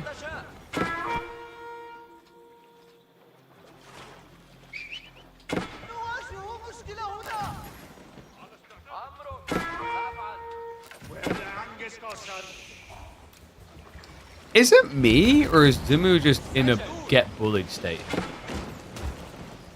I guess you kind of end up stuck while this is the Bastards. Your economy can be better, though. Obviously, you're going to bloat more fishing. You should have more income to work with because you're not investing villagers to build the tech up. Then there's things like the Golden Age, where you're getting that 10% or rather 15% buff. I'm thinking IBIS 10%. 15% buff is pretty interesting compared to OOTD. OOTD, of course, with the gilded villages, they're going to be 20% quicker gathering and then an extra 50%. So, like, they should be better. But we've talked about this before where, like, there's almost a disparagement point. I don't know if that's actually the word I'd use. Where because you have less villages by comparison, having them be more condensed efficient seems good until you realize they spend more time walking back and forth. Have we seen Biz Men-at-Arms use their water abilities? No, we really haven't. It's why I'm really hoping we eventually get a full naval rework, so that we just genuinely see more diversification of play. I've said before, I'd love to see a Civ that has units that can just swim.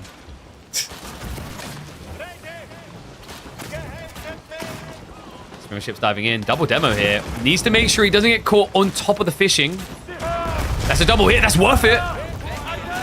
Kills off some of the economy. Looks like actually 2 of the fishing did dodge. If that was 5 for 2 demos, it's worth it. 3 for 2 demos, not crazy, but it slows down the eco. Now 10 fishing boats. Dimmu has been reduced down to just 7 here.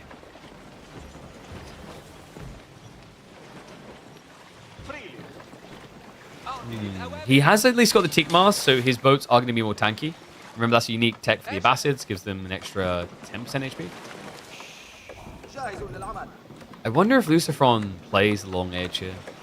I think so. Last time Lucifron was active and competitive, there was a really big mantra of, like, he who goes castle too quickly dies. Set the camera far, see the entire vision. We zoom out when it's appropriate. Like, you can literally see everything in the fight here. If you zoom out all the time, it just creates an empty screen. Or, like, dip on the production side. You see Dimmu MarineLord Finals. I feel like if I had a Dimmu MarineLord Finals, I would actually ask them to hop on a Void together. Am I observing? Yes, I'm observing, producing, tournament organizing, casting. Pretty much everything KPMME. I have Tune to help me with the ammoning. But, like, yes, one-man army. If only I had the money to afford to hire someone. Demo connection. Nicely done.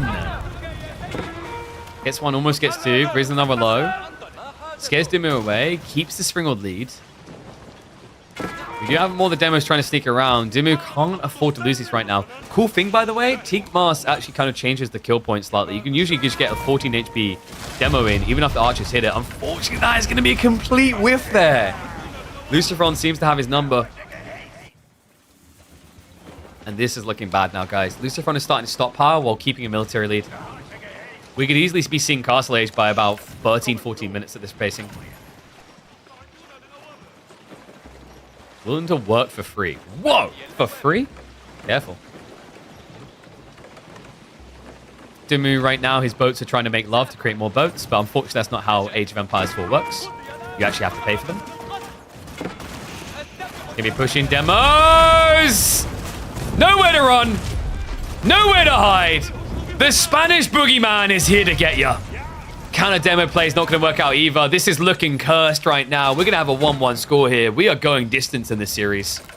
Luciferon probably feels like after he saw the Silver Tree detail, he should have won that first game. Well, he makes up for it fast and gives you a firm reminder why he has always been a boogeyman when it comes to the sea. Wet bogey? Sure, let's not think about it too much. The monster continues to push, and this is the GG push now. We have 8+ demos coming. Dumu has barely anything to hold on with. It's just a powerful timing. I love that he reinvested instead of going castle. He can win this game now. He doesn't need to delay the game. Delaying the game gives a potential tech catch-up for Dumu.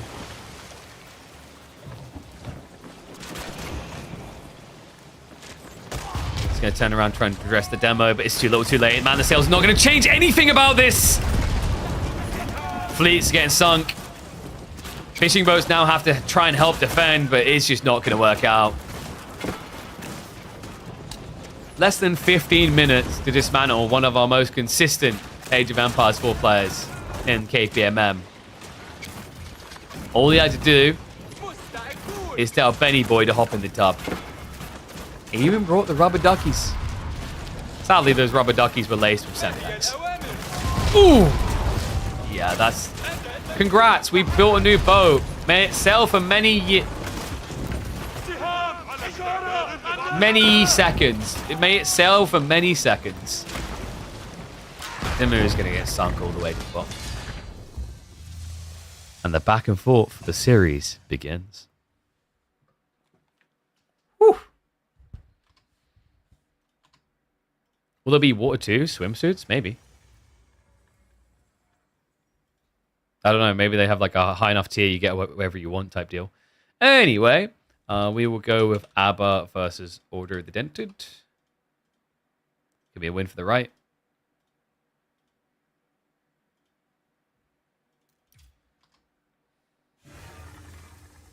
Well, I can get Ray according to Twitch. True. Like as long as it's not like implied water tubbing. I don't know. All right, let's get ready for the next game though. They just hopped in the lobby, so we should be getting a sec. Are you casting Beastie today? Beastie is not in the KPMM, so no.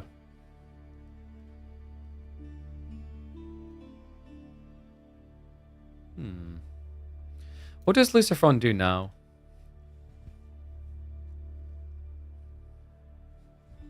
Let's mark off the civs and try to draw the picture.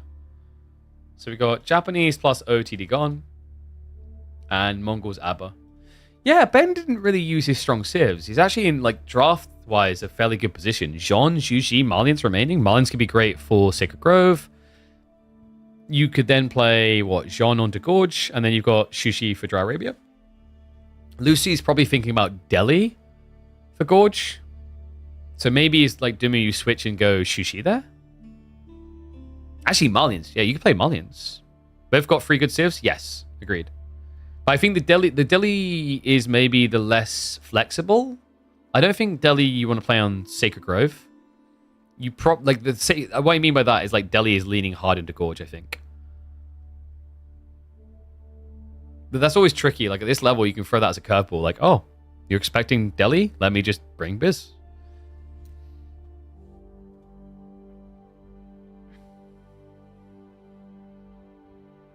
Zooming, unzooming 10 times per minute. You want to see the full fight or how the boat looks? Once again, do I need to like repeat myself or are your ears like full of wax? We zoom in and out according to the size of the fight and what's happening. So you actually catch the small details. Very important considering that we have an aging demographic, meaning that quite often we cannot see or hear things unless they are enhanced. And what is up, Knowledge Boy? Look at that. I'm dropping the knowledge on how to do production. He's dropping the subs in. Appreciate the sub, mate. Welcome back to the Swap. BC changed his name the other day. I don't know what it is now. I'm not keeping track of that crap. Like, I don't know. Like, Ben today, props to him. He was called Doom in that one. Yeah. Well played. Because last series we cast of him, I think he was Voldemar. And then the series before that would have been Kiljardi. Don't out me like that. Gaming after 30 is hard. That's why I'm trying to help, man. That's why I'm such a right? Is like, so I'm super loud so that the deaf audience members can hear me. That's why like a 20-year-old would be like, KP, you're too loud. But like when I ask my audience, they're like, oh, KP, you're the perfect volume.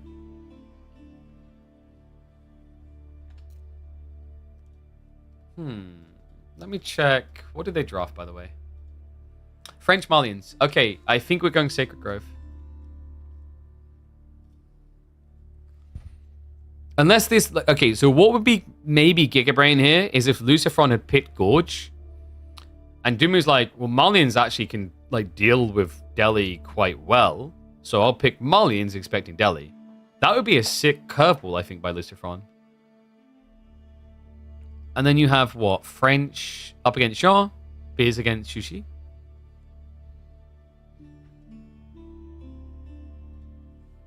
Definitely louder than other streamers. Really? Every time, see, I'm not even kidding. Every time I'd like ask Twitch and YouTube, they're like, no, you're great, KP. Perfect volume. Maybe that's the problem. We've been scaring away everyone.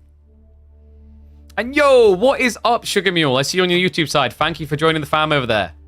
Appreciate the membership. Enjoy the subs. Enjoy, I believe, the ad-free viewing experience you get there. Love the support. When you play Archipelago in the tournament, it's always bad. It's not always bad. Sometimes it's good. It's like saying, oh, why are we bombing Dry Arabia again? They're just doing the same boring thing. Yeah, once in a while they do something crazy. Not every game can be good. So like little educational thing on narratives in general and like life in general. If everything is good, then nothing is good. Does that make sense? Like, it's much easier to explain from a narrative weaving perspective. If you like think of a story and what makes a good story goes up and then goes down, and goes up and goes down. It's continuing upwards trend, but like it has downs as well. Because if everything is like epic and at the top, then nothing's epic. Same with casting. If you're 24/7, like, oh my God, then like that's your base. And if you're always that, then you are monotone, even though you're super loud, if that makes sense. So, yeah.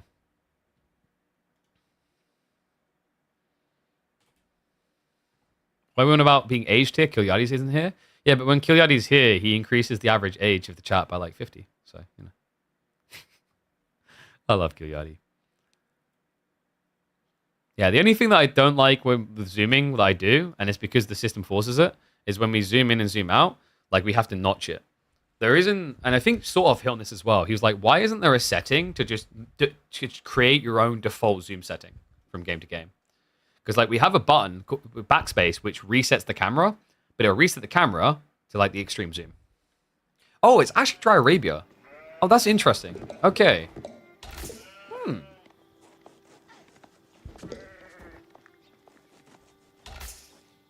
Did Benny Boy get the edge on this? The football commentators in Latin America, specifically the ones from Colombia, they're 2,000% all the time. It's hilarious.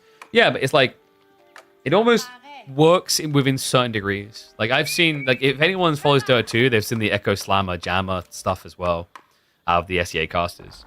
They, like those guys basically create 3 voice lines in one game in 2 minutes of like recording. And it's great, but like, I don't know if you want it if you had it 24/7. I mean, rip that guy. Really cool caster. But it's like, if you have that, you also have to have a person that kind of like balances you out.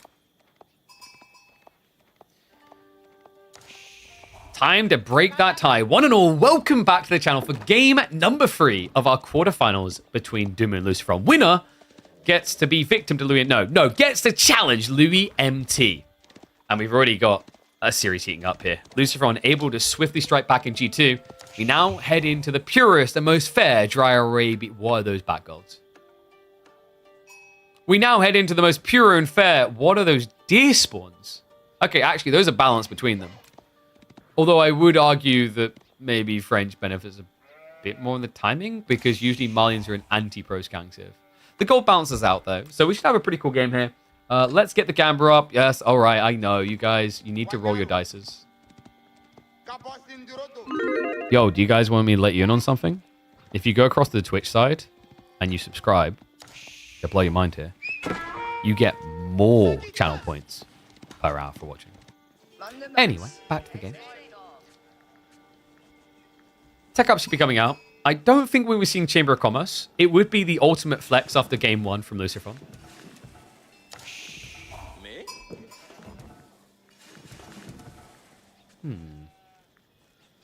I do wonder, how does Dimi want to approach this? So this matchup is interesting, actually. Because Marlins have some matchups where they just play long feudal and they feel good. I'm never sure about the French matchup, because if you play long feudal, you get a lot of donzos, but then French player can just play into Institute, which is just kind of like an insane injection into military strength. So I think maybe for Marlins, you're looking for a little bit of harass, a little bit of poke, but if you can't stop the French knight scaling, you just want to get out of the age. We have seen a lot of people in Season 9 play Farimba, but funnily enough, actually recently, we've been seeing them move away from Farimba Garrison. A lot of people are actually going back to Fulani at the moment. I think the idea is like it saves you a lot more. It keeps you safe.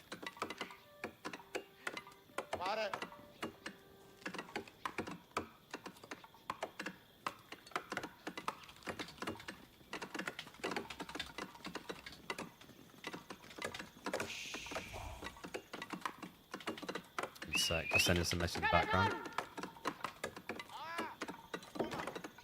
Gonna talk football now, so we need to talk Ray Hudson of AoE4.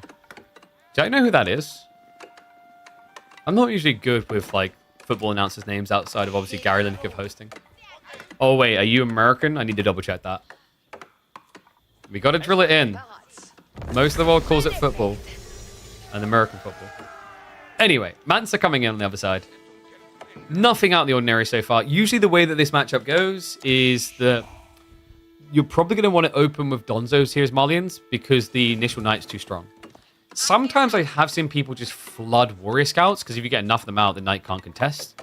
And usually the way that French play this is that they go 1 knight, 3 to 4 scouts, and then maybe return to knight. So there's a gap there. It would allow Dumi to be more efficient, but the problem is you don't really benefit from that efficiency unless you want to take the enemy deer. Taking the enemy deer seems cool until you realize the knight's going to be attacking you all the way across the field. So that's why usually we see Donzos, because you prime pro scouts, and then the Donzos can guard you while you wait for the tech to complete. Football played mostly by throwing and carrying the ball with the hands. It's true. In fairness, we kind of got you. European football, only one person on the pitch is regularly using their hands. And if we are honest about the role of a goalkeeper, well, British history anyway, they usually aren't very good at using their hands. Anyway, we have got a lot of wood gathering coming in. So Lucifron, Pro Scout's already on the way. Good timing to pick up initially. Didn't go for the deer shove in at all, actually. Just chose the chill mode. And there's the racks we talked about. Oh, wow. Yeah, this is kind of sick. Good catch by chat. Like, we don't actually have the knight that we've been expecting. He's going double greed. Whoa. And by double greed, I mean, you know, instead of going 1 knight and 3 to 4 scouts to begin with, this is like that old school, let's add 7 or 8.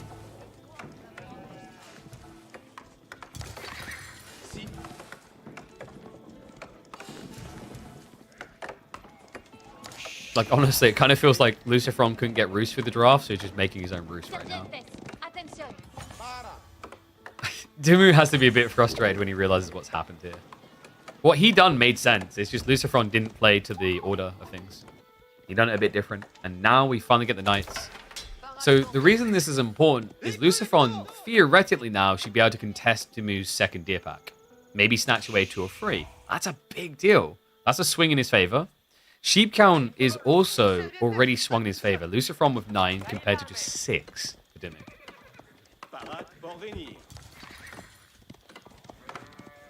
Wait, is that memes or is that real? Do Americans really call it football because the... Nah, I don't believe that. Because it's like 1 foot long. This is cool though. I'm excited to see how like Lucifron follows this up. We talked about the idea of like playing a hyper long feudal. Is it beneficial for Dimu? He is going to run the Donzos across. Ooh, and it's still going to be in time. Oh, that's sick. He's already sending the knight to the other side. The timing on this is actually pretty gross from Dimu. He should get outnumbered here. Technically, you could just add in extra knights and beat this. Instead, Lucifron is actually going for the archers. Probably going to want to drop and run here. This run does time it right. The archers now arrive, so these two will get mopped up. He'll be able to come back for them. Other worrisome part here is Dumu's going to feel very confident with Javelin Donzo in the choke point.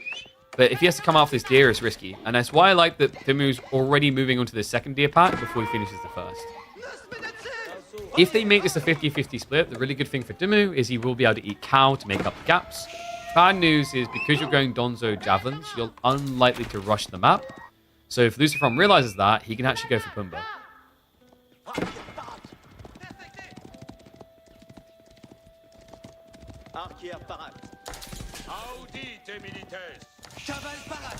Ah, so it's inspired by rugby football. You know what's interesting is actually watching someone try to switch from American football to playing rugby. It's very confusing for them. So, like, because in American football, you can pretty much just flip someone. You can take them off the ground, right? But in rugby, if you even lift them an inch off the ground, that's a penalty.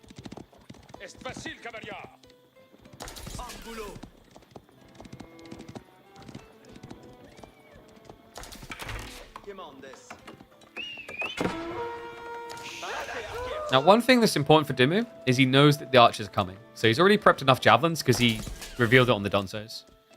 So, like, it's a trade of information. Like, yes, you get your scouts home safely, but you've given Dumu the free heads up. One thing that is scary here is technically, if Lucifron leans a bit too hard into archers, that actually encourages Farimba. Because then, if the night count isn't out of control, you can poison counter them. Switched to rugby and it was a bit of a learning curve, but the tackling skills really translated well. Interesting. I think it depends on like what kind of person you are. Like if you're one of those grotesque, like I'm gonna freaking take that guy out person when playing American football, you probably have a harder time switching to rugby. But if you're actually focused on winning the game instead of breaking someone's spine, yeah, rugby's like pretty reasonable.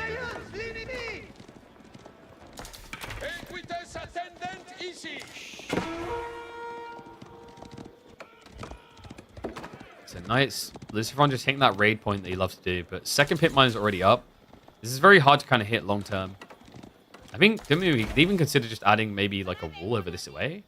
It's tricky though. Nowadays, like walls just feel so insanely expensive. Not on resource, but on time.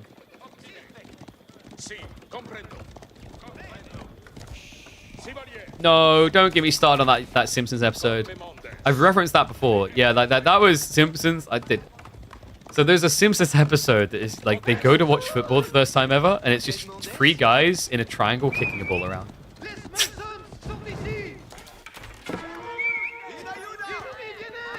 Lucifron now trying to kick Dumu in the balls. We'll hit into the tree line. 2 worker kills so far. This is actually adding up. In conjunction with the TC scaling for French, we're already talking about a 5 villager lead for France. This is where the long feudal can feel even more worrisome actually for Malians, as if you are going for Fulani and you take too long, French are just going to build a noteworthy lead on the raw villager. Fulani can offset about 20, so if it goes beyond that, it feels like it's curtains. Good fight coming in from Lucifron, able to get the chase down. Archers arrive with the assistance. Have to pull away. More deer have been accounted for. More knights are coming in. 50-50 divide mostly between Donzo Javelin. Lucifron is starting to lean heavier into archers here.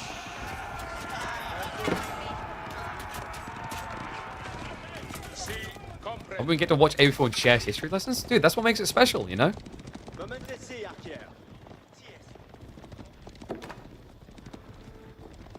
This is historical, isn't it? I'm trying to think. French? Did France colonize the Malian territories? Not when Mali was at its heights. Trying to remember the borders for World War I. I think France actually did have the Malian area of Africa as part of its kingdom. I know they had a lot of North Africa, especially on the west coast. I'd have to double check. They colonized them, but not with royal knights. Hey, we don't know. You weren't there. If I'm in the 19th century and a guy turns up in full armor, I'm like, dude, I don't want to mess with you. You could be an early version of Iron Man, okay? I'm backing up now.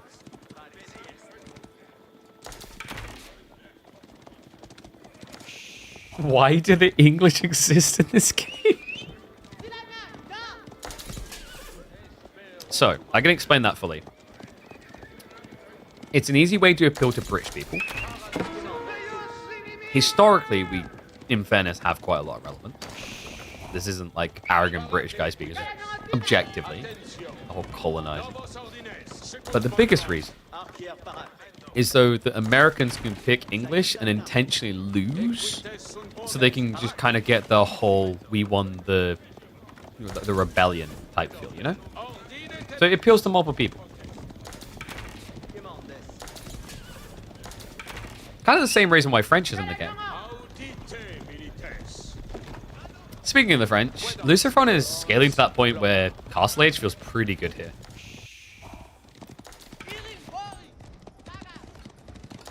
Yeah, I've got a few annoying scouts, but not really enough to start diving and doing real damage. Then again, if the tree line is unguarded, this could prove a nuisance. Didn't choosing not to go in, though. Right, start approaching. Love that Lucifron's going textiles. He's respecting the potential to raid here from his opponent. And we do have the ball that we talked about. Another reason why you want textiles.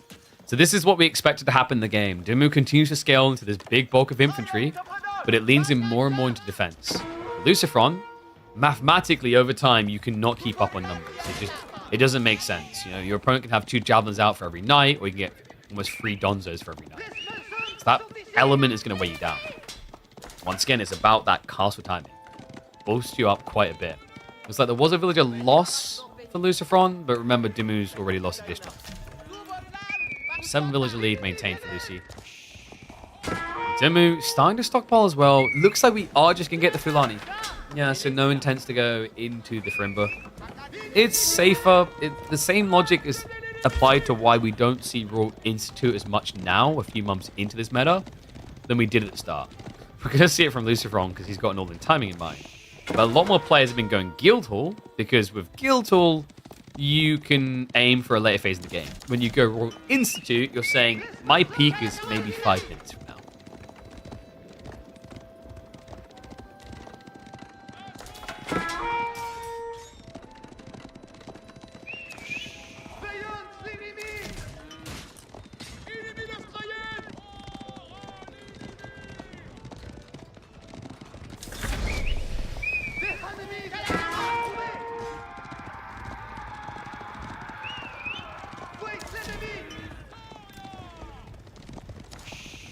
Counter saddles on the way. Ooh.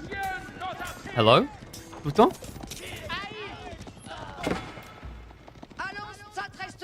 Yeah, warrior scouts are always just frustrating. I don't know.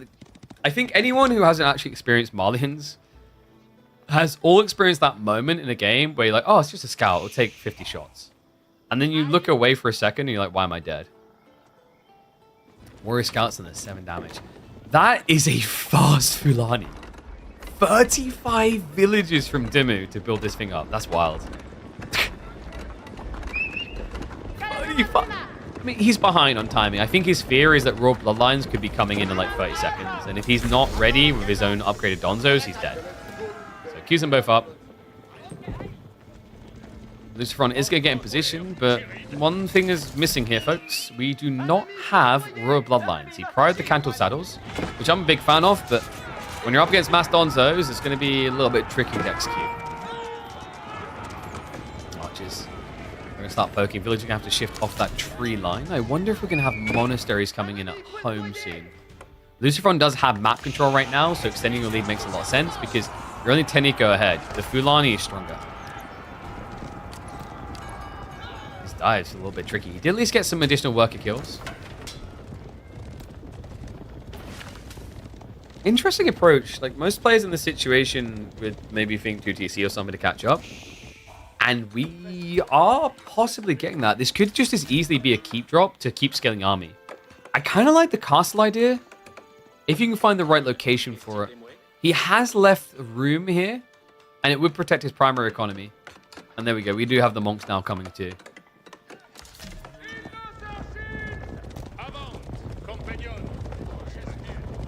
Wow, look at that. Sheep find at 16.5 minutes. Dimmu's going to add TC. If you add TC straight away, you are basically saying your opponent gets 4 to 5 relics. Because you won't be coming out.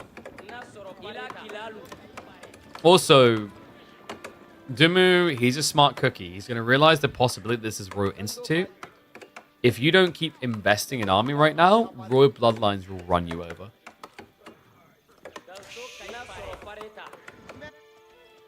In fact, Lucifron is waiting for it to come in. He's also waiting on the flanks. Scouts do sniff out where the army is. This is pristine timing if he reads this right. So if you can kind of draw attention east side, you can dive west. If you look at Dimu's vision, this is bad. He's got a huge gap in what he sees. So if you can pull him east and go west... In fact, wait. Slime formation. He could fold on him. Dimu. Knights. Ready for the charge in. Dimu. No reaction just yet. A little bit delayed. Does get most of them away. 2 villagers going down. And Lucifron just needs to get out now. This is a nice little chip raid.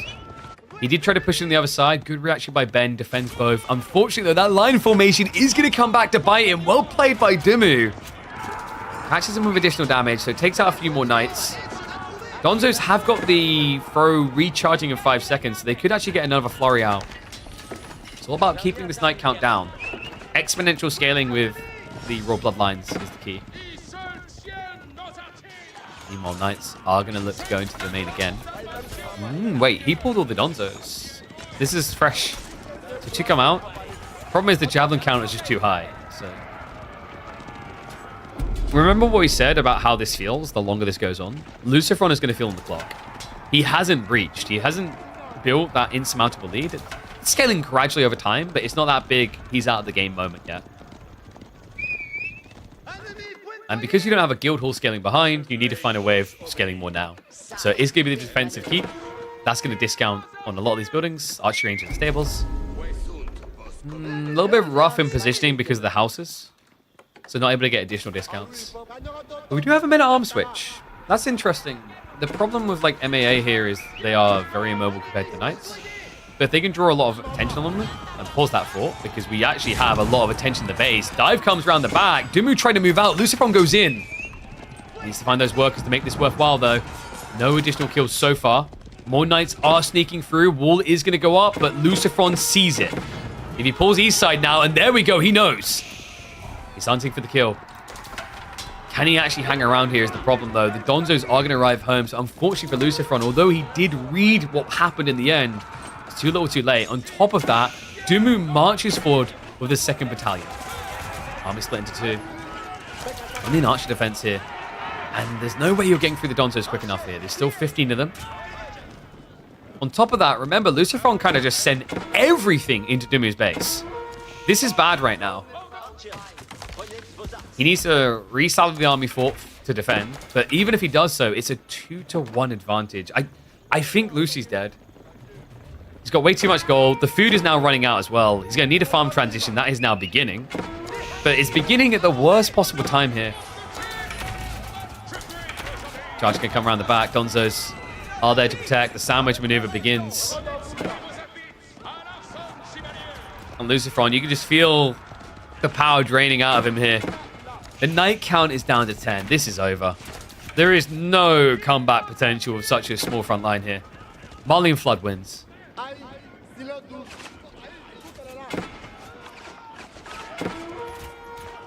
Tricky game for Lucifron. I think he went for this raid timing. We know he loves his raids historically. But Dimu's defense was on point. Not clean to the point that we saved every villager, but we saved enough. Last of the night raid is going to get shut down. There's a small group circling around in the center, but Dimu knows his targets. Goes straight after the relics. And then from there, he can rotate around onto the farms. GG comes out. Nothing to be done here. Dumu will be the first to reach up on the verge of match point.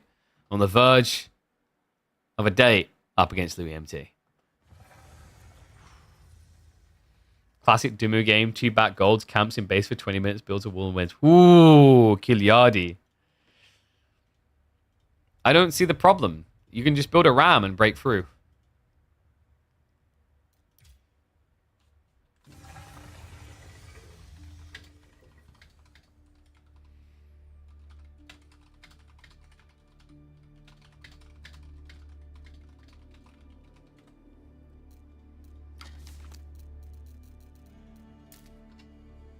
Let me mark that up. Sorry, people making really weird, like, last-second requests. Let's go ahead, mark that up. So, try Arabia, Moldian win over... Wait, I just marked Delhi? Sorry, French. Over de Francais.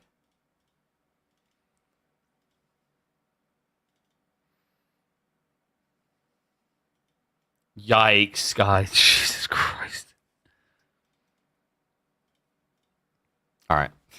Gonna run... Oh, I can't run ads. God damn it, Twitch. Alright, so win for Dumumumu.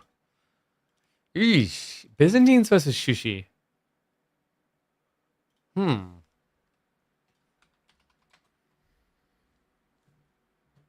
It's a decent pro scouting map.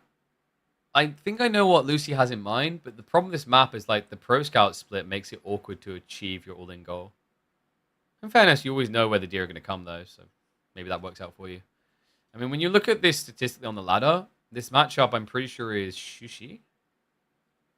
Ooh, no, slightly Byzantine favored recently. 46% win rate for Shushi. Patch before that, let's go November 19th, Shushi versus Biz. Yeah, once again, very slight, 48.3. So it could go either way.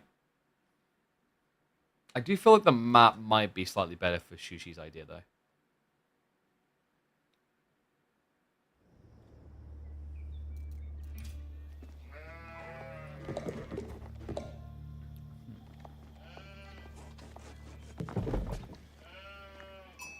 I mean, the London stabbing comment was a bit random.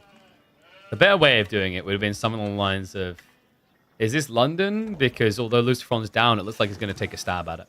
Whee! New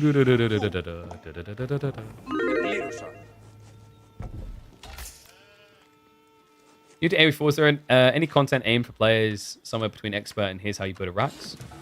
Yes, no. We've done it with like lower ranked games before. And we always answer people's questions. One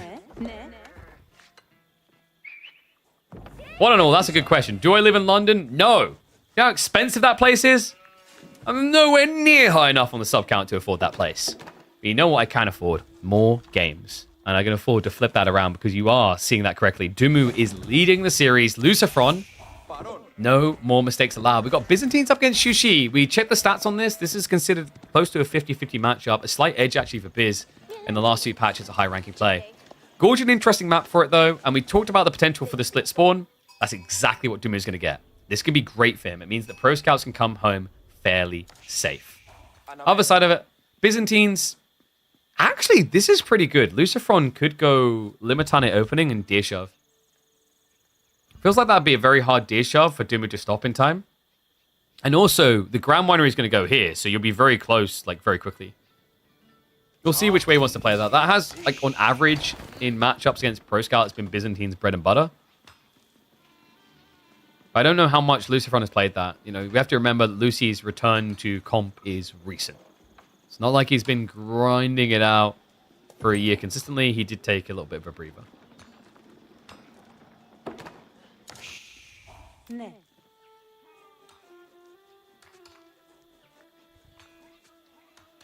Oh, nice. People like my change. Are you looking forward to the all-water series? Oh, God. Looking for good meditation gardens, by the way. This one's kind of interesting. If you think you're going to get pressured, the actual slits can be very good, the hand cannon slits. Berries are... they're too far apart, I think.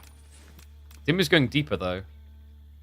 Is he looking for the stone? Okay, no, he's going to go a little bit tighter. So we are going to be seeing him get the 36 food. Actually not bad with the stealth forest. Probably about close to 30 wood and then 25 gold. Respectable. Another side, as expected, is going to be the Grand Winery. So nothing unorthodox per se. What were the predictions like? 75% for Dumu.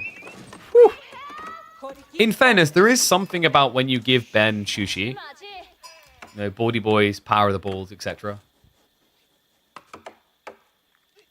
Why does the camera angle look wrong? What, when we rotate it around, that would be why. Sometimes camera angles can be weird because of elevation, by the way. Because, like, if you look, when we do this, we're not technically moving uphill as much as is actually there. I've noticed that with cameras. I think there's, like, an under what's the one for? An under layer to the map that the camera attaches to. The elevations are different. So, openings expected here. Normally, you're going to be looking at Pro Scouts Rush. Response typically is going to be to go into Limitane. Usually, people like to accompany that with Javelins. I actually think this is like a decent map to consider Longbows, though. We might actually see Lucifron go Keshiks and go for a Sippy Cup build, just to try and overwhelm Shushi. The tricky part about that build is Shushi have a really good ramp up in Castle with Supervision. I quite like the Longbow idea because on a map like this, you feel kind of stuck on an island with a lot of your starts. Then again, this particular start for Dumu got a really good tree line. Well, I'd have to double check. No, I think he can walk through there. Okay, so not as good as I was expecting, but something I think people liked about Sacred Grove, the map that we made, over Gorge, is that we don't have these 4 little tree lines that give you protection. So it feels like you've got a wide angle that you can be approached from, and you have to work for territory. Whereas quite often when you get these type of tree lines, it just gives you a natural barrier to play more defensive.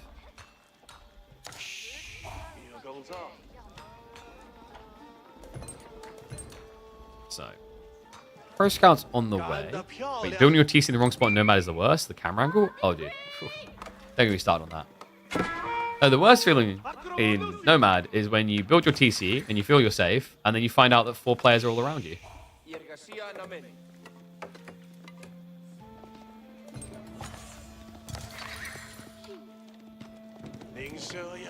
And Supervision's looking good already. Sheep count also came out quite strong, if I'm not mistaken. Yeah, we got 14 sheep compared to 11. Yo, he's doing it! Okay, this is cool. This is actually now cool. I'm so bored of javelins at this stage. It's just pretty much the normie bread and butter of Limitane. We have longbows. Unless he cancelled it. Please say... No, there we go. It is commitment. This is really cool. This is an all-in timing down the center. Cool thing about this as well is if your opponent goes into Juke, longbows can actually contest that in small quantities. Is a little bit of risk against horsemen, but that's why you go for the Limitane. There is even a build through this path where you go back for the horsemen. This also is going to give him a very sufficient way of shutting down the Pro Scouts, not just relying on spearmen running around going, "Oi, get back here." Instead, he's going to have the longbows that are able to shoot them down from range. Medigarden in the end, by the way, was 36 food, 22 wood, 25 gold. So respectable, about 80 resources roughly. Yeah, we are dealing with BO5s. Reminder, winner of this is going up against Louis.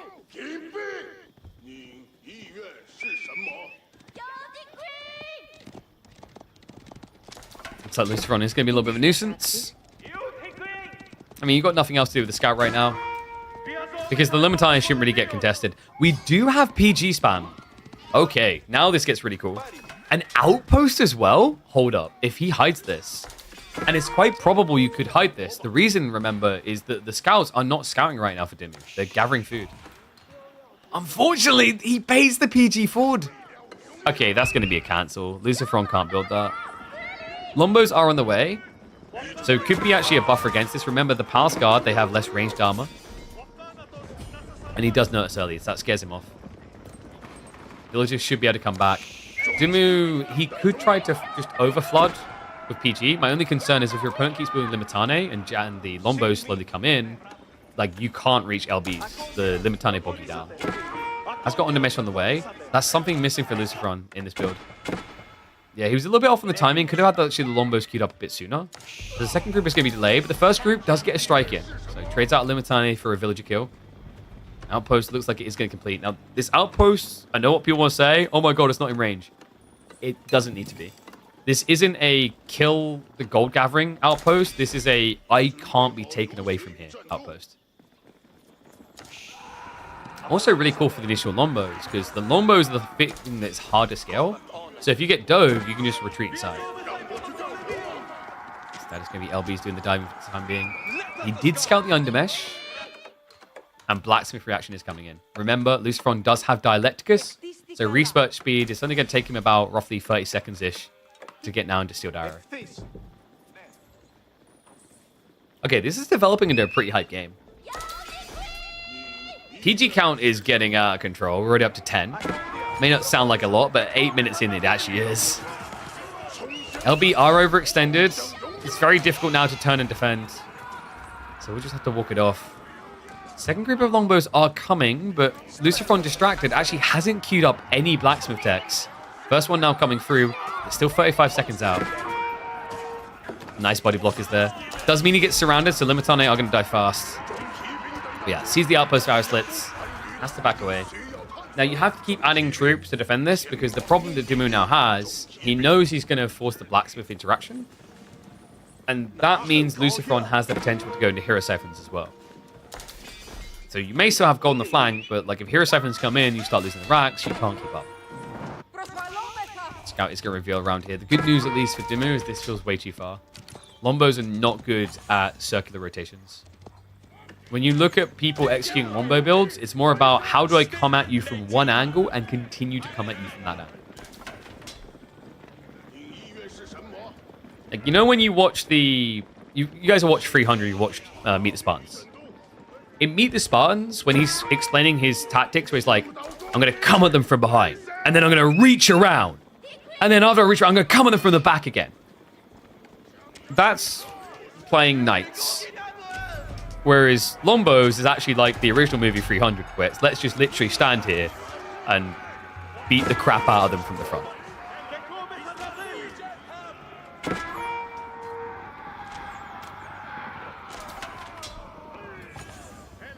It's from there it is. The fabled siege engineering. Hero siphons on the way.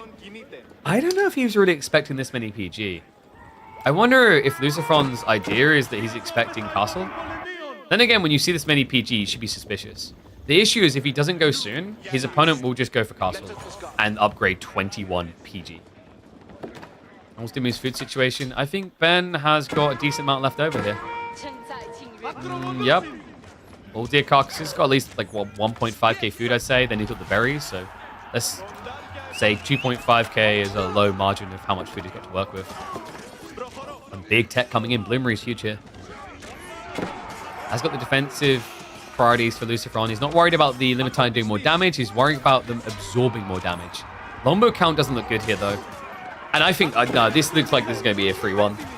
This is way too many PG now. He doesn't have the scale point. This is usually why around like 9 minutes, Byzantines try to look for Castle Age. You just can't get enough longbows out to contest. More outposts are getting upgraded, but you could easily lose these before the meaningful damage gets done. It's just too much.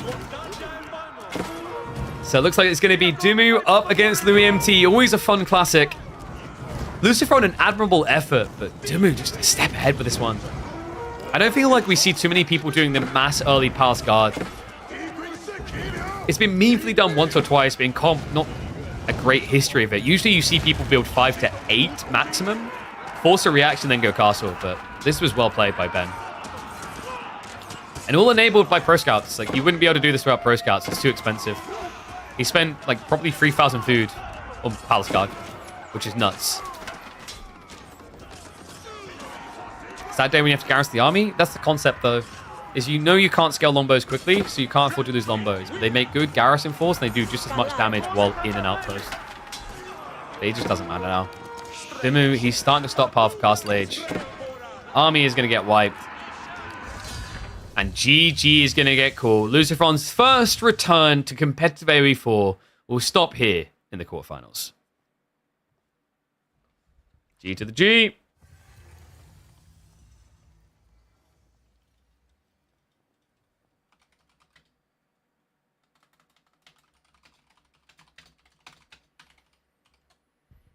But we're not done.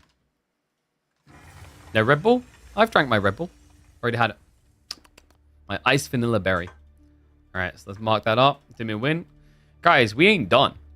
No. Choo-choo on the train, baby. We've still got one more station to hit up. B versus Wham is going to be rolling onto our screens in just a few minutes. So let me update the bracket there. Well played to Benny Boy. Really good series out of him. Decent effort by Lucifron. That game won, though. That game won. I think, I don't know if it stuck with him, but it would stick with me personally. Like, this is the mental fortitude element. Lucifron has the experience to get beyond that game. But after the fact, it's the type of one where you just lean back in your chair like, God damn it. How? How did he do that?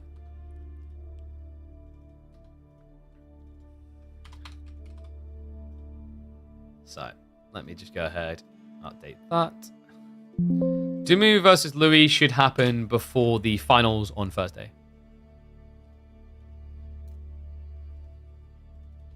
Your thought vanilla came from beans, not berries. Yeah. It's a mixture. So if you haven't had this, like this is basically iced vanilla berry.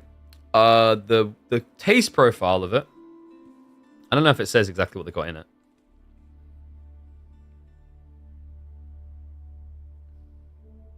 I don't think it does.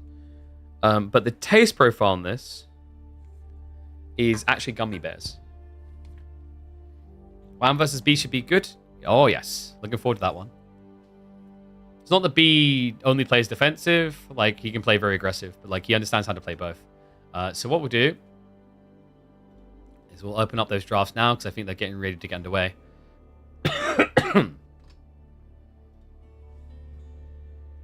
Whew, you can tell summer's coming. Usually by now, it's super dark outside.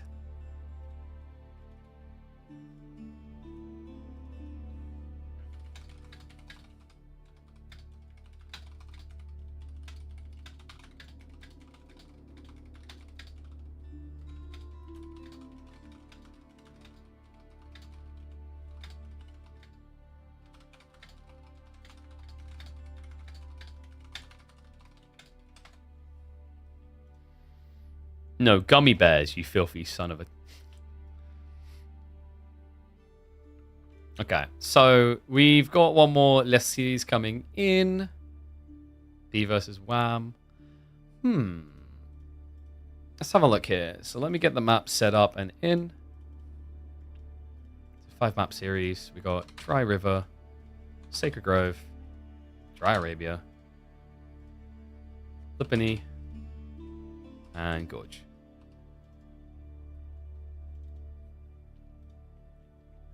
And no HRE Roos. Wow, wow, wow. Guys, this is the cool thing. New DLC arrives. People are going to be like, Knights Templar House of Lancaster OP. They're going to ban them all the time. And then you're going to get to see HRE Roos. There you go.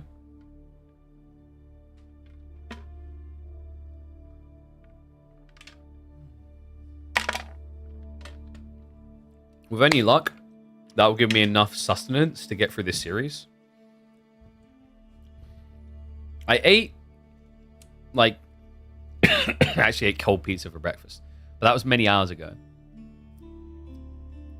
And we've been live how long? Almost 7 hours. We'll probably be like a 9-hour stream at this rate.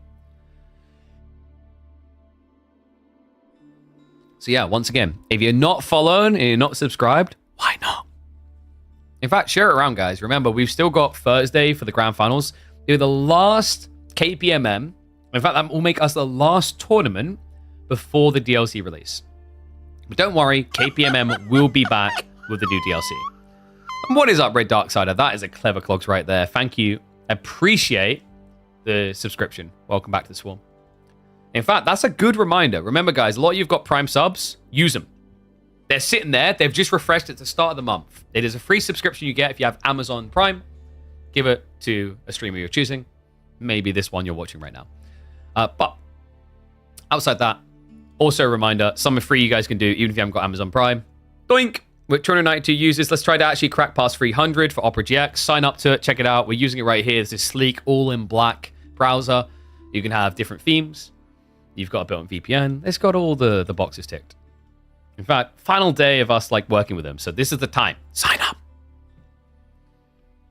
Will the final be played today? Hell no. That's what Thursdays are for. Okay, sellout. I mean, you say that as if it's like a bad thing. I don't know. I mean, like, I don't know. I think some people roll their eyes at like integrations or whatever. But if Opera GX is willing to pony up to help make full-time content creation possible, I don't give a crap. I'll take that as a thumbs up. I do my background check and I make sure the brands we're working with are good. If they're good, I welcome the monies. Is Opera GX free? Yes. So it has some paid features such as a VPN, but there's also a free VPN, which is like useful for what most people need, which is they basically want to pretend they're in a country to get something cheap or pretend they're in a country to watch a different TV show. So those things you can do with their VPN for free.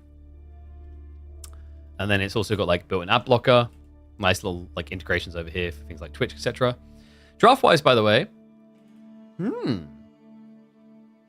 What was the maps again? Yeah, no Archipelago. It did get banned out. Japanese is kind of interesting for that reason then. Is it intended to play against, like, what, maybe Jean potentially? Ottoman Japanese is a bit rough. I actually really like this response from B because, like, Ottomans, I actually think is really, really good against Japan. You can all in them in feudal age with dives and meta. What does VPN stand for? Virtual private network. I'm going to now, like, should we double check that? Let's have a look. VPN means what? Virtual private network. Boom! Look at that. Nismore.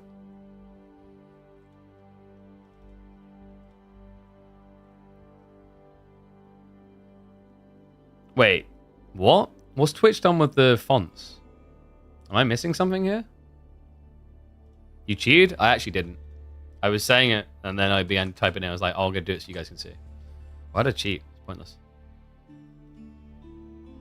Quick, someone type.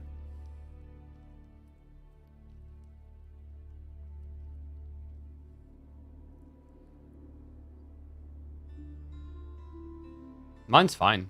I ain't got any April Fools. Well, I just kind of griefed you guys with the streamception. So, final draft coming in. English pick at the end. We did have Socotra. No? No. Okay, Socotra got banned. So, English actually might not get picked this series. I'm not surprised Socotra got removed. Socotra can just feel a little bit rough because whoever gets English is almost guaranteed to win. It's very, very hard to worm your way out of that hole. Has been quite entertaining to see English as a prior in the draft, considering they have been irrelevant for 6 months, unless you have a water map like Holy Island. But, switching over. April Fool's the fact that Twitch... Ah, there we go. Have you already been able to reach an agreement with the sponsors for a continuation of KPMM? Or can you not talk about it? There would be things that under contractual stipulations I wouldn't be able to discuss. But what I can say is it would be too early for us to discuss a re-up on KPMM. It will definitely be something that I'm looking to have a conversation with. I think it would be fair to say that the results so far for KPMM should prove to make it a worthwhile investment, considering that, like, at the time of investment of what they invested, they were getting 30 weeks of content and tournament play for under $10,000. And that was when I had a third of the viewership. So, like, I'd say overall we're doing pretty well. Goal for me, personally, how I view it as a success, obviously continued growth. Like, by KPMM 30, I want us to be able to be at, between YouTube and Twitch combined, 700, 800 at least. My goal is then to get renewed and by the end of the year be at 1,000 plus. Now, some people are going to see that as greedy or ambitious, but my counter argument is, what's the point in having ambitions and goals if they don't actually feel like something hard to achieve? So yeah, like, fingers crossed we can get there. That's cool as well, because once we're at that stage, it becomes easier to talk to sponsors about getting involved, and then we can look to get bigger tournaments going, and build from there. You know, I've talked about this before, dreams to be able to actually, like, scale, do many things, run additional tournaments, etc. Where is B online? He's not showing up. I think he's just doing a quick PC reset or something to be safe.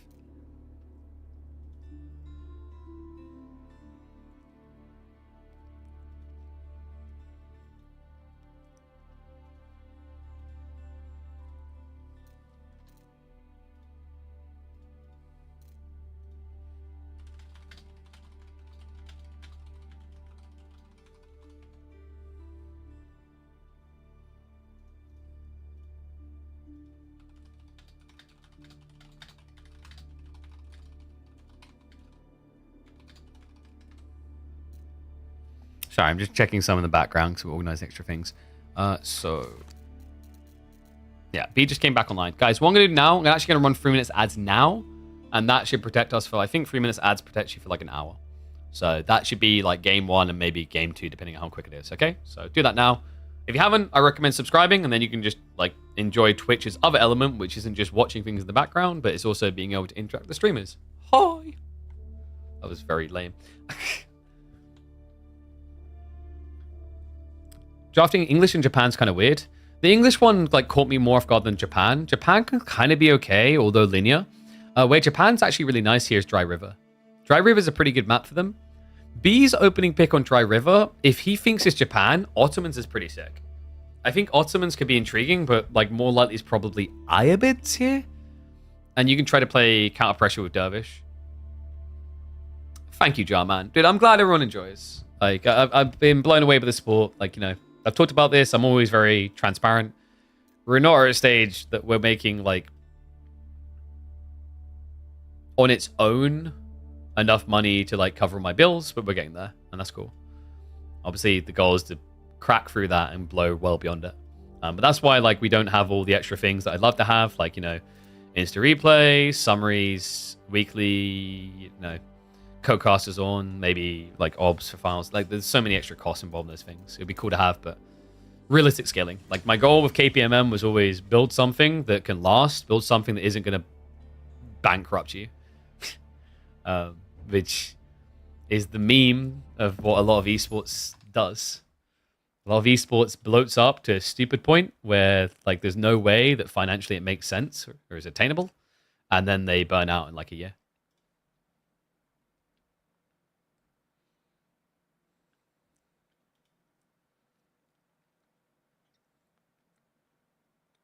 OperaGX is cool. Trying it out. Nice. Thank you. Appreciate the support and checking it out. I think it has some cool features in there. Like I said, I think what OperaGX does really well, it's like I actually quite like it, even though I don't need it for this reason because I have multiple monitors. I think it's really good for people that have one monitor because you can just have all these like overlay components in there if you want to. And it's really good for people that like don't have a great PC because, you know, like there's no secret that a lot of Chromium browsers eat the crap out of your RAM.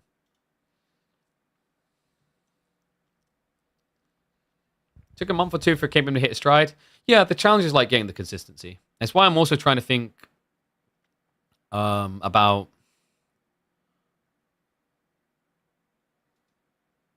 how we like grow the YouTube side. It's been great, like live stream wise. Like, dude, the live stream numbers are crazy. Like, I appreciate everyone's been watching YouTube, but now I'm just trying to figure out how we get more people watching the uploaded videos. And that's why, like, I'd like to continue scaling, because if we continue scaling, then, like, the live streams can be the full content, and then maybe there's a way to do trimmed down content, when, like, instead of it being a full series, it's, like, highlights of the week or whatever. But that requires, like, additional funding, timing. You know, I have an editor involved. My ideal situation is being able to get to the point where we can actually buy him a good internet line, so he can handle editing and uploading. Because, like, right now, the dynamic is he does a great job with the thumbnails titling, but I have to do the, like, I have to edit the small trims in at the start of the and end of the series because, like, his download upload is really bad.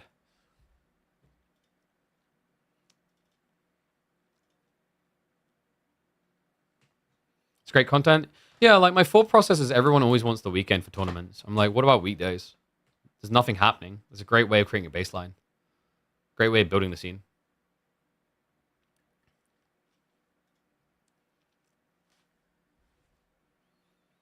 Where is Chum located? Chum is de Francais.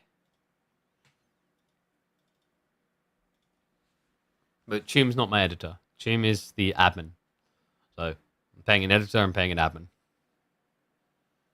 You don't know what de Francais means? France. Came a long way from the mini mega random days. Those were bangers, though. My goal is to try and find a way of bringing more casual content into our content rotation. Because I think that's actually how you create an inviting and welcoming environment in a game like this. Pro play is cool and all, but like I do think that AoE4 is still very heavily leaning pro play. And also it's actually nice to have someone with more casual like orientation on how they approach do that content. I think that's why T90 is like an invaluable resource to Age of Empires 2.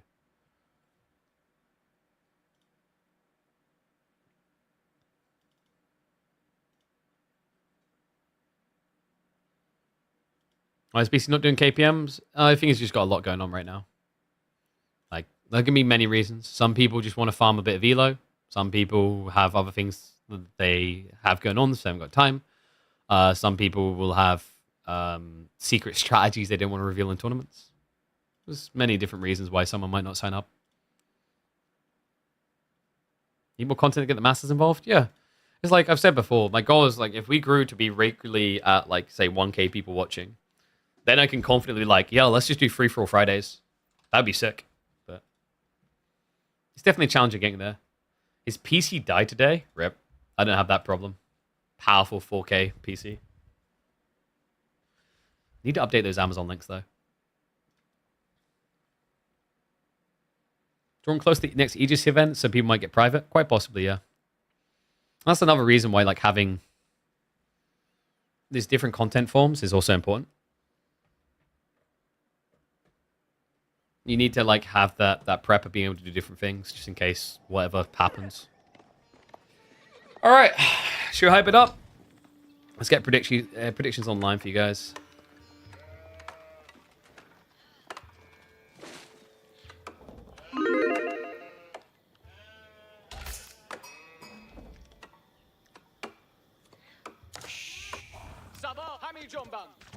Okay, actually, yeah, that's wild. One and all, welcome back to the channel for semi-finals of KPMM 19. That's right, we are almost 2/3 of the way through our esports circuit for Age of Empires 4. It's been a hell of a time. We've just been talking on stream about it, how the growth has been incredible, the sport's been incredible. You've all been incredible. And this feels like it's going to be an incredible game. I would never have suspected Delhi for Dry River. Of all the things he drafted, and by the way, you can see the things he drafted there. China could have made sense. Jean definitely. Ottomans, Ayabid's in there. He goes Delhi. Rocky River, we have seen this more frequently, the triple sacred site. But the reason why Delhi feels a bit weird here, folks, is there's so much fish. There's actually 15,000 food worth of fish on this map. And Wham, he went Mongols because Mongols actually makes a lot of sense. Mongols is an anti-docking civ. Tricky thing is you can't really anti-dock this. Think about the issue here, guys. We don't see it very often, but if Wham goes for a Rax play here, he dies to fishing boats. Yes, that's right. Remember, we don't see it often. It was actually a super toxic build when AoE4 first came out. Fishing boats for the Delhi attack. Another cool thing here, I actually like that B's keeping the villager out. He can afford to do this because when you build a dock before you build a mosque, your scholar starts here. Another cool knock-on effect of this, by the way, is down the line, when he does get Sanctity, he's already slap bang next to the Sacred Site. Appropriate reaction coming out from Wham. He's just going to mirror the dot play. Has already gone for the Uvu. This is always worth doing. Remember, at this stage, he's already accruing resources from building this straight away. Gives him a lot of flexi on the opening of Feudal Age. You can go into an arrow slits if the map calls for it. Not really on this one, though. You can go into the double Keshik pump, the double Magadai pump. Even Quadra Archer is really powerful. I would never have expected it's 3DB. This is the thing, he's always just cooking. I think this is why I'm like so grateful to have players like this. You know, I'm grateful for all the players that sign up, but I think most people can agree, B just brings really crazy builds into the meta. He's a big innovator. And not all of them are going to be grand hits. We've talked about the Ottoman build. I love watching him play Ottomans. But we've seen sometimes his idea of Pro Scouts Ottomans can actually get him killed. But we've also seen games where it's just completely rolled his opponent. So, Sheeple overall is going to be neck and neck. But berry gathering here, which means that Wham done a little bit better as he did open on some sheep. And we have got additional docks. So it looks like Wham is going to extend his stay in the Dark Age. B doesn't really want to do that, guys. Because the thing for B is the longer you spend in Dark Age, the more blocked out you are from your Sanctity timing. It's not worth it, because by delaying your move into Feudal, what happens is when you eventually get there, Wham's going to have a lot of extra economy to bloat more military. And then it becomes easier to potentially intercept scholars. So it should be standard Dome of Faith. I'd be very surprised if we saw a Tower of Victory build. Just kind of fell off the side of the earth. It's not really something we see often anymore. In a matchup against Mongols, I don't think it's particularly necessary either. There you go. Just takes the safety. Now, what B can start doing with the tech up already in the way is he could start stockpiling wood to go for the second dock. Doesn't seem interested in it yet. He's actually going to set up the mosque because remember, like when you go for this dock play, yes, you can benefit from this scholar to get researchers, but like the mosque still needs to be built. And this does have some implications, actually, guys. It means that B isn't going to have one of the key pieces of the recipe to why Delhi is always so dominant in Feudal Age. No efficient production. It's going to take him 2 minutes to build. His tech up's going to be complete in a minute. So there's going to be a gap here. His Ghazi pump is going to be slow. That's also going to have a knock-on effect into Sanctity timing here, especially if he chooses to commit to piety. I don't think you can afford to commit to piety, though. Meanwhile, Wham, please don't build a silver tree. Oh. What are the chances that Wham was watching that last series? Yeah, a big no-no. Please no silver tree on this map. We've already had one high-level pro build silver tree on Drive River. Reminder, this was the precursor to Rocky River. There was also another map that was also the precursor to Rocky River. Bidderlin, he created these two maps and then eventually smushed the combos together, putting the components in. So this map has fishing but doesn't have any trade posts. And then there's another version that has ponds with no fish but has neutral trade.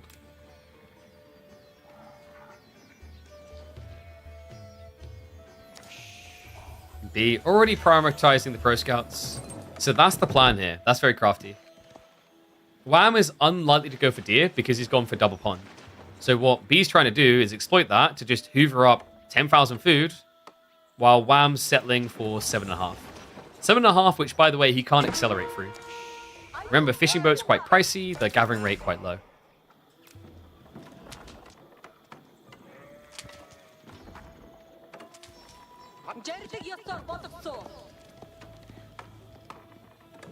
Fishing production is almost kicking in.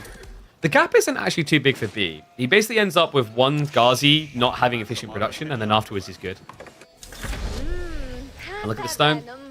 Wham is going to be prioritizing those Keshiks. We do have a lot of gold gathering. Sometimes you'd be suspecting pro scouts play here. There is a possibility with this many, actually. But that would mean you're putting 0 aggro on the map, and B is also now playing for that second dock. We'll be able to get it up as well. Spearmen are on the way from Wham. The problem is it's very difficult to harass this now with Age 2 being here already. It means your opponent can actually get into defenses via the boats. And it looks like it is going to be the Keshik beginning. Yeah, so Wham actually invested the stone on a delay into spears. No double Keshik pump.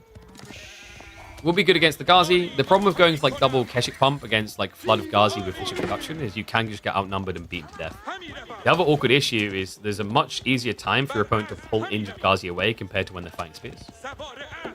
So Wham just wants overwhelming damage where he can't be contested. And also remember, by going spears over Keshiks, you're going to get more torch power, i.e. burn the dock quicker. That's maybe a bit greedy from B. He didn't go for an archer ship. A fishing boat is going to struggle here. Against a Dark Age rush, fishing boats can actually be quick enough to come out and attack. But against double Keshik, Quadra Spear, 6 damage is not going to register fast enough. Yeah, it looks like the Keshik already experienced the pain of these boats. Fishing boat comes out, we'll begin to attack. It's so slow to kill. And he realizes, yeah, he needs a Dow. This feels like it's going to burn down before he's got it complete, though. Probably we set on fire, and that's the problem. It means you're going to have to pull a villager out. And there are already Keshiks rolling around the field. And there we go. Villager is on the way from B. Ooh, he actually might get the archer ship in time. Yeah, definitely. So this is recoverable now because the villager pull timing. Even if Wham commits, which he's going to be convinced to, or at least try, it still wouldn't be good enough. So he'll walk away, maybe confident that he's going to get the kill, but it's just not going to happen. And looks like Wham has stepped into the Pro Scouts ring. So goes back for it anyway. However, look at what's missing from the bar. B, enough time has passed that he got Pro Scouts. Yeah, so slight edge here. And the deer location is definitely a lot better for B compared to Wham. You can see it on the north side versus the south. Ghazi are going to overwhelm. Wham needs to be careful not to spread too thin here. So Keshiks arrive. Unfortunately, a little bit too late. Khan only doing 1 damage. Yeah, you're definitely going to be able to get back in time to heal with the Scholar. Didn't those boats actually do damage at one point? So, yes, I think maybe at one point, Delhi fishing boats had like 8 damage or something. I'm trying to remember when they first released. Because when the game came out, actually Delhi was broken on water when it came to the fishing idea, because you could just rush your opponent and kill them. Then it got nerfed down, got changed. Recently, there was a change about 2 patches ago where fishing boats got altered. They used to have 7 base damage. The problem was they were potato aimers. These things were manned by stormtroopers. They changed it. So they reduce the damage by 1, but these guys now have perfect accuracy, so you can't dodge them. I think it's a worthwhile exchange as well. It just means that Delhi can more reliably defend against spears. You don't get kind of cheese dodged like we've seen against, say, like galleys.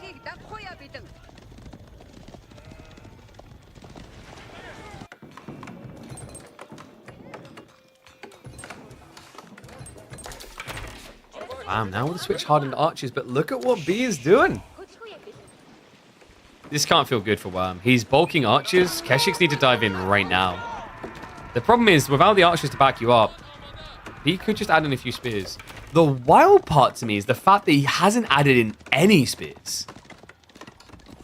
Against Mass Keshik, he's really trusting in the heal here, which kind of makes sense for this fast castle build because he's going to be in his base. So if Wham dives, he's going to get like what? Let's say you fight here, 2 Keshiks on this choke point, 2 on this, Ghazi mirror, but then Scholar stand behind him. Like, you just can't break through. Instead, Wham is going to look to shut down the economy. Fishing boats are going to hide inside. Archer ship is on the way here, and B has achieved the tech up. Oh, look at Wham. He knows if he wastes time on the dock, it's going to allow his opponent to get the initial castle units out. He needs to dive. We'll be able to intercept one of the scholars. Another one has already picked up the relic, and more are shuffling out. He did just reveal himself on the sacred site there. That's a big deal. Means the Keshik is going to be able to peel and kill. B, what's it going to be? Not much food income right now, so hasn't committed to any unit type just yet.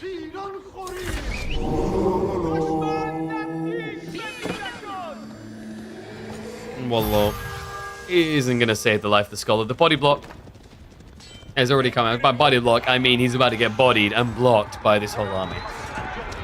Doosh. It's okay, guys, chill. He's sleeping. We're child friendly. And there we go. Okay, so B was saving with the War Elephant. Really smart here. Your opponent's going Archer Keshiks. This hard counts both. Wham, he's starting to stockpile. Likely we're looking at step readout. I feel like a lot of people have stepped away from Kurotai. I like the idea of Kurotai here for a direct fight with elephants, though. Gives you that buff damage on the spearmen. And remember, the cool thing actually, like, this is very interesting. Kurotai buffs bonus damage as well as base. Now, why that's important is spearmen have double bonus against elephants. But looks like it's going to be step readout. Some blood going to be spilled on the backside. 2 villages going down. But we now have 4 relics on the way home from B. An elephant is going to be there for a few shunts. Get the hell off my lawn, he says. Whoa, the blocker Wham! He has to turn around against the elephant! Shivs out. What a sick maneuver there, B! Sticks him between a rock and a hard place and rocks his world. That's painful. And that relic is basically home and secure. He's going to go for the garrison. Doesn't even get the kill. B right now is styling. War Elephants at this stage should be easy to dodge for Keshiks, but he gets forced to commit into the hardest of places. Wham, now reduced down just to 5 Keshiks. War Elephant numbers are scaling up. The good news is Wham knows this. He can try to prep crossbows. The bad news is I don't think he is. I've got this bad feeling that we are seeing the naughtiest Imperial rush build imaginable. Hopefully that's not the case. He has got triple archer range, so in theory this could just be him saving the resources of the investment, and the racks definitely suggest that's where he's heading.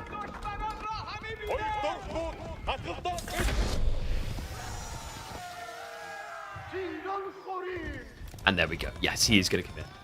Thank God.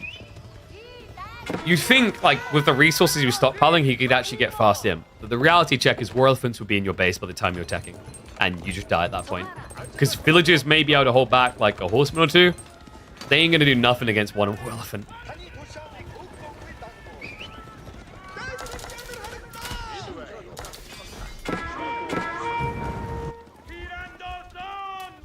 War Elephant's also pretty good at actually sieging into these docks. He's going to be a little bit hesitant because he's taking quite a bit of damage. Darcy, that's a little bit of torch damage in here. So right now, the goal for B is to control the narrative in the mid-map. While that's happening, he can bring relics home. In fact, B is close to making it a 5-relic grab.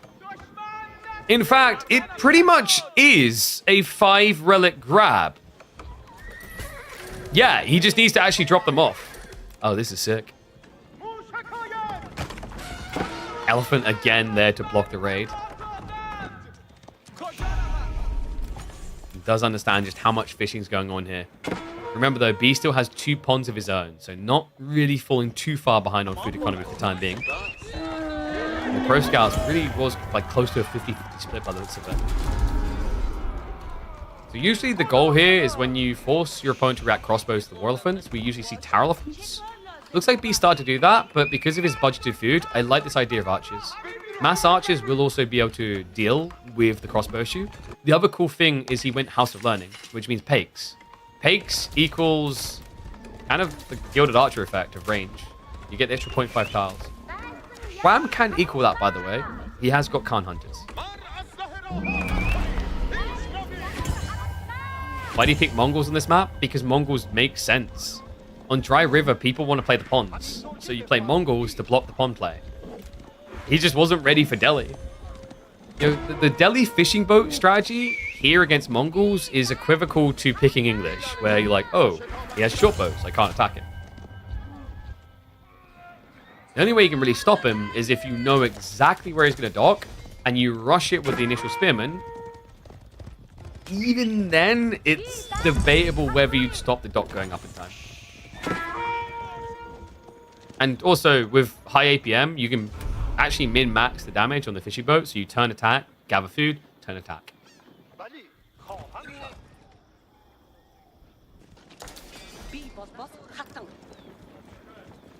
Is that improved siege engineering? I don't think... Ooh, it is.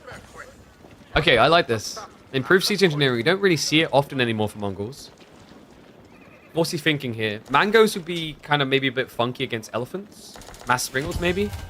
Problem is, B loves Springles more than anyone else in the game right now. He's already got them, and we've seen this. I call it the Delhi Mecha build because although... I got the better one. I call it the Delhi Mecha build because when you see it, you want to pray. Hey, but no, I call it the Delhi Mecha build because although elephants are bio, they feel more like a giant robot that can't be killed. It's a very powerful comp. Elephant plus Springles. Means you can't count with spears, and crossbows also struggle against Springles because they actually have very good base damage. It's like having a big fat archer. Archers, they're going to dive in the back. Elephant able to dodge the plague. That is the Mongol raid. He's approaching. Wham, at risk of overextending. You may go in, but getting out is going to be a bigger problem here. War Elephant does end up stuck in range. Not the quickest direction out of B. The crossbow should be able to get the one-hit snipe now. We'll be able to bring one down. However, there is an encirclement underway here. Villagers do get harassed off the flank, so we'll have to retreat from there. But Wham is in deep. And it might be a struggle to keep all the blood. You can finish the rest of the sentence. I'm not going to keep memeing that song. A lot of Ghazi as well. I actually like this Ghazi call. It's pretty gross because right now Wham's entire army gets countered by Ghazi.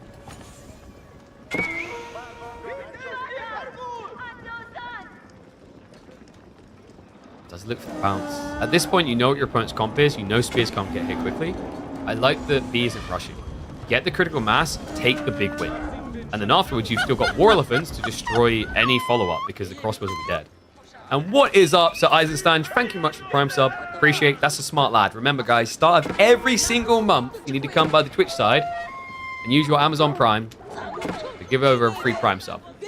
Otherwise, Bezos wins. Now, funny thing about Bezos' name is if you actually take the first 2 letters and then add another E while removing the rest, you have where this game is trending.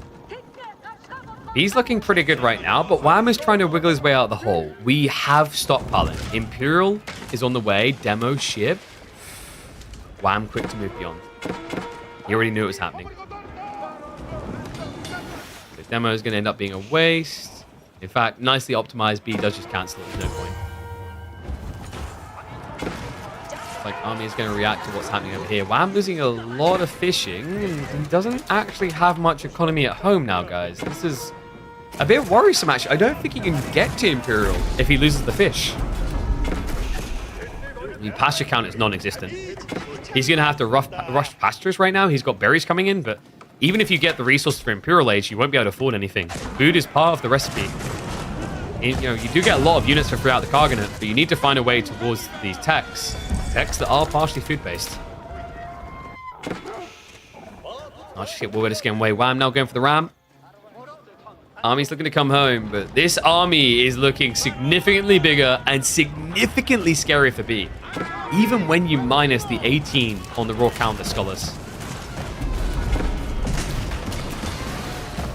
Elephants. Might consider diving towards Springalds. Only one mango so far, but the Springle Towers won't last long against the elephants. Pseudo siege. Bam. Oh my god, he only has 10 spears. No. This is way too few. It's 25 Ghazi. Right now, there's 23 here. B being very delicate about how he approaches this fight, when really he could just kind of brute force it. Ghazi are going to march in.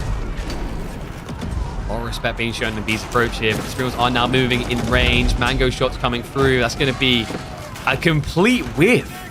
1 inch short of the Mango. And this is why I yell loud, guys. Elephant's too loud. These Spriggle placements, we've seen Wham use it time and time again to sneak Imperial Age, but against the Elephant Ghazi mass, it's not doing enough. Dive in. Ghazi, he forces it. Wham's last stand here.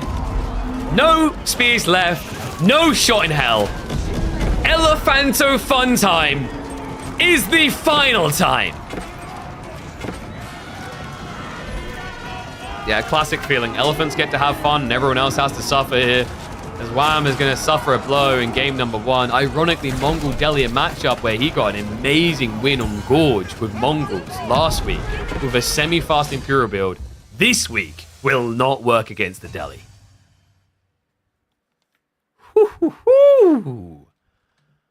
Slick moves out of B. Feels like he's the trickiest person to kind of nail down on what the hell he's doing.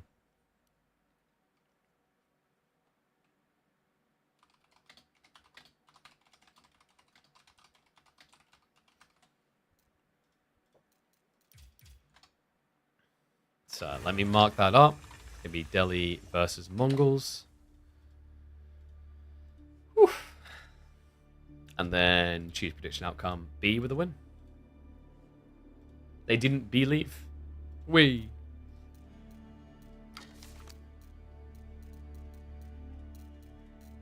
I think they're hopping into game 2 now, so we should be underway in a sec.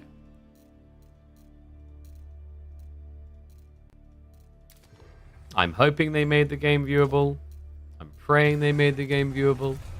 They may have not made the game viewable. Let's check the Observe tab. There is no game viewable. Going once. Going twice. 3 times.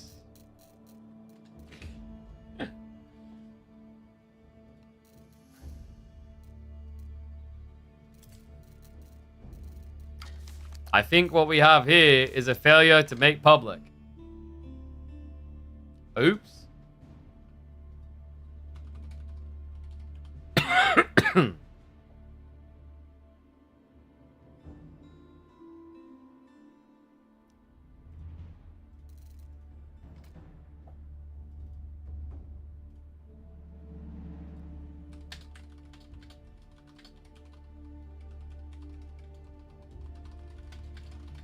Alright.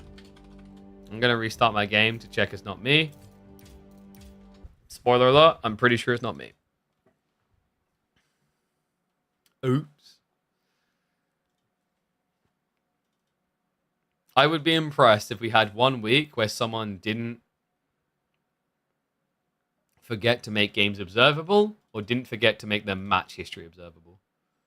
I would be impressed. Time for new GeoGuess of a KP fave restaurant. Oof, we found it. Do I trade? No, I all in. I make monkey noises and I send it. Alright. Shout out to Chim. He has pinged them. So, I think we'll end up with a restart. But I just figured I'd restart the game to be safe. Keep strong together. Oh.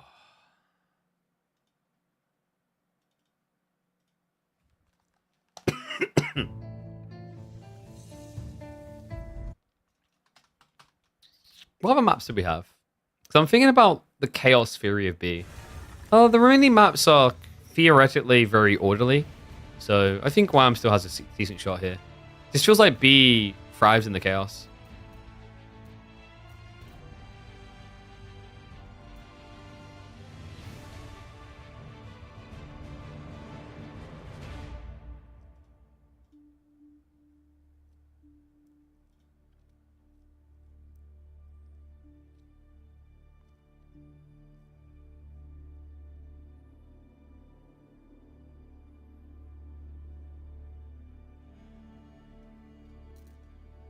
Yeah.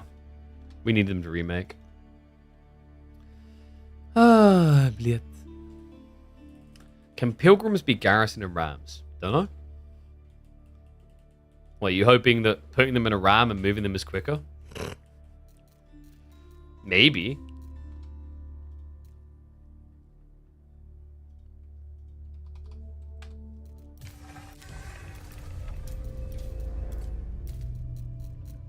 They just didn't make it observable.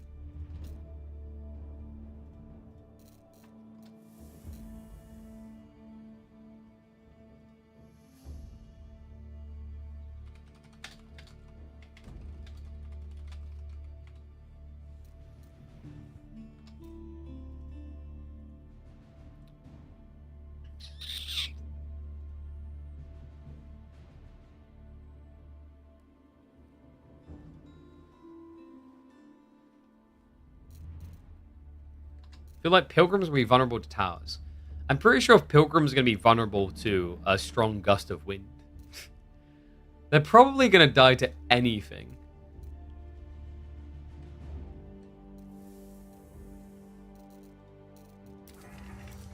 Yeah, just double checking we haven't like missed a game, and that's why. No, like yeah. We'll get that sorted, folks. Apologies on behalf of the players. What's YouTube chat up to? Why am I here on YouTube? I'm subbed on Twitch. That's a good question. I guess you just like being part of both. Chatter is increasing on YouTube.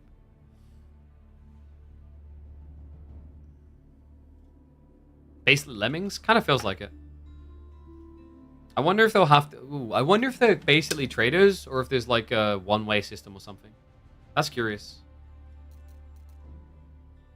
Oh mein Gott. Einen wanton Gamen. The gamers and gamering secretly. Do we have any new news for Age of Empires 4 today, by the way, guys? Does anyone know? Let's do a check. No news? Nothing new to the page.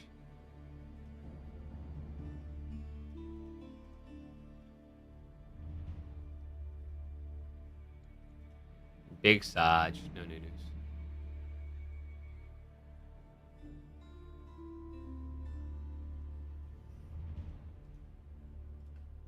What do you think, guys? Do we go for world number 1 in historical battles? British person's got to have number 1 in Agincourt, right? Very important. Yeah, no new info. Could you me surprised?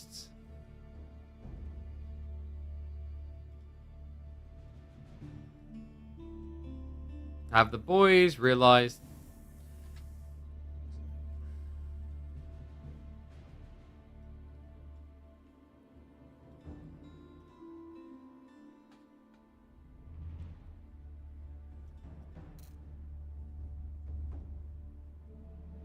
Just make a rule, no obs with observers. That game doesn't count. I mean, I'm legit probably going to do it here.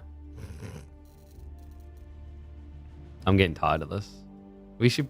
I know it's annoying that it resets, but like... These are the pro players. I even double, triple check, because before I've like gone off on one, it's like, it's not their fault. It's the system not doing it. But this is legit just someone... Whoever made the lobby forgot to tag. Waiting for them to play a whole game? No, we should have Chum ringing them. They're busy on Discord.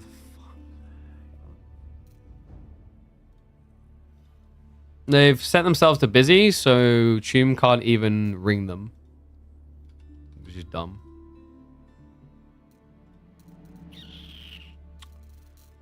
Alright, guess we're watching a pub game while we wait for the clownery to finish.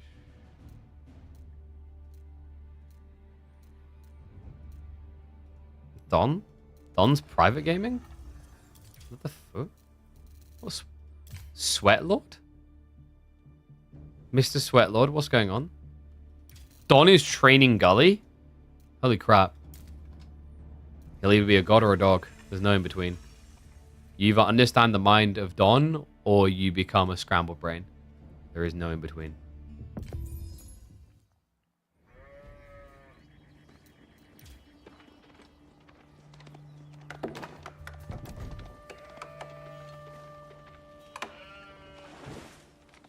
Don was Voldemar's coach too. What a god. Oh wait, who's this? This doesn't look like a higher ranking matchup. Pourtant.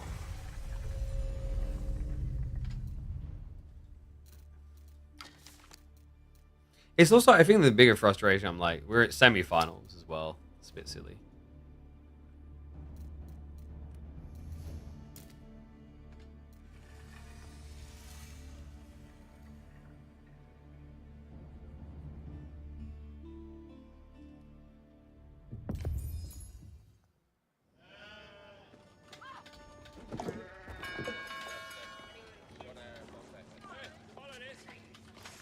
Alright, Chum's going to be on Plonker watch, and they'll let me know when they're done. I.e. when they respond to him and start apologizing because they forgot to make their game public. So in the meantime, I guess we'll vibe and check in on some laser and see how the H3 training's going. Kiljardi not playing H3, playing English? Yo, this is actually like a really good matchup for H3. It used to be that you could just play Intermass archers and run them through because you should ignore the men-at-arms, kill the lombos. But now it's even better because of Pro Scouts. English doesn't really play Pro Scouts, so you have even more options. A laser's been practicing the fast castle build, so he'll probably just play very kind of standard. But yeah, you have options. You can either just Pro Scouts FC, or you can go like all in aggro. You met both players IRL. Why not get their phone numbers? Because I don't just randomly walk up to people like, give me your phone number. So I usually have people on like Discord. Also, I have not met B in person, so that's factually incorrect. Wham, yes. Not B. He has never been to an AoE4 LAN outside of Russia.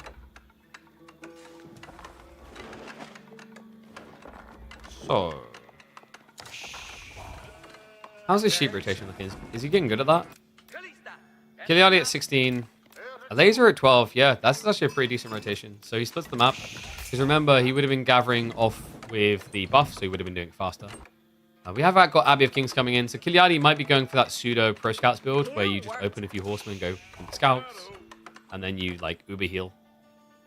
There is also kind of an all-in strategy here where you can play longbows, but I don't really rate it as highly against HRE due to marching drills. Going to Russia is expensive, for real. I ain't got that oligarch oil money. Imagine Shinobi sneaking to your pilgrimage. Well, they don't look like villages though. The pilgrims look different, right? That'd be quite funny if you could make them look like pilgrims. Like what? The ultra pain of just letting them get really, really, really close to banking, and then you just like surprise. No! All right, is that a good place for chat? I think so. What happened with Wham B series? Someone was a plonker and forgot to make the game public. So we literally have to wait until they finish that game so that we can figure out what's happening.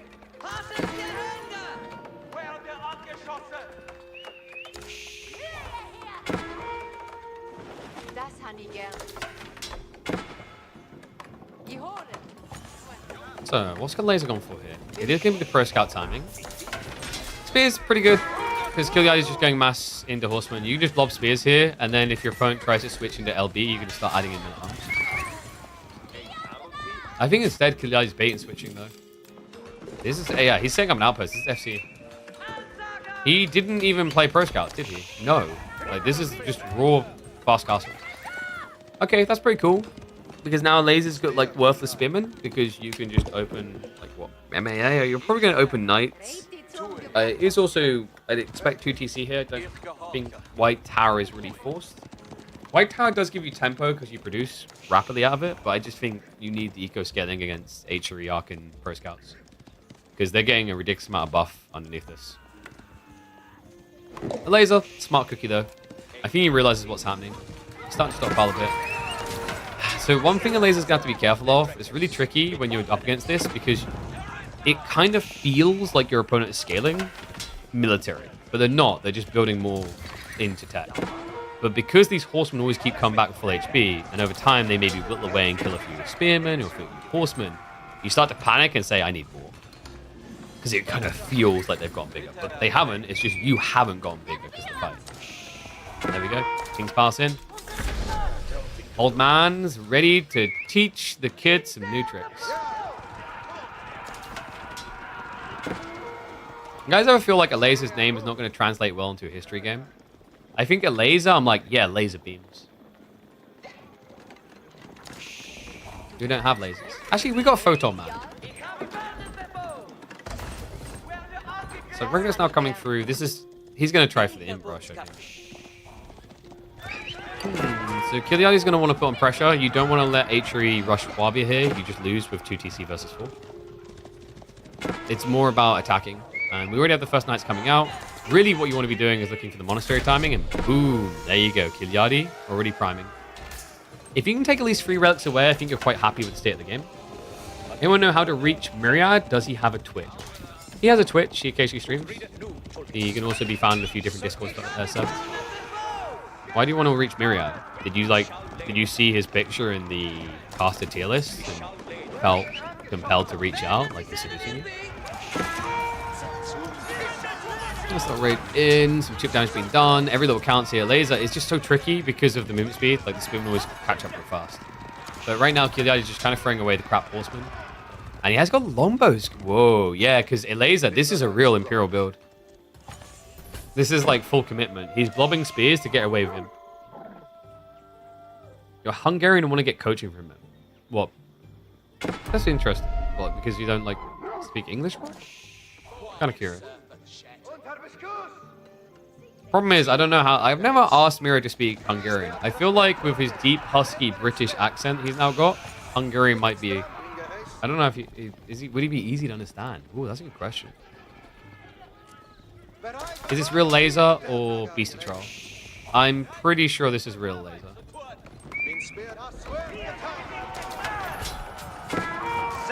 Because also someone said Beasties have a tasty.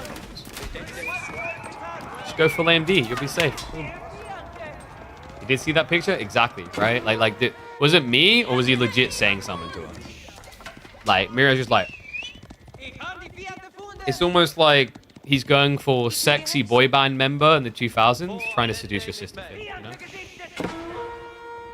Or your brother. 21st century. And there is Das Fabia. It is on TV. Kiljardi, he has got a lot of lombos, but he's actually guarding home on the deer. Pretty good position for Laser to find himself in if he can get a few outposts up, and we do already have the stone commitment. Yeah, I don't mind this from a Laser so far. Kiljardi's just, it kind of feels like he's been playing with his food a little. Maybe he's used to people playing like longer in the age or something. Because we don't as often see fast HRE. This is like more of a classical build. Longbow count looks reasonable, but I just don't know what he does against cannon placements. Okay, luckily a Laser doesn't have the resources for cannon placements. It's Springles.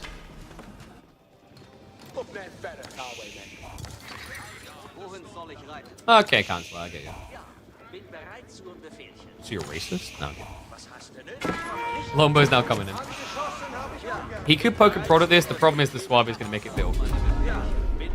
Laser's first match? No, he's been playing like weeks non-stop.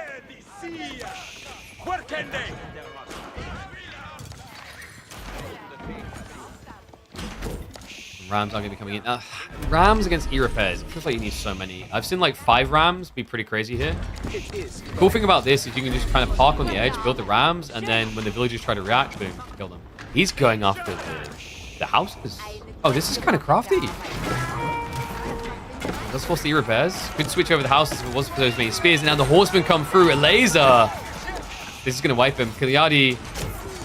He's trying to get the body blocks in with the knights. He has got the tech up on the way. Wingard coming behind this. But in the meantime, the Lombos are just getting disintegrated. Handful of horsemen still alive.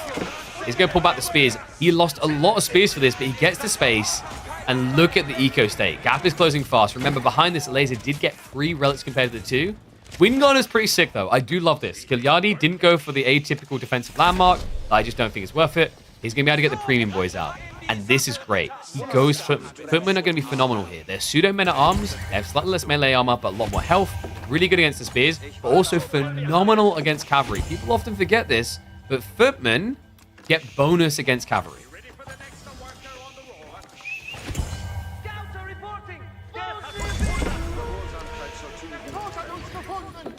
Laser does remove the Sacred Site Wind Condition in the meantime. Another tricky part for Kiljardi. He's behind on the teching. Laser, with free relics rather, he could easily just start moving into university techs pretty swiftly. He's going to garrison into the outpost. We've got Serena placement here. Cannon placement is on the way. We'll be safe at home. Horsemen are going to be able to flood the flanks, which is why you're now seeing Kiljardi move into farms, but he's not walled himself in yet. As we know, Kiljardi likes to break walls, not build them. Might cost him.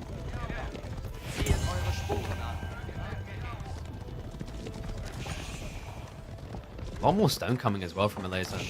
Is he going for a keep drop? Maybe on like the 8k vein? Secures his late game. Hand cannoneers is pretty sick here, but against Lombos can be a bit tricky. And the enclosure's just kicked in. Horseman, perfect time to dive though. Ignores the footman with the bonus damage we talked about.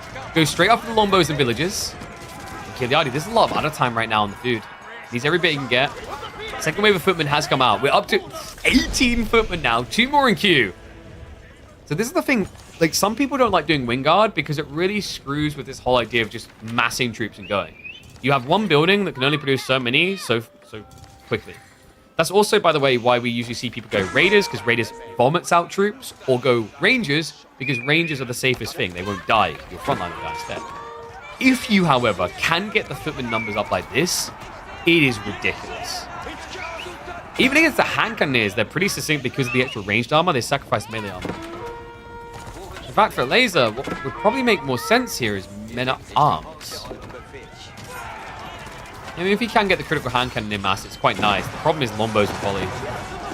Armorclad also on the way. Remember, that does actually affect the Wingard footman. Now up to 8 ranged armor. Lombos trading out well up against hand cannoneers. Villagers are going to have to abandon ship here. The forward keep is going to be a fail. Laser not able to get that forward defense. Starting to look a little bit stuck, actually. Economy is ahead, but the gap is closing. Remember, Kiljardi in a pretty good position here when he closes online. Looks like a laser at least catching up. Food income is starting to rocket a bit. He didn't actually efficiently set up around the Archon, so he doesn't get maximum buff there. He chose to build around the Suavi instead, so missing out on a bit of additional food. I don't think a laser's ever built an atrium men-at-arms. Really? That's kind of wild.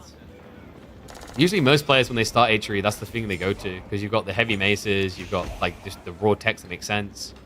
You'll probably see a laser start doing it when he experiments with Burgrave builds, but Burgrave is like a bit more of an advanced strategy if you want it to work reliably. Because like anyone can do a Burgrave and make it seem cheesy in the right situation. But to actually pull it off, or let's say you don't get the kill straight away, but to pull into a better timing, you need to really understand Burgrave. I can come in, but the numbers looking so good. Lombos chasing on this. We have got silk bowstrings in the way. No incendiary arrows, but it just doesn't matter. A laser. But there you go. You're going to see it for the first time. We have now got men-at-arms getting queued up. Feudal men-at-arms. It's going to take him some time. I don't know if he has time, though. If Kiljardi decides to try and kill a mining camp with Lombos... Wait. Oh, my God. Dude, this man makes me laugh. No! A laser, come on! Not like this. Well, I'm dying, so is a laser. Old man, so angry about the unfairness of modern society. He has to have your gold. He has to have your money. It's weird, actually, because like most old people find that the young people take their money. You know, like sneaking in the wallet and stealing it when they're not looking. Can you trust the nurse healthcare? But then there's just Kiljardi. 86-year-old ninja. Stealing all your goodies. Master thief. It's also just like, daddy's here to teach you. Considering that Laser tried this first.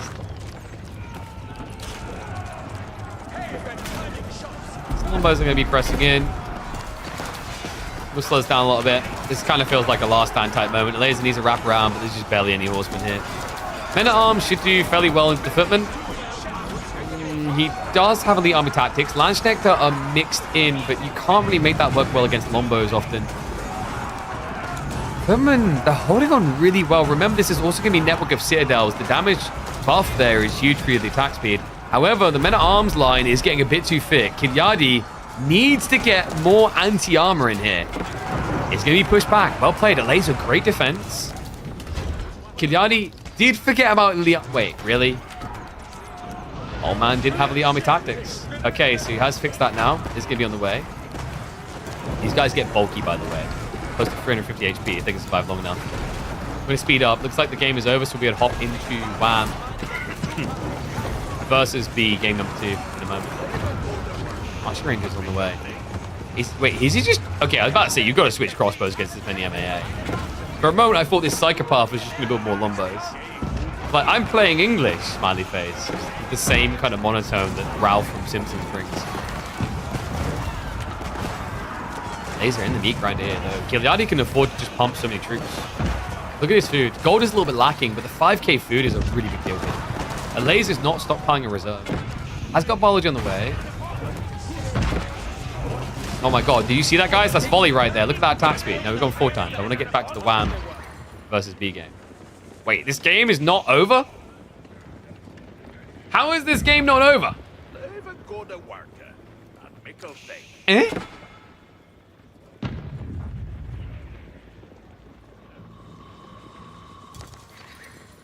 I think it's close to. Laser is just not, like, ready to concede yet. His gold income is kind of okay. We've got an insane amount of stone. It almost looks like a laser wants to test a wonder. If Kiljardi just plays horseman flank raid, I think this works quite well. Spearman has short range. Spearmans are 8 tar range. The Lombos in late game silk bowstrings will actually outrange Spearmans by 0.5 tar. Rangers by even more. Kiljardi is enjoying. He does like winning. Longbows are now going to arrive, punting towards the Archon. Yeah, little does he know, actually, most of the farms are further behind this.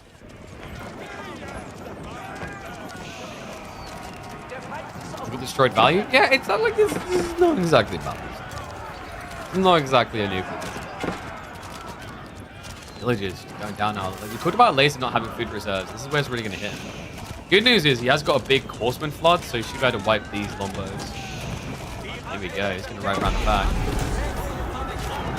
He actually even went Inspired Warriors. That's pretty cool. We don't actually see that very often out of players with HRE. The extra armor, marrying a lot against Lombos, or if you think, but I love this. Kiljardi, just delete the wall. A laser, he doesn't realize it. If he deletes this wall, he can get Nisus around. So his own structure is kind of creeping him a little here. Lombos will be lost. Kiljardi does the best he can. He actually tries to trade out against hand cannoneers. Even though the horsemen should win this, it's not exactly the emphatic victory you feel. A lot of ponies went down for this. And also a laser, an insane amount of idle time on the core of the Archon. Alright, we can speed up again. The end is nigh. It's time to kill this guy. Wow, I'm a poet. I thought about putting Polish in there like a identifier, like that's gonna be better.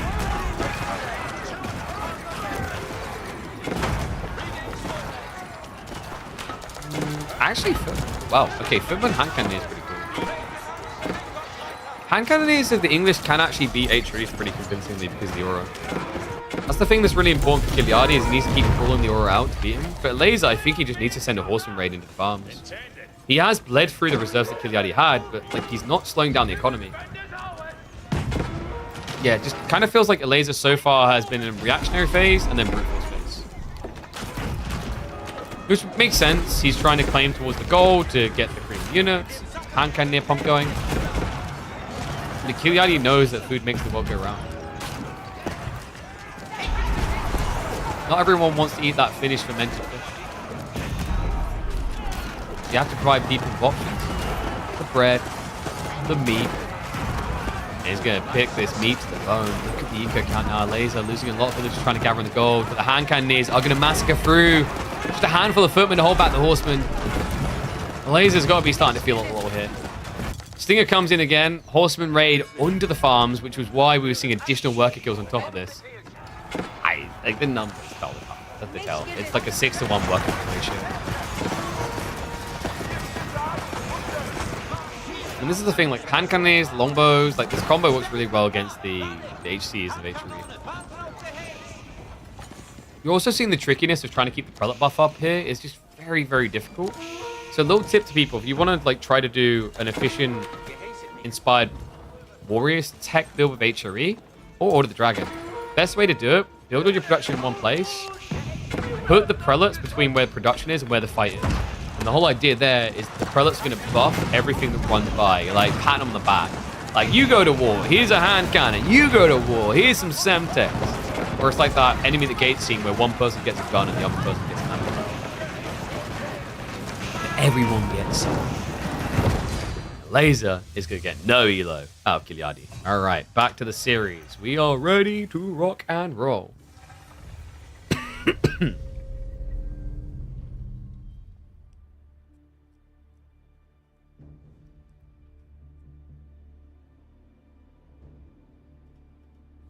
Okay. So it looks like it might have even been, I don't know, we're trying to confirm whether it's the players or whatever, but like it may actually legit be there was a sync issue on the servers that we didn't see the game at all. So we can use a little bit of speed manipulation here to catch back up to live a bit.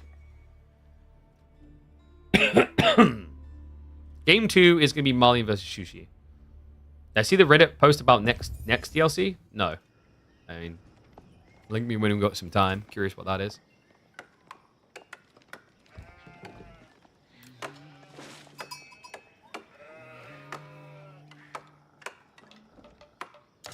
Yeah. Like, just to defend the players on this, it sounds like it might have been a desync issue. AoE4 Worlds even having issues finding the data for the game. Either way, like it is tiring when it happens either way. We have had examples where people just forget to make it, so I'll put that out there before I was like, screw B or Wham forgetting to make it like live. It might have been servers. It's hard to know. All right, though, let's hop into game number 2. We're going to do the 2x speed catch-up because I had a little bit of a technical hiccup, making it unobservable straight away. B with the Malians, Wham to Shushi on Sacred Grove. Looking at the draft, I thought Wham might save this for something like, say, Lipany, but maybe he's thinking Japan there. Throwing out Shushi this early on really shows you he doesn't want to be in the 2-0 situation because that's when B can throw even more curveballs. Malians makes a lot of sense here, though. This is a Pro Scouts-oriented map. It is also a map where the deer is really fixated down one direction. The reason that's important is it means that you can actually play anti-Pro Scouts quite effectively, taking 2 deer stacks out. It's why Order of the Dragon has looked really impressive here, because those initial spears basically remove half the deer from the map. And no, we didn't have them make a remake, because like the fundamental issue of having them make a remake is who made the lobby. And then who, like that's where it gets muddy. You could argue like the punishment for the person who made the lobby and didn't make it public is remake. But if it plays out the other way, it gets weird. So it is what it is. It is very unfortunate. It's why players need to keep an eye on their Discord. Apparently, B at least has responded saying he'll definitely keep an eye on the Discord. Definitely not ideal though. But it is what it is. So, tech out complete. Meditation Garden, not too bad. Does get his hands on the 36 food, 25 gold, and maybe like forward. It's not crazy. He didn't get like the jackpot spawn. I think I've seen sometimes you can, yeah, like over here actually wouldn't have been bad. Double stone plus the 36 food. But maybe he doesn't want to remain defensive. It feels like in some ways you have to be aggressive in some tune against Malians. Not necessarily diving their base, but also just taking objectives off the map. Wham's going to be looking to rush those objectives. We do already have Pro Scouts on the way at 4.5 minutes. It's going to be mirrored by B, but remember, he cannot match the pacing. There's no supervision tech. He can, however, get better scouts out. Against Vanguard, but the Warrior Scout tech will allow him to win the fights. Oh, okay, that's... Huh. B actually prioritizes the deer shoving. Okay, that's kind of cool, actually. Normally, we expect the Malian player to harass the enemy, but I think the thought process here from B is, what's the point? He's going to go spears, because most of the time, Shushi goes spears against any type of, like, harass. Guys, we don't have spears, though. We have Wham cooking. It's going to be Chuga New Horseman. Okay, that's kind of sick, because Zhuxi can destroy the cavalry. They'll destroy Donzos. Javelins count them, sure, but, like, the horsemen can come over the top. So this is all about Wham trying to manipulate the timing where B has to come out of the base, which is for the game. We'll stick to the 2x speed for the time being. Wow, look at how fast these Zhuxi. OP. Yeah, I think we're getting a 50-50 split here, folks. So no crazy edge being gained so far. I think Wham is leaning for an all-in timing, which is quite difficult to do against Malians. They are an inherently defensive civ. Usually because the comp they build is very strong for defending. Most of the time, you're thinking Donzo plus Javs. Instead, he's being a bit greedy about this. Only Javelins. Is he going for Farimba timing? I think we're looking at a Farimba timing.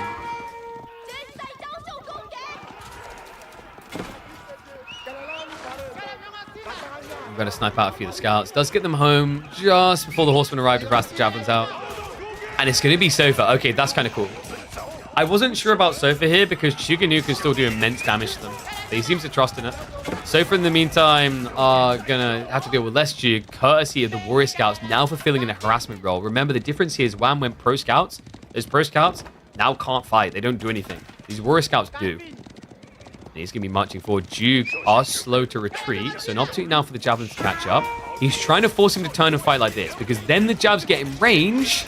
And it's a bad trade for Wham. Chases him all the way home. Behind this, B has options. And guys, this is looking more and more like Farimba. Farimba Javelin is kind of crazy if you stranglehold the map. And no doubt about it, Wham is getting strangled. Like right now, I want to change his name to Bar. AoE 4 2x speed has strong SUT vibes. Kind of. I actually think it also has... It's 2x speed for AoE 4 is actually like somewhere between AoE 2 and StarCraft 2 vibes. Boom, guys, there we go. We called it. Farimba's on the way. I like this. The Javelin count is looking decent at the moment. He's definitely going to need to get more in there. I wonder if there's a world in which he switches it up. Say, Mansa Musafadi. Shadow Monastery is going to be coming on the other side, so Wham now finding his way into third age. He sees the tech up. There we go. It is going to be the enlistment of the Javelineers. Remember, these guys, they get better movement speed. They also deal poison damage. They're actually not bad against armored units. Basically fulfilling the role that archers can against heavily armored units with the poison. Only kind of better. Are they waiting for the next game? I'm not sure. I'll have to check in on the tube. Done. Didn't have a chance. I just hopped straight into the game because I want to catch up. We have been live now for 8 hours. And I'm still coughing my guts out. So forgive me if someone's like, I hate the 2x speed. Slow it down a little bit. I think we are kind of reaching to the point where it's probably worth slow down. Javelin count looking really strong here. So what's Wham's play? Mass Horseman makes a lot of sense. I have to be very careful about where you take the fights. Like if B hugs a tree line, it can make it awkward to try and win. My worry is if B goes back now for Sofa, you're in trouble. Sofa can disintegrate. You could play Spears, actually. Like, Spear Horseman makes a lot of sense together. Javelin's now in retreat. He does actually reveal what he's up to early. Body blocks from B is going to be good, and that's enough to scare him away. And that encourages B now to go for the Sofa. Looks like Wham is going to be investing in the Spears. Veterancy's on the way. B skipping Relics. It's all about balancing your choices. If you rush Relics now, you don't have additional Javelins or Sofa. He needs to win a fight first to justify the next step. Always important to remember that. If you greed too hard, you get punched even harder. And yeah, a little bit greedy there with the rotation. I think he's looking for maybe a move out into golds. I think the Javelins are going to get caught by the Horsemen. Dahlia Horse is also activated here. Big damage coming in. B is going to lose a huge chunk of this critical mass he's built up. And by a huge chunk, I mean they're gone. Erased. Purged from the planet. Okay, this does not bode well now for B. Farimba is a timing comp. It's a timing strategy when you play Javelineers like this. Same with, I'd say, actually, the Freeborn. Mansa Musafadi is the only one that I feel like actually has an interesting return scale point. And he just lost his timing. More javelins going to be queued up, but Wham in a very comfortable position here. Has got triple monk, so relics going to be on the way home for him. I think we are getting a back and forth series here, folks. Yeah, me kind of just feeling like he's up Craps Creek without the paddle.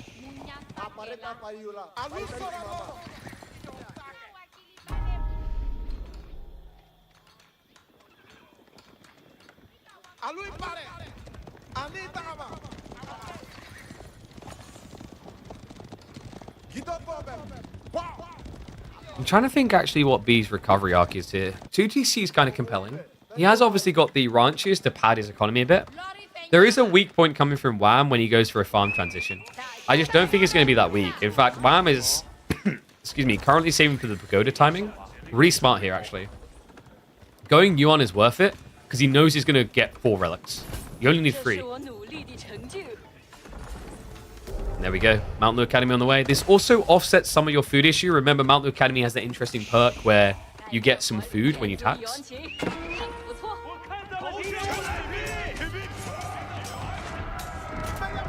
You're seeing how much B is struggling to remass, by the way. This is the difference between playing Fulani and playing Farimba. You're missing so much additional food. And so far, not cheap. 120 food per. Then you think about the javelins also adding another 80. It burns a hole in your pocket, man. Like, he can build 3 javelins, 3 surfers a minute with his current income level. And remember, his income level is low because he has now ran out of the deer. He's on berries. Another awkward thing for Marlins, cannot play ball. Shushi can, and I wouldn't be surprised if Wham considers it here, now that he's got the wall up on the north side.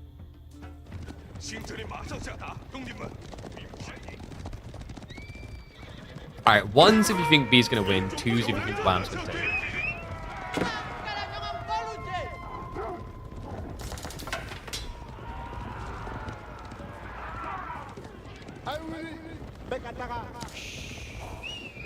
We have a few believers, but I'm gonna have to lean towards Wham right now. Game does feel like it's leaning towards him here. Now with the relics making it home, will be a snipe there at least, but this is 5 relics, guys. It's oppressive, and we should have pagodas coming in, which are impressive. Income from these things is just through the roof. 62 food and wood, 100 gold, 25 stone, basically 250 resources per. No relic counter, so Shushi have a weird little funky bug where Shalom Monk's carrying doesn't show. You have to wait for it to rough up. But you can do a rough count. It's very easy, in fairness. The only time it would be really awkward to figure it out is if you're watching Shushi mirrors. If you're not watching Shushi mirror, all you need to do, look count down here, look at the map. You're going to see, for example, 1 relic. You know another one's being carried. Like that.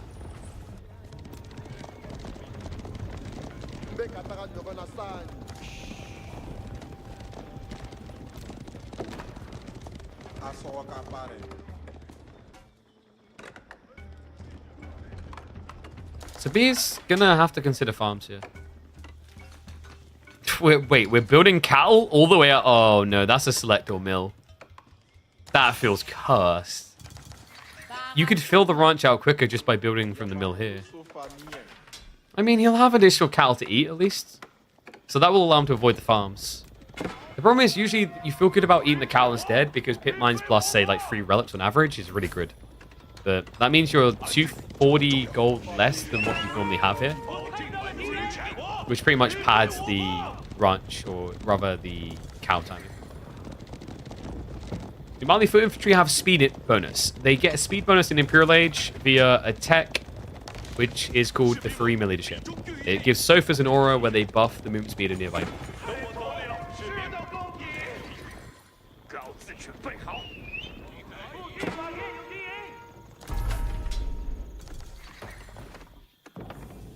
Walls now going up. Wham's walls have arrived, folks. He's hunkering down for that late game. We even now have him switching back from Yuan to Jiangnan.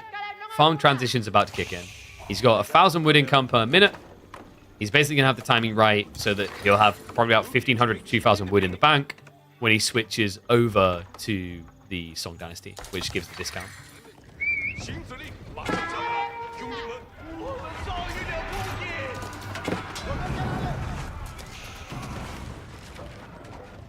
B has one shot at this. If he misses it, he's going to get outscaled.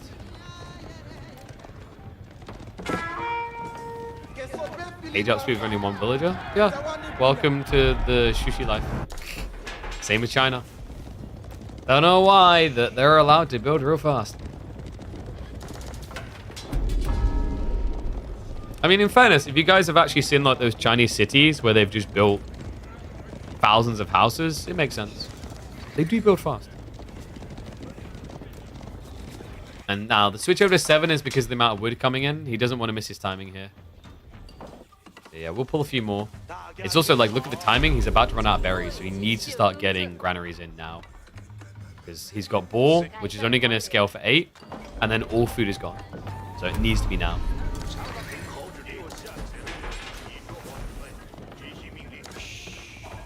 Will he do a transition? He might just keep eating cow.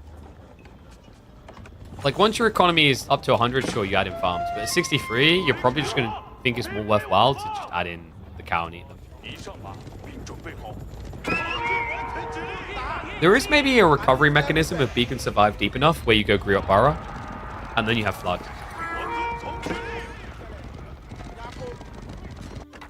And that is greedy. Wham. Okay, we still need to add in farms. He's instead added in 2 TC. With 0 farms. What? Ball's now going up, so B is understanding this game is going to go long. And this map is called Sacred Grove, so it was a concept that I perceived and sent over to Caillou, and then shout out to him for bringing it to life. We make maps.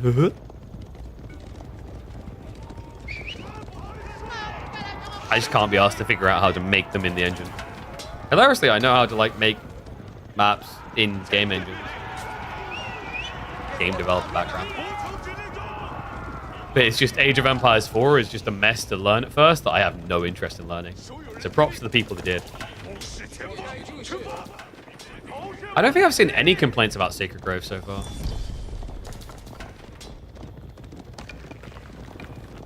I think overall, we've done a good job of it. So well played on that, Caillou. It was a bit weird when we originally had the tree lines and we realized it removed it before it even got into rotation.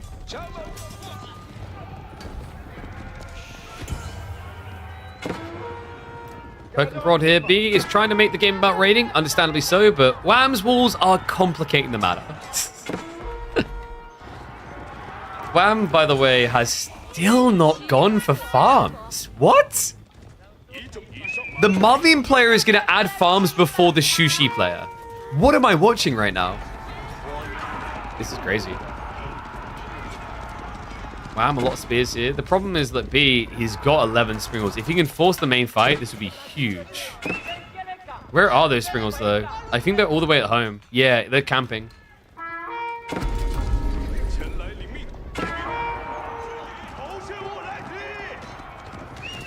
Good turn around with the sofa, just a little bit of harassment damage, trying to keep the count down. And there we go. Farm's on the way. Okay, so this is the big kind of convergence point we've been working towards. Wham is now going to start taking control of the game in a big way. Horseman going to make it even better. Finds the backside of it. Hits the ranches. He doesn't actually stab down the cows, though.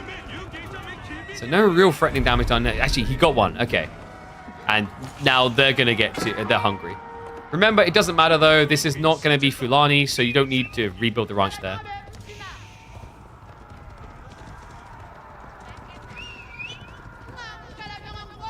AOT map maker. I mean, a lot of RTS engines map makers have historically been similar. Just obviously, the problem is when you have developers making new things, they just tend to lean more complicated, if that makes sense. Whether intentional or not.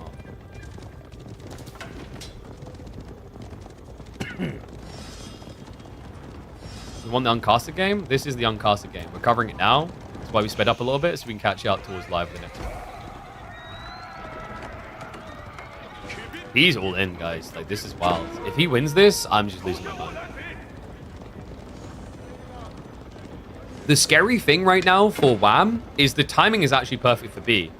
Look at the farms. They haven't been added in yet. Look at his food income.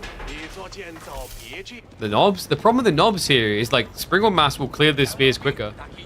And Sophus can bleed in. It's not as simple as you'd think with the Nest of Bees, especially with the range difference here. About like, what, 7.5 tower range compared to 8, so you can kind of tickle in. He's going to keep pressuring Wham. Falls behind the choke point. He's going to try to use his own base as either his master defense or his tomb. That is a freebie. What are you doing here? Oh, no, no, no, no, no. He breaks off. This is huge. Wham. He pushed him in intentionally so he could go for the farms. He knew exactly where it was. Finds the granaries before they've even returned their investment. This is vulgar. Wham. Trying to react now, but in an open battlefield, the Springall's going to eat him up. As things begin to heat up, the Sofas continue to raid. Work account now in favor of B. Backstab coming through. The Springall's can turn and burn onto that as well, though.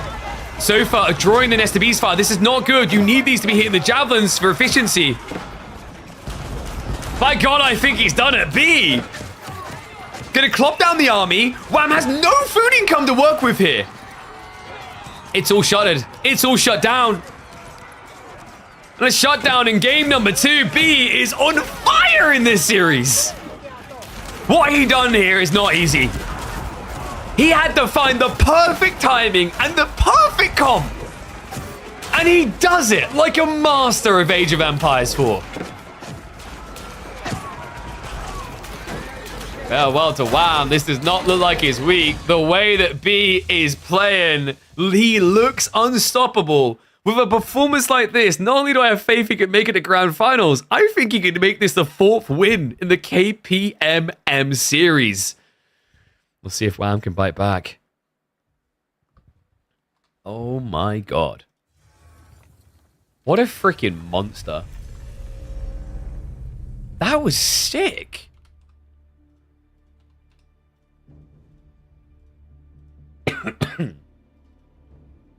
He's buzzing. I'm vibing. Second TC throw. Maybe. I kind of understand his thought process. I just think that the farms, instead of adding them in gradually, he just went for that, like, I've got 3,000 wood moment. And it really, really cost him. But let's get ready for the next game. Shout out to the boys. I think they were actually holding in lobby.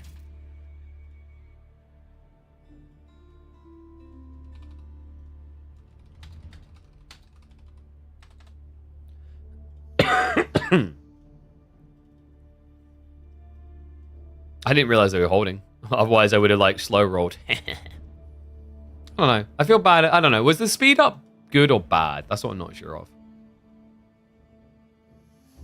Never sure. So they should be getting into game now. Let's have a look. See what they're going to be doing in the draft.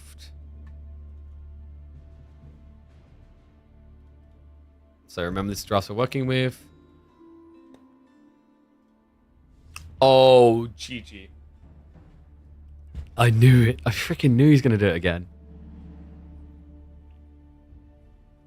Is this Gorge? I think this is Gorge. Don't think it makes sense to go Song after Yuan. If you think about the fact that your farm transition is going to cost 3.5k wood, shall we say? Remember that Shushi Song gives, like, was it 35% discount? You're saving 1,000 resources. It actually does make sense. You're saving 1,000 resources and paying 600, and then, like, it's probably actually going to be more than 3,000.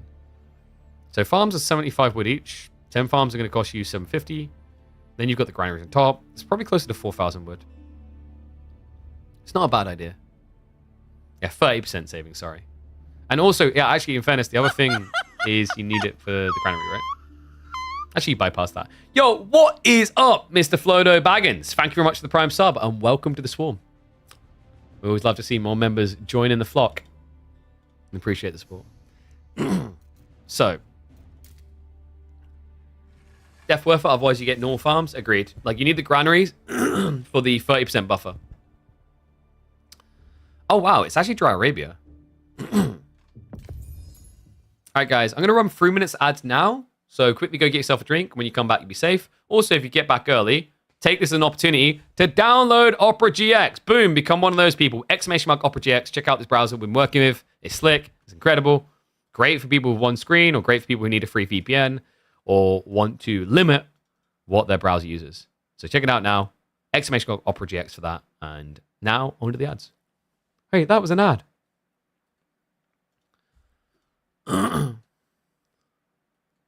Huh? Nice try, mate. Dude, I didn't freaking knew it.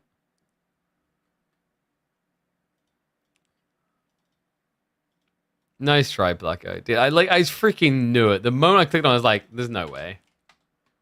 Ah, freaking Blacko. So well made. I mean, it's like you can tell. Okay, so here's the thing. It's well made in a way, but like if you just take one look at this, I feel like you know parts of it at least look AI generated. I don't know. I'd say that anyway, like the bottom. Is this like an official art asset pulled from elsewhere?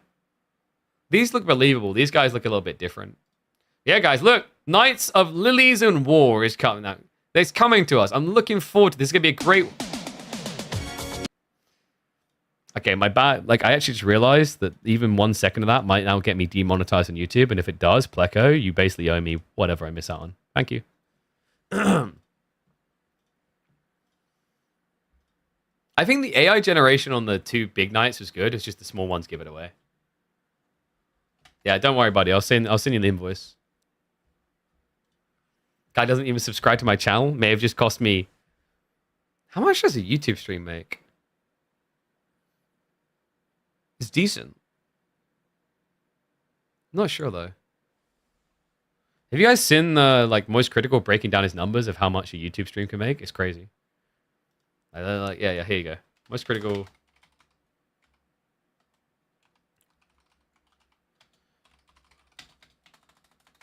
Great way to spell it. The numbers are crazy.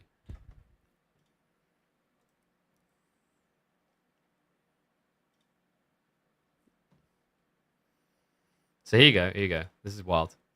So his best stream, where he got 2,000 subs on Twitch, made 11.7k. That's a lot. I wish I made that. That's multiple months worth for me to try and make that. Then this. He done a live stream of, I forget the sci-fi game. It only got 1.6k only in ad revenue when it was live. But the VOD drummed in 78,000 on top of it. Actually, more than that. He made $84,000 off of that one stream, technically, due to the VODs. By the way, this is like also why I tell people, if you're going to watch my VODs, please do it on YouTube, not Twitch. Because Twitch doesn't even pay streamers for the ads they play on our VODs, which is freaking outrageous. Like, they're playing ads and they're not even actually giving you your ad rev share, which is actually quite low on Twitch anyway. So yeah, like a little fun fact there for people. Like, if you want it, like not just me, anyone else, if they stream to both YouTube and Twitch, watch their VODs on YouTube. You're supporting them a lot more. Don't want to know you're actually a millionaire? Ah, yeah, I wish. Whew. It's quite funny, actually. When I started leaning in more into doing like heavy content creation, I kind of got baited into it because I was talking to someone who was like, you know, 150 viewers, you can make like 40, 50k a year. It's like, whoa. And they were like, that was pre-bubble. And they had like a niche that made sense. And I think they just had really good contacts. And I was like, it's not that simple. Why Turin does YouTube? Dude, Turin is like love and life. He streams to like 150 people on Twitch and 1,300 people on YouTube. It's, like I said, it's because YouTube actually rewards its creators financially.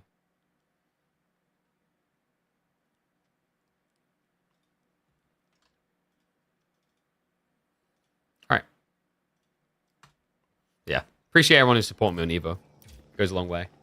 But I don't think Wham's going to go much longer in this.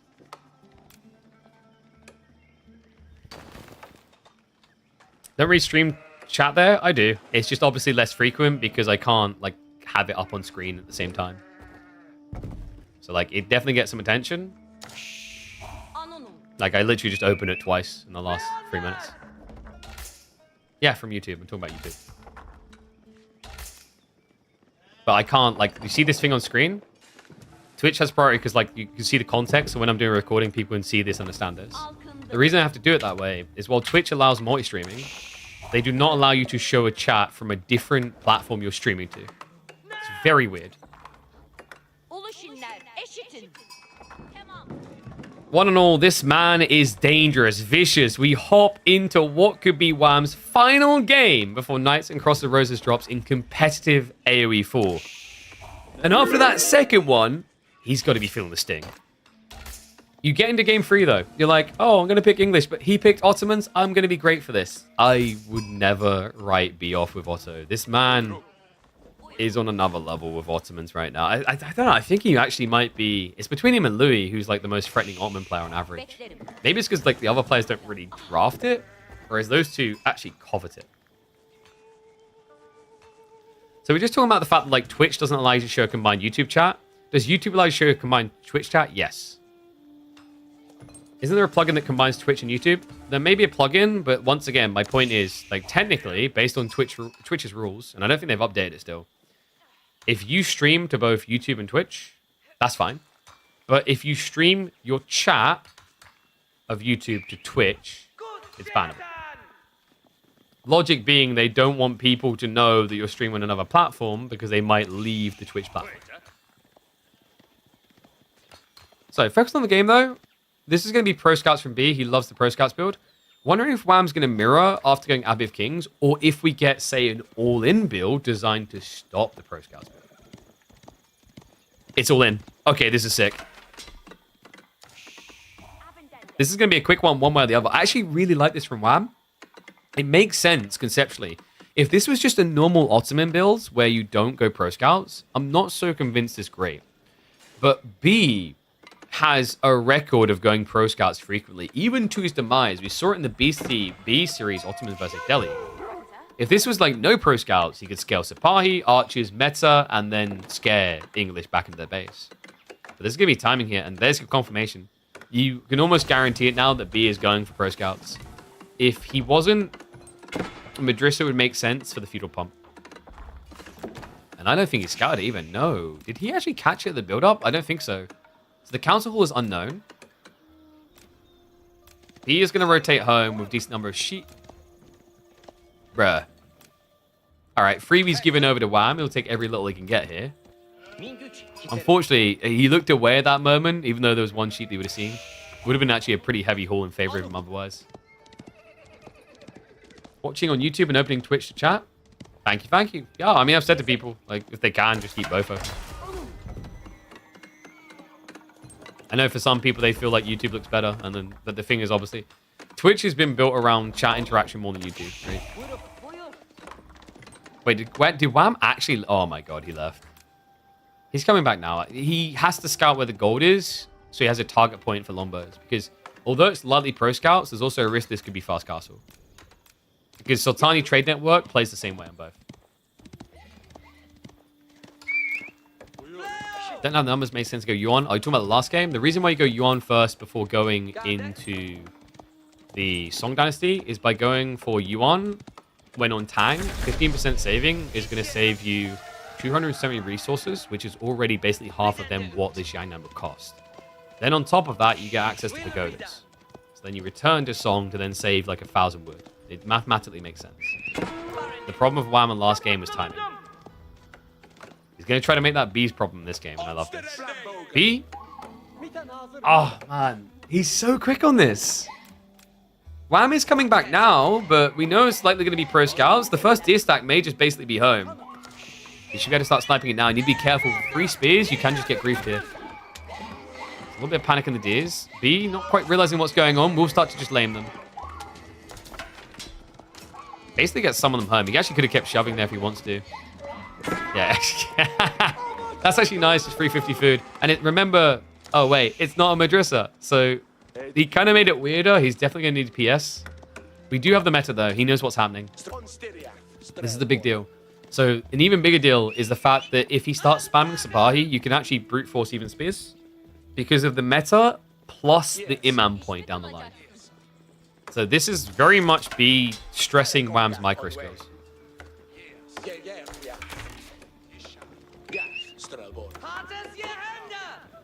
Only good part of Twitch is there's a lot of people with Amazon Prime. And it's not just that. is that Twitch is still inherently the go-to live stream platform. There's a reason why they don't pay creators to be exclusive to them anymore. They realize that, like, these other companies trying to drag them away, Facebook, Mixer, etc., even YouTube, they drag these people away and then they come back anyway. Because the audience is still bigger here, for whatever reason. Being first is very helpful. And they do some things right. Not perfectly, but oh, this is sick. Imam coming out already. Chain heal. He's going to have to walk away. I think B may have slightly overextended here. The Imam's going to be in trouble. So he does pull it back just in time. B, we're about to heal him up. But that was very greedy. So he's looking to get the pressure on so he can clear for the pro scouts. That was scary, though. If you lose an Imam that early, it's just guns. Like, this is the thing about this particular build for Ottomans. Very, very high skill ceiling. But very, very easy to trip over yourself on the way. You need to be very elegant with where you put the Imams.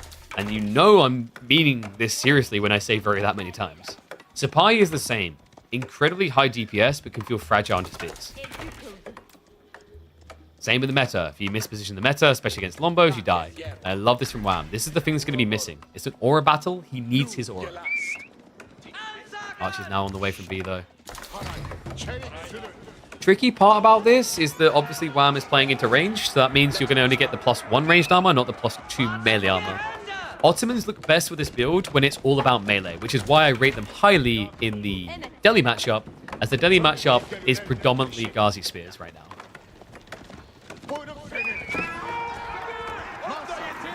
I don't think he can allow this to go up, though. He did just scout it. Can he stop it? There is actually... Okay, there's a sick trick here. I don't know if this is intentional, but this chop here, he, I think, can hide an Imam here in the tree line and then fight here. And there won't be a way of stopping the AoE heal because you won't be able to see the Imam.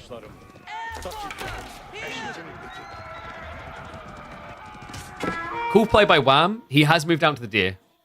Understands that like this is going to cost a lot of investment. He needs to be as efficient as possible.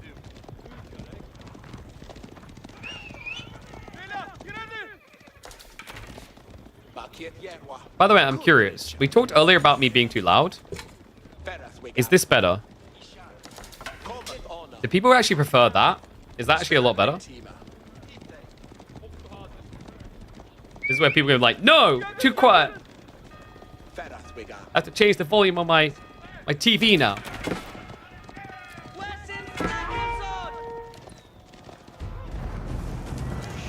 It's like he is going to bring the Sapahi in. The Lombos, wait, so he built this outpost and basically abandoned it.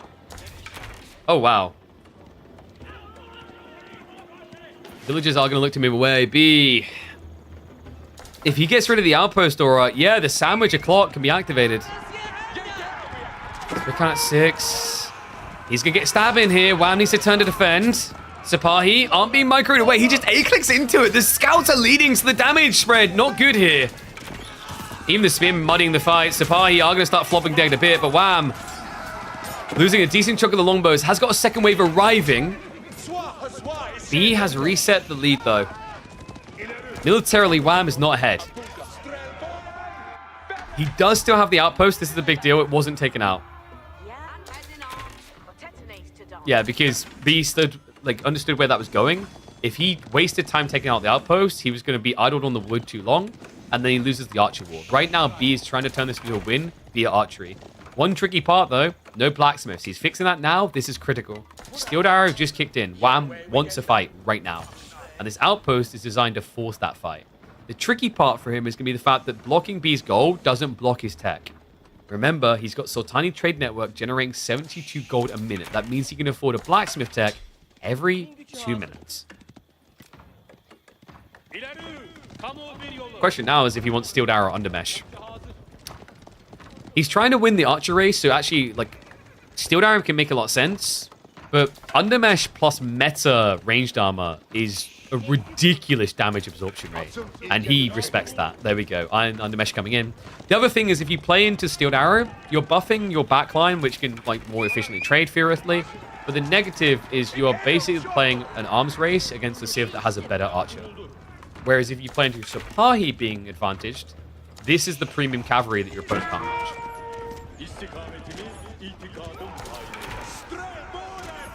Wham. He has almost got the outpost up. Gotta be careful of the meta. The tricky part is when the longbow mass gets this big, you can just get sniped straight away. Sometimes you see someone prep the second meta. We're not actually getting that out of B, though. You have more archer ranges on the way. That speed already is going to activate. And whoa, Wham, he's hanging around too long here. Yeah, he's trying to edge the spearman, but the longbow wind-up animation is killing him.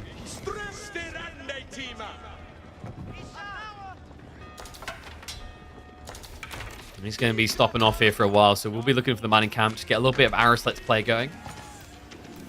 B has so much food to work with, though. Credit to Wham, I actually really like the way he approached this. He's just removing pro scouts through a natural method. Normally this would be too dangerous against Sipahi, because this is an all-in longbow rush. Your opponent can't actually raid you. The Sipahi are designed to win a fight, not win a raid.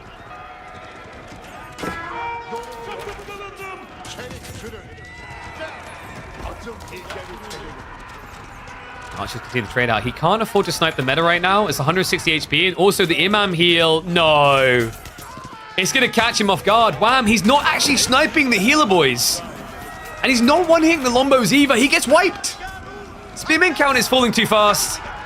It's going to be a flood-in, and that has to be the GG. It's too many Sipahi. Fortitude hasn't been activated yet. He's respecting just the one spear, but there we go. He triggers it now. Actually, sorry, that's the ranged armor coming in. Doesn't even need it to clean him up. He does throw away most of the Sipahi for this. But worthwhile to get the breathing room. The second wave is on the way. The archers can actually follow through on this. This is turning into a snowball effect. It is turning into a rollover and die.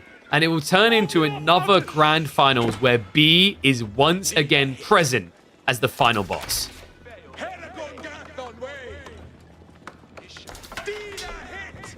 Why are Frios so common? I'm not sure. I think maybe people are using this to experiment a little is a possibility. It's hard to say. Possible that some people are getting tired and they're not necessarily prepping new strats because we've got DLC around the corner. So they're running old things, whereas B has always been this guy in his little lab coat looking to be experimental. I don't know. When you get close series, though, it is incredible. Even actually, I've said this, like, even when we get 3-0 sometimes, they're insanely close. This one a little bit rougher for sure.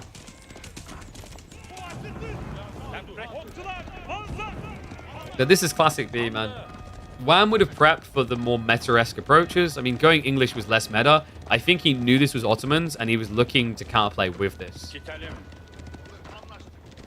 So in fairness to him, Wham did try to do something less orthodox, because English isn't really a priority pick on land maps right now. But B just threw the curveballs this series. We saw the way he played the Malian game. Game number 1, that Delhi play on Dry River was so giga-brained. And this Ottoman pick, which has just been like a crown jewel for B. It reminds me of Japanese at the start of the year, which was his king pick. Now it's turned into the Ottos. At this point, it feels like you want to call them the Ottomans. When they're in the hands of B, somehow manages to make them frequently look OP. This is Wham's last stand. Raid on the tree line. We'll light them up a little bit. The fact that he's playing English Lombos and hasn't been able to snipe these imams is so depressing as an English player. You're meant to be one of the best at doing it. Right now, it seems like English is the best at losing on land. GG comes out. B will be the first player through the grand finals. The question now I have for you is it going to be Louis or is it going to be Dumu that he matches up against in the final KPMM before the expansion arrives? G to the G, Mr. B. And what a cool one.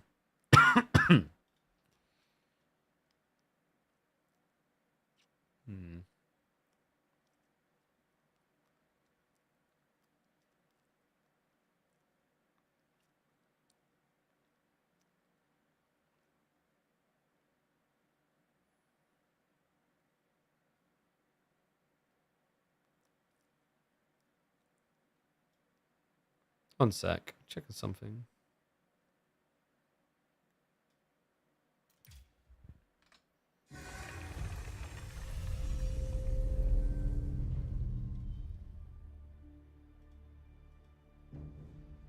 Wait, did we miss...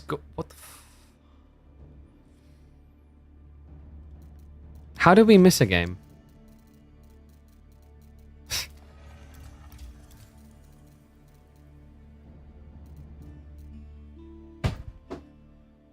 Kill me.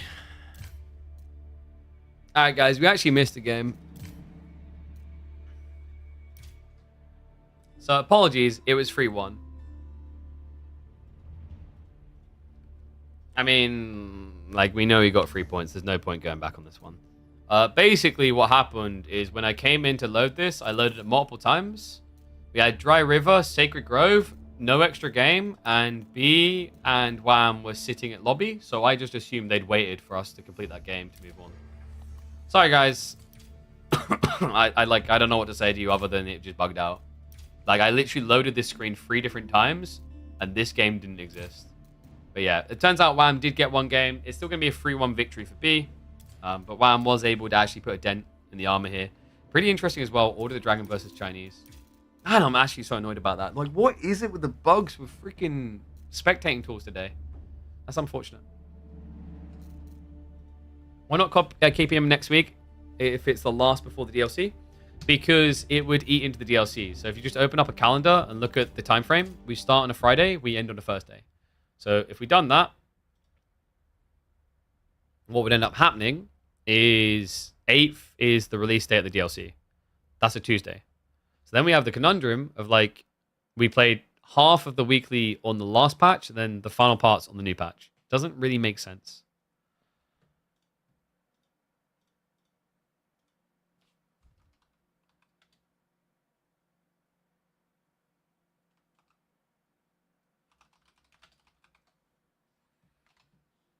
Yeah. All right. With that in mind, though, we'll look to kick off on Thursday with LUMT versus Dumu. And then winner will be going up against B in the final. So, guys, that'll be on Thursday. We'll post the starting time on Discord and on Reddit. So, you guys, if you haven't joined the Discord, !Discord is literally free to do. I need to talk to that person who reached out about, like, revamping the Discord because it definitely needs a little bit of spring cleaning. But you know, join it. It's literally free to do. It's a great way of keeping up. Other things that's free to do. Final reminder, we have been working with OperaGX this month. If you guys want to check out the browser, it's free to do. Give it a download, create an account. Lets them know that I sent you. Recommend doing it. It's like a free way to actually support the stream. Helps us maybe get them back as a sponsor next time. I'll even drop it in for the YouTube watchers. So if they want to help out as well, they can. But, oh God, like the message is too long. Woo. I guess I'll just put the link for you guys. You don't get the cool quippy comments. So I'll send that across to YouTube. Guys, like I said, make sure you've joined the Discord if you haven't. In fact, I'll drop the Discord in there for YouTubers as well. I think it's on the description for the videos, but so you have it. YouTube Discorders, Twitch Discorders, go join there. We will announce when we go live. We announce every time. Reminder, we are live pretty much every week, Monday, Tuesday, Thursday, Friday. Sometimes we do weekends. It just depends. But KPMMs run on those days. But yeah, that's going to be it, guys. YouTube, I'm going to end the stream now. Twitch side, I'm going to find someone to raid. It's been a fun 8.5 hours, but I need to go get some food. And I've also got a bunch of things being messaged at me in the background that I need to catch up on. But thank you, one and all. Appreciate it.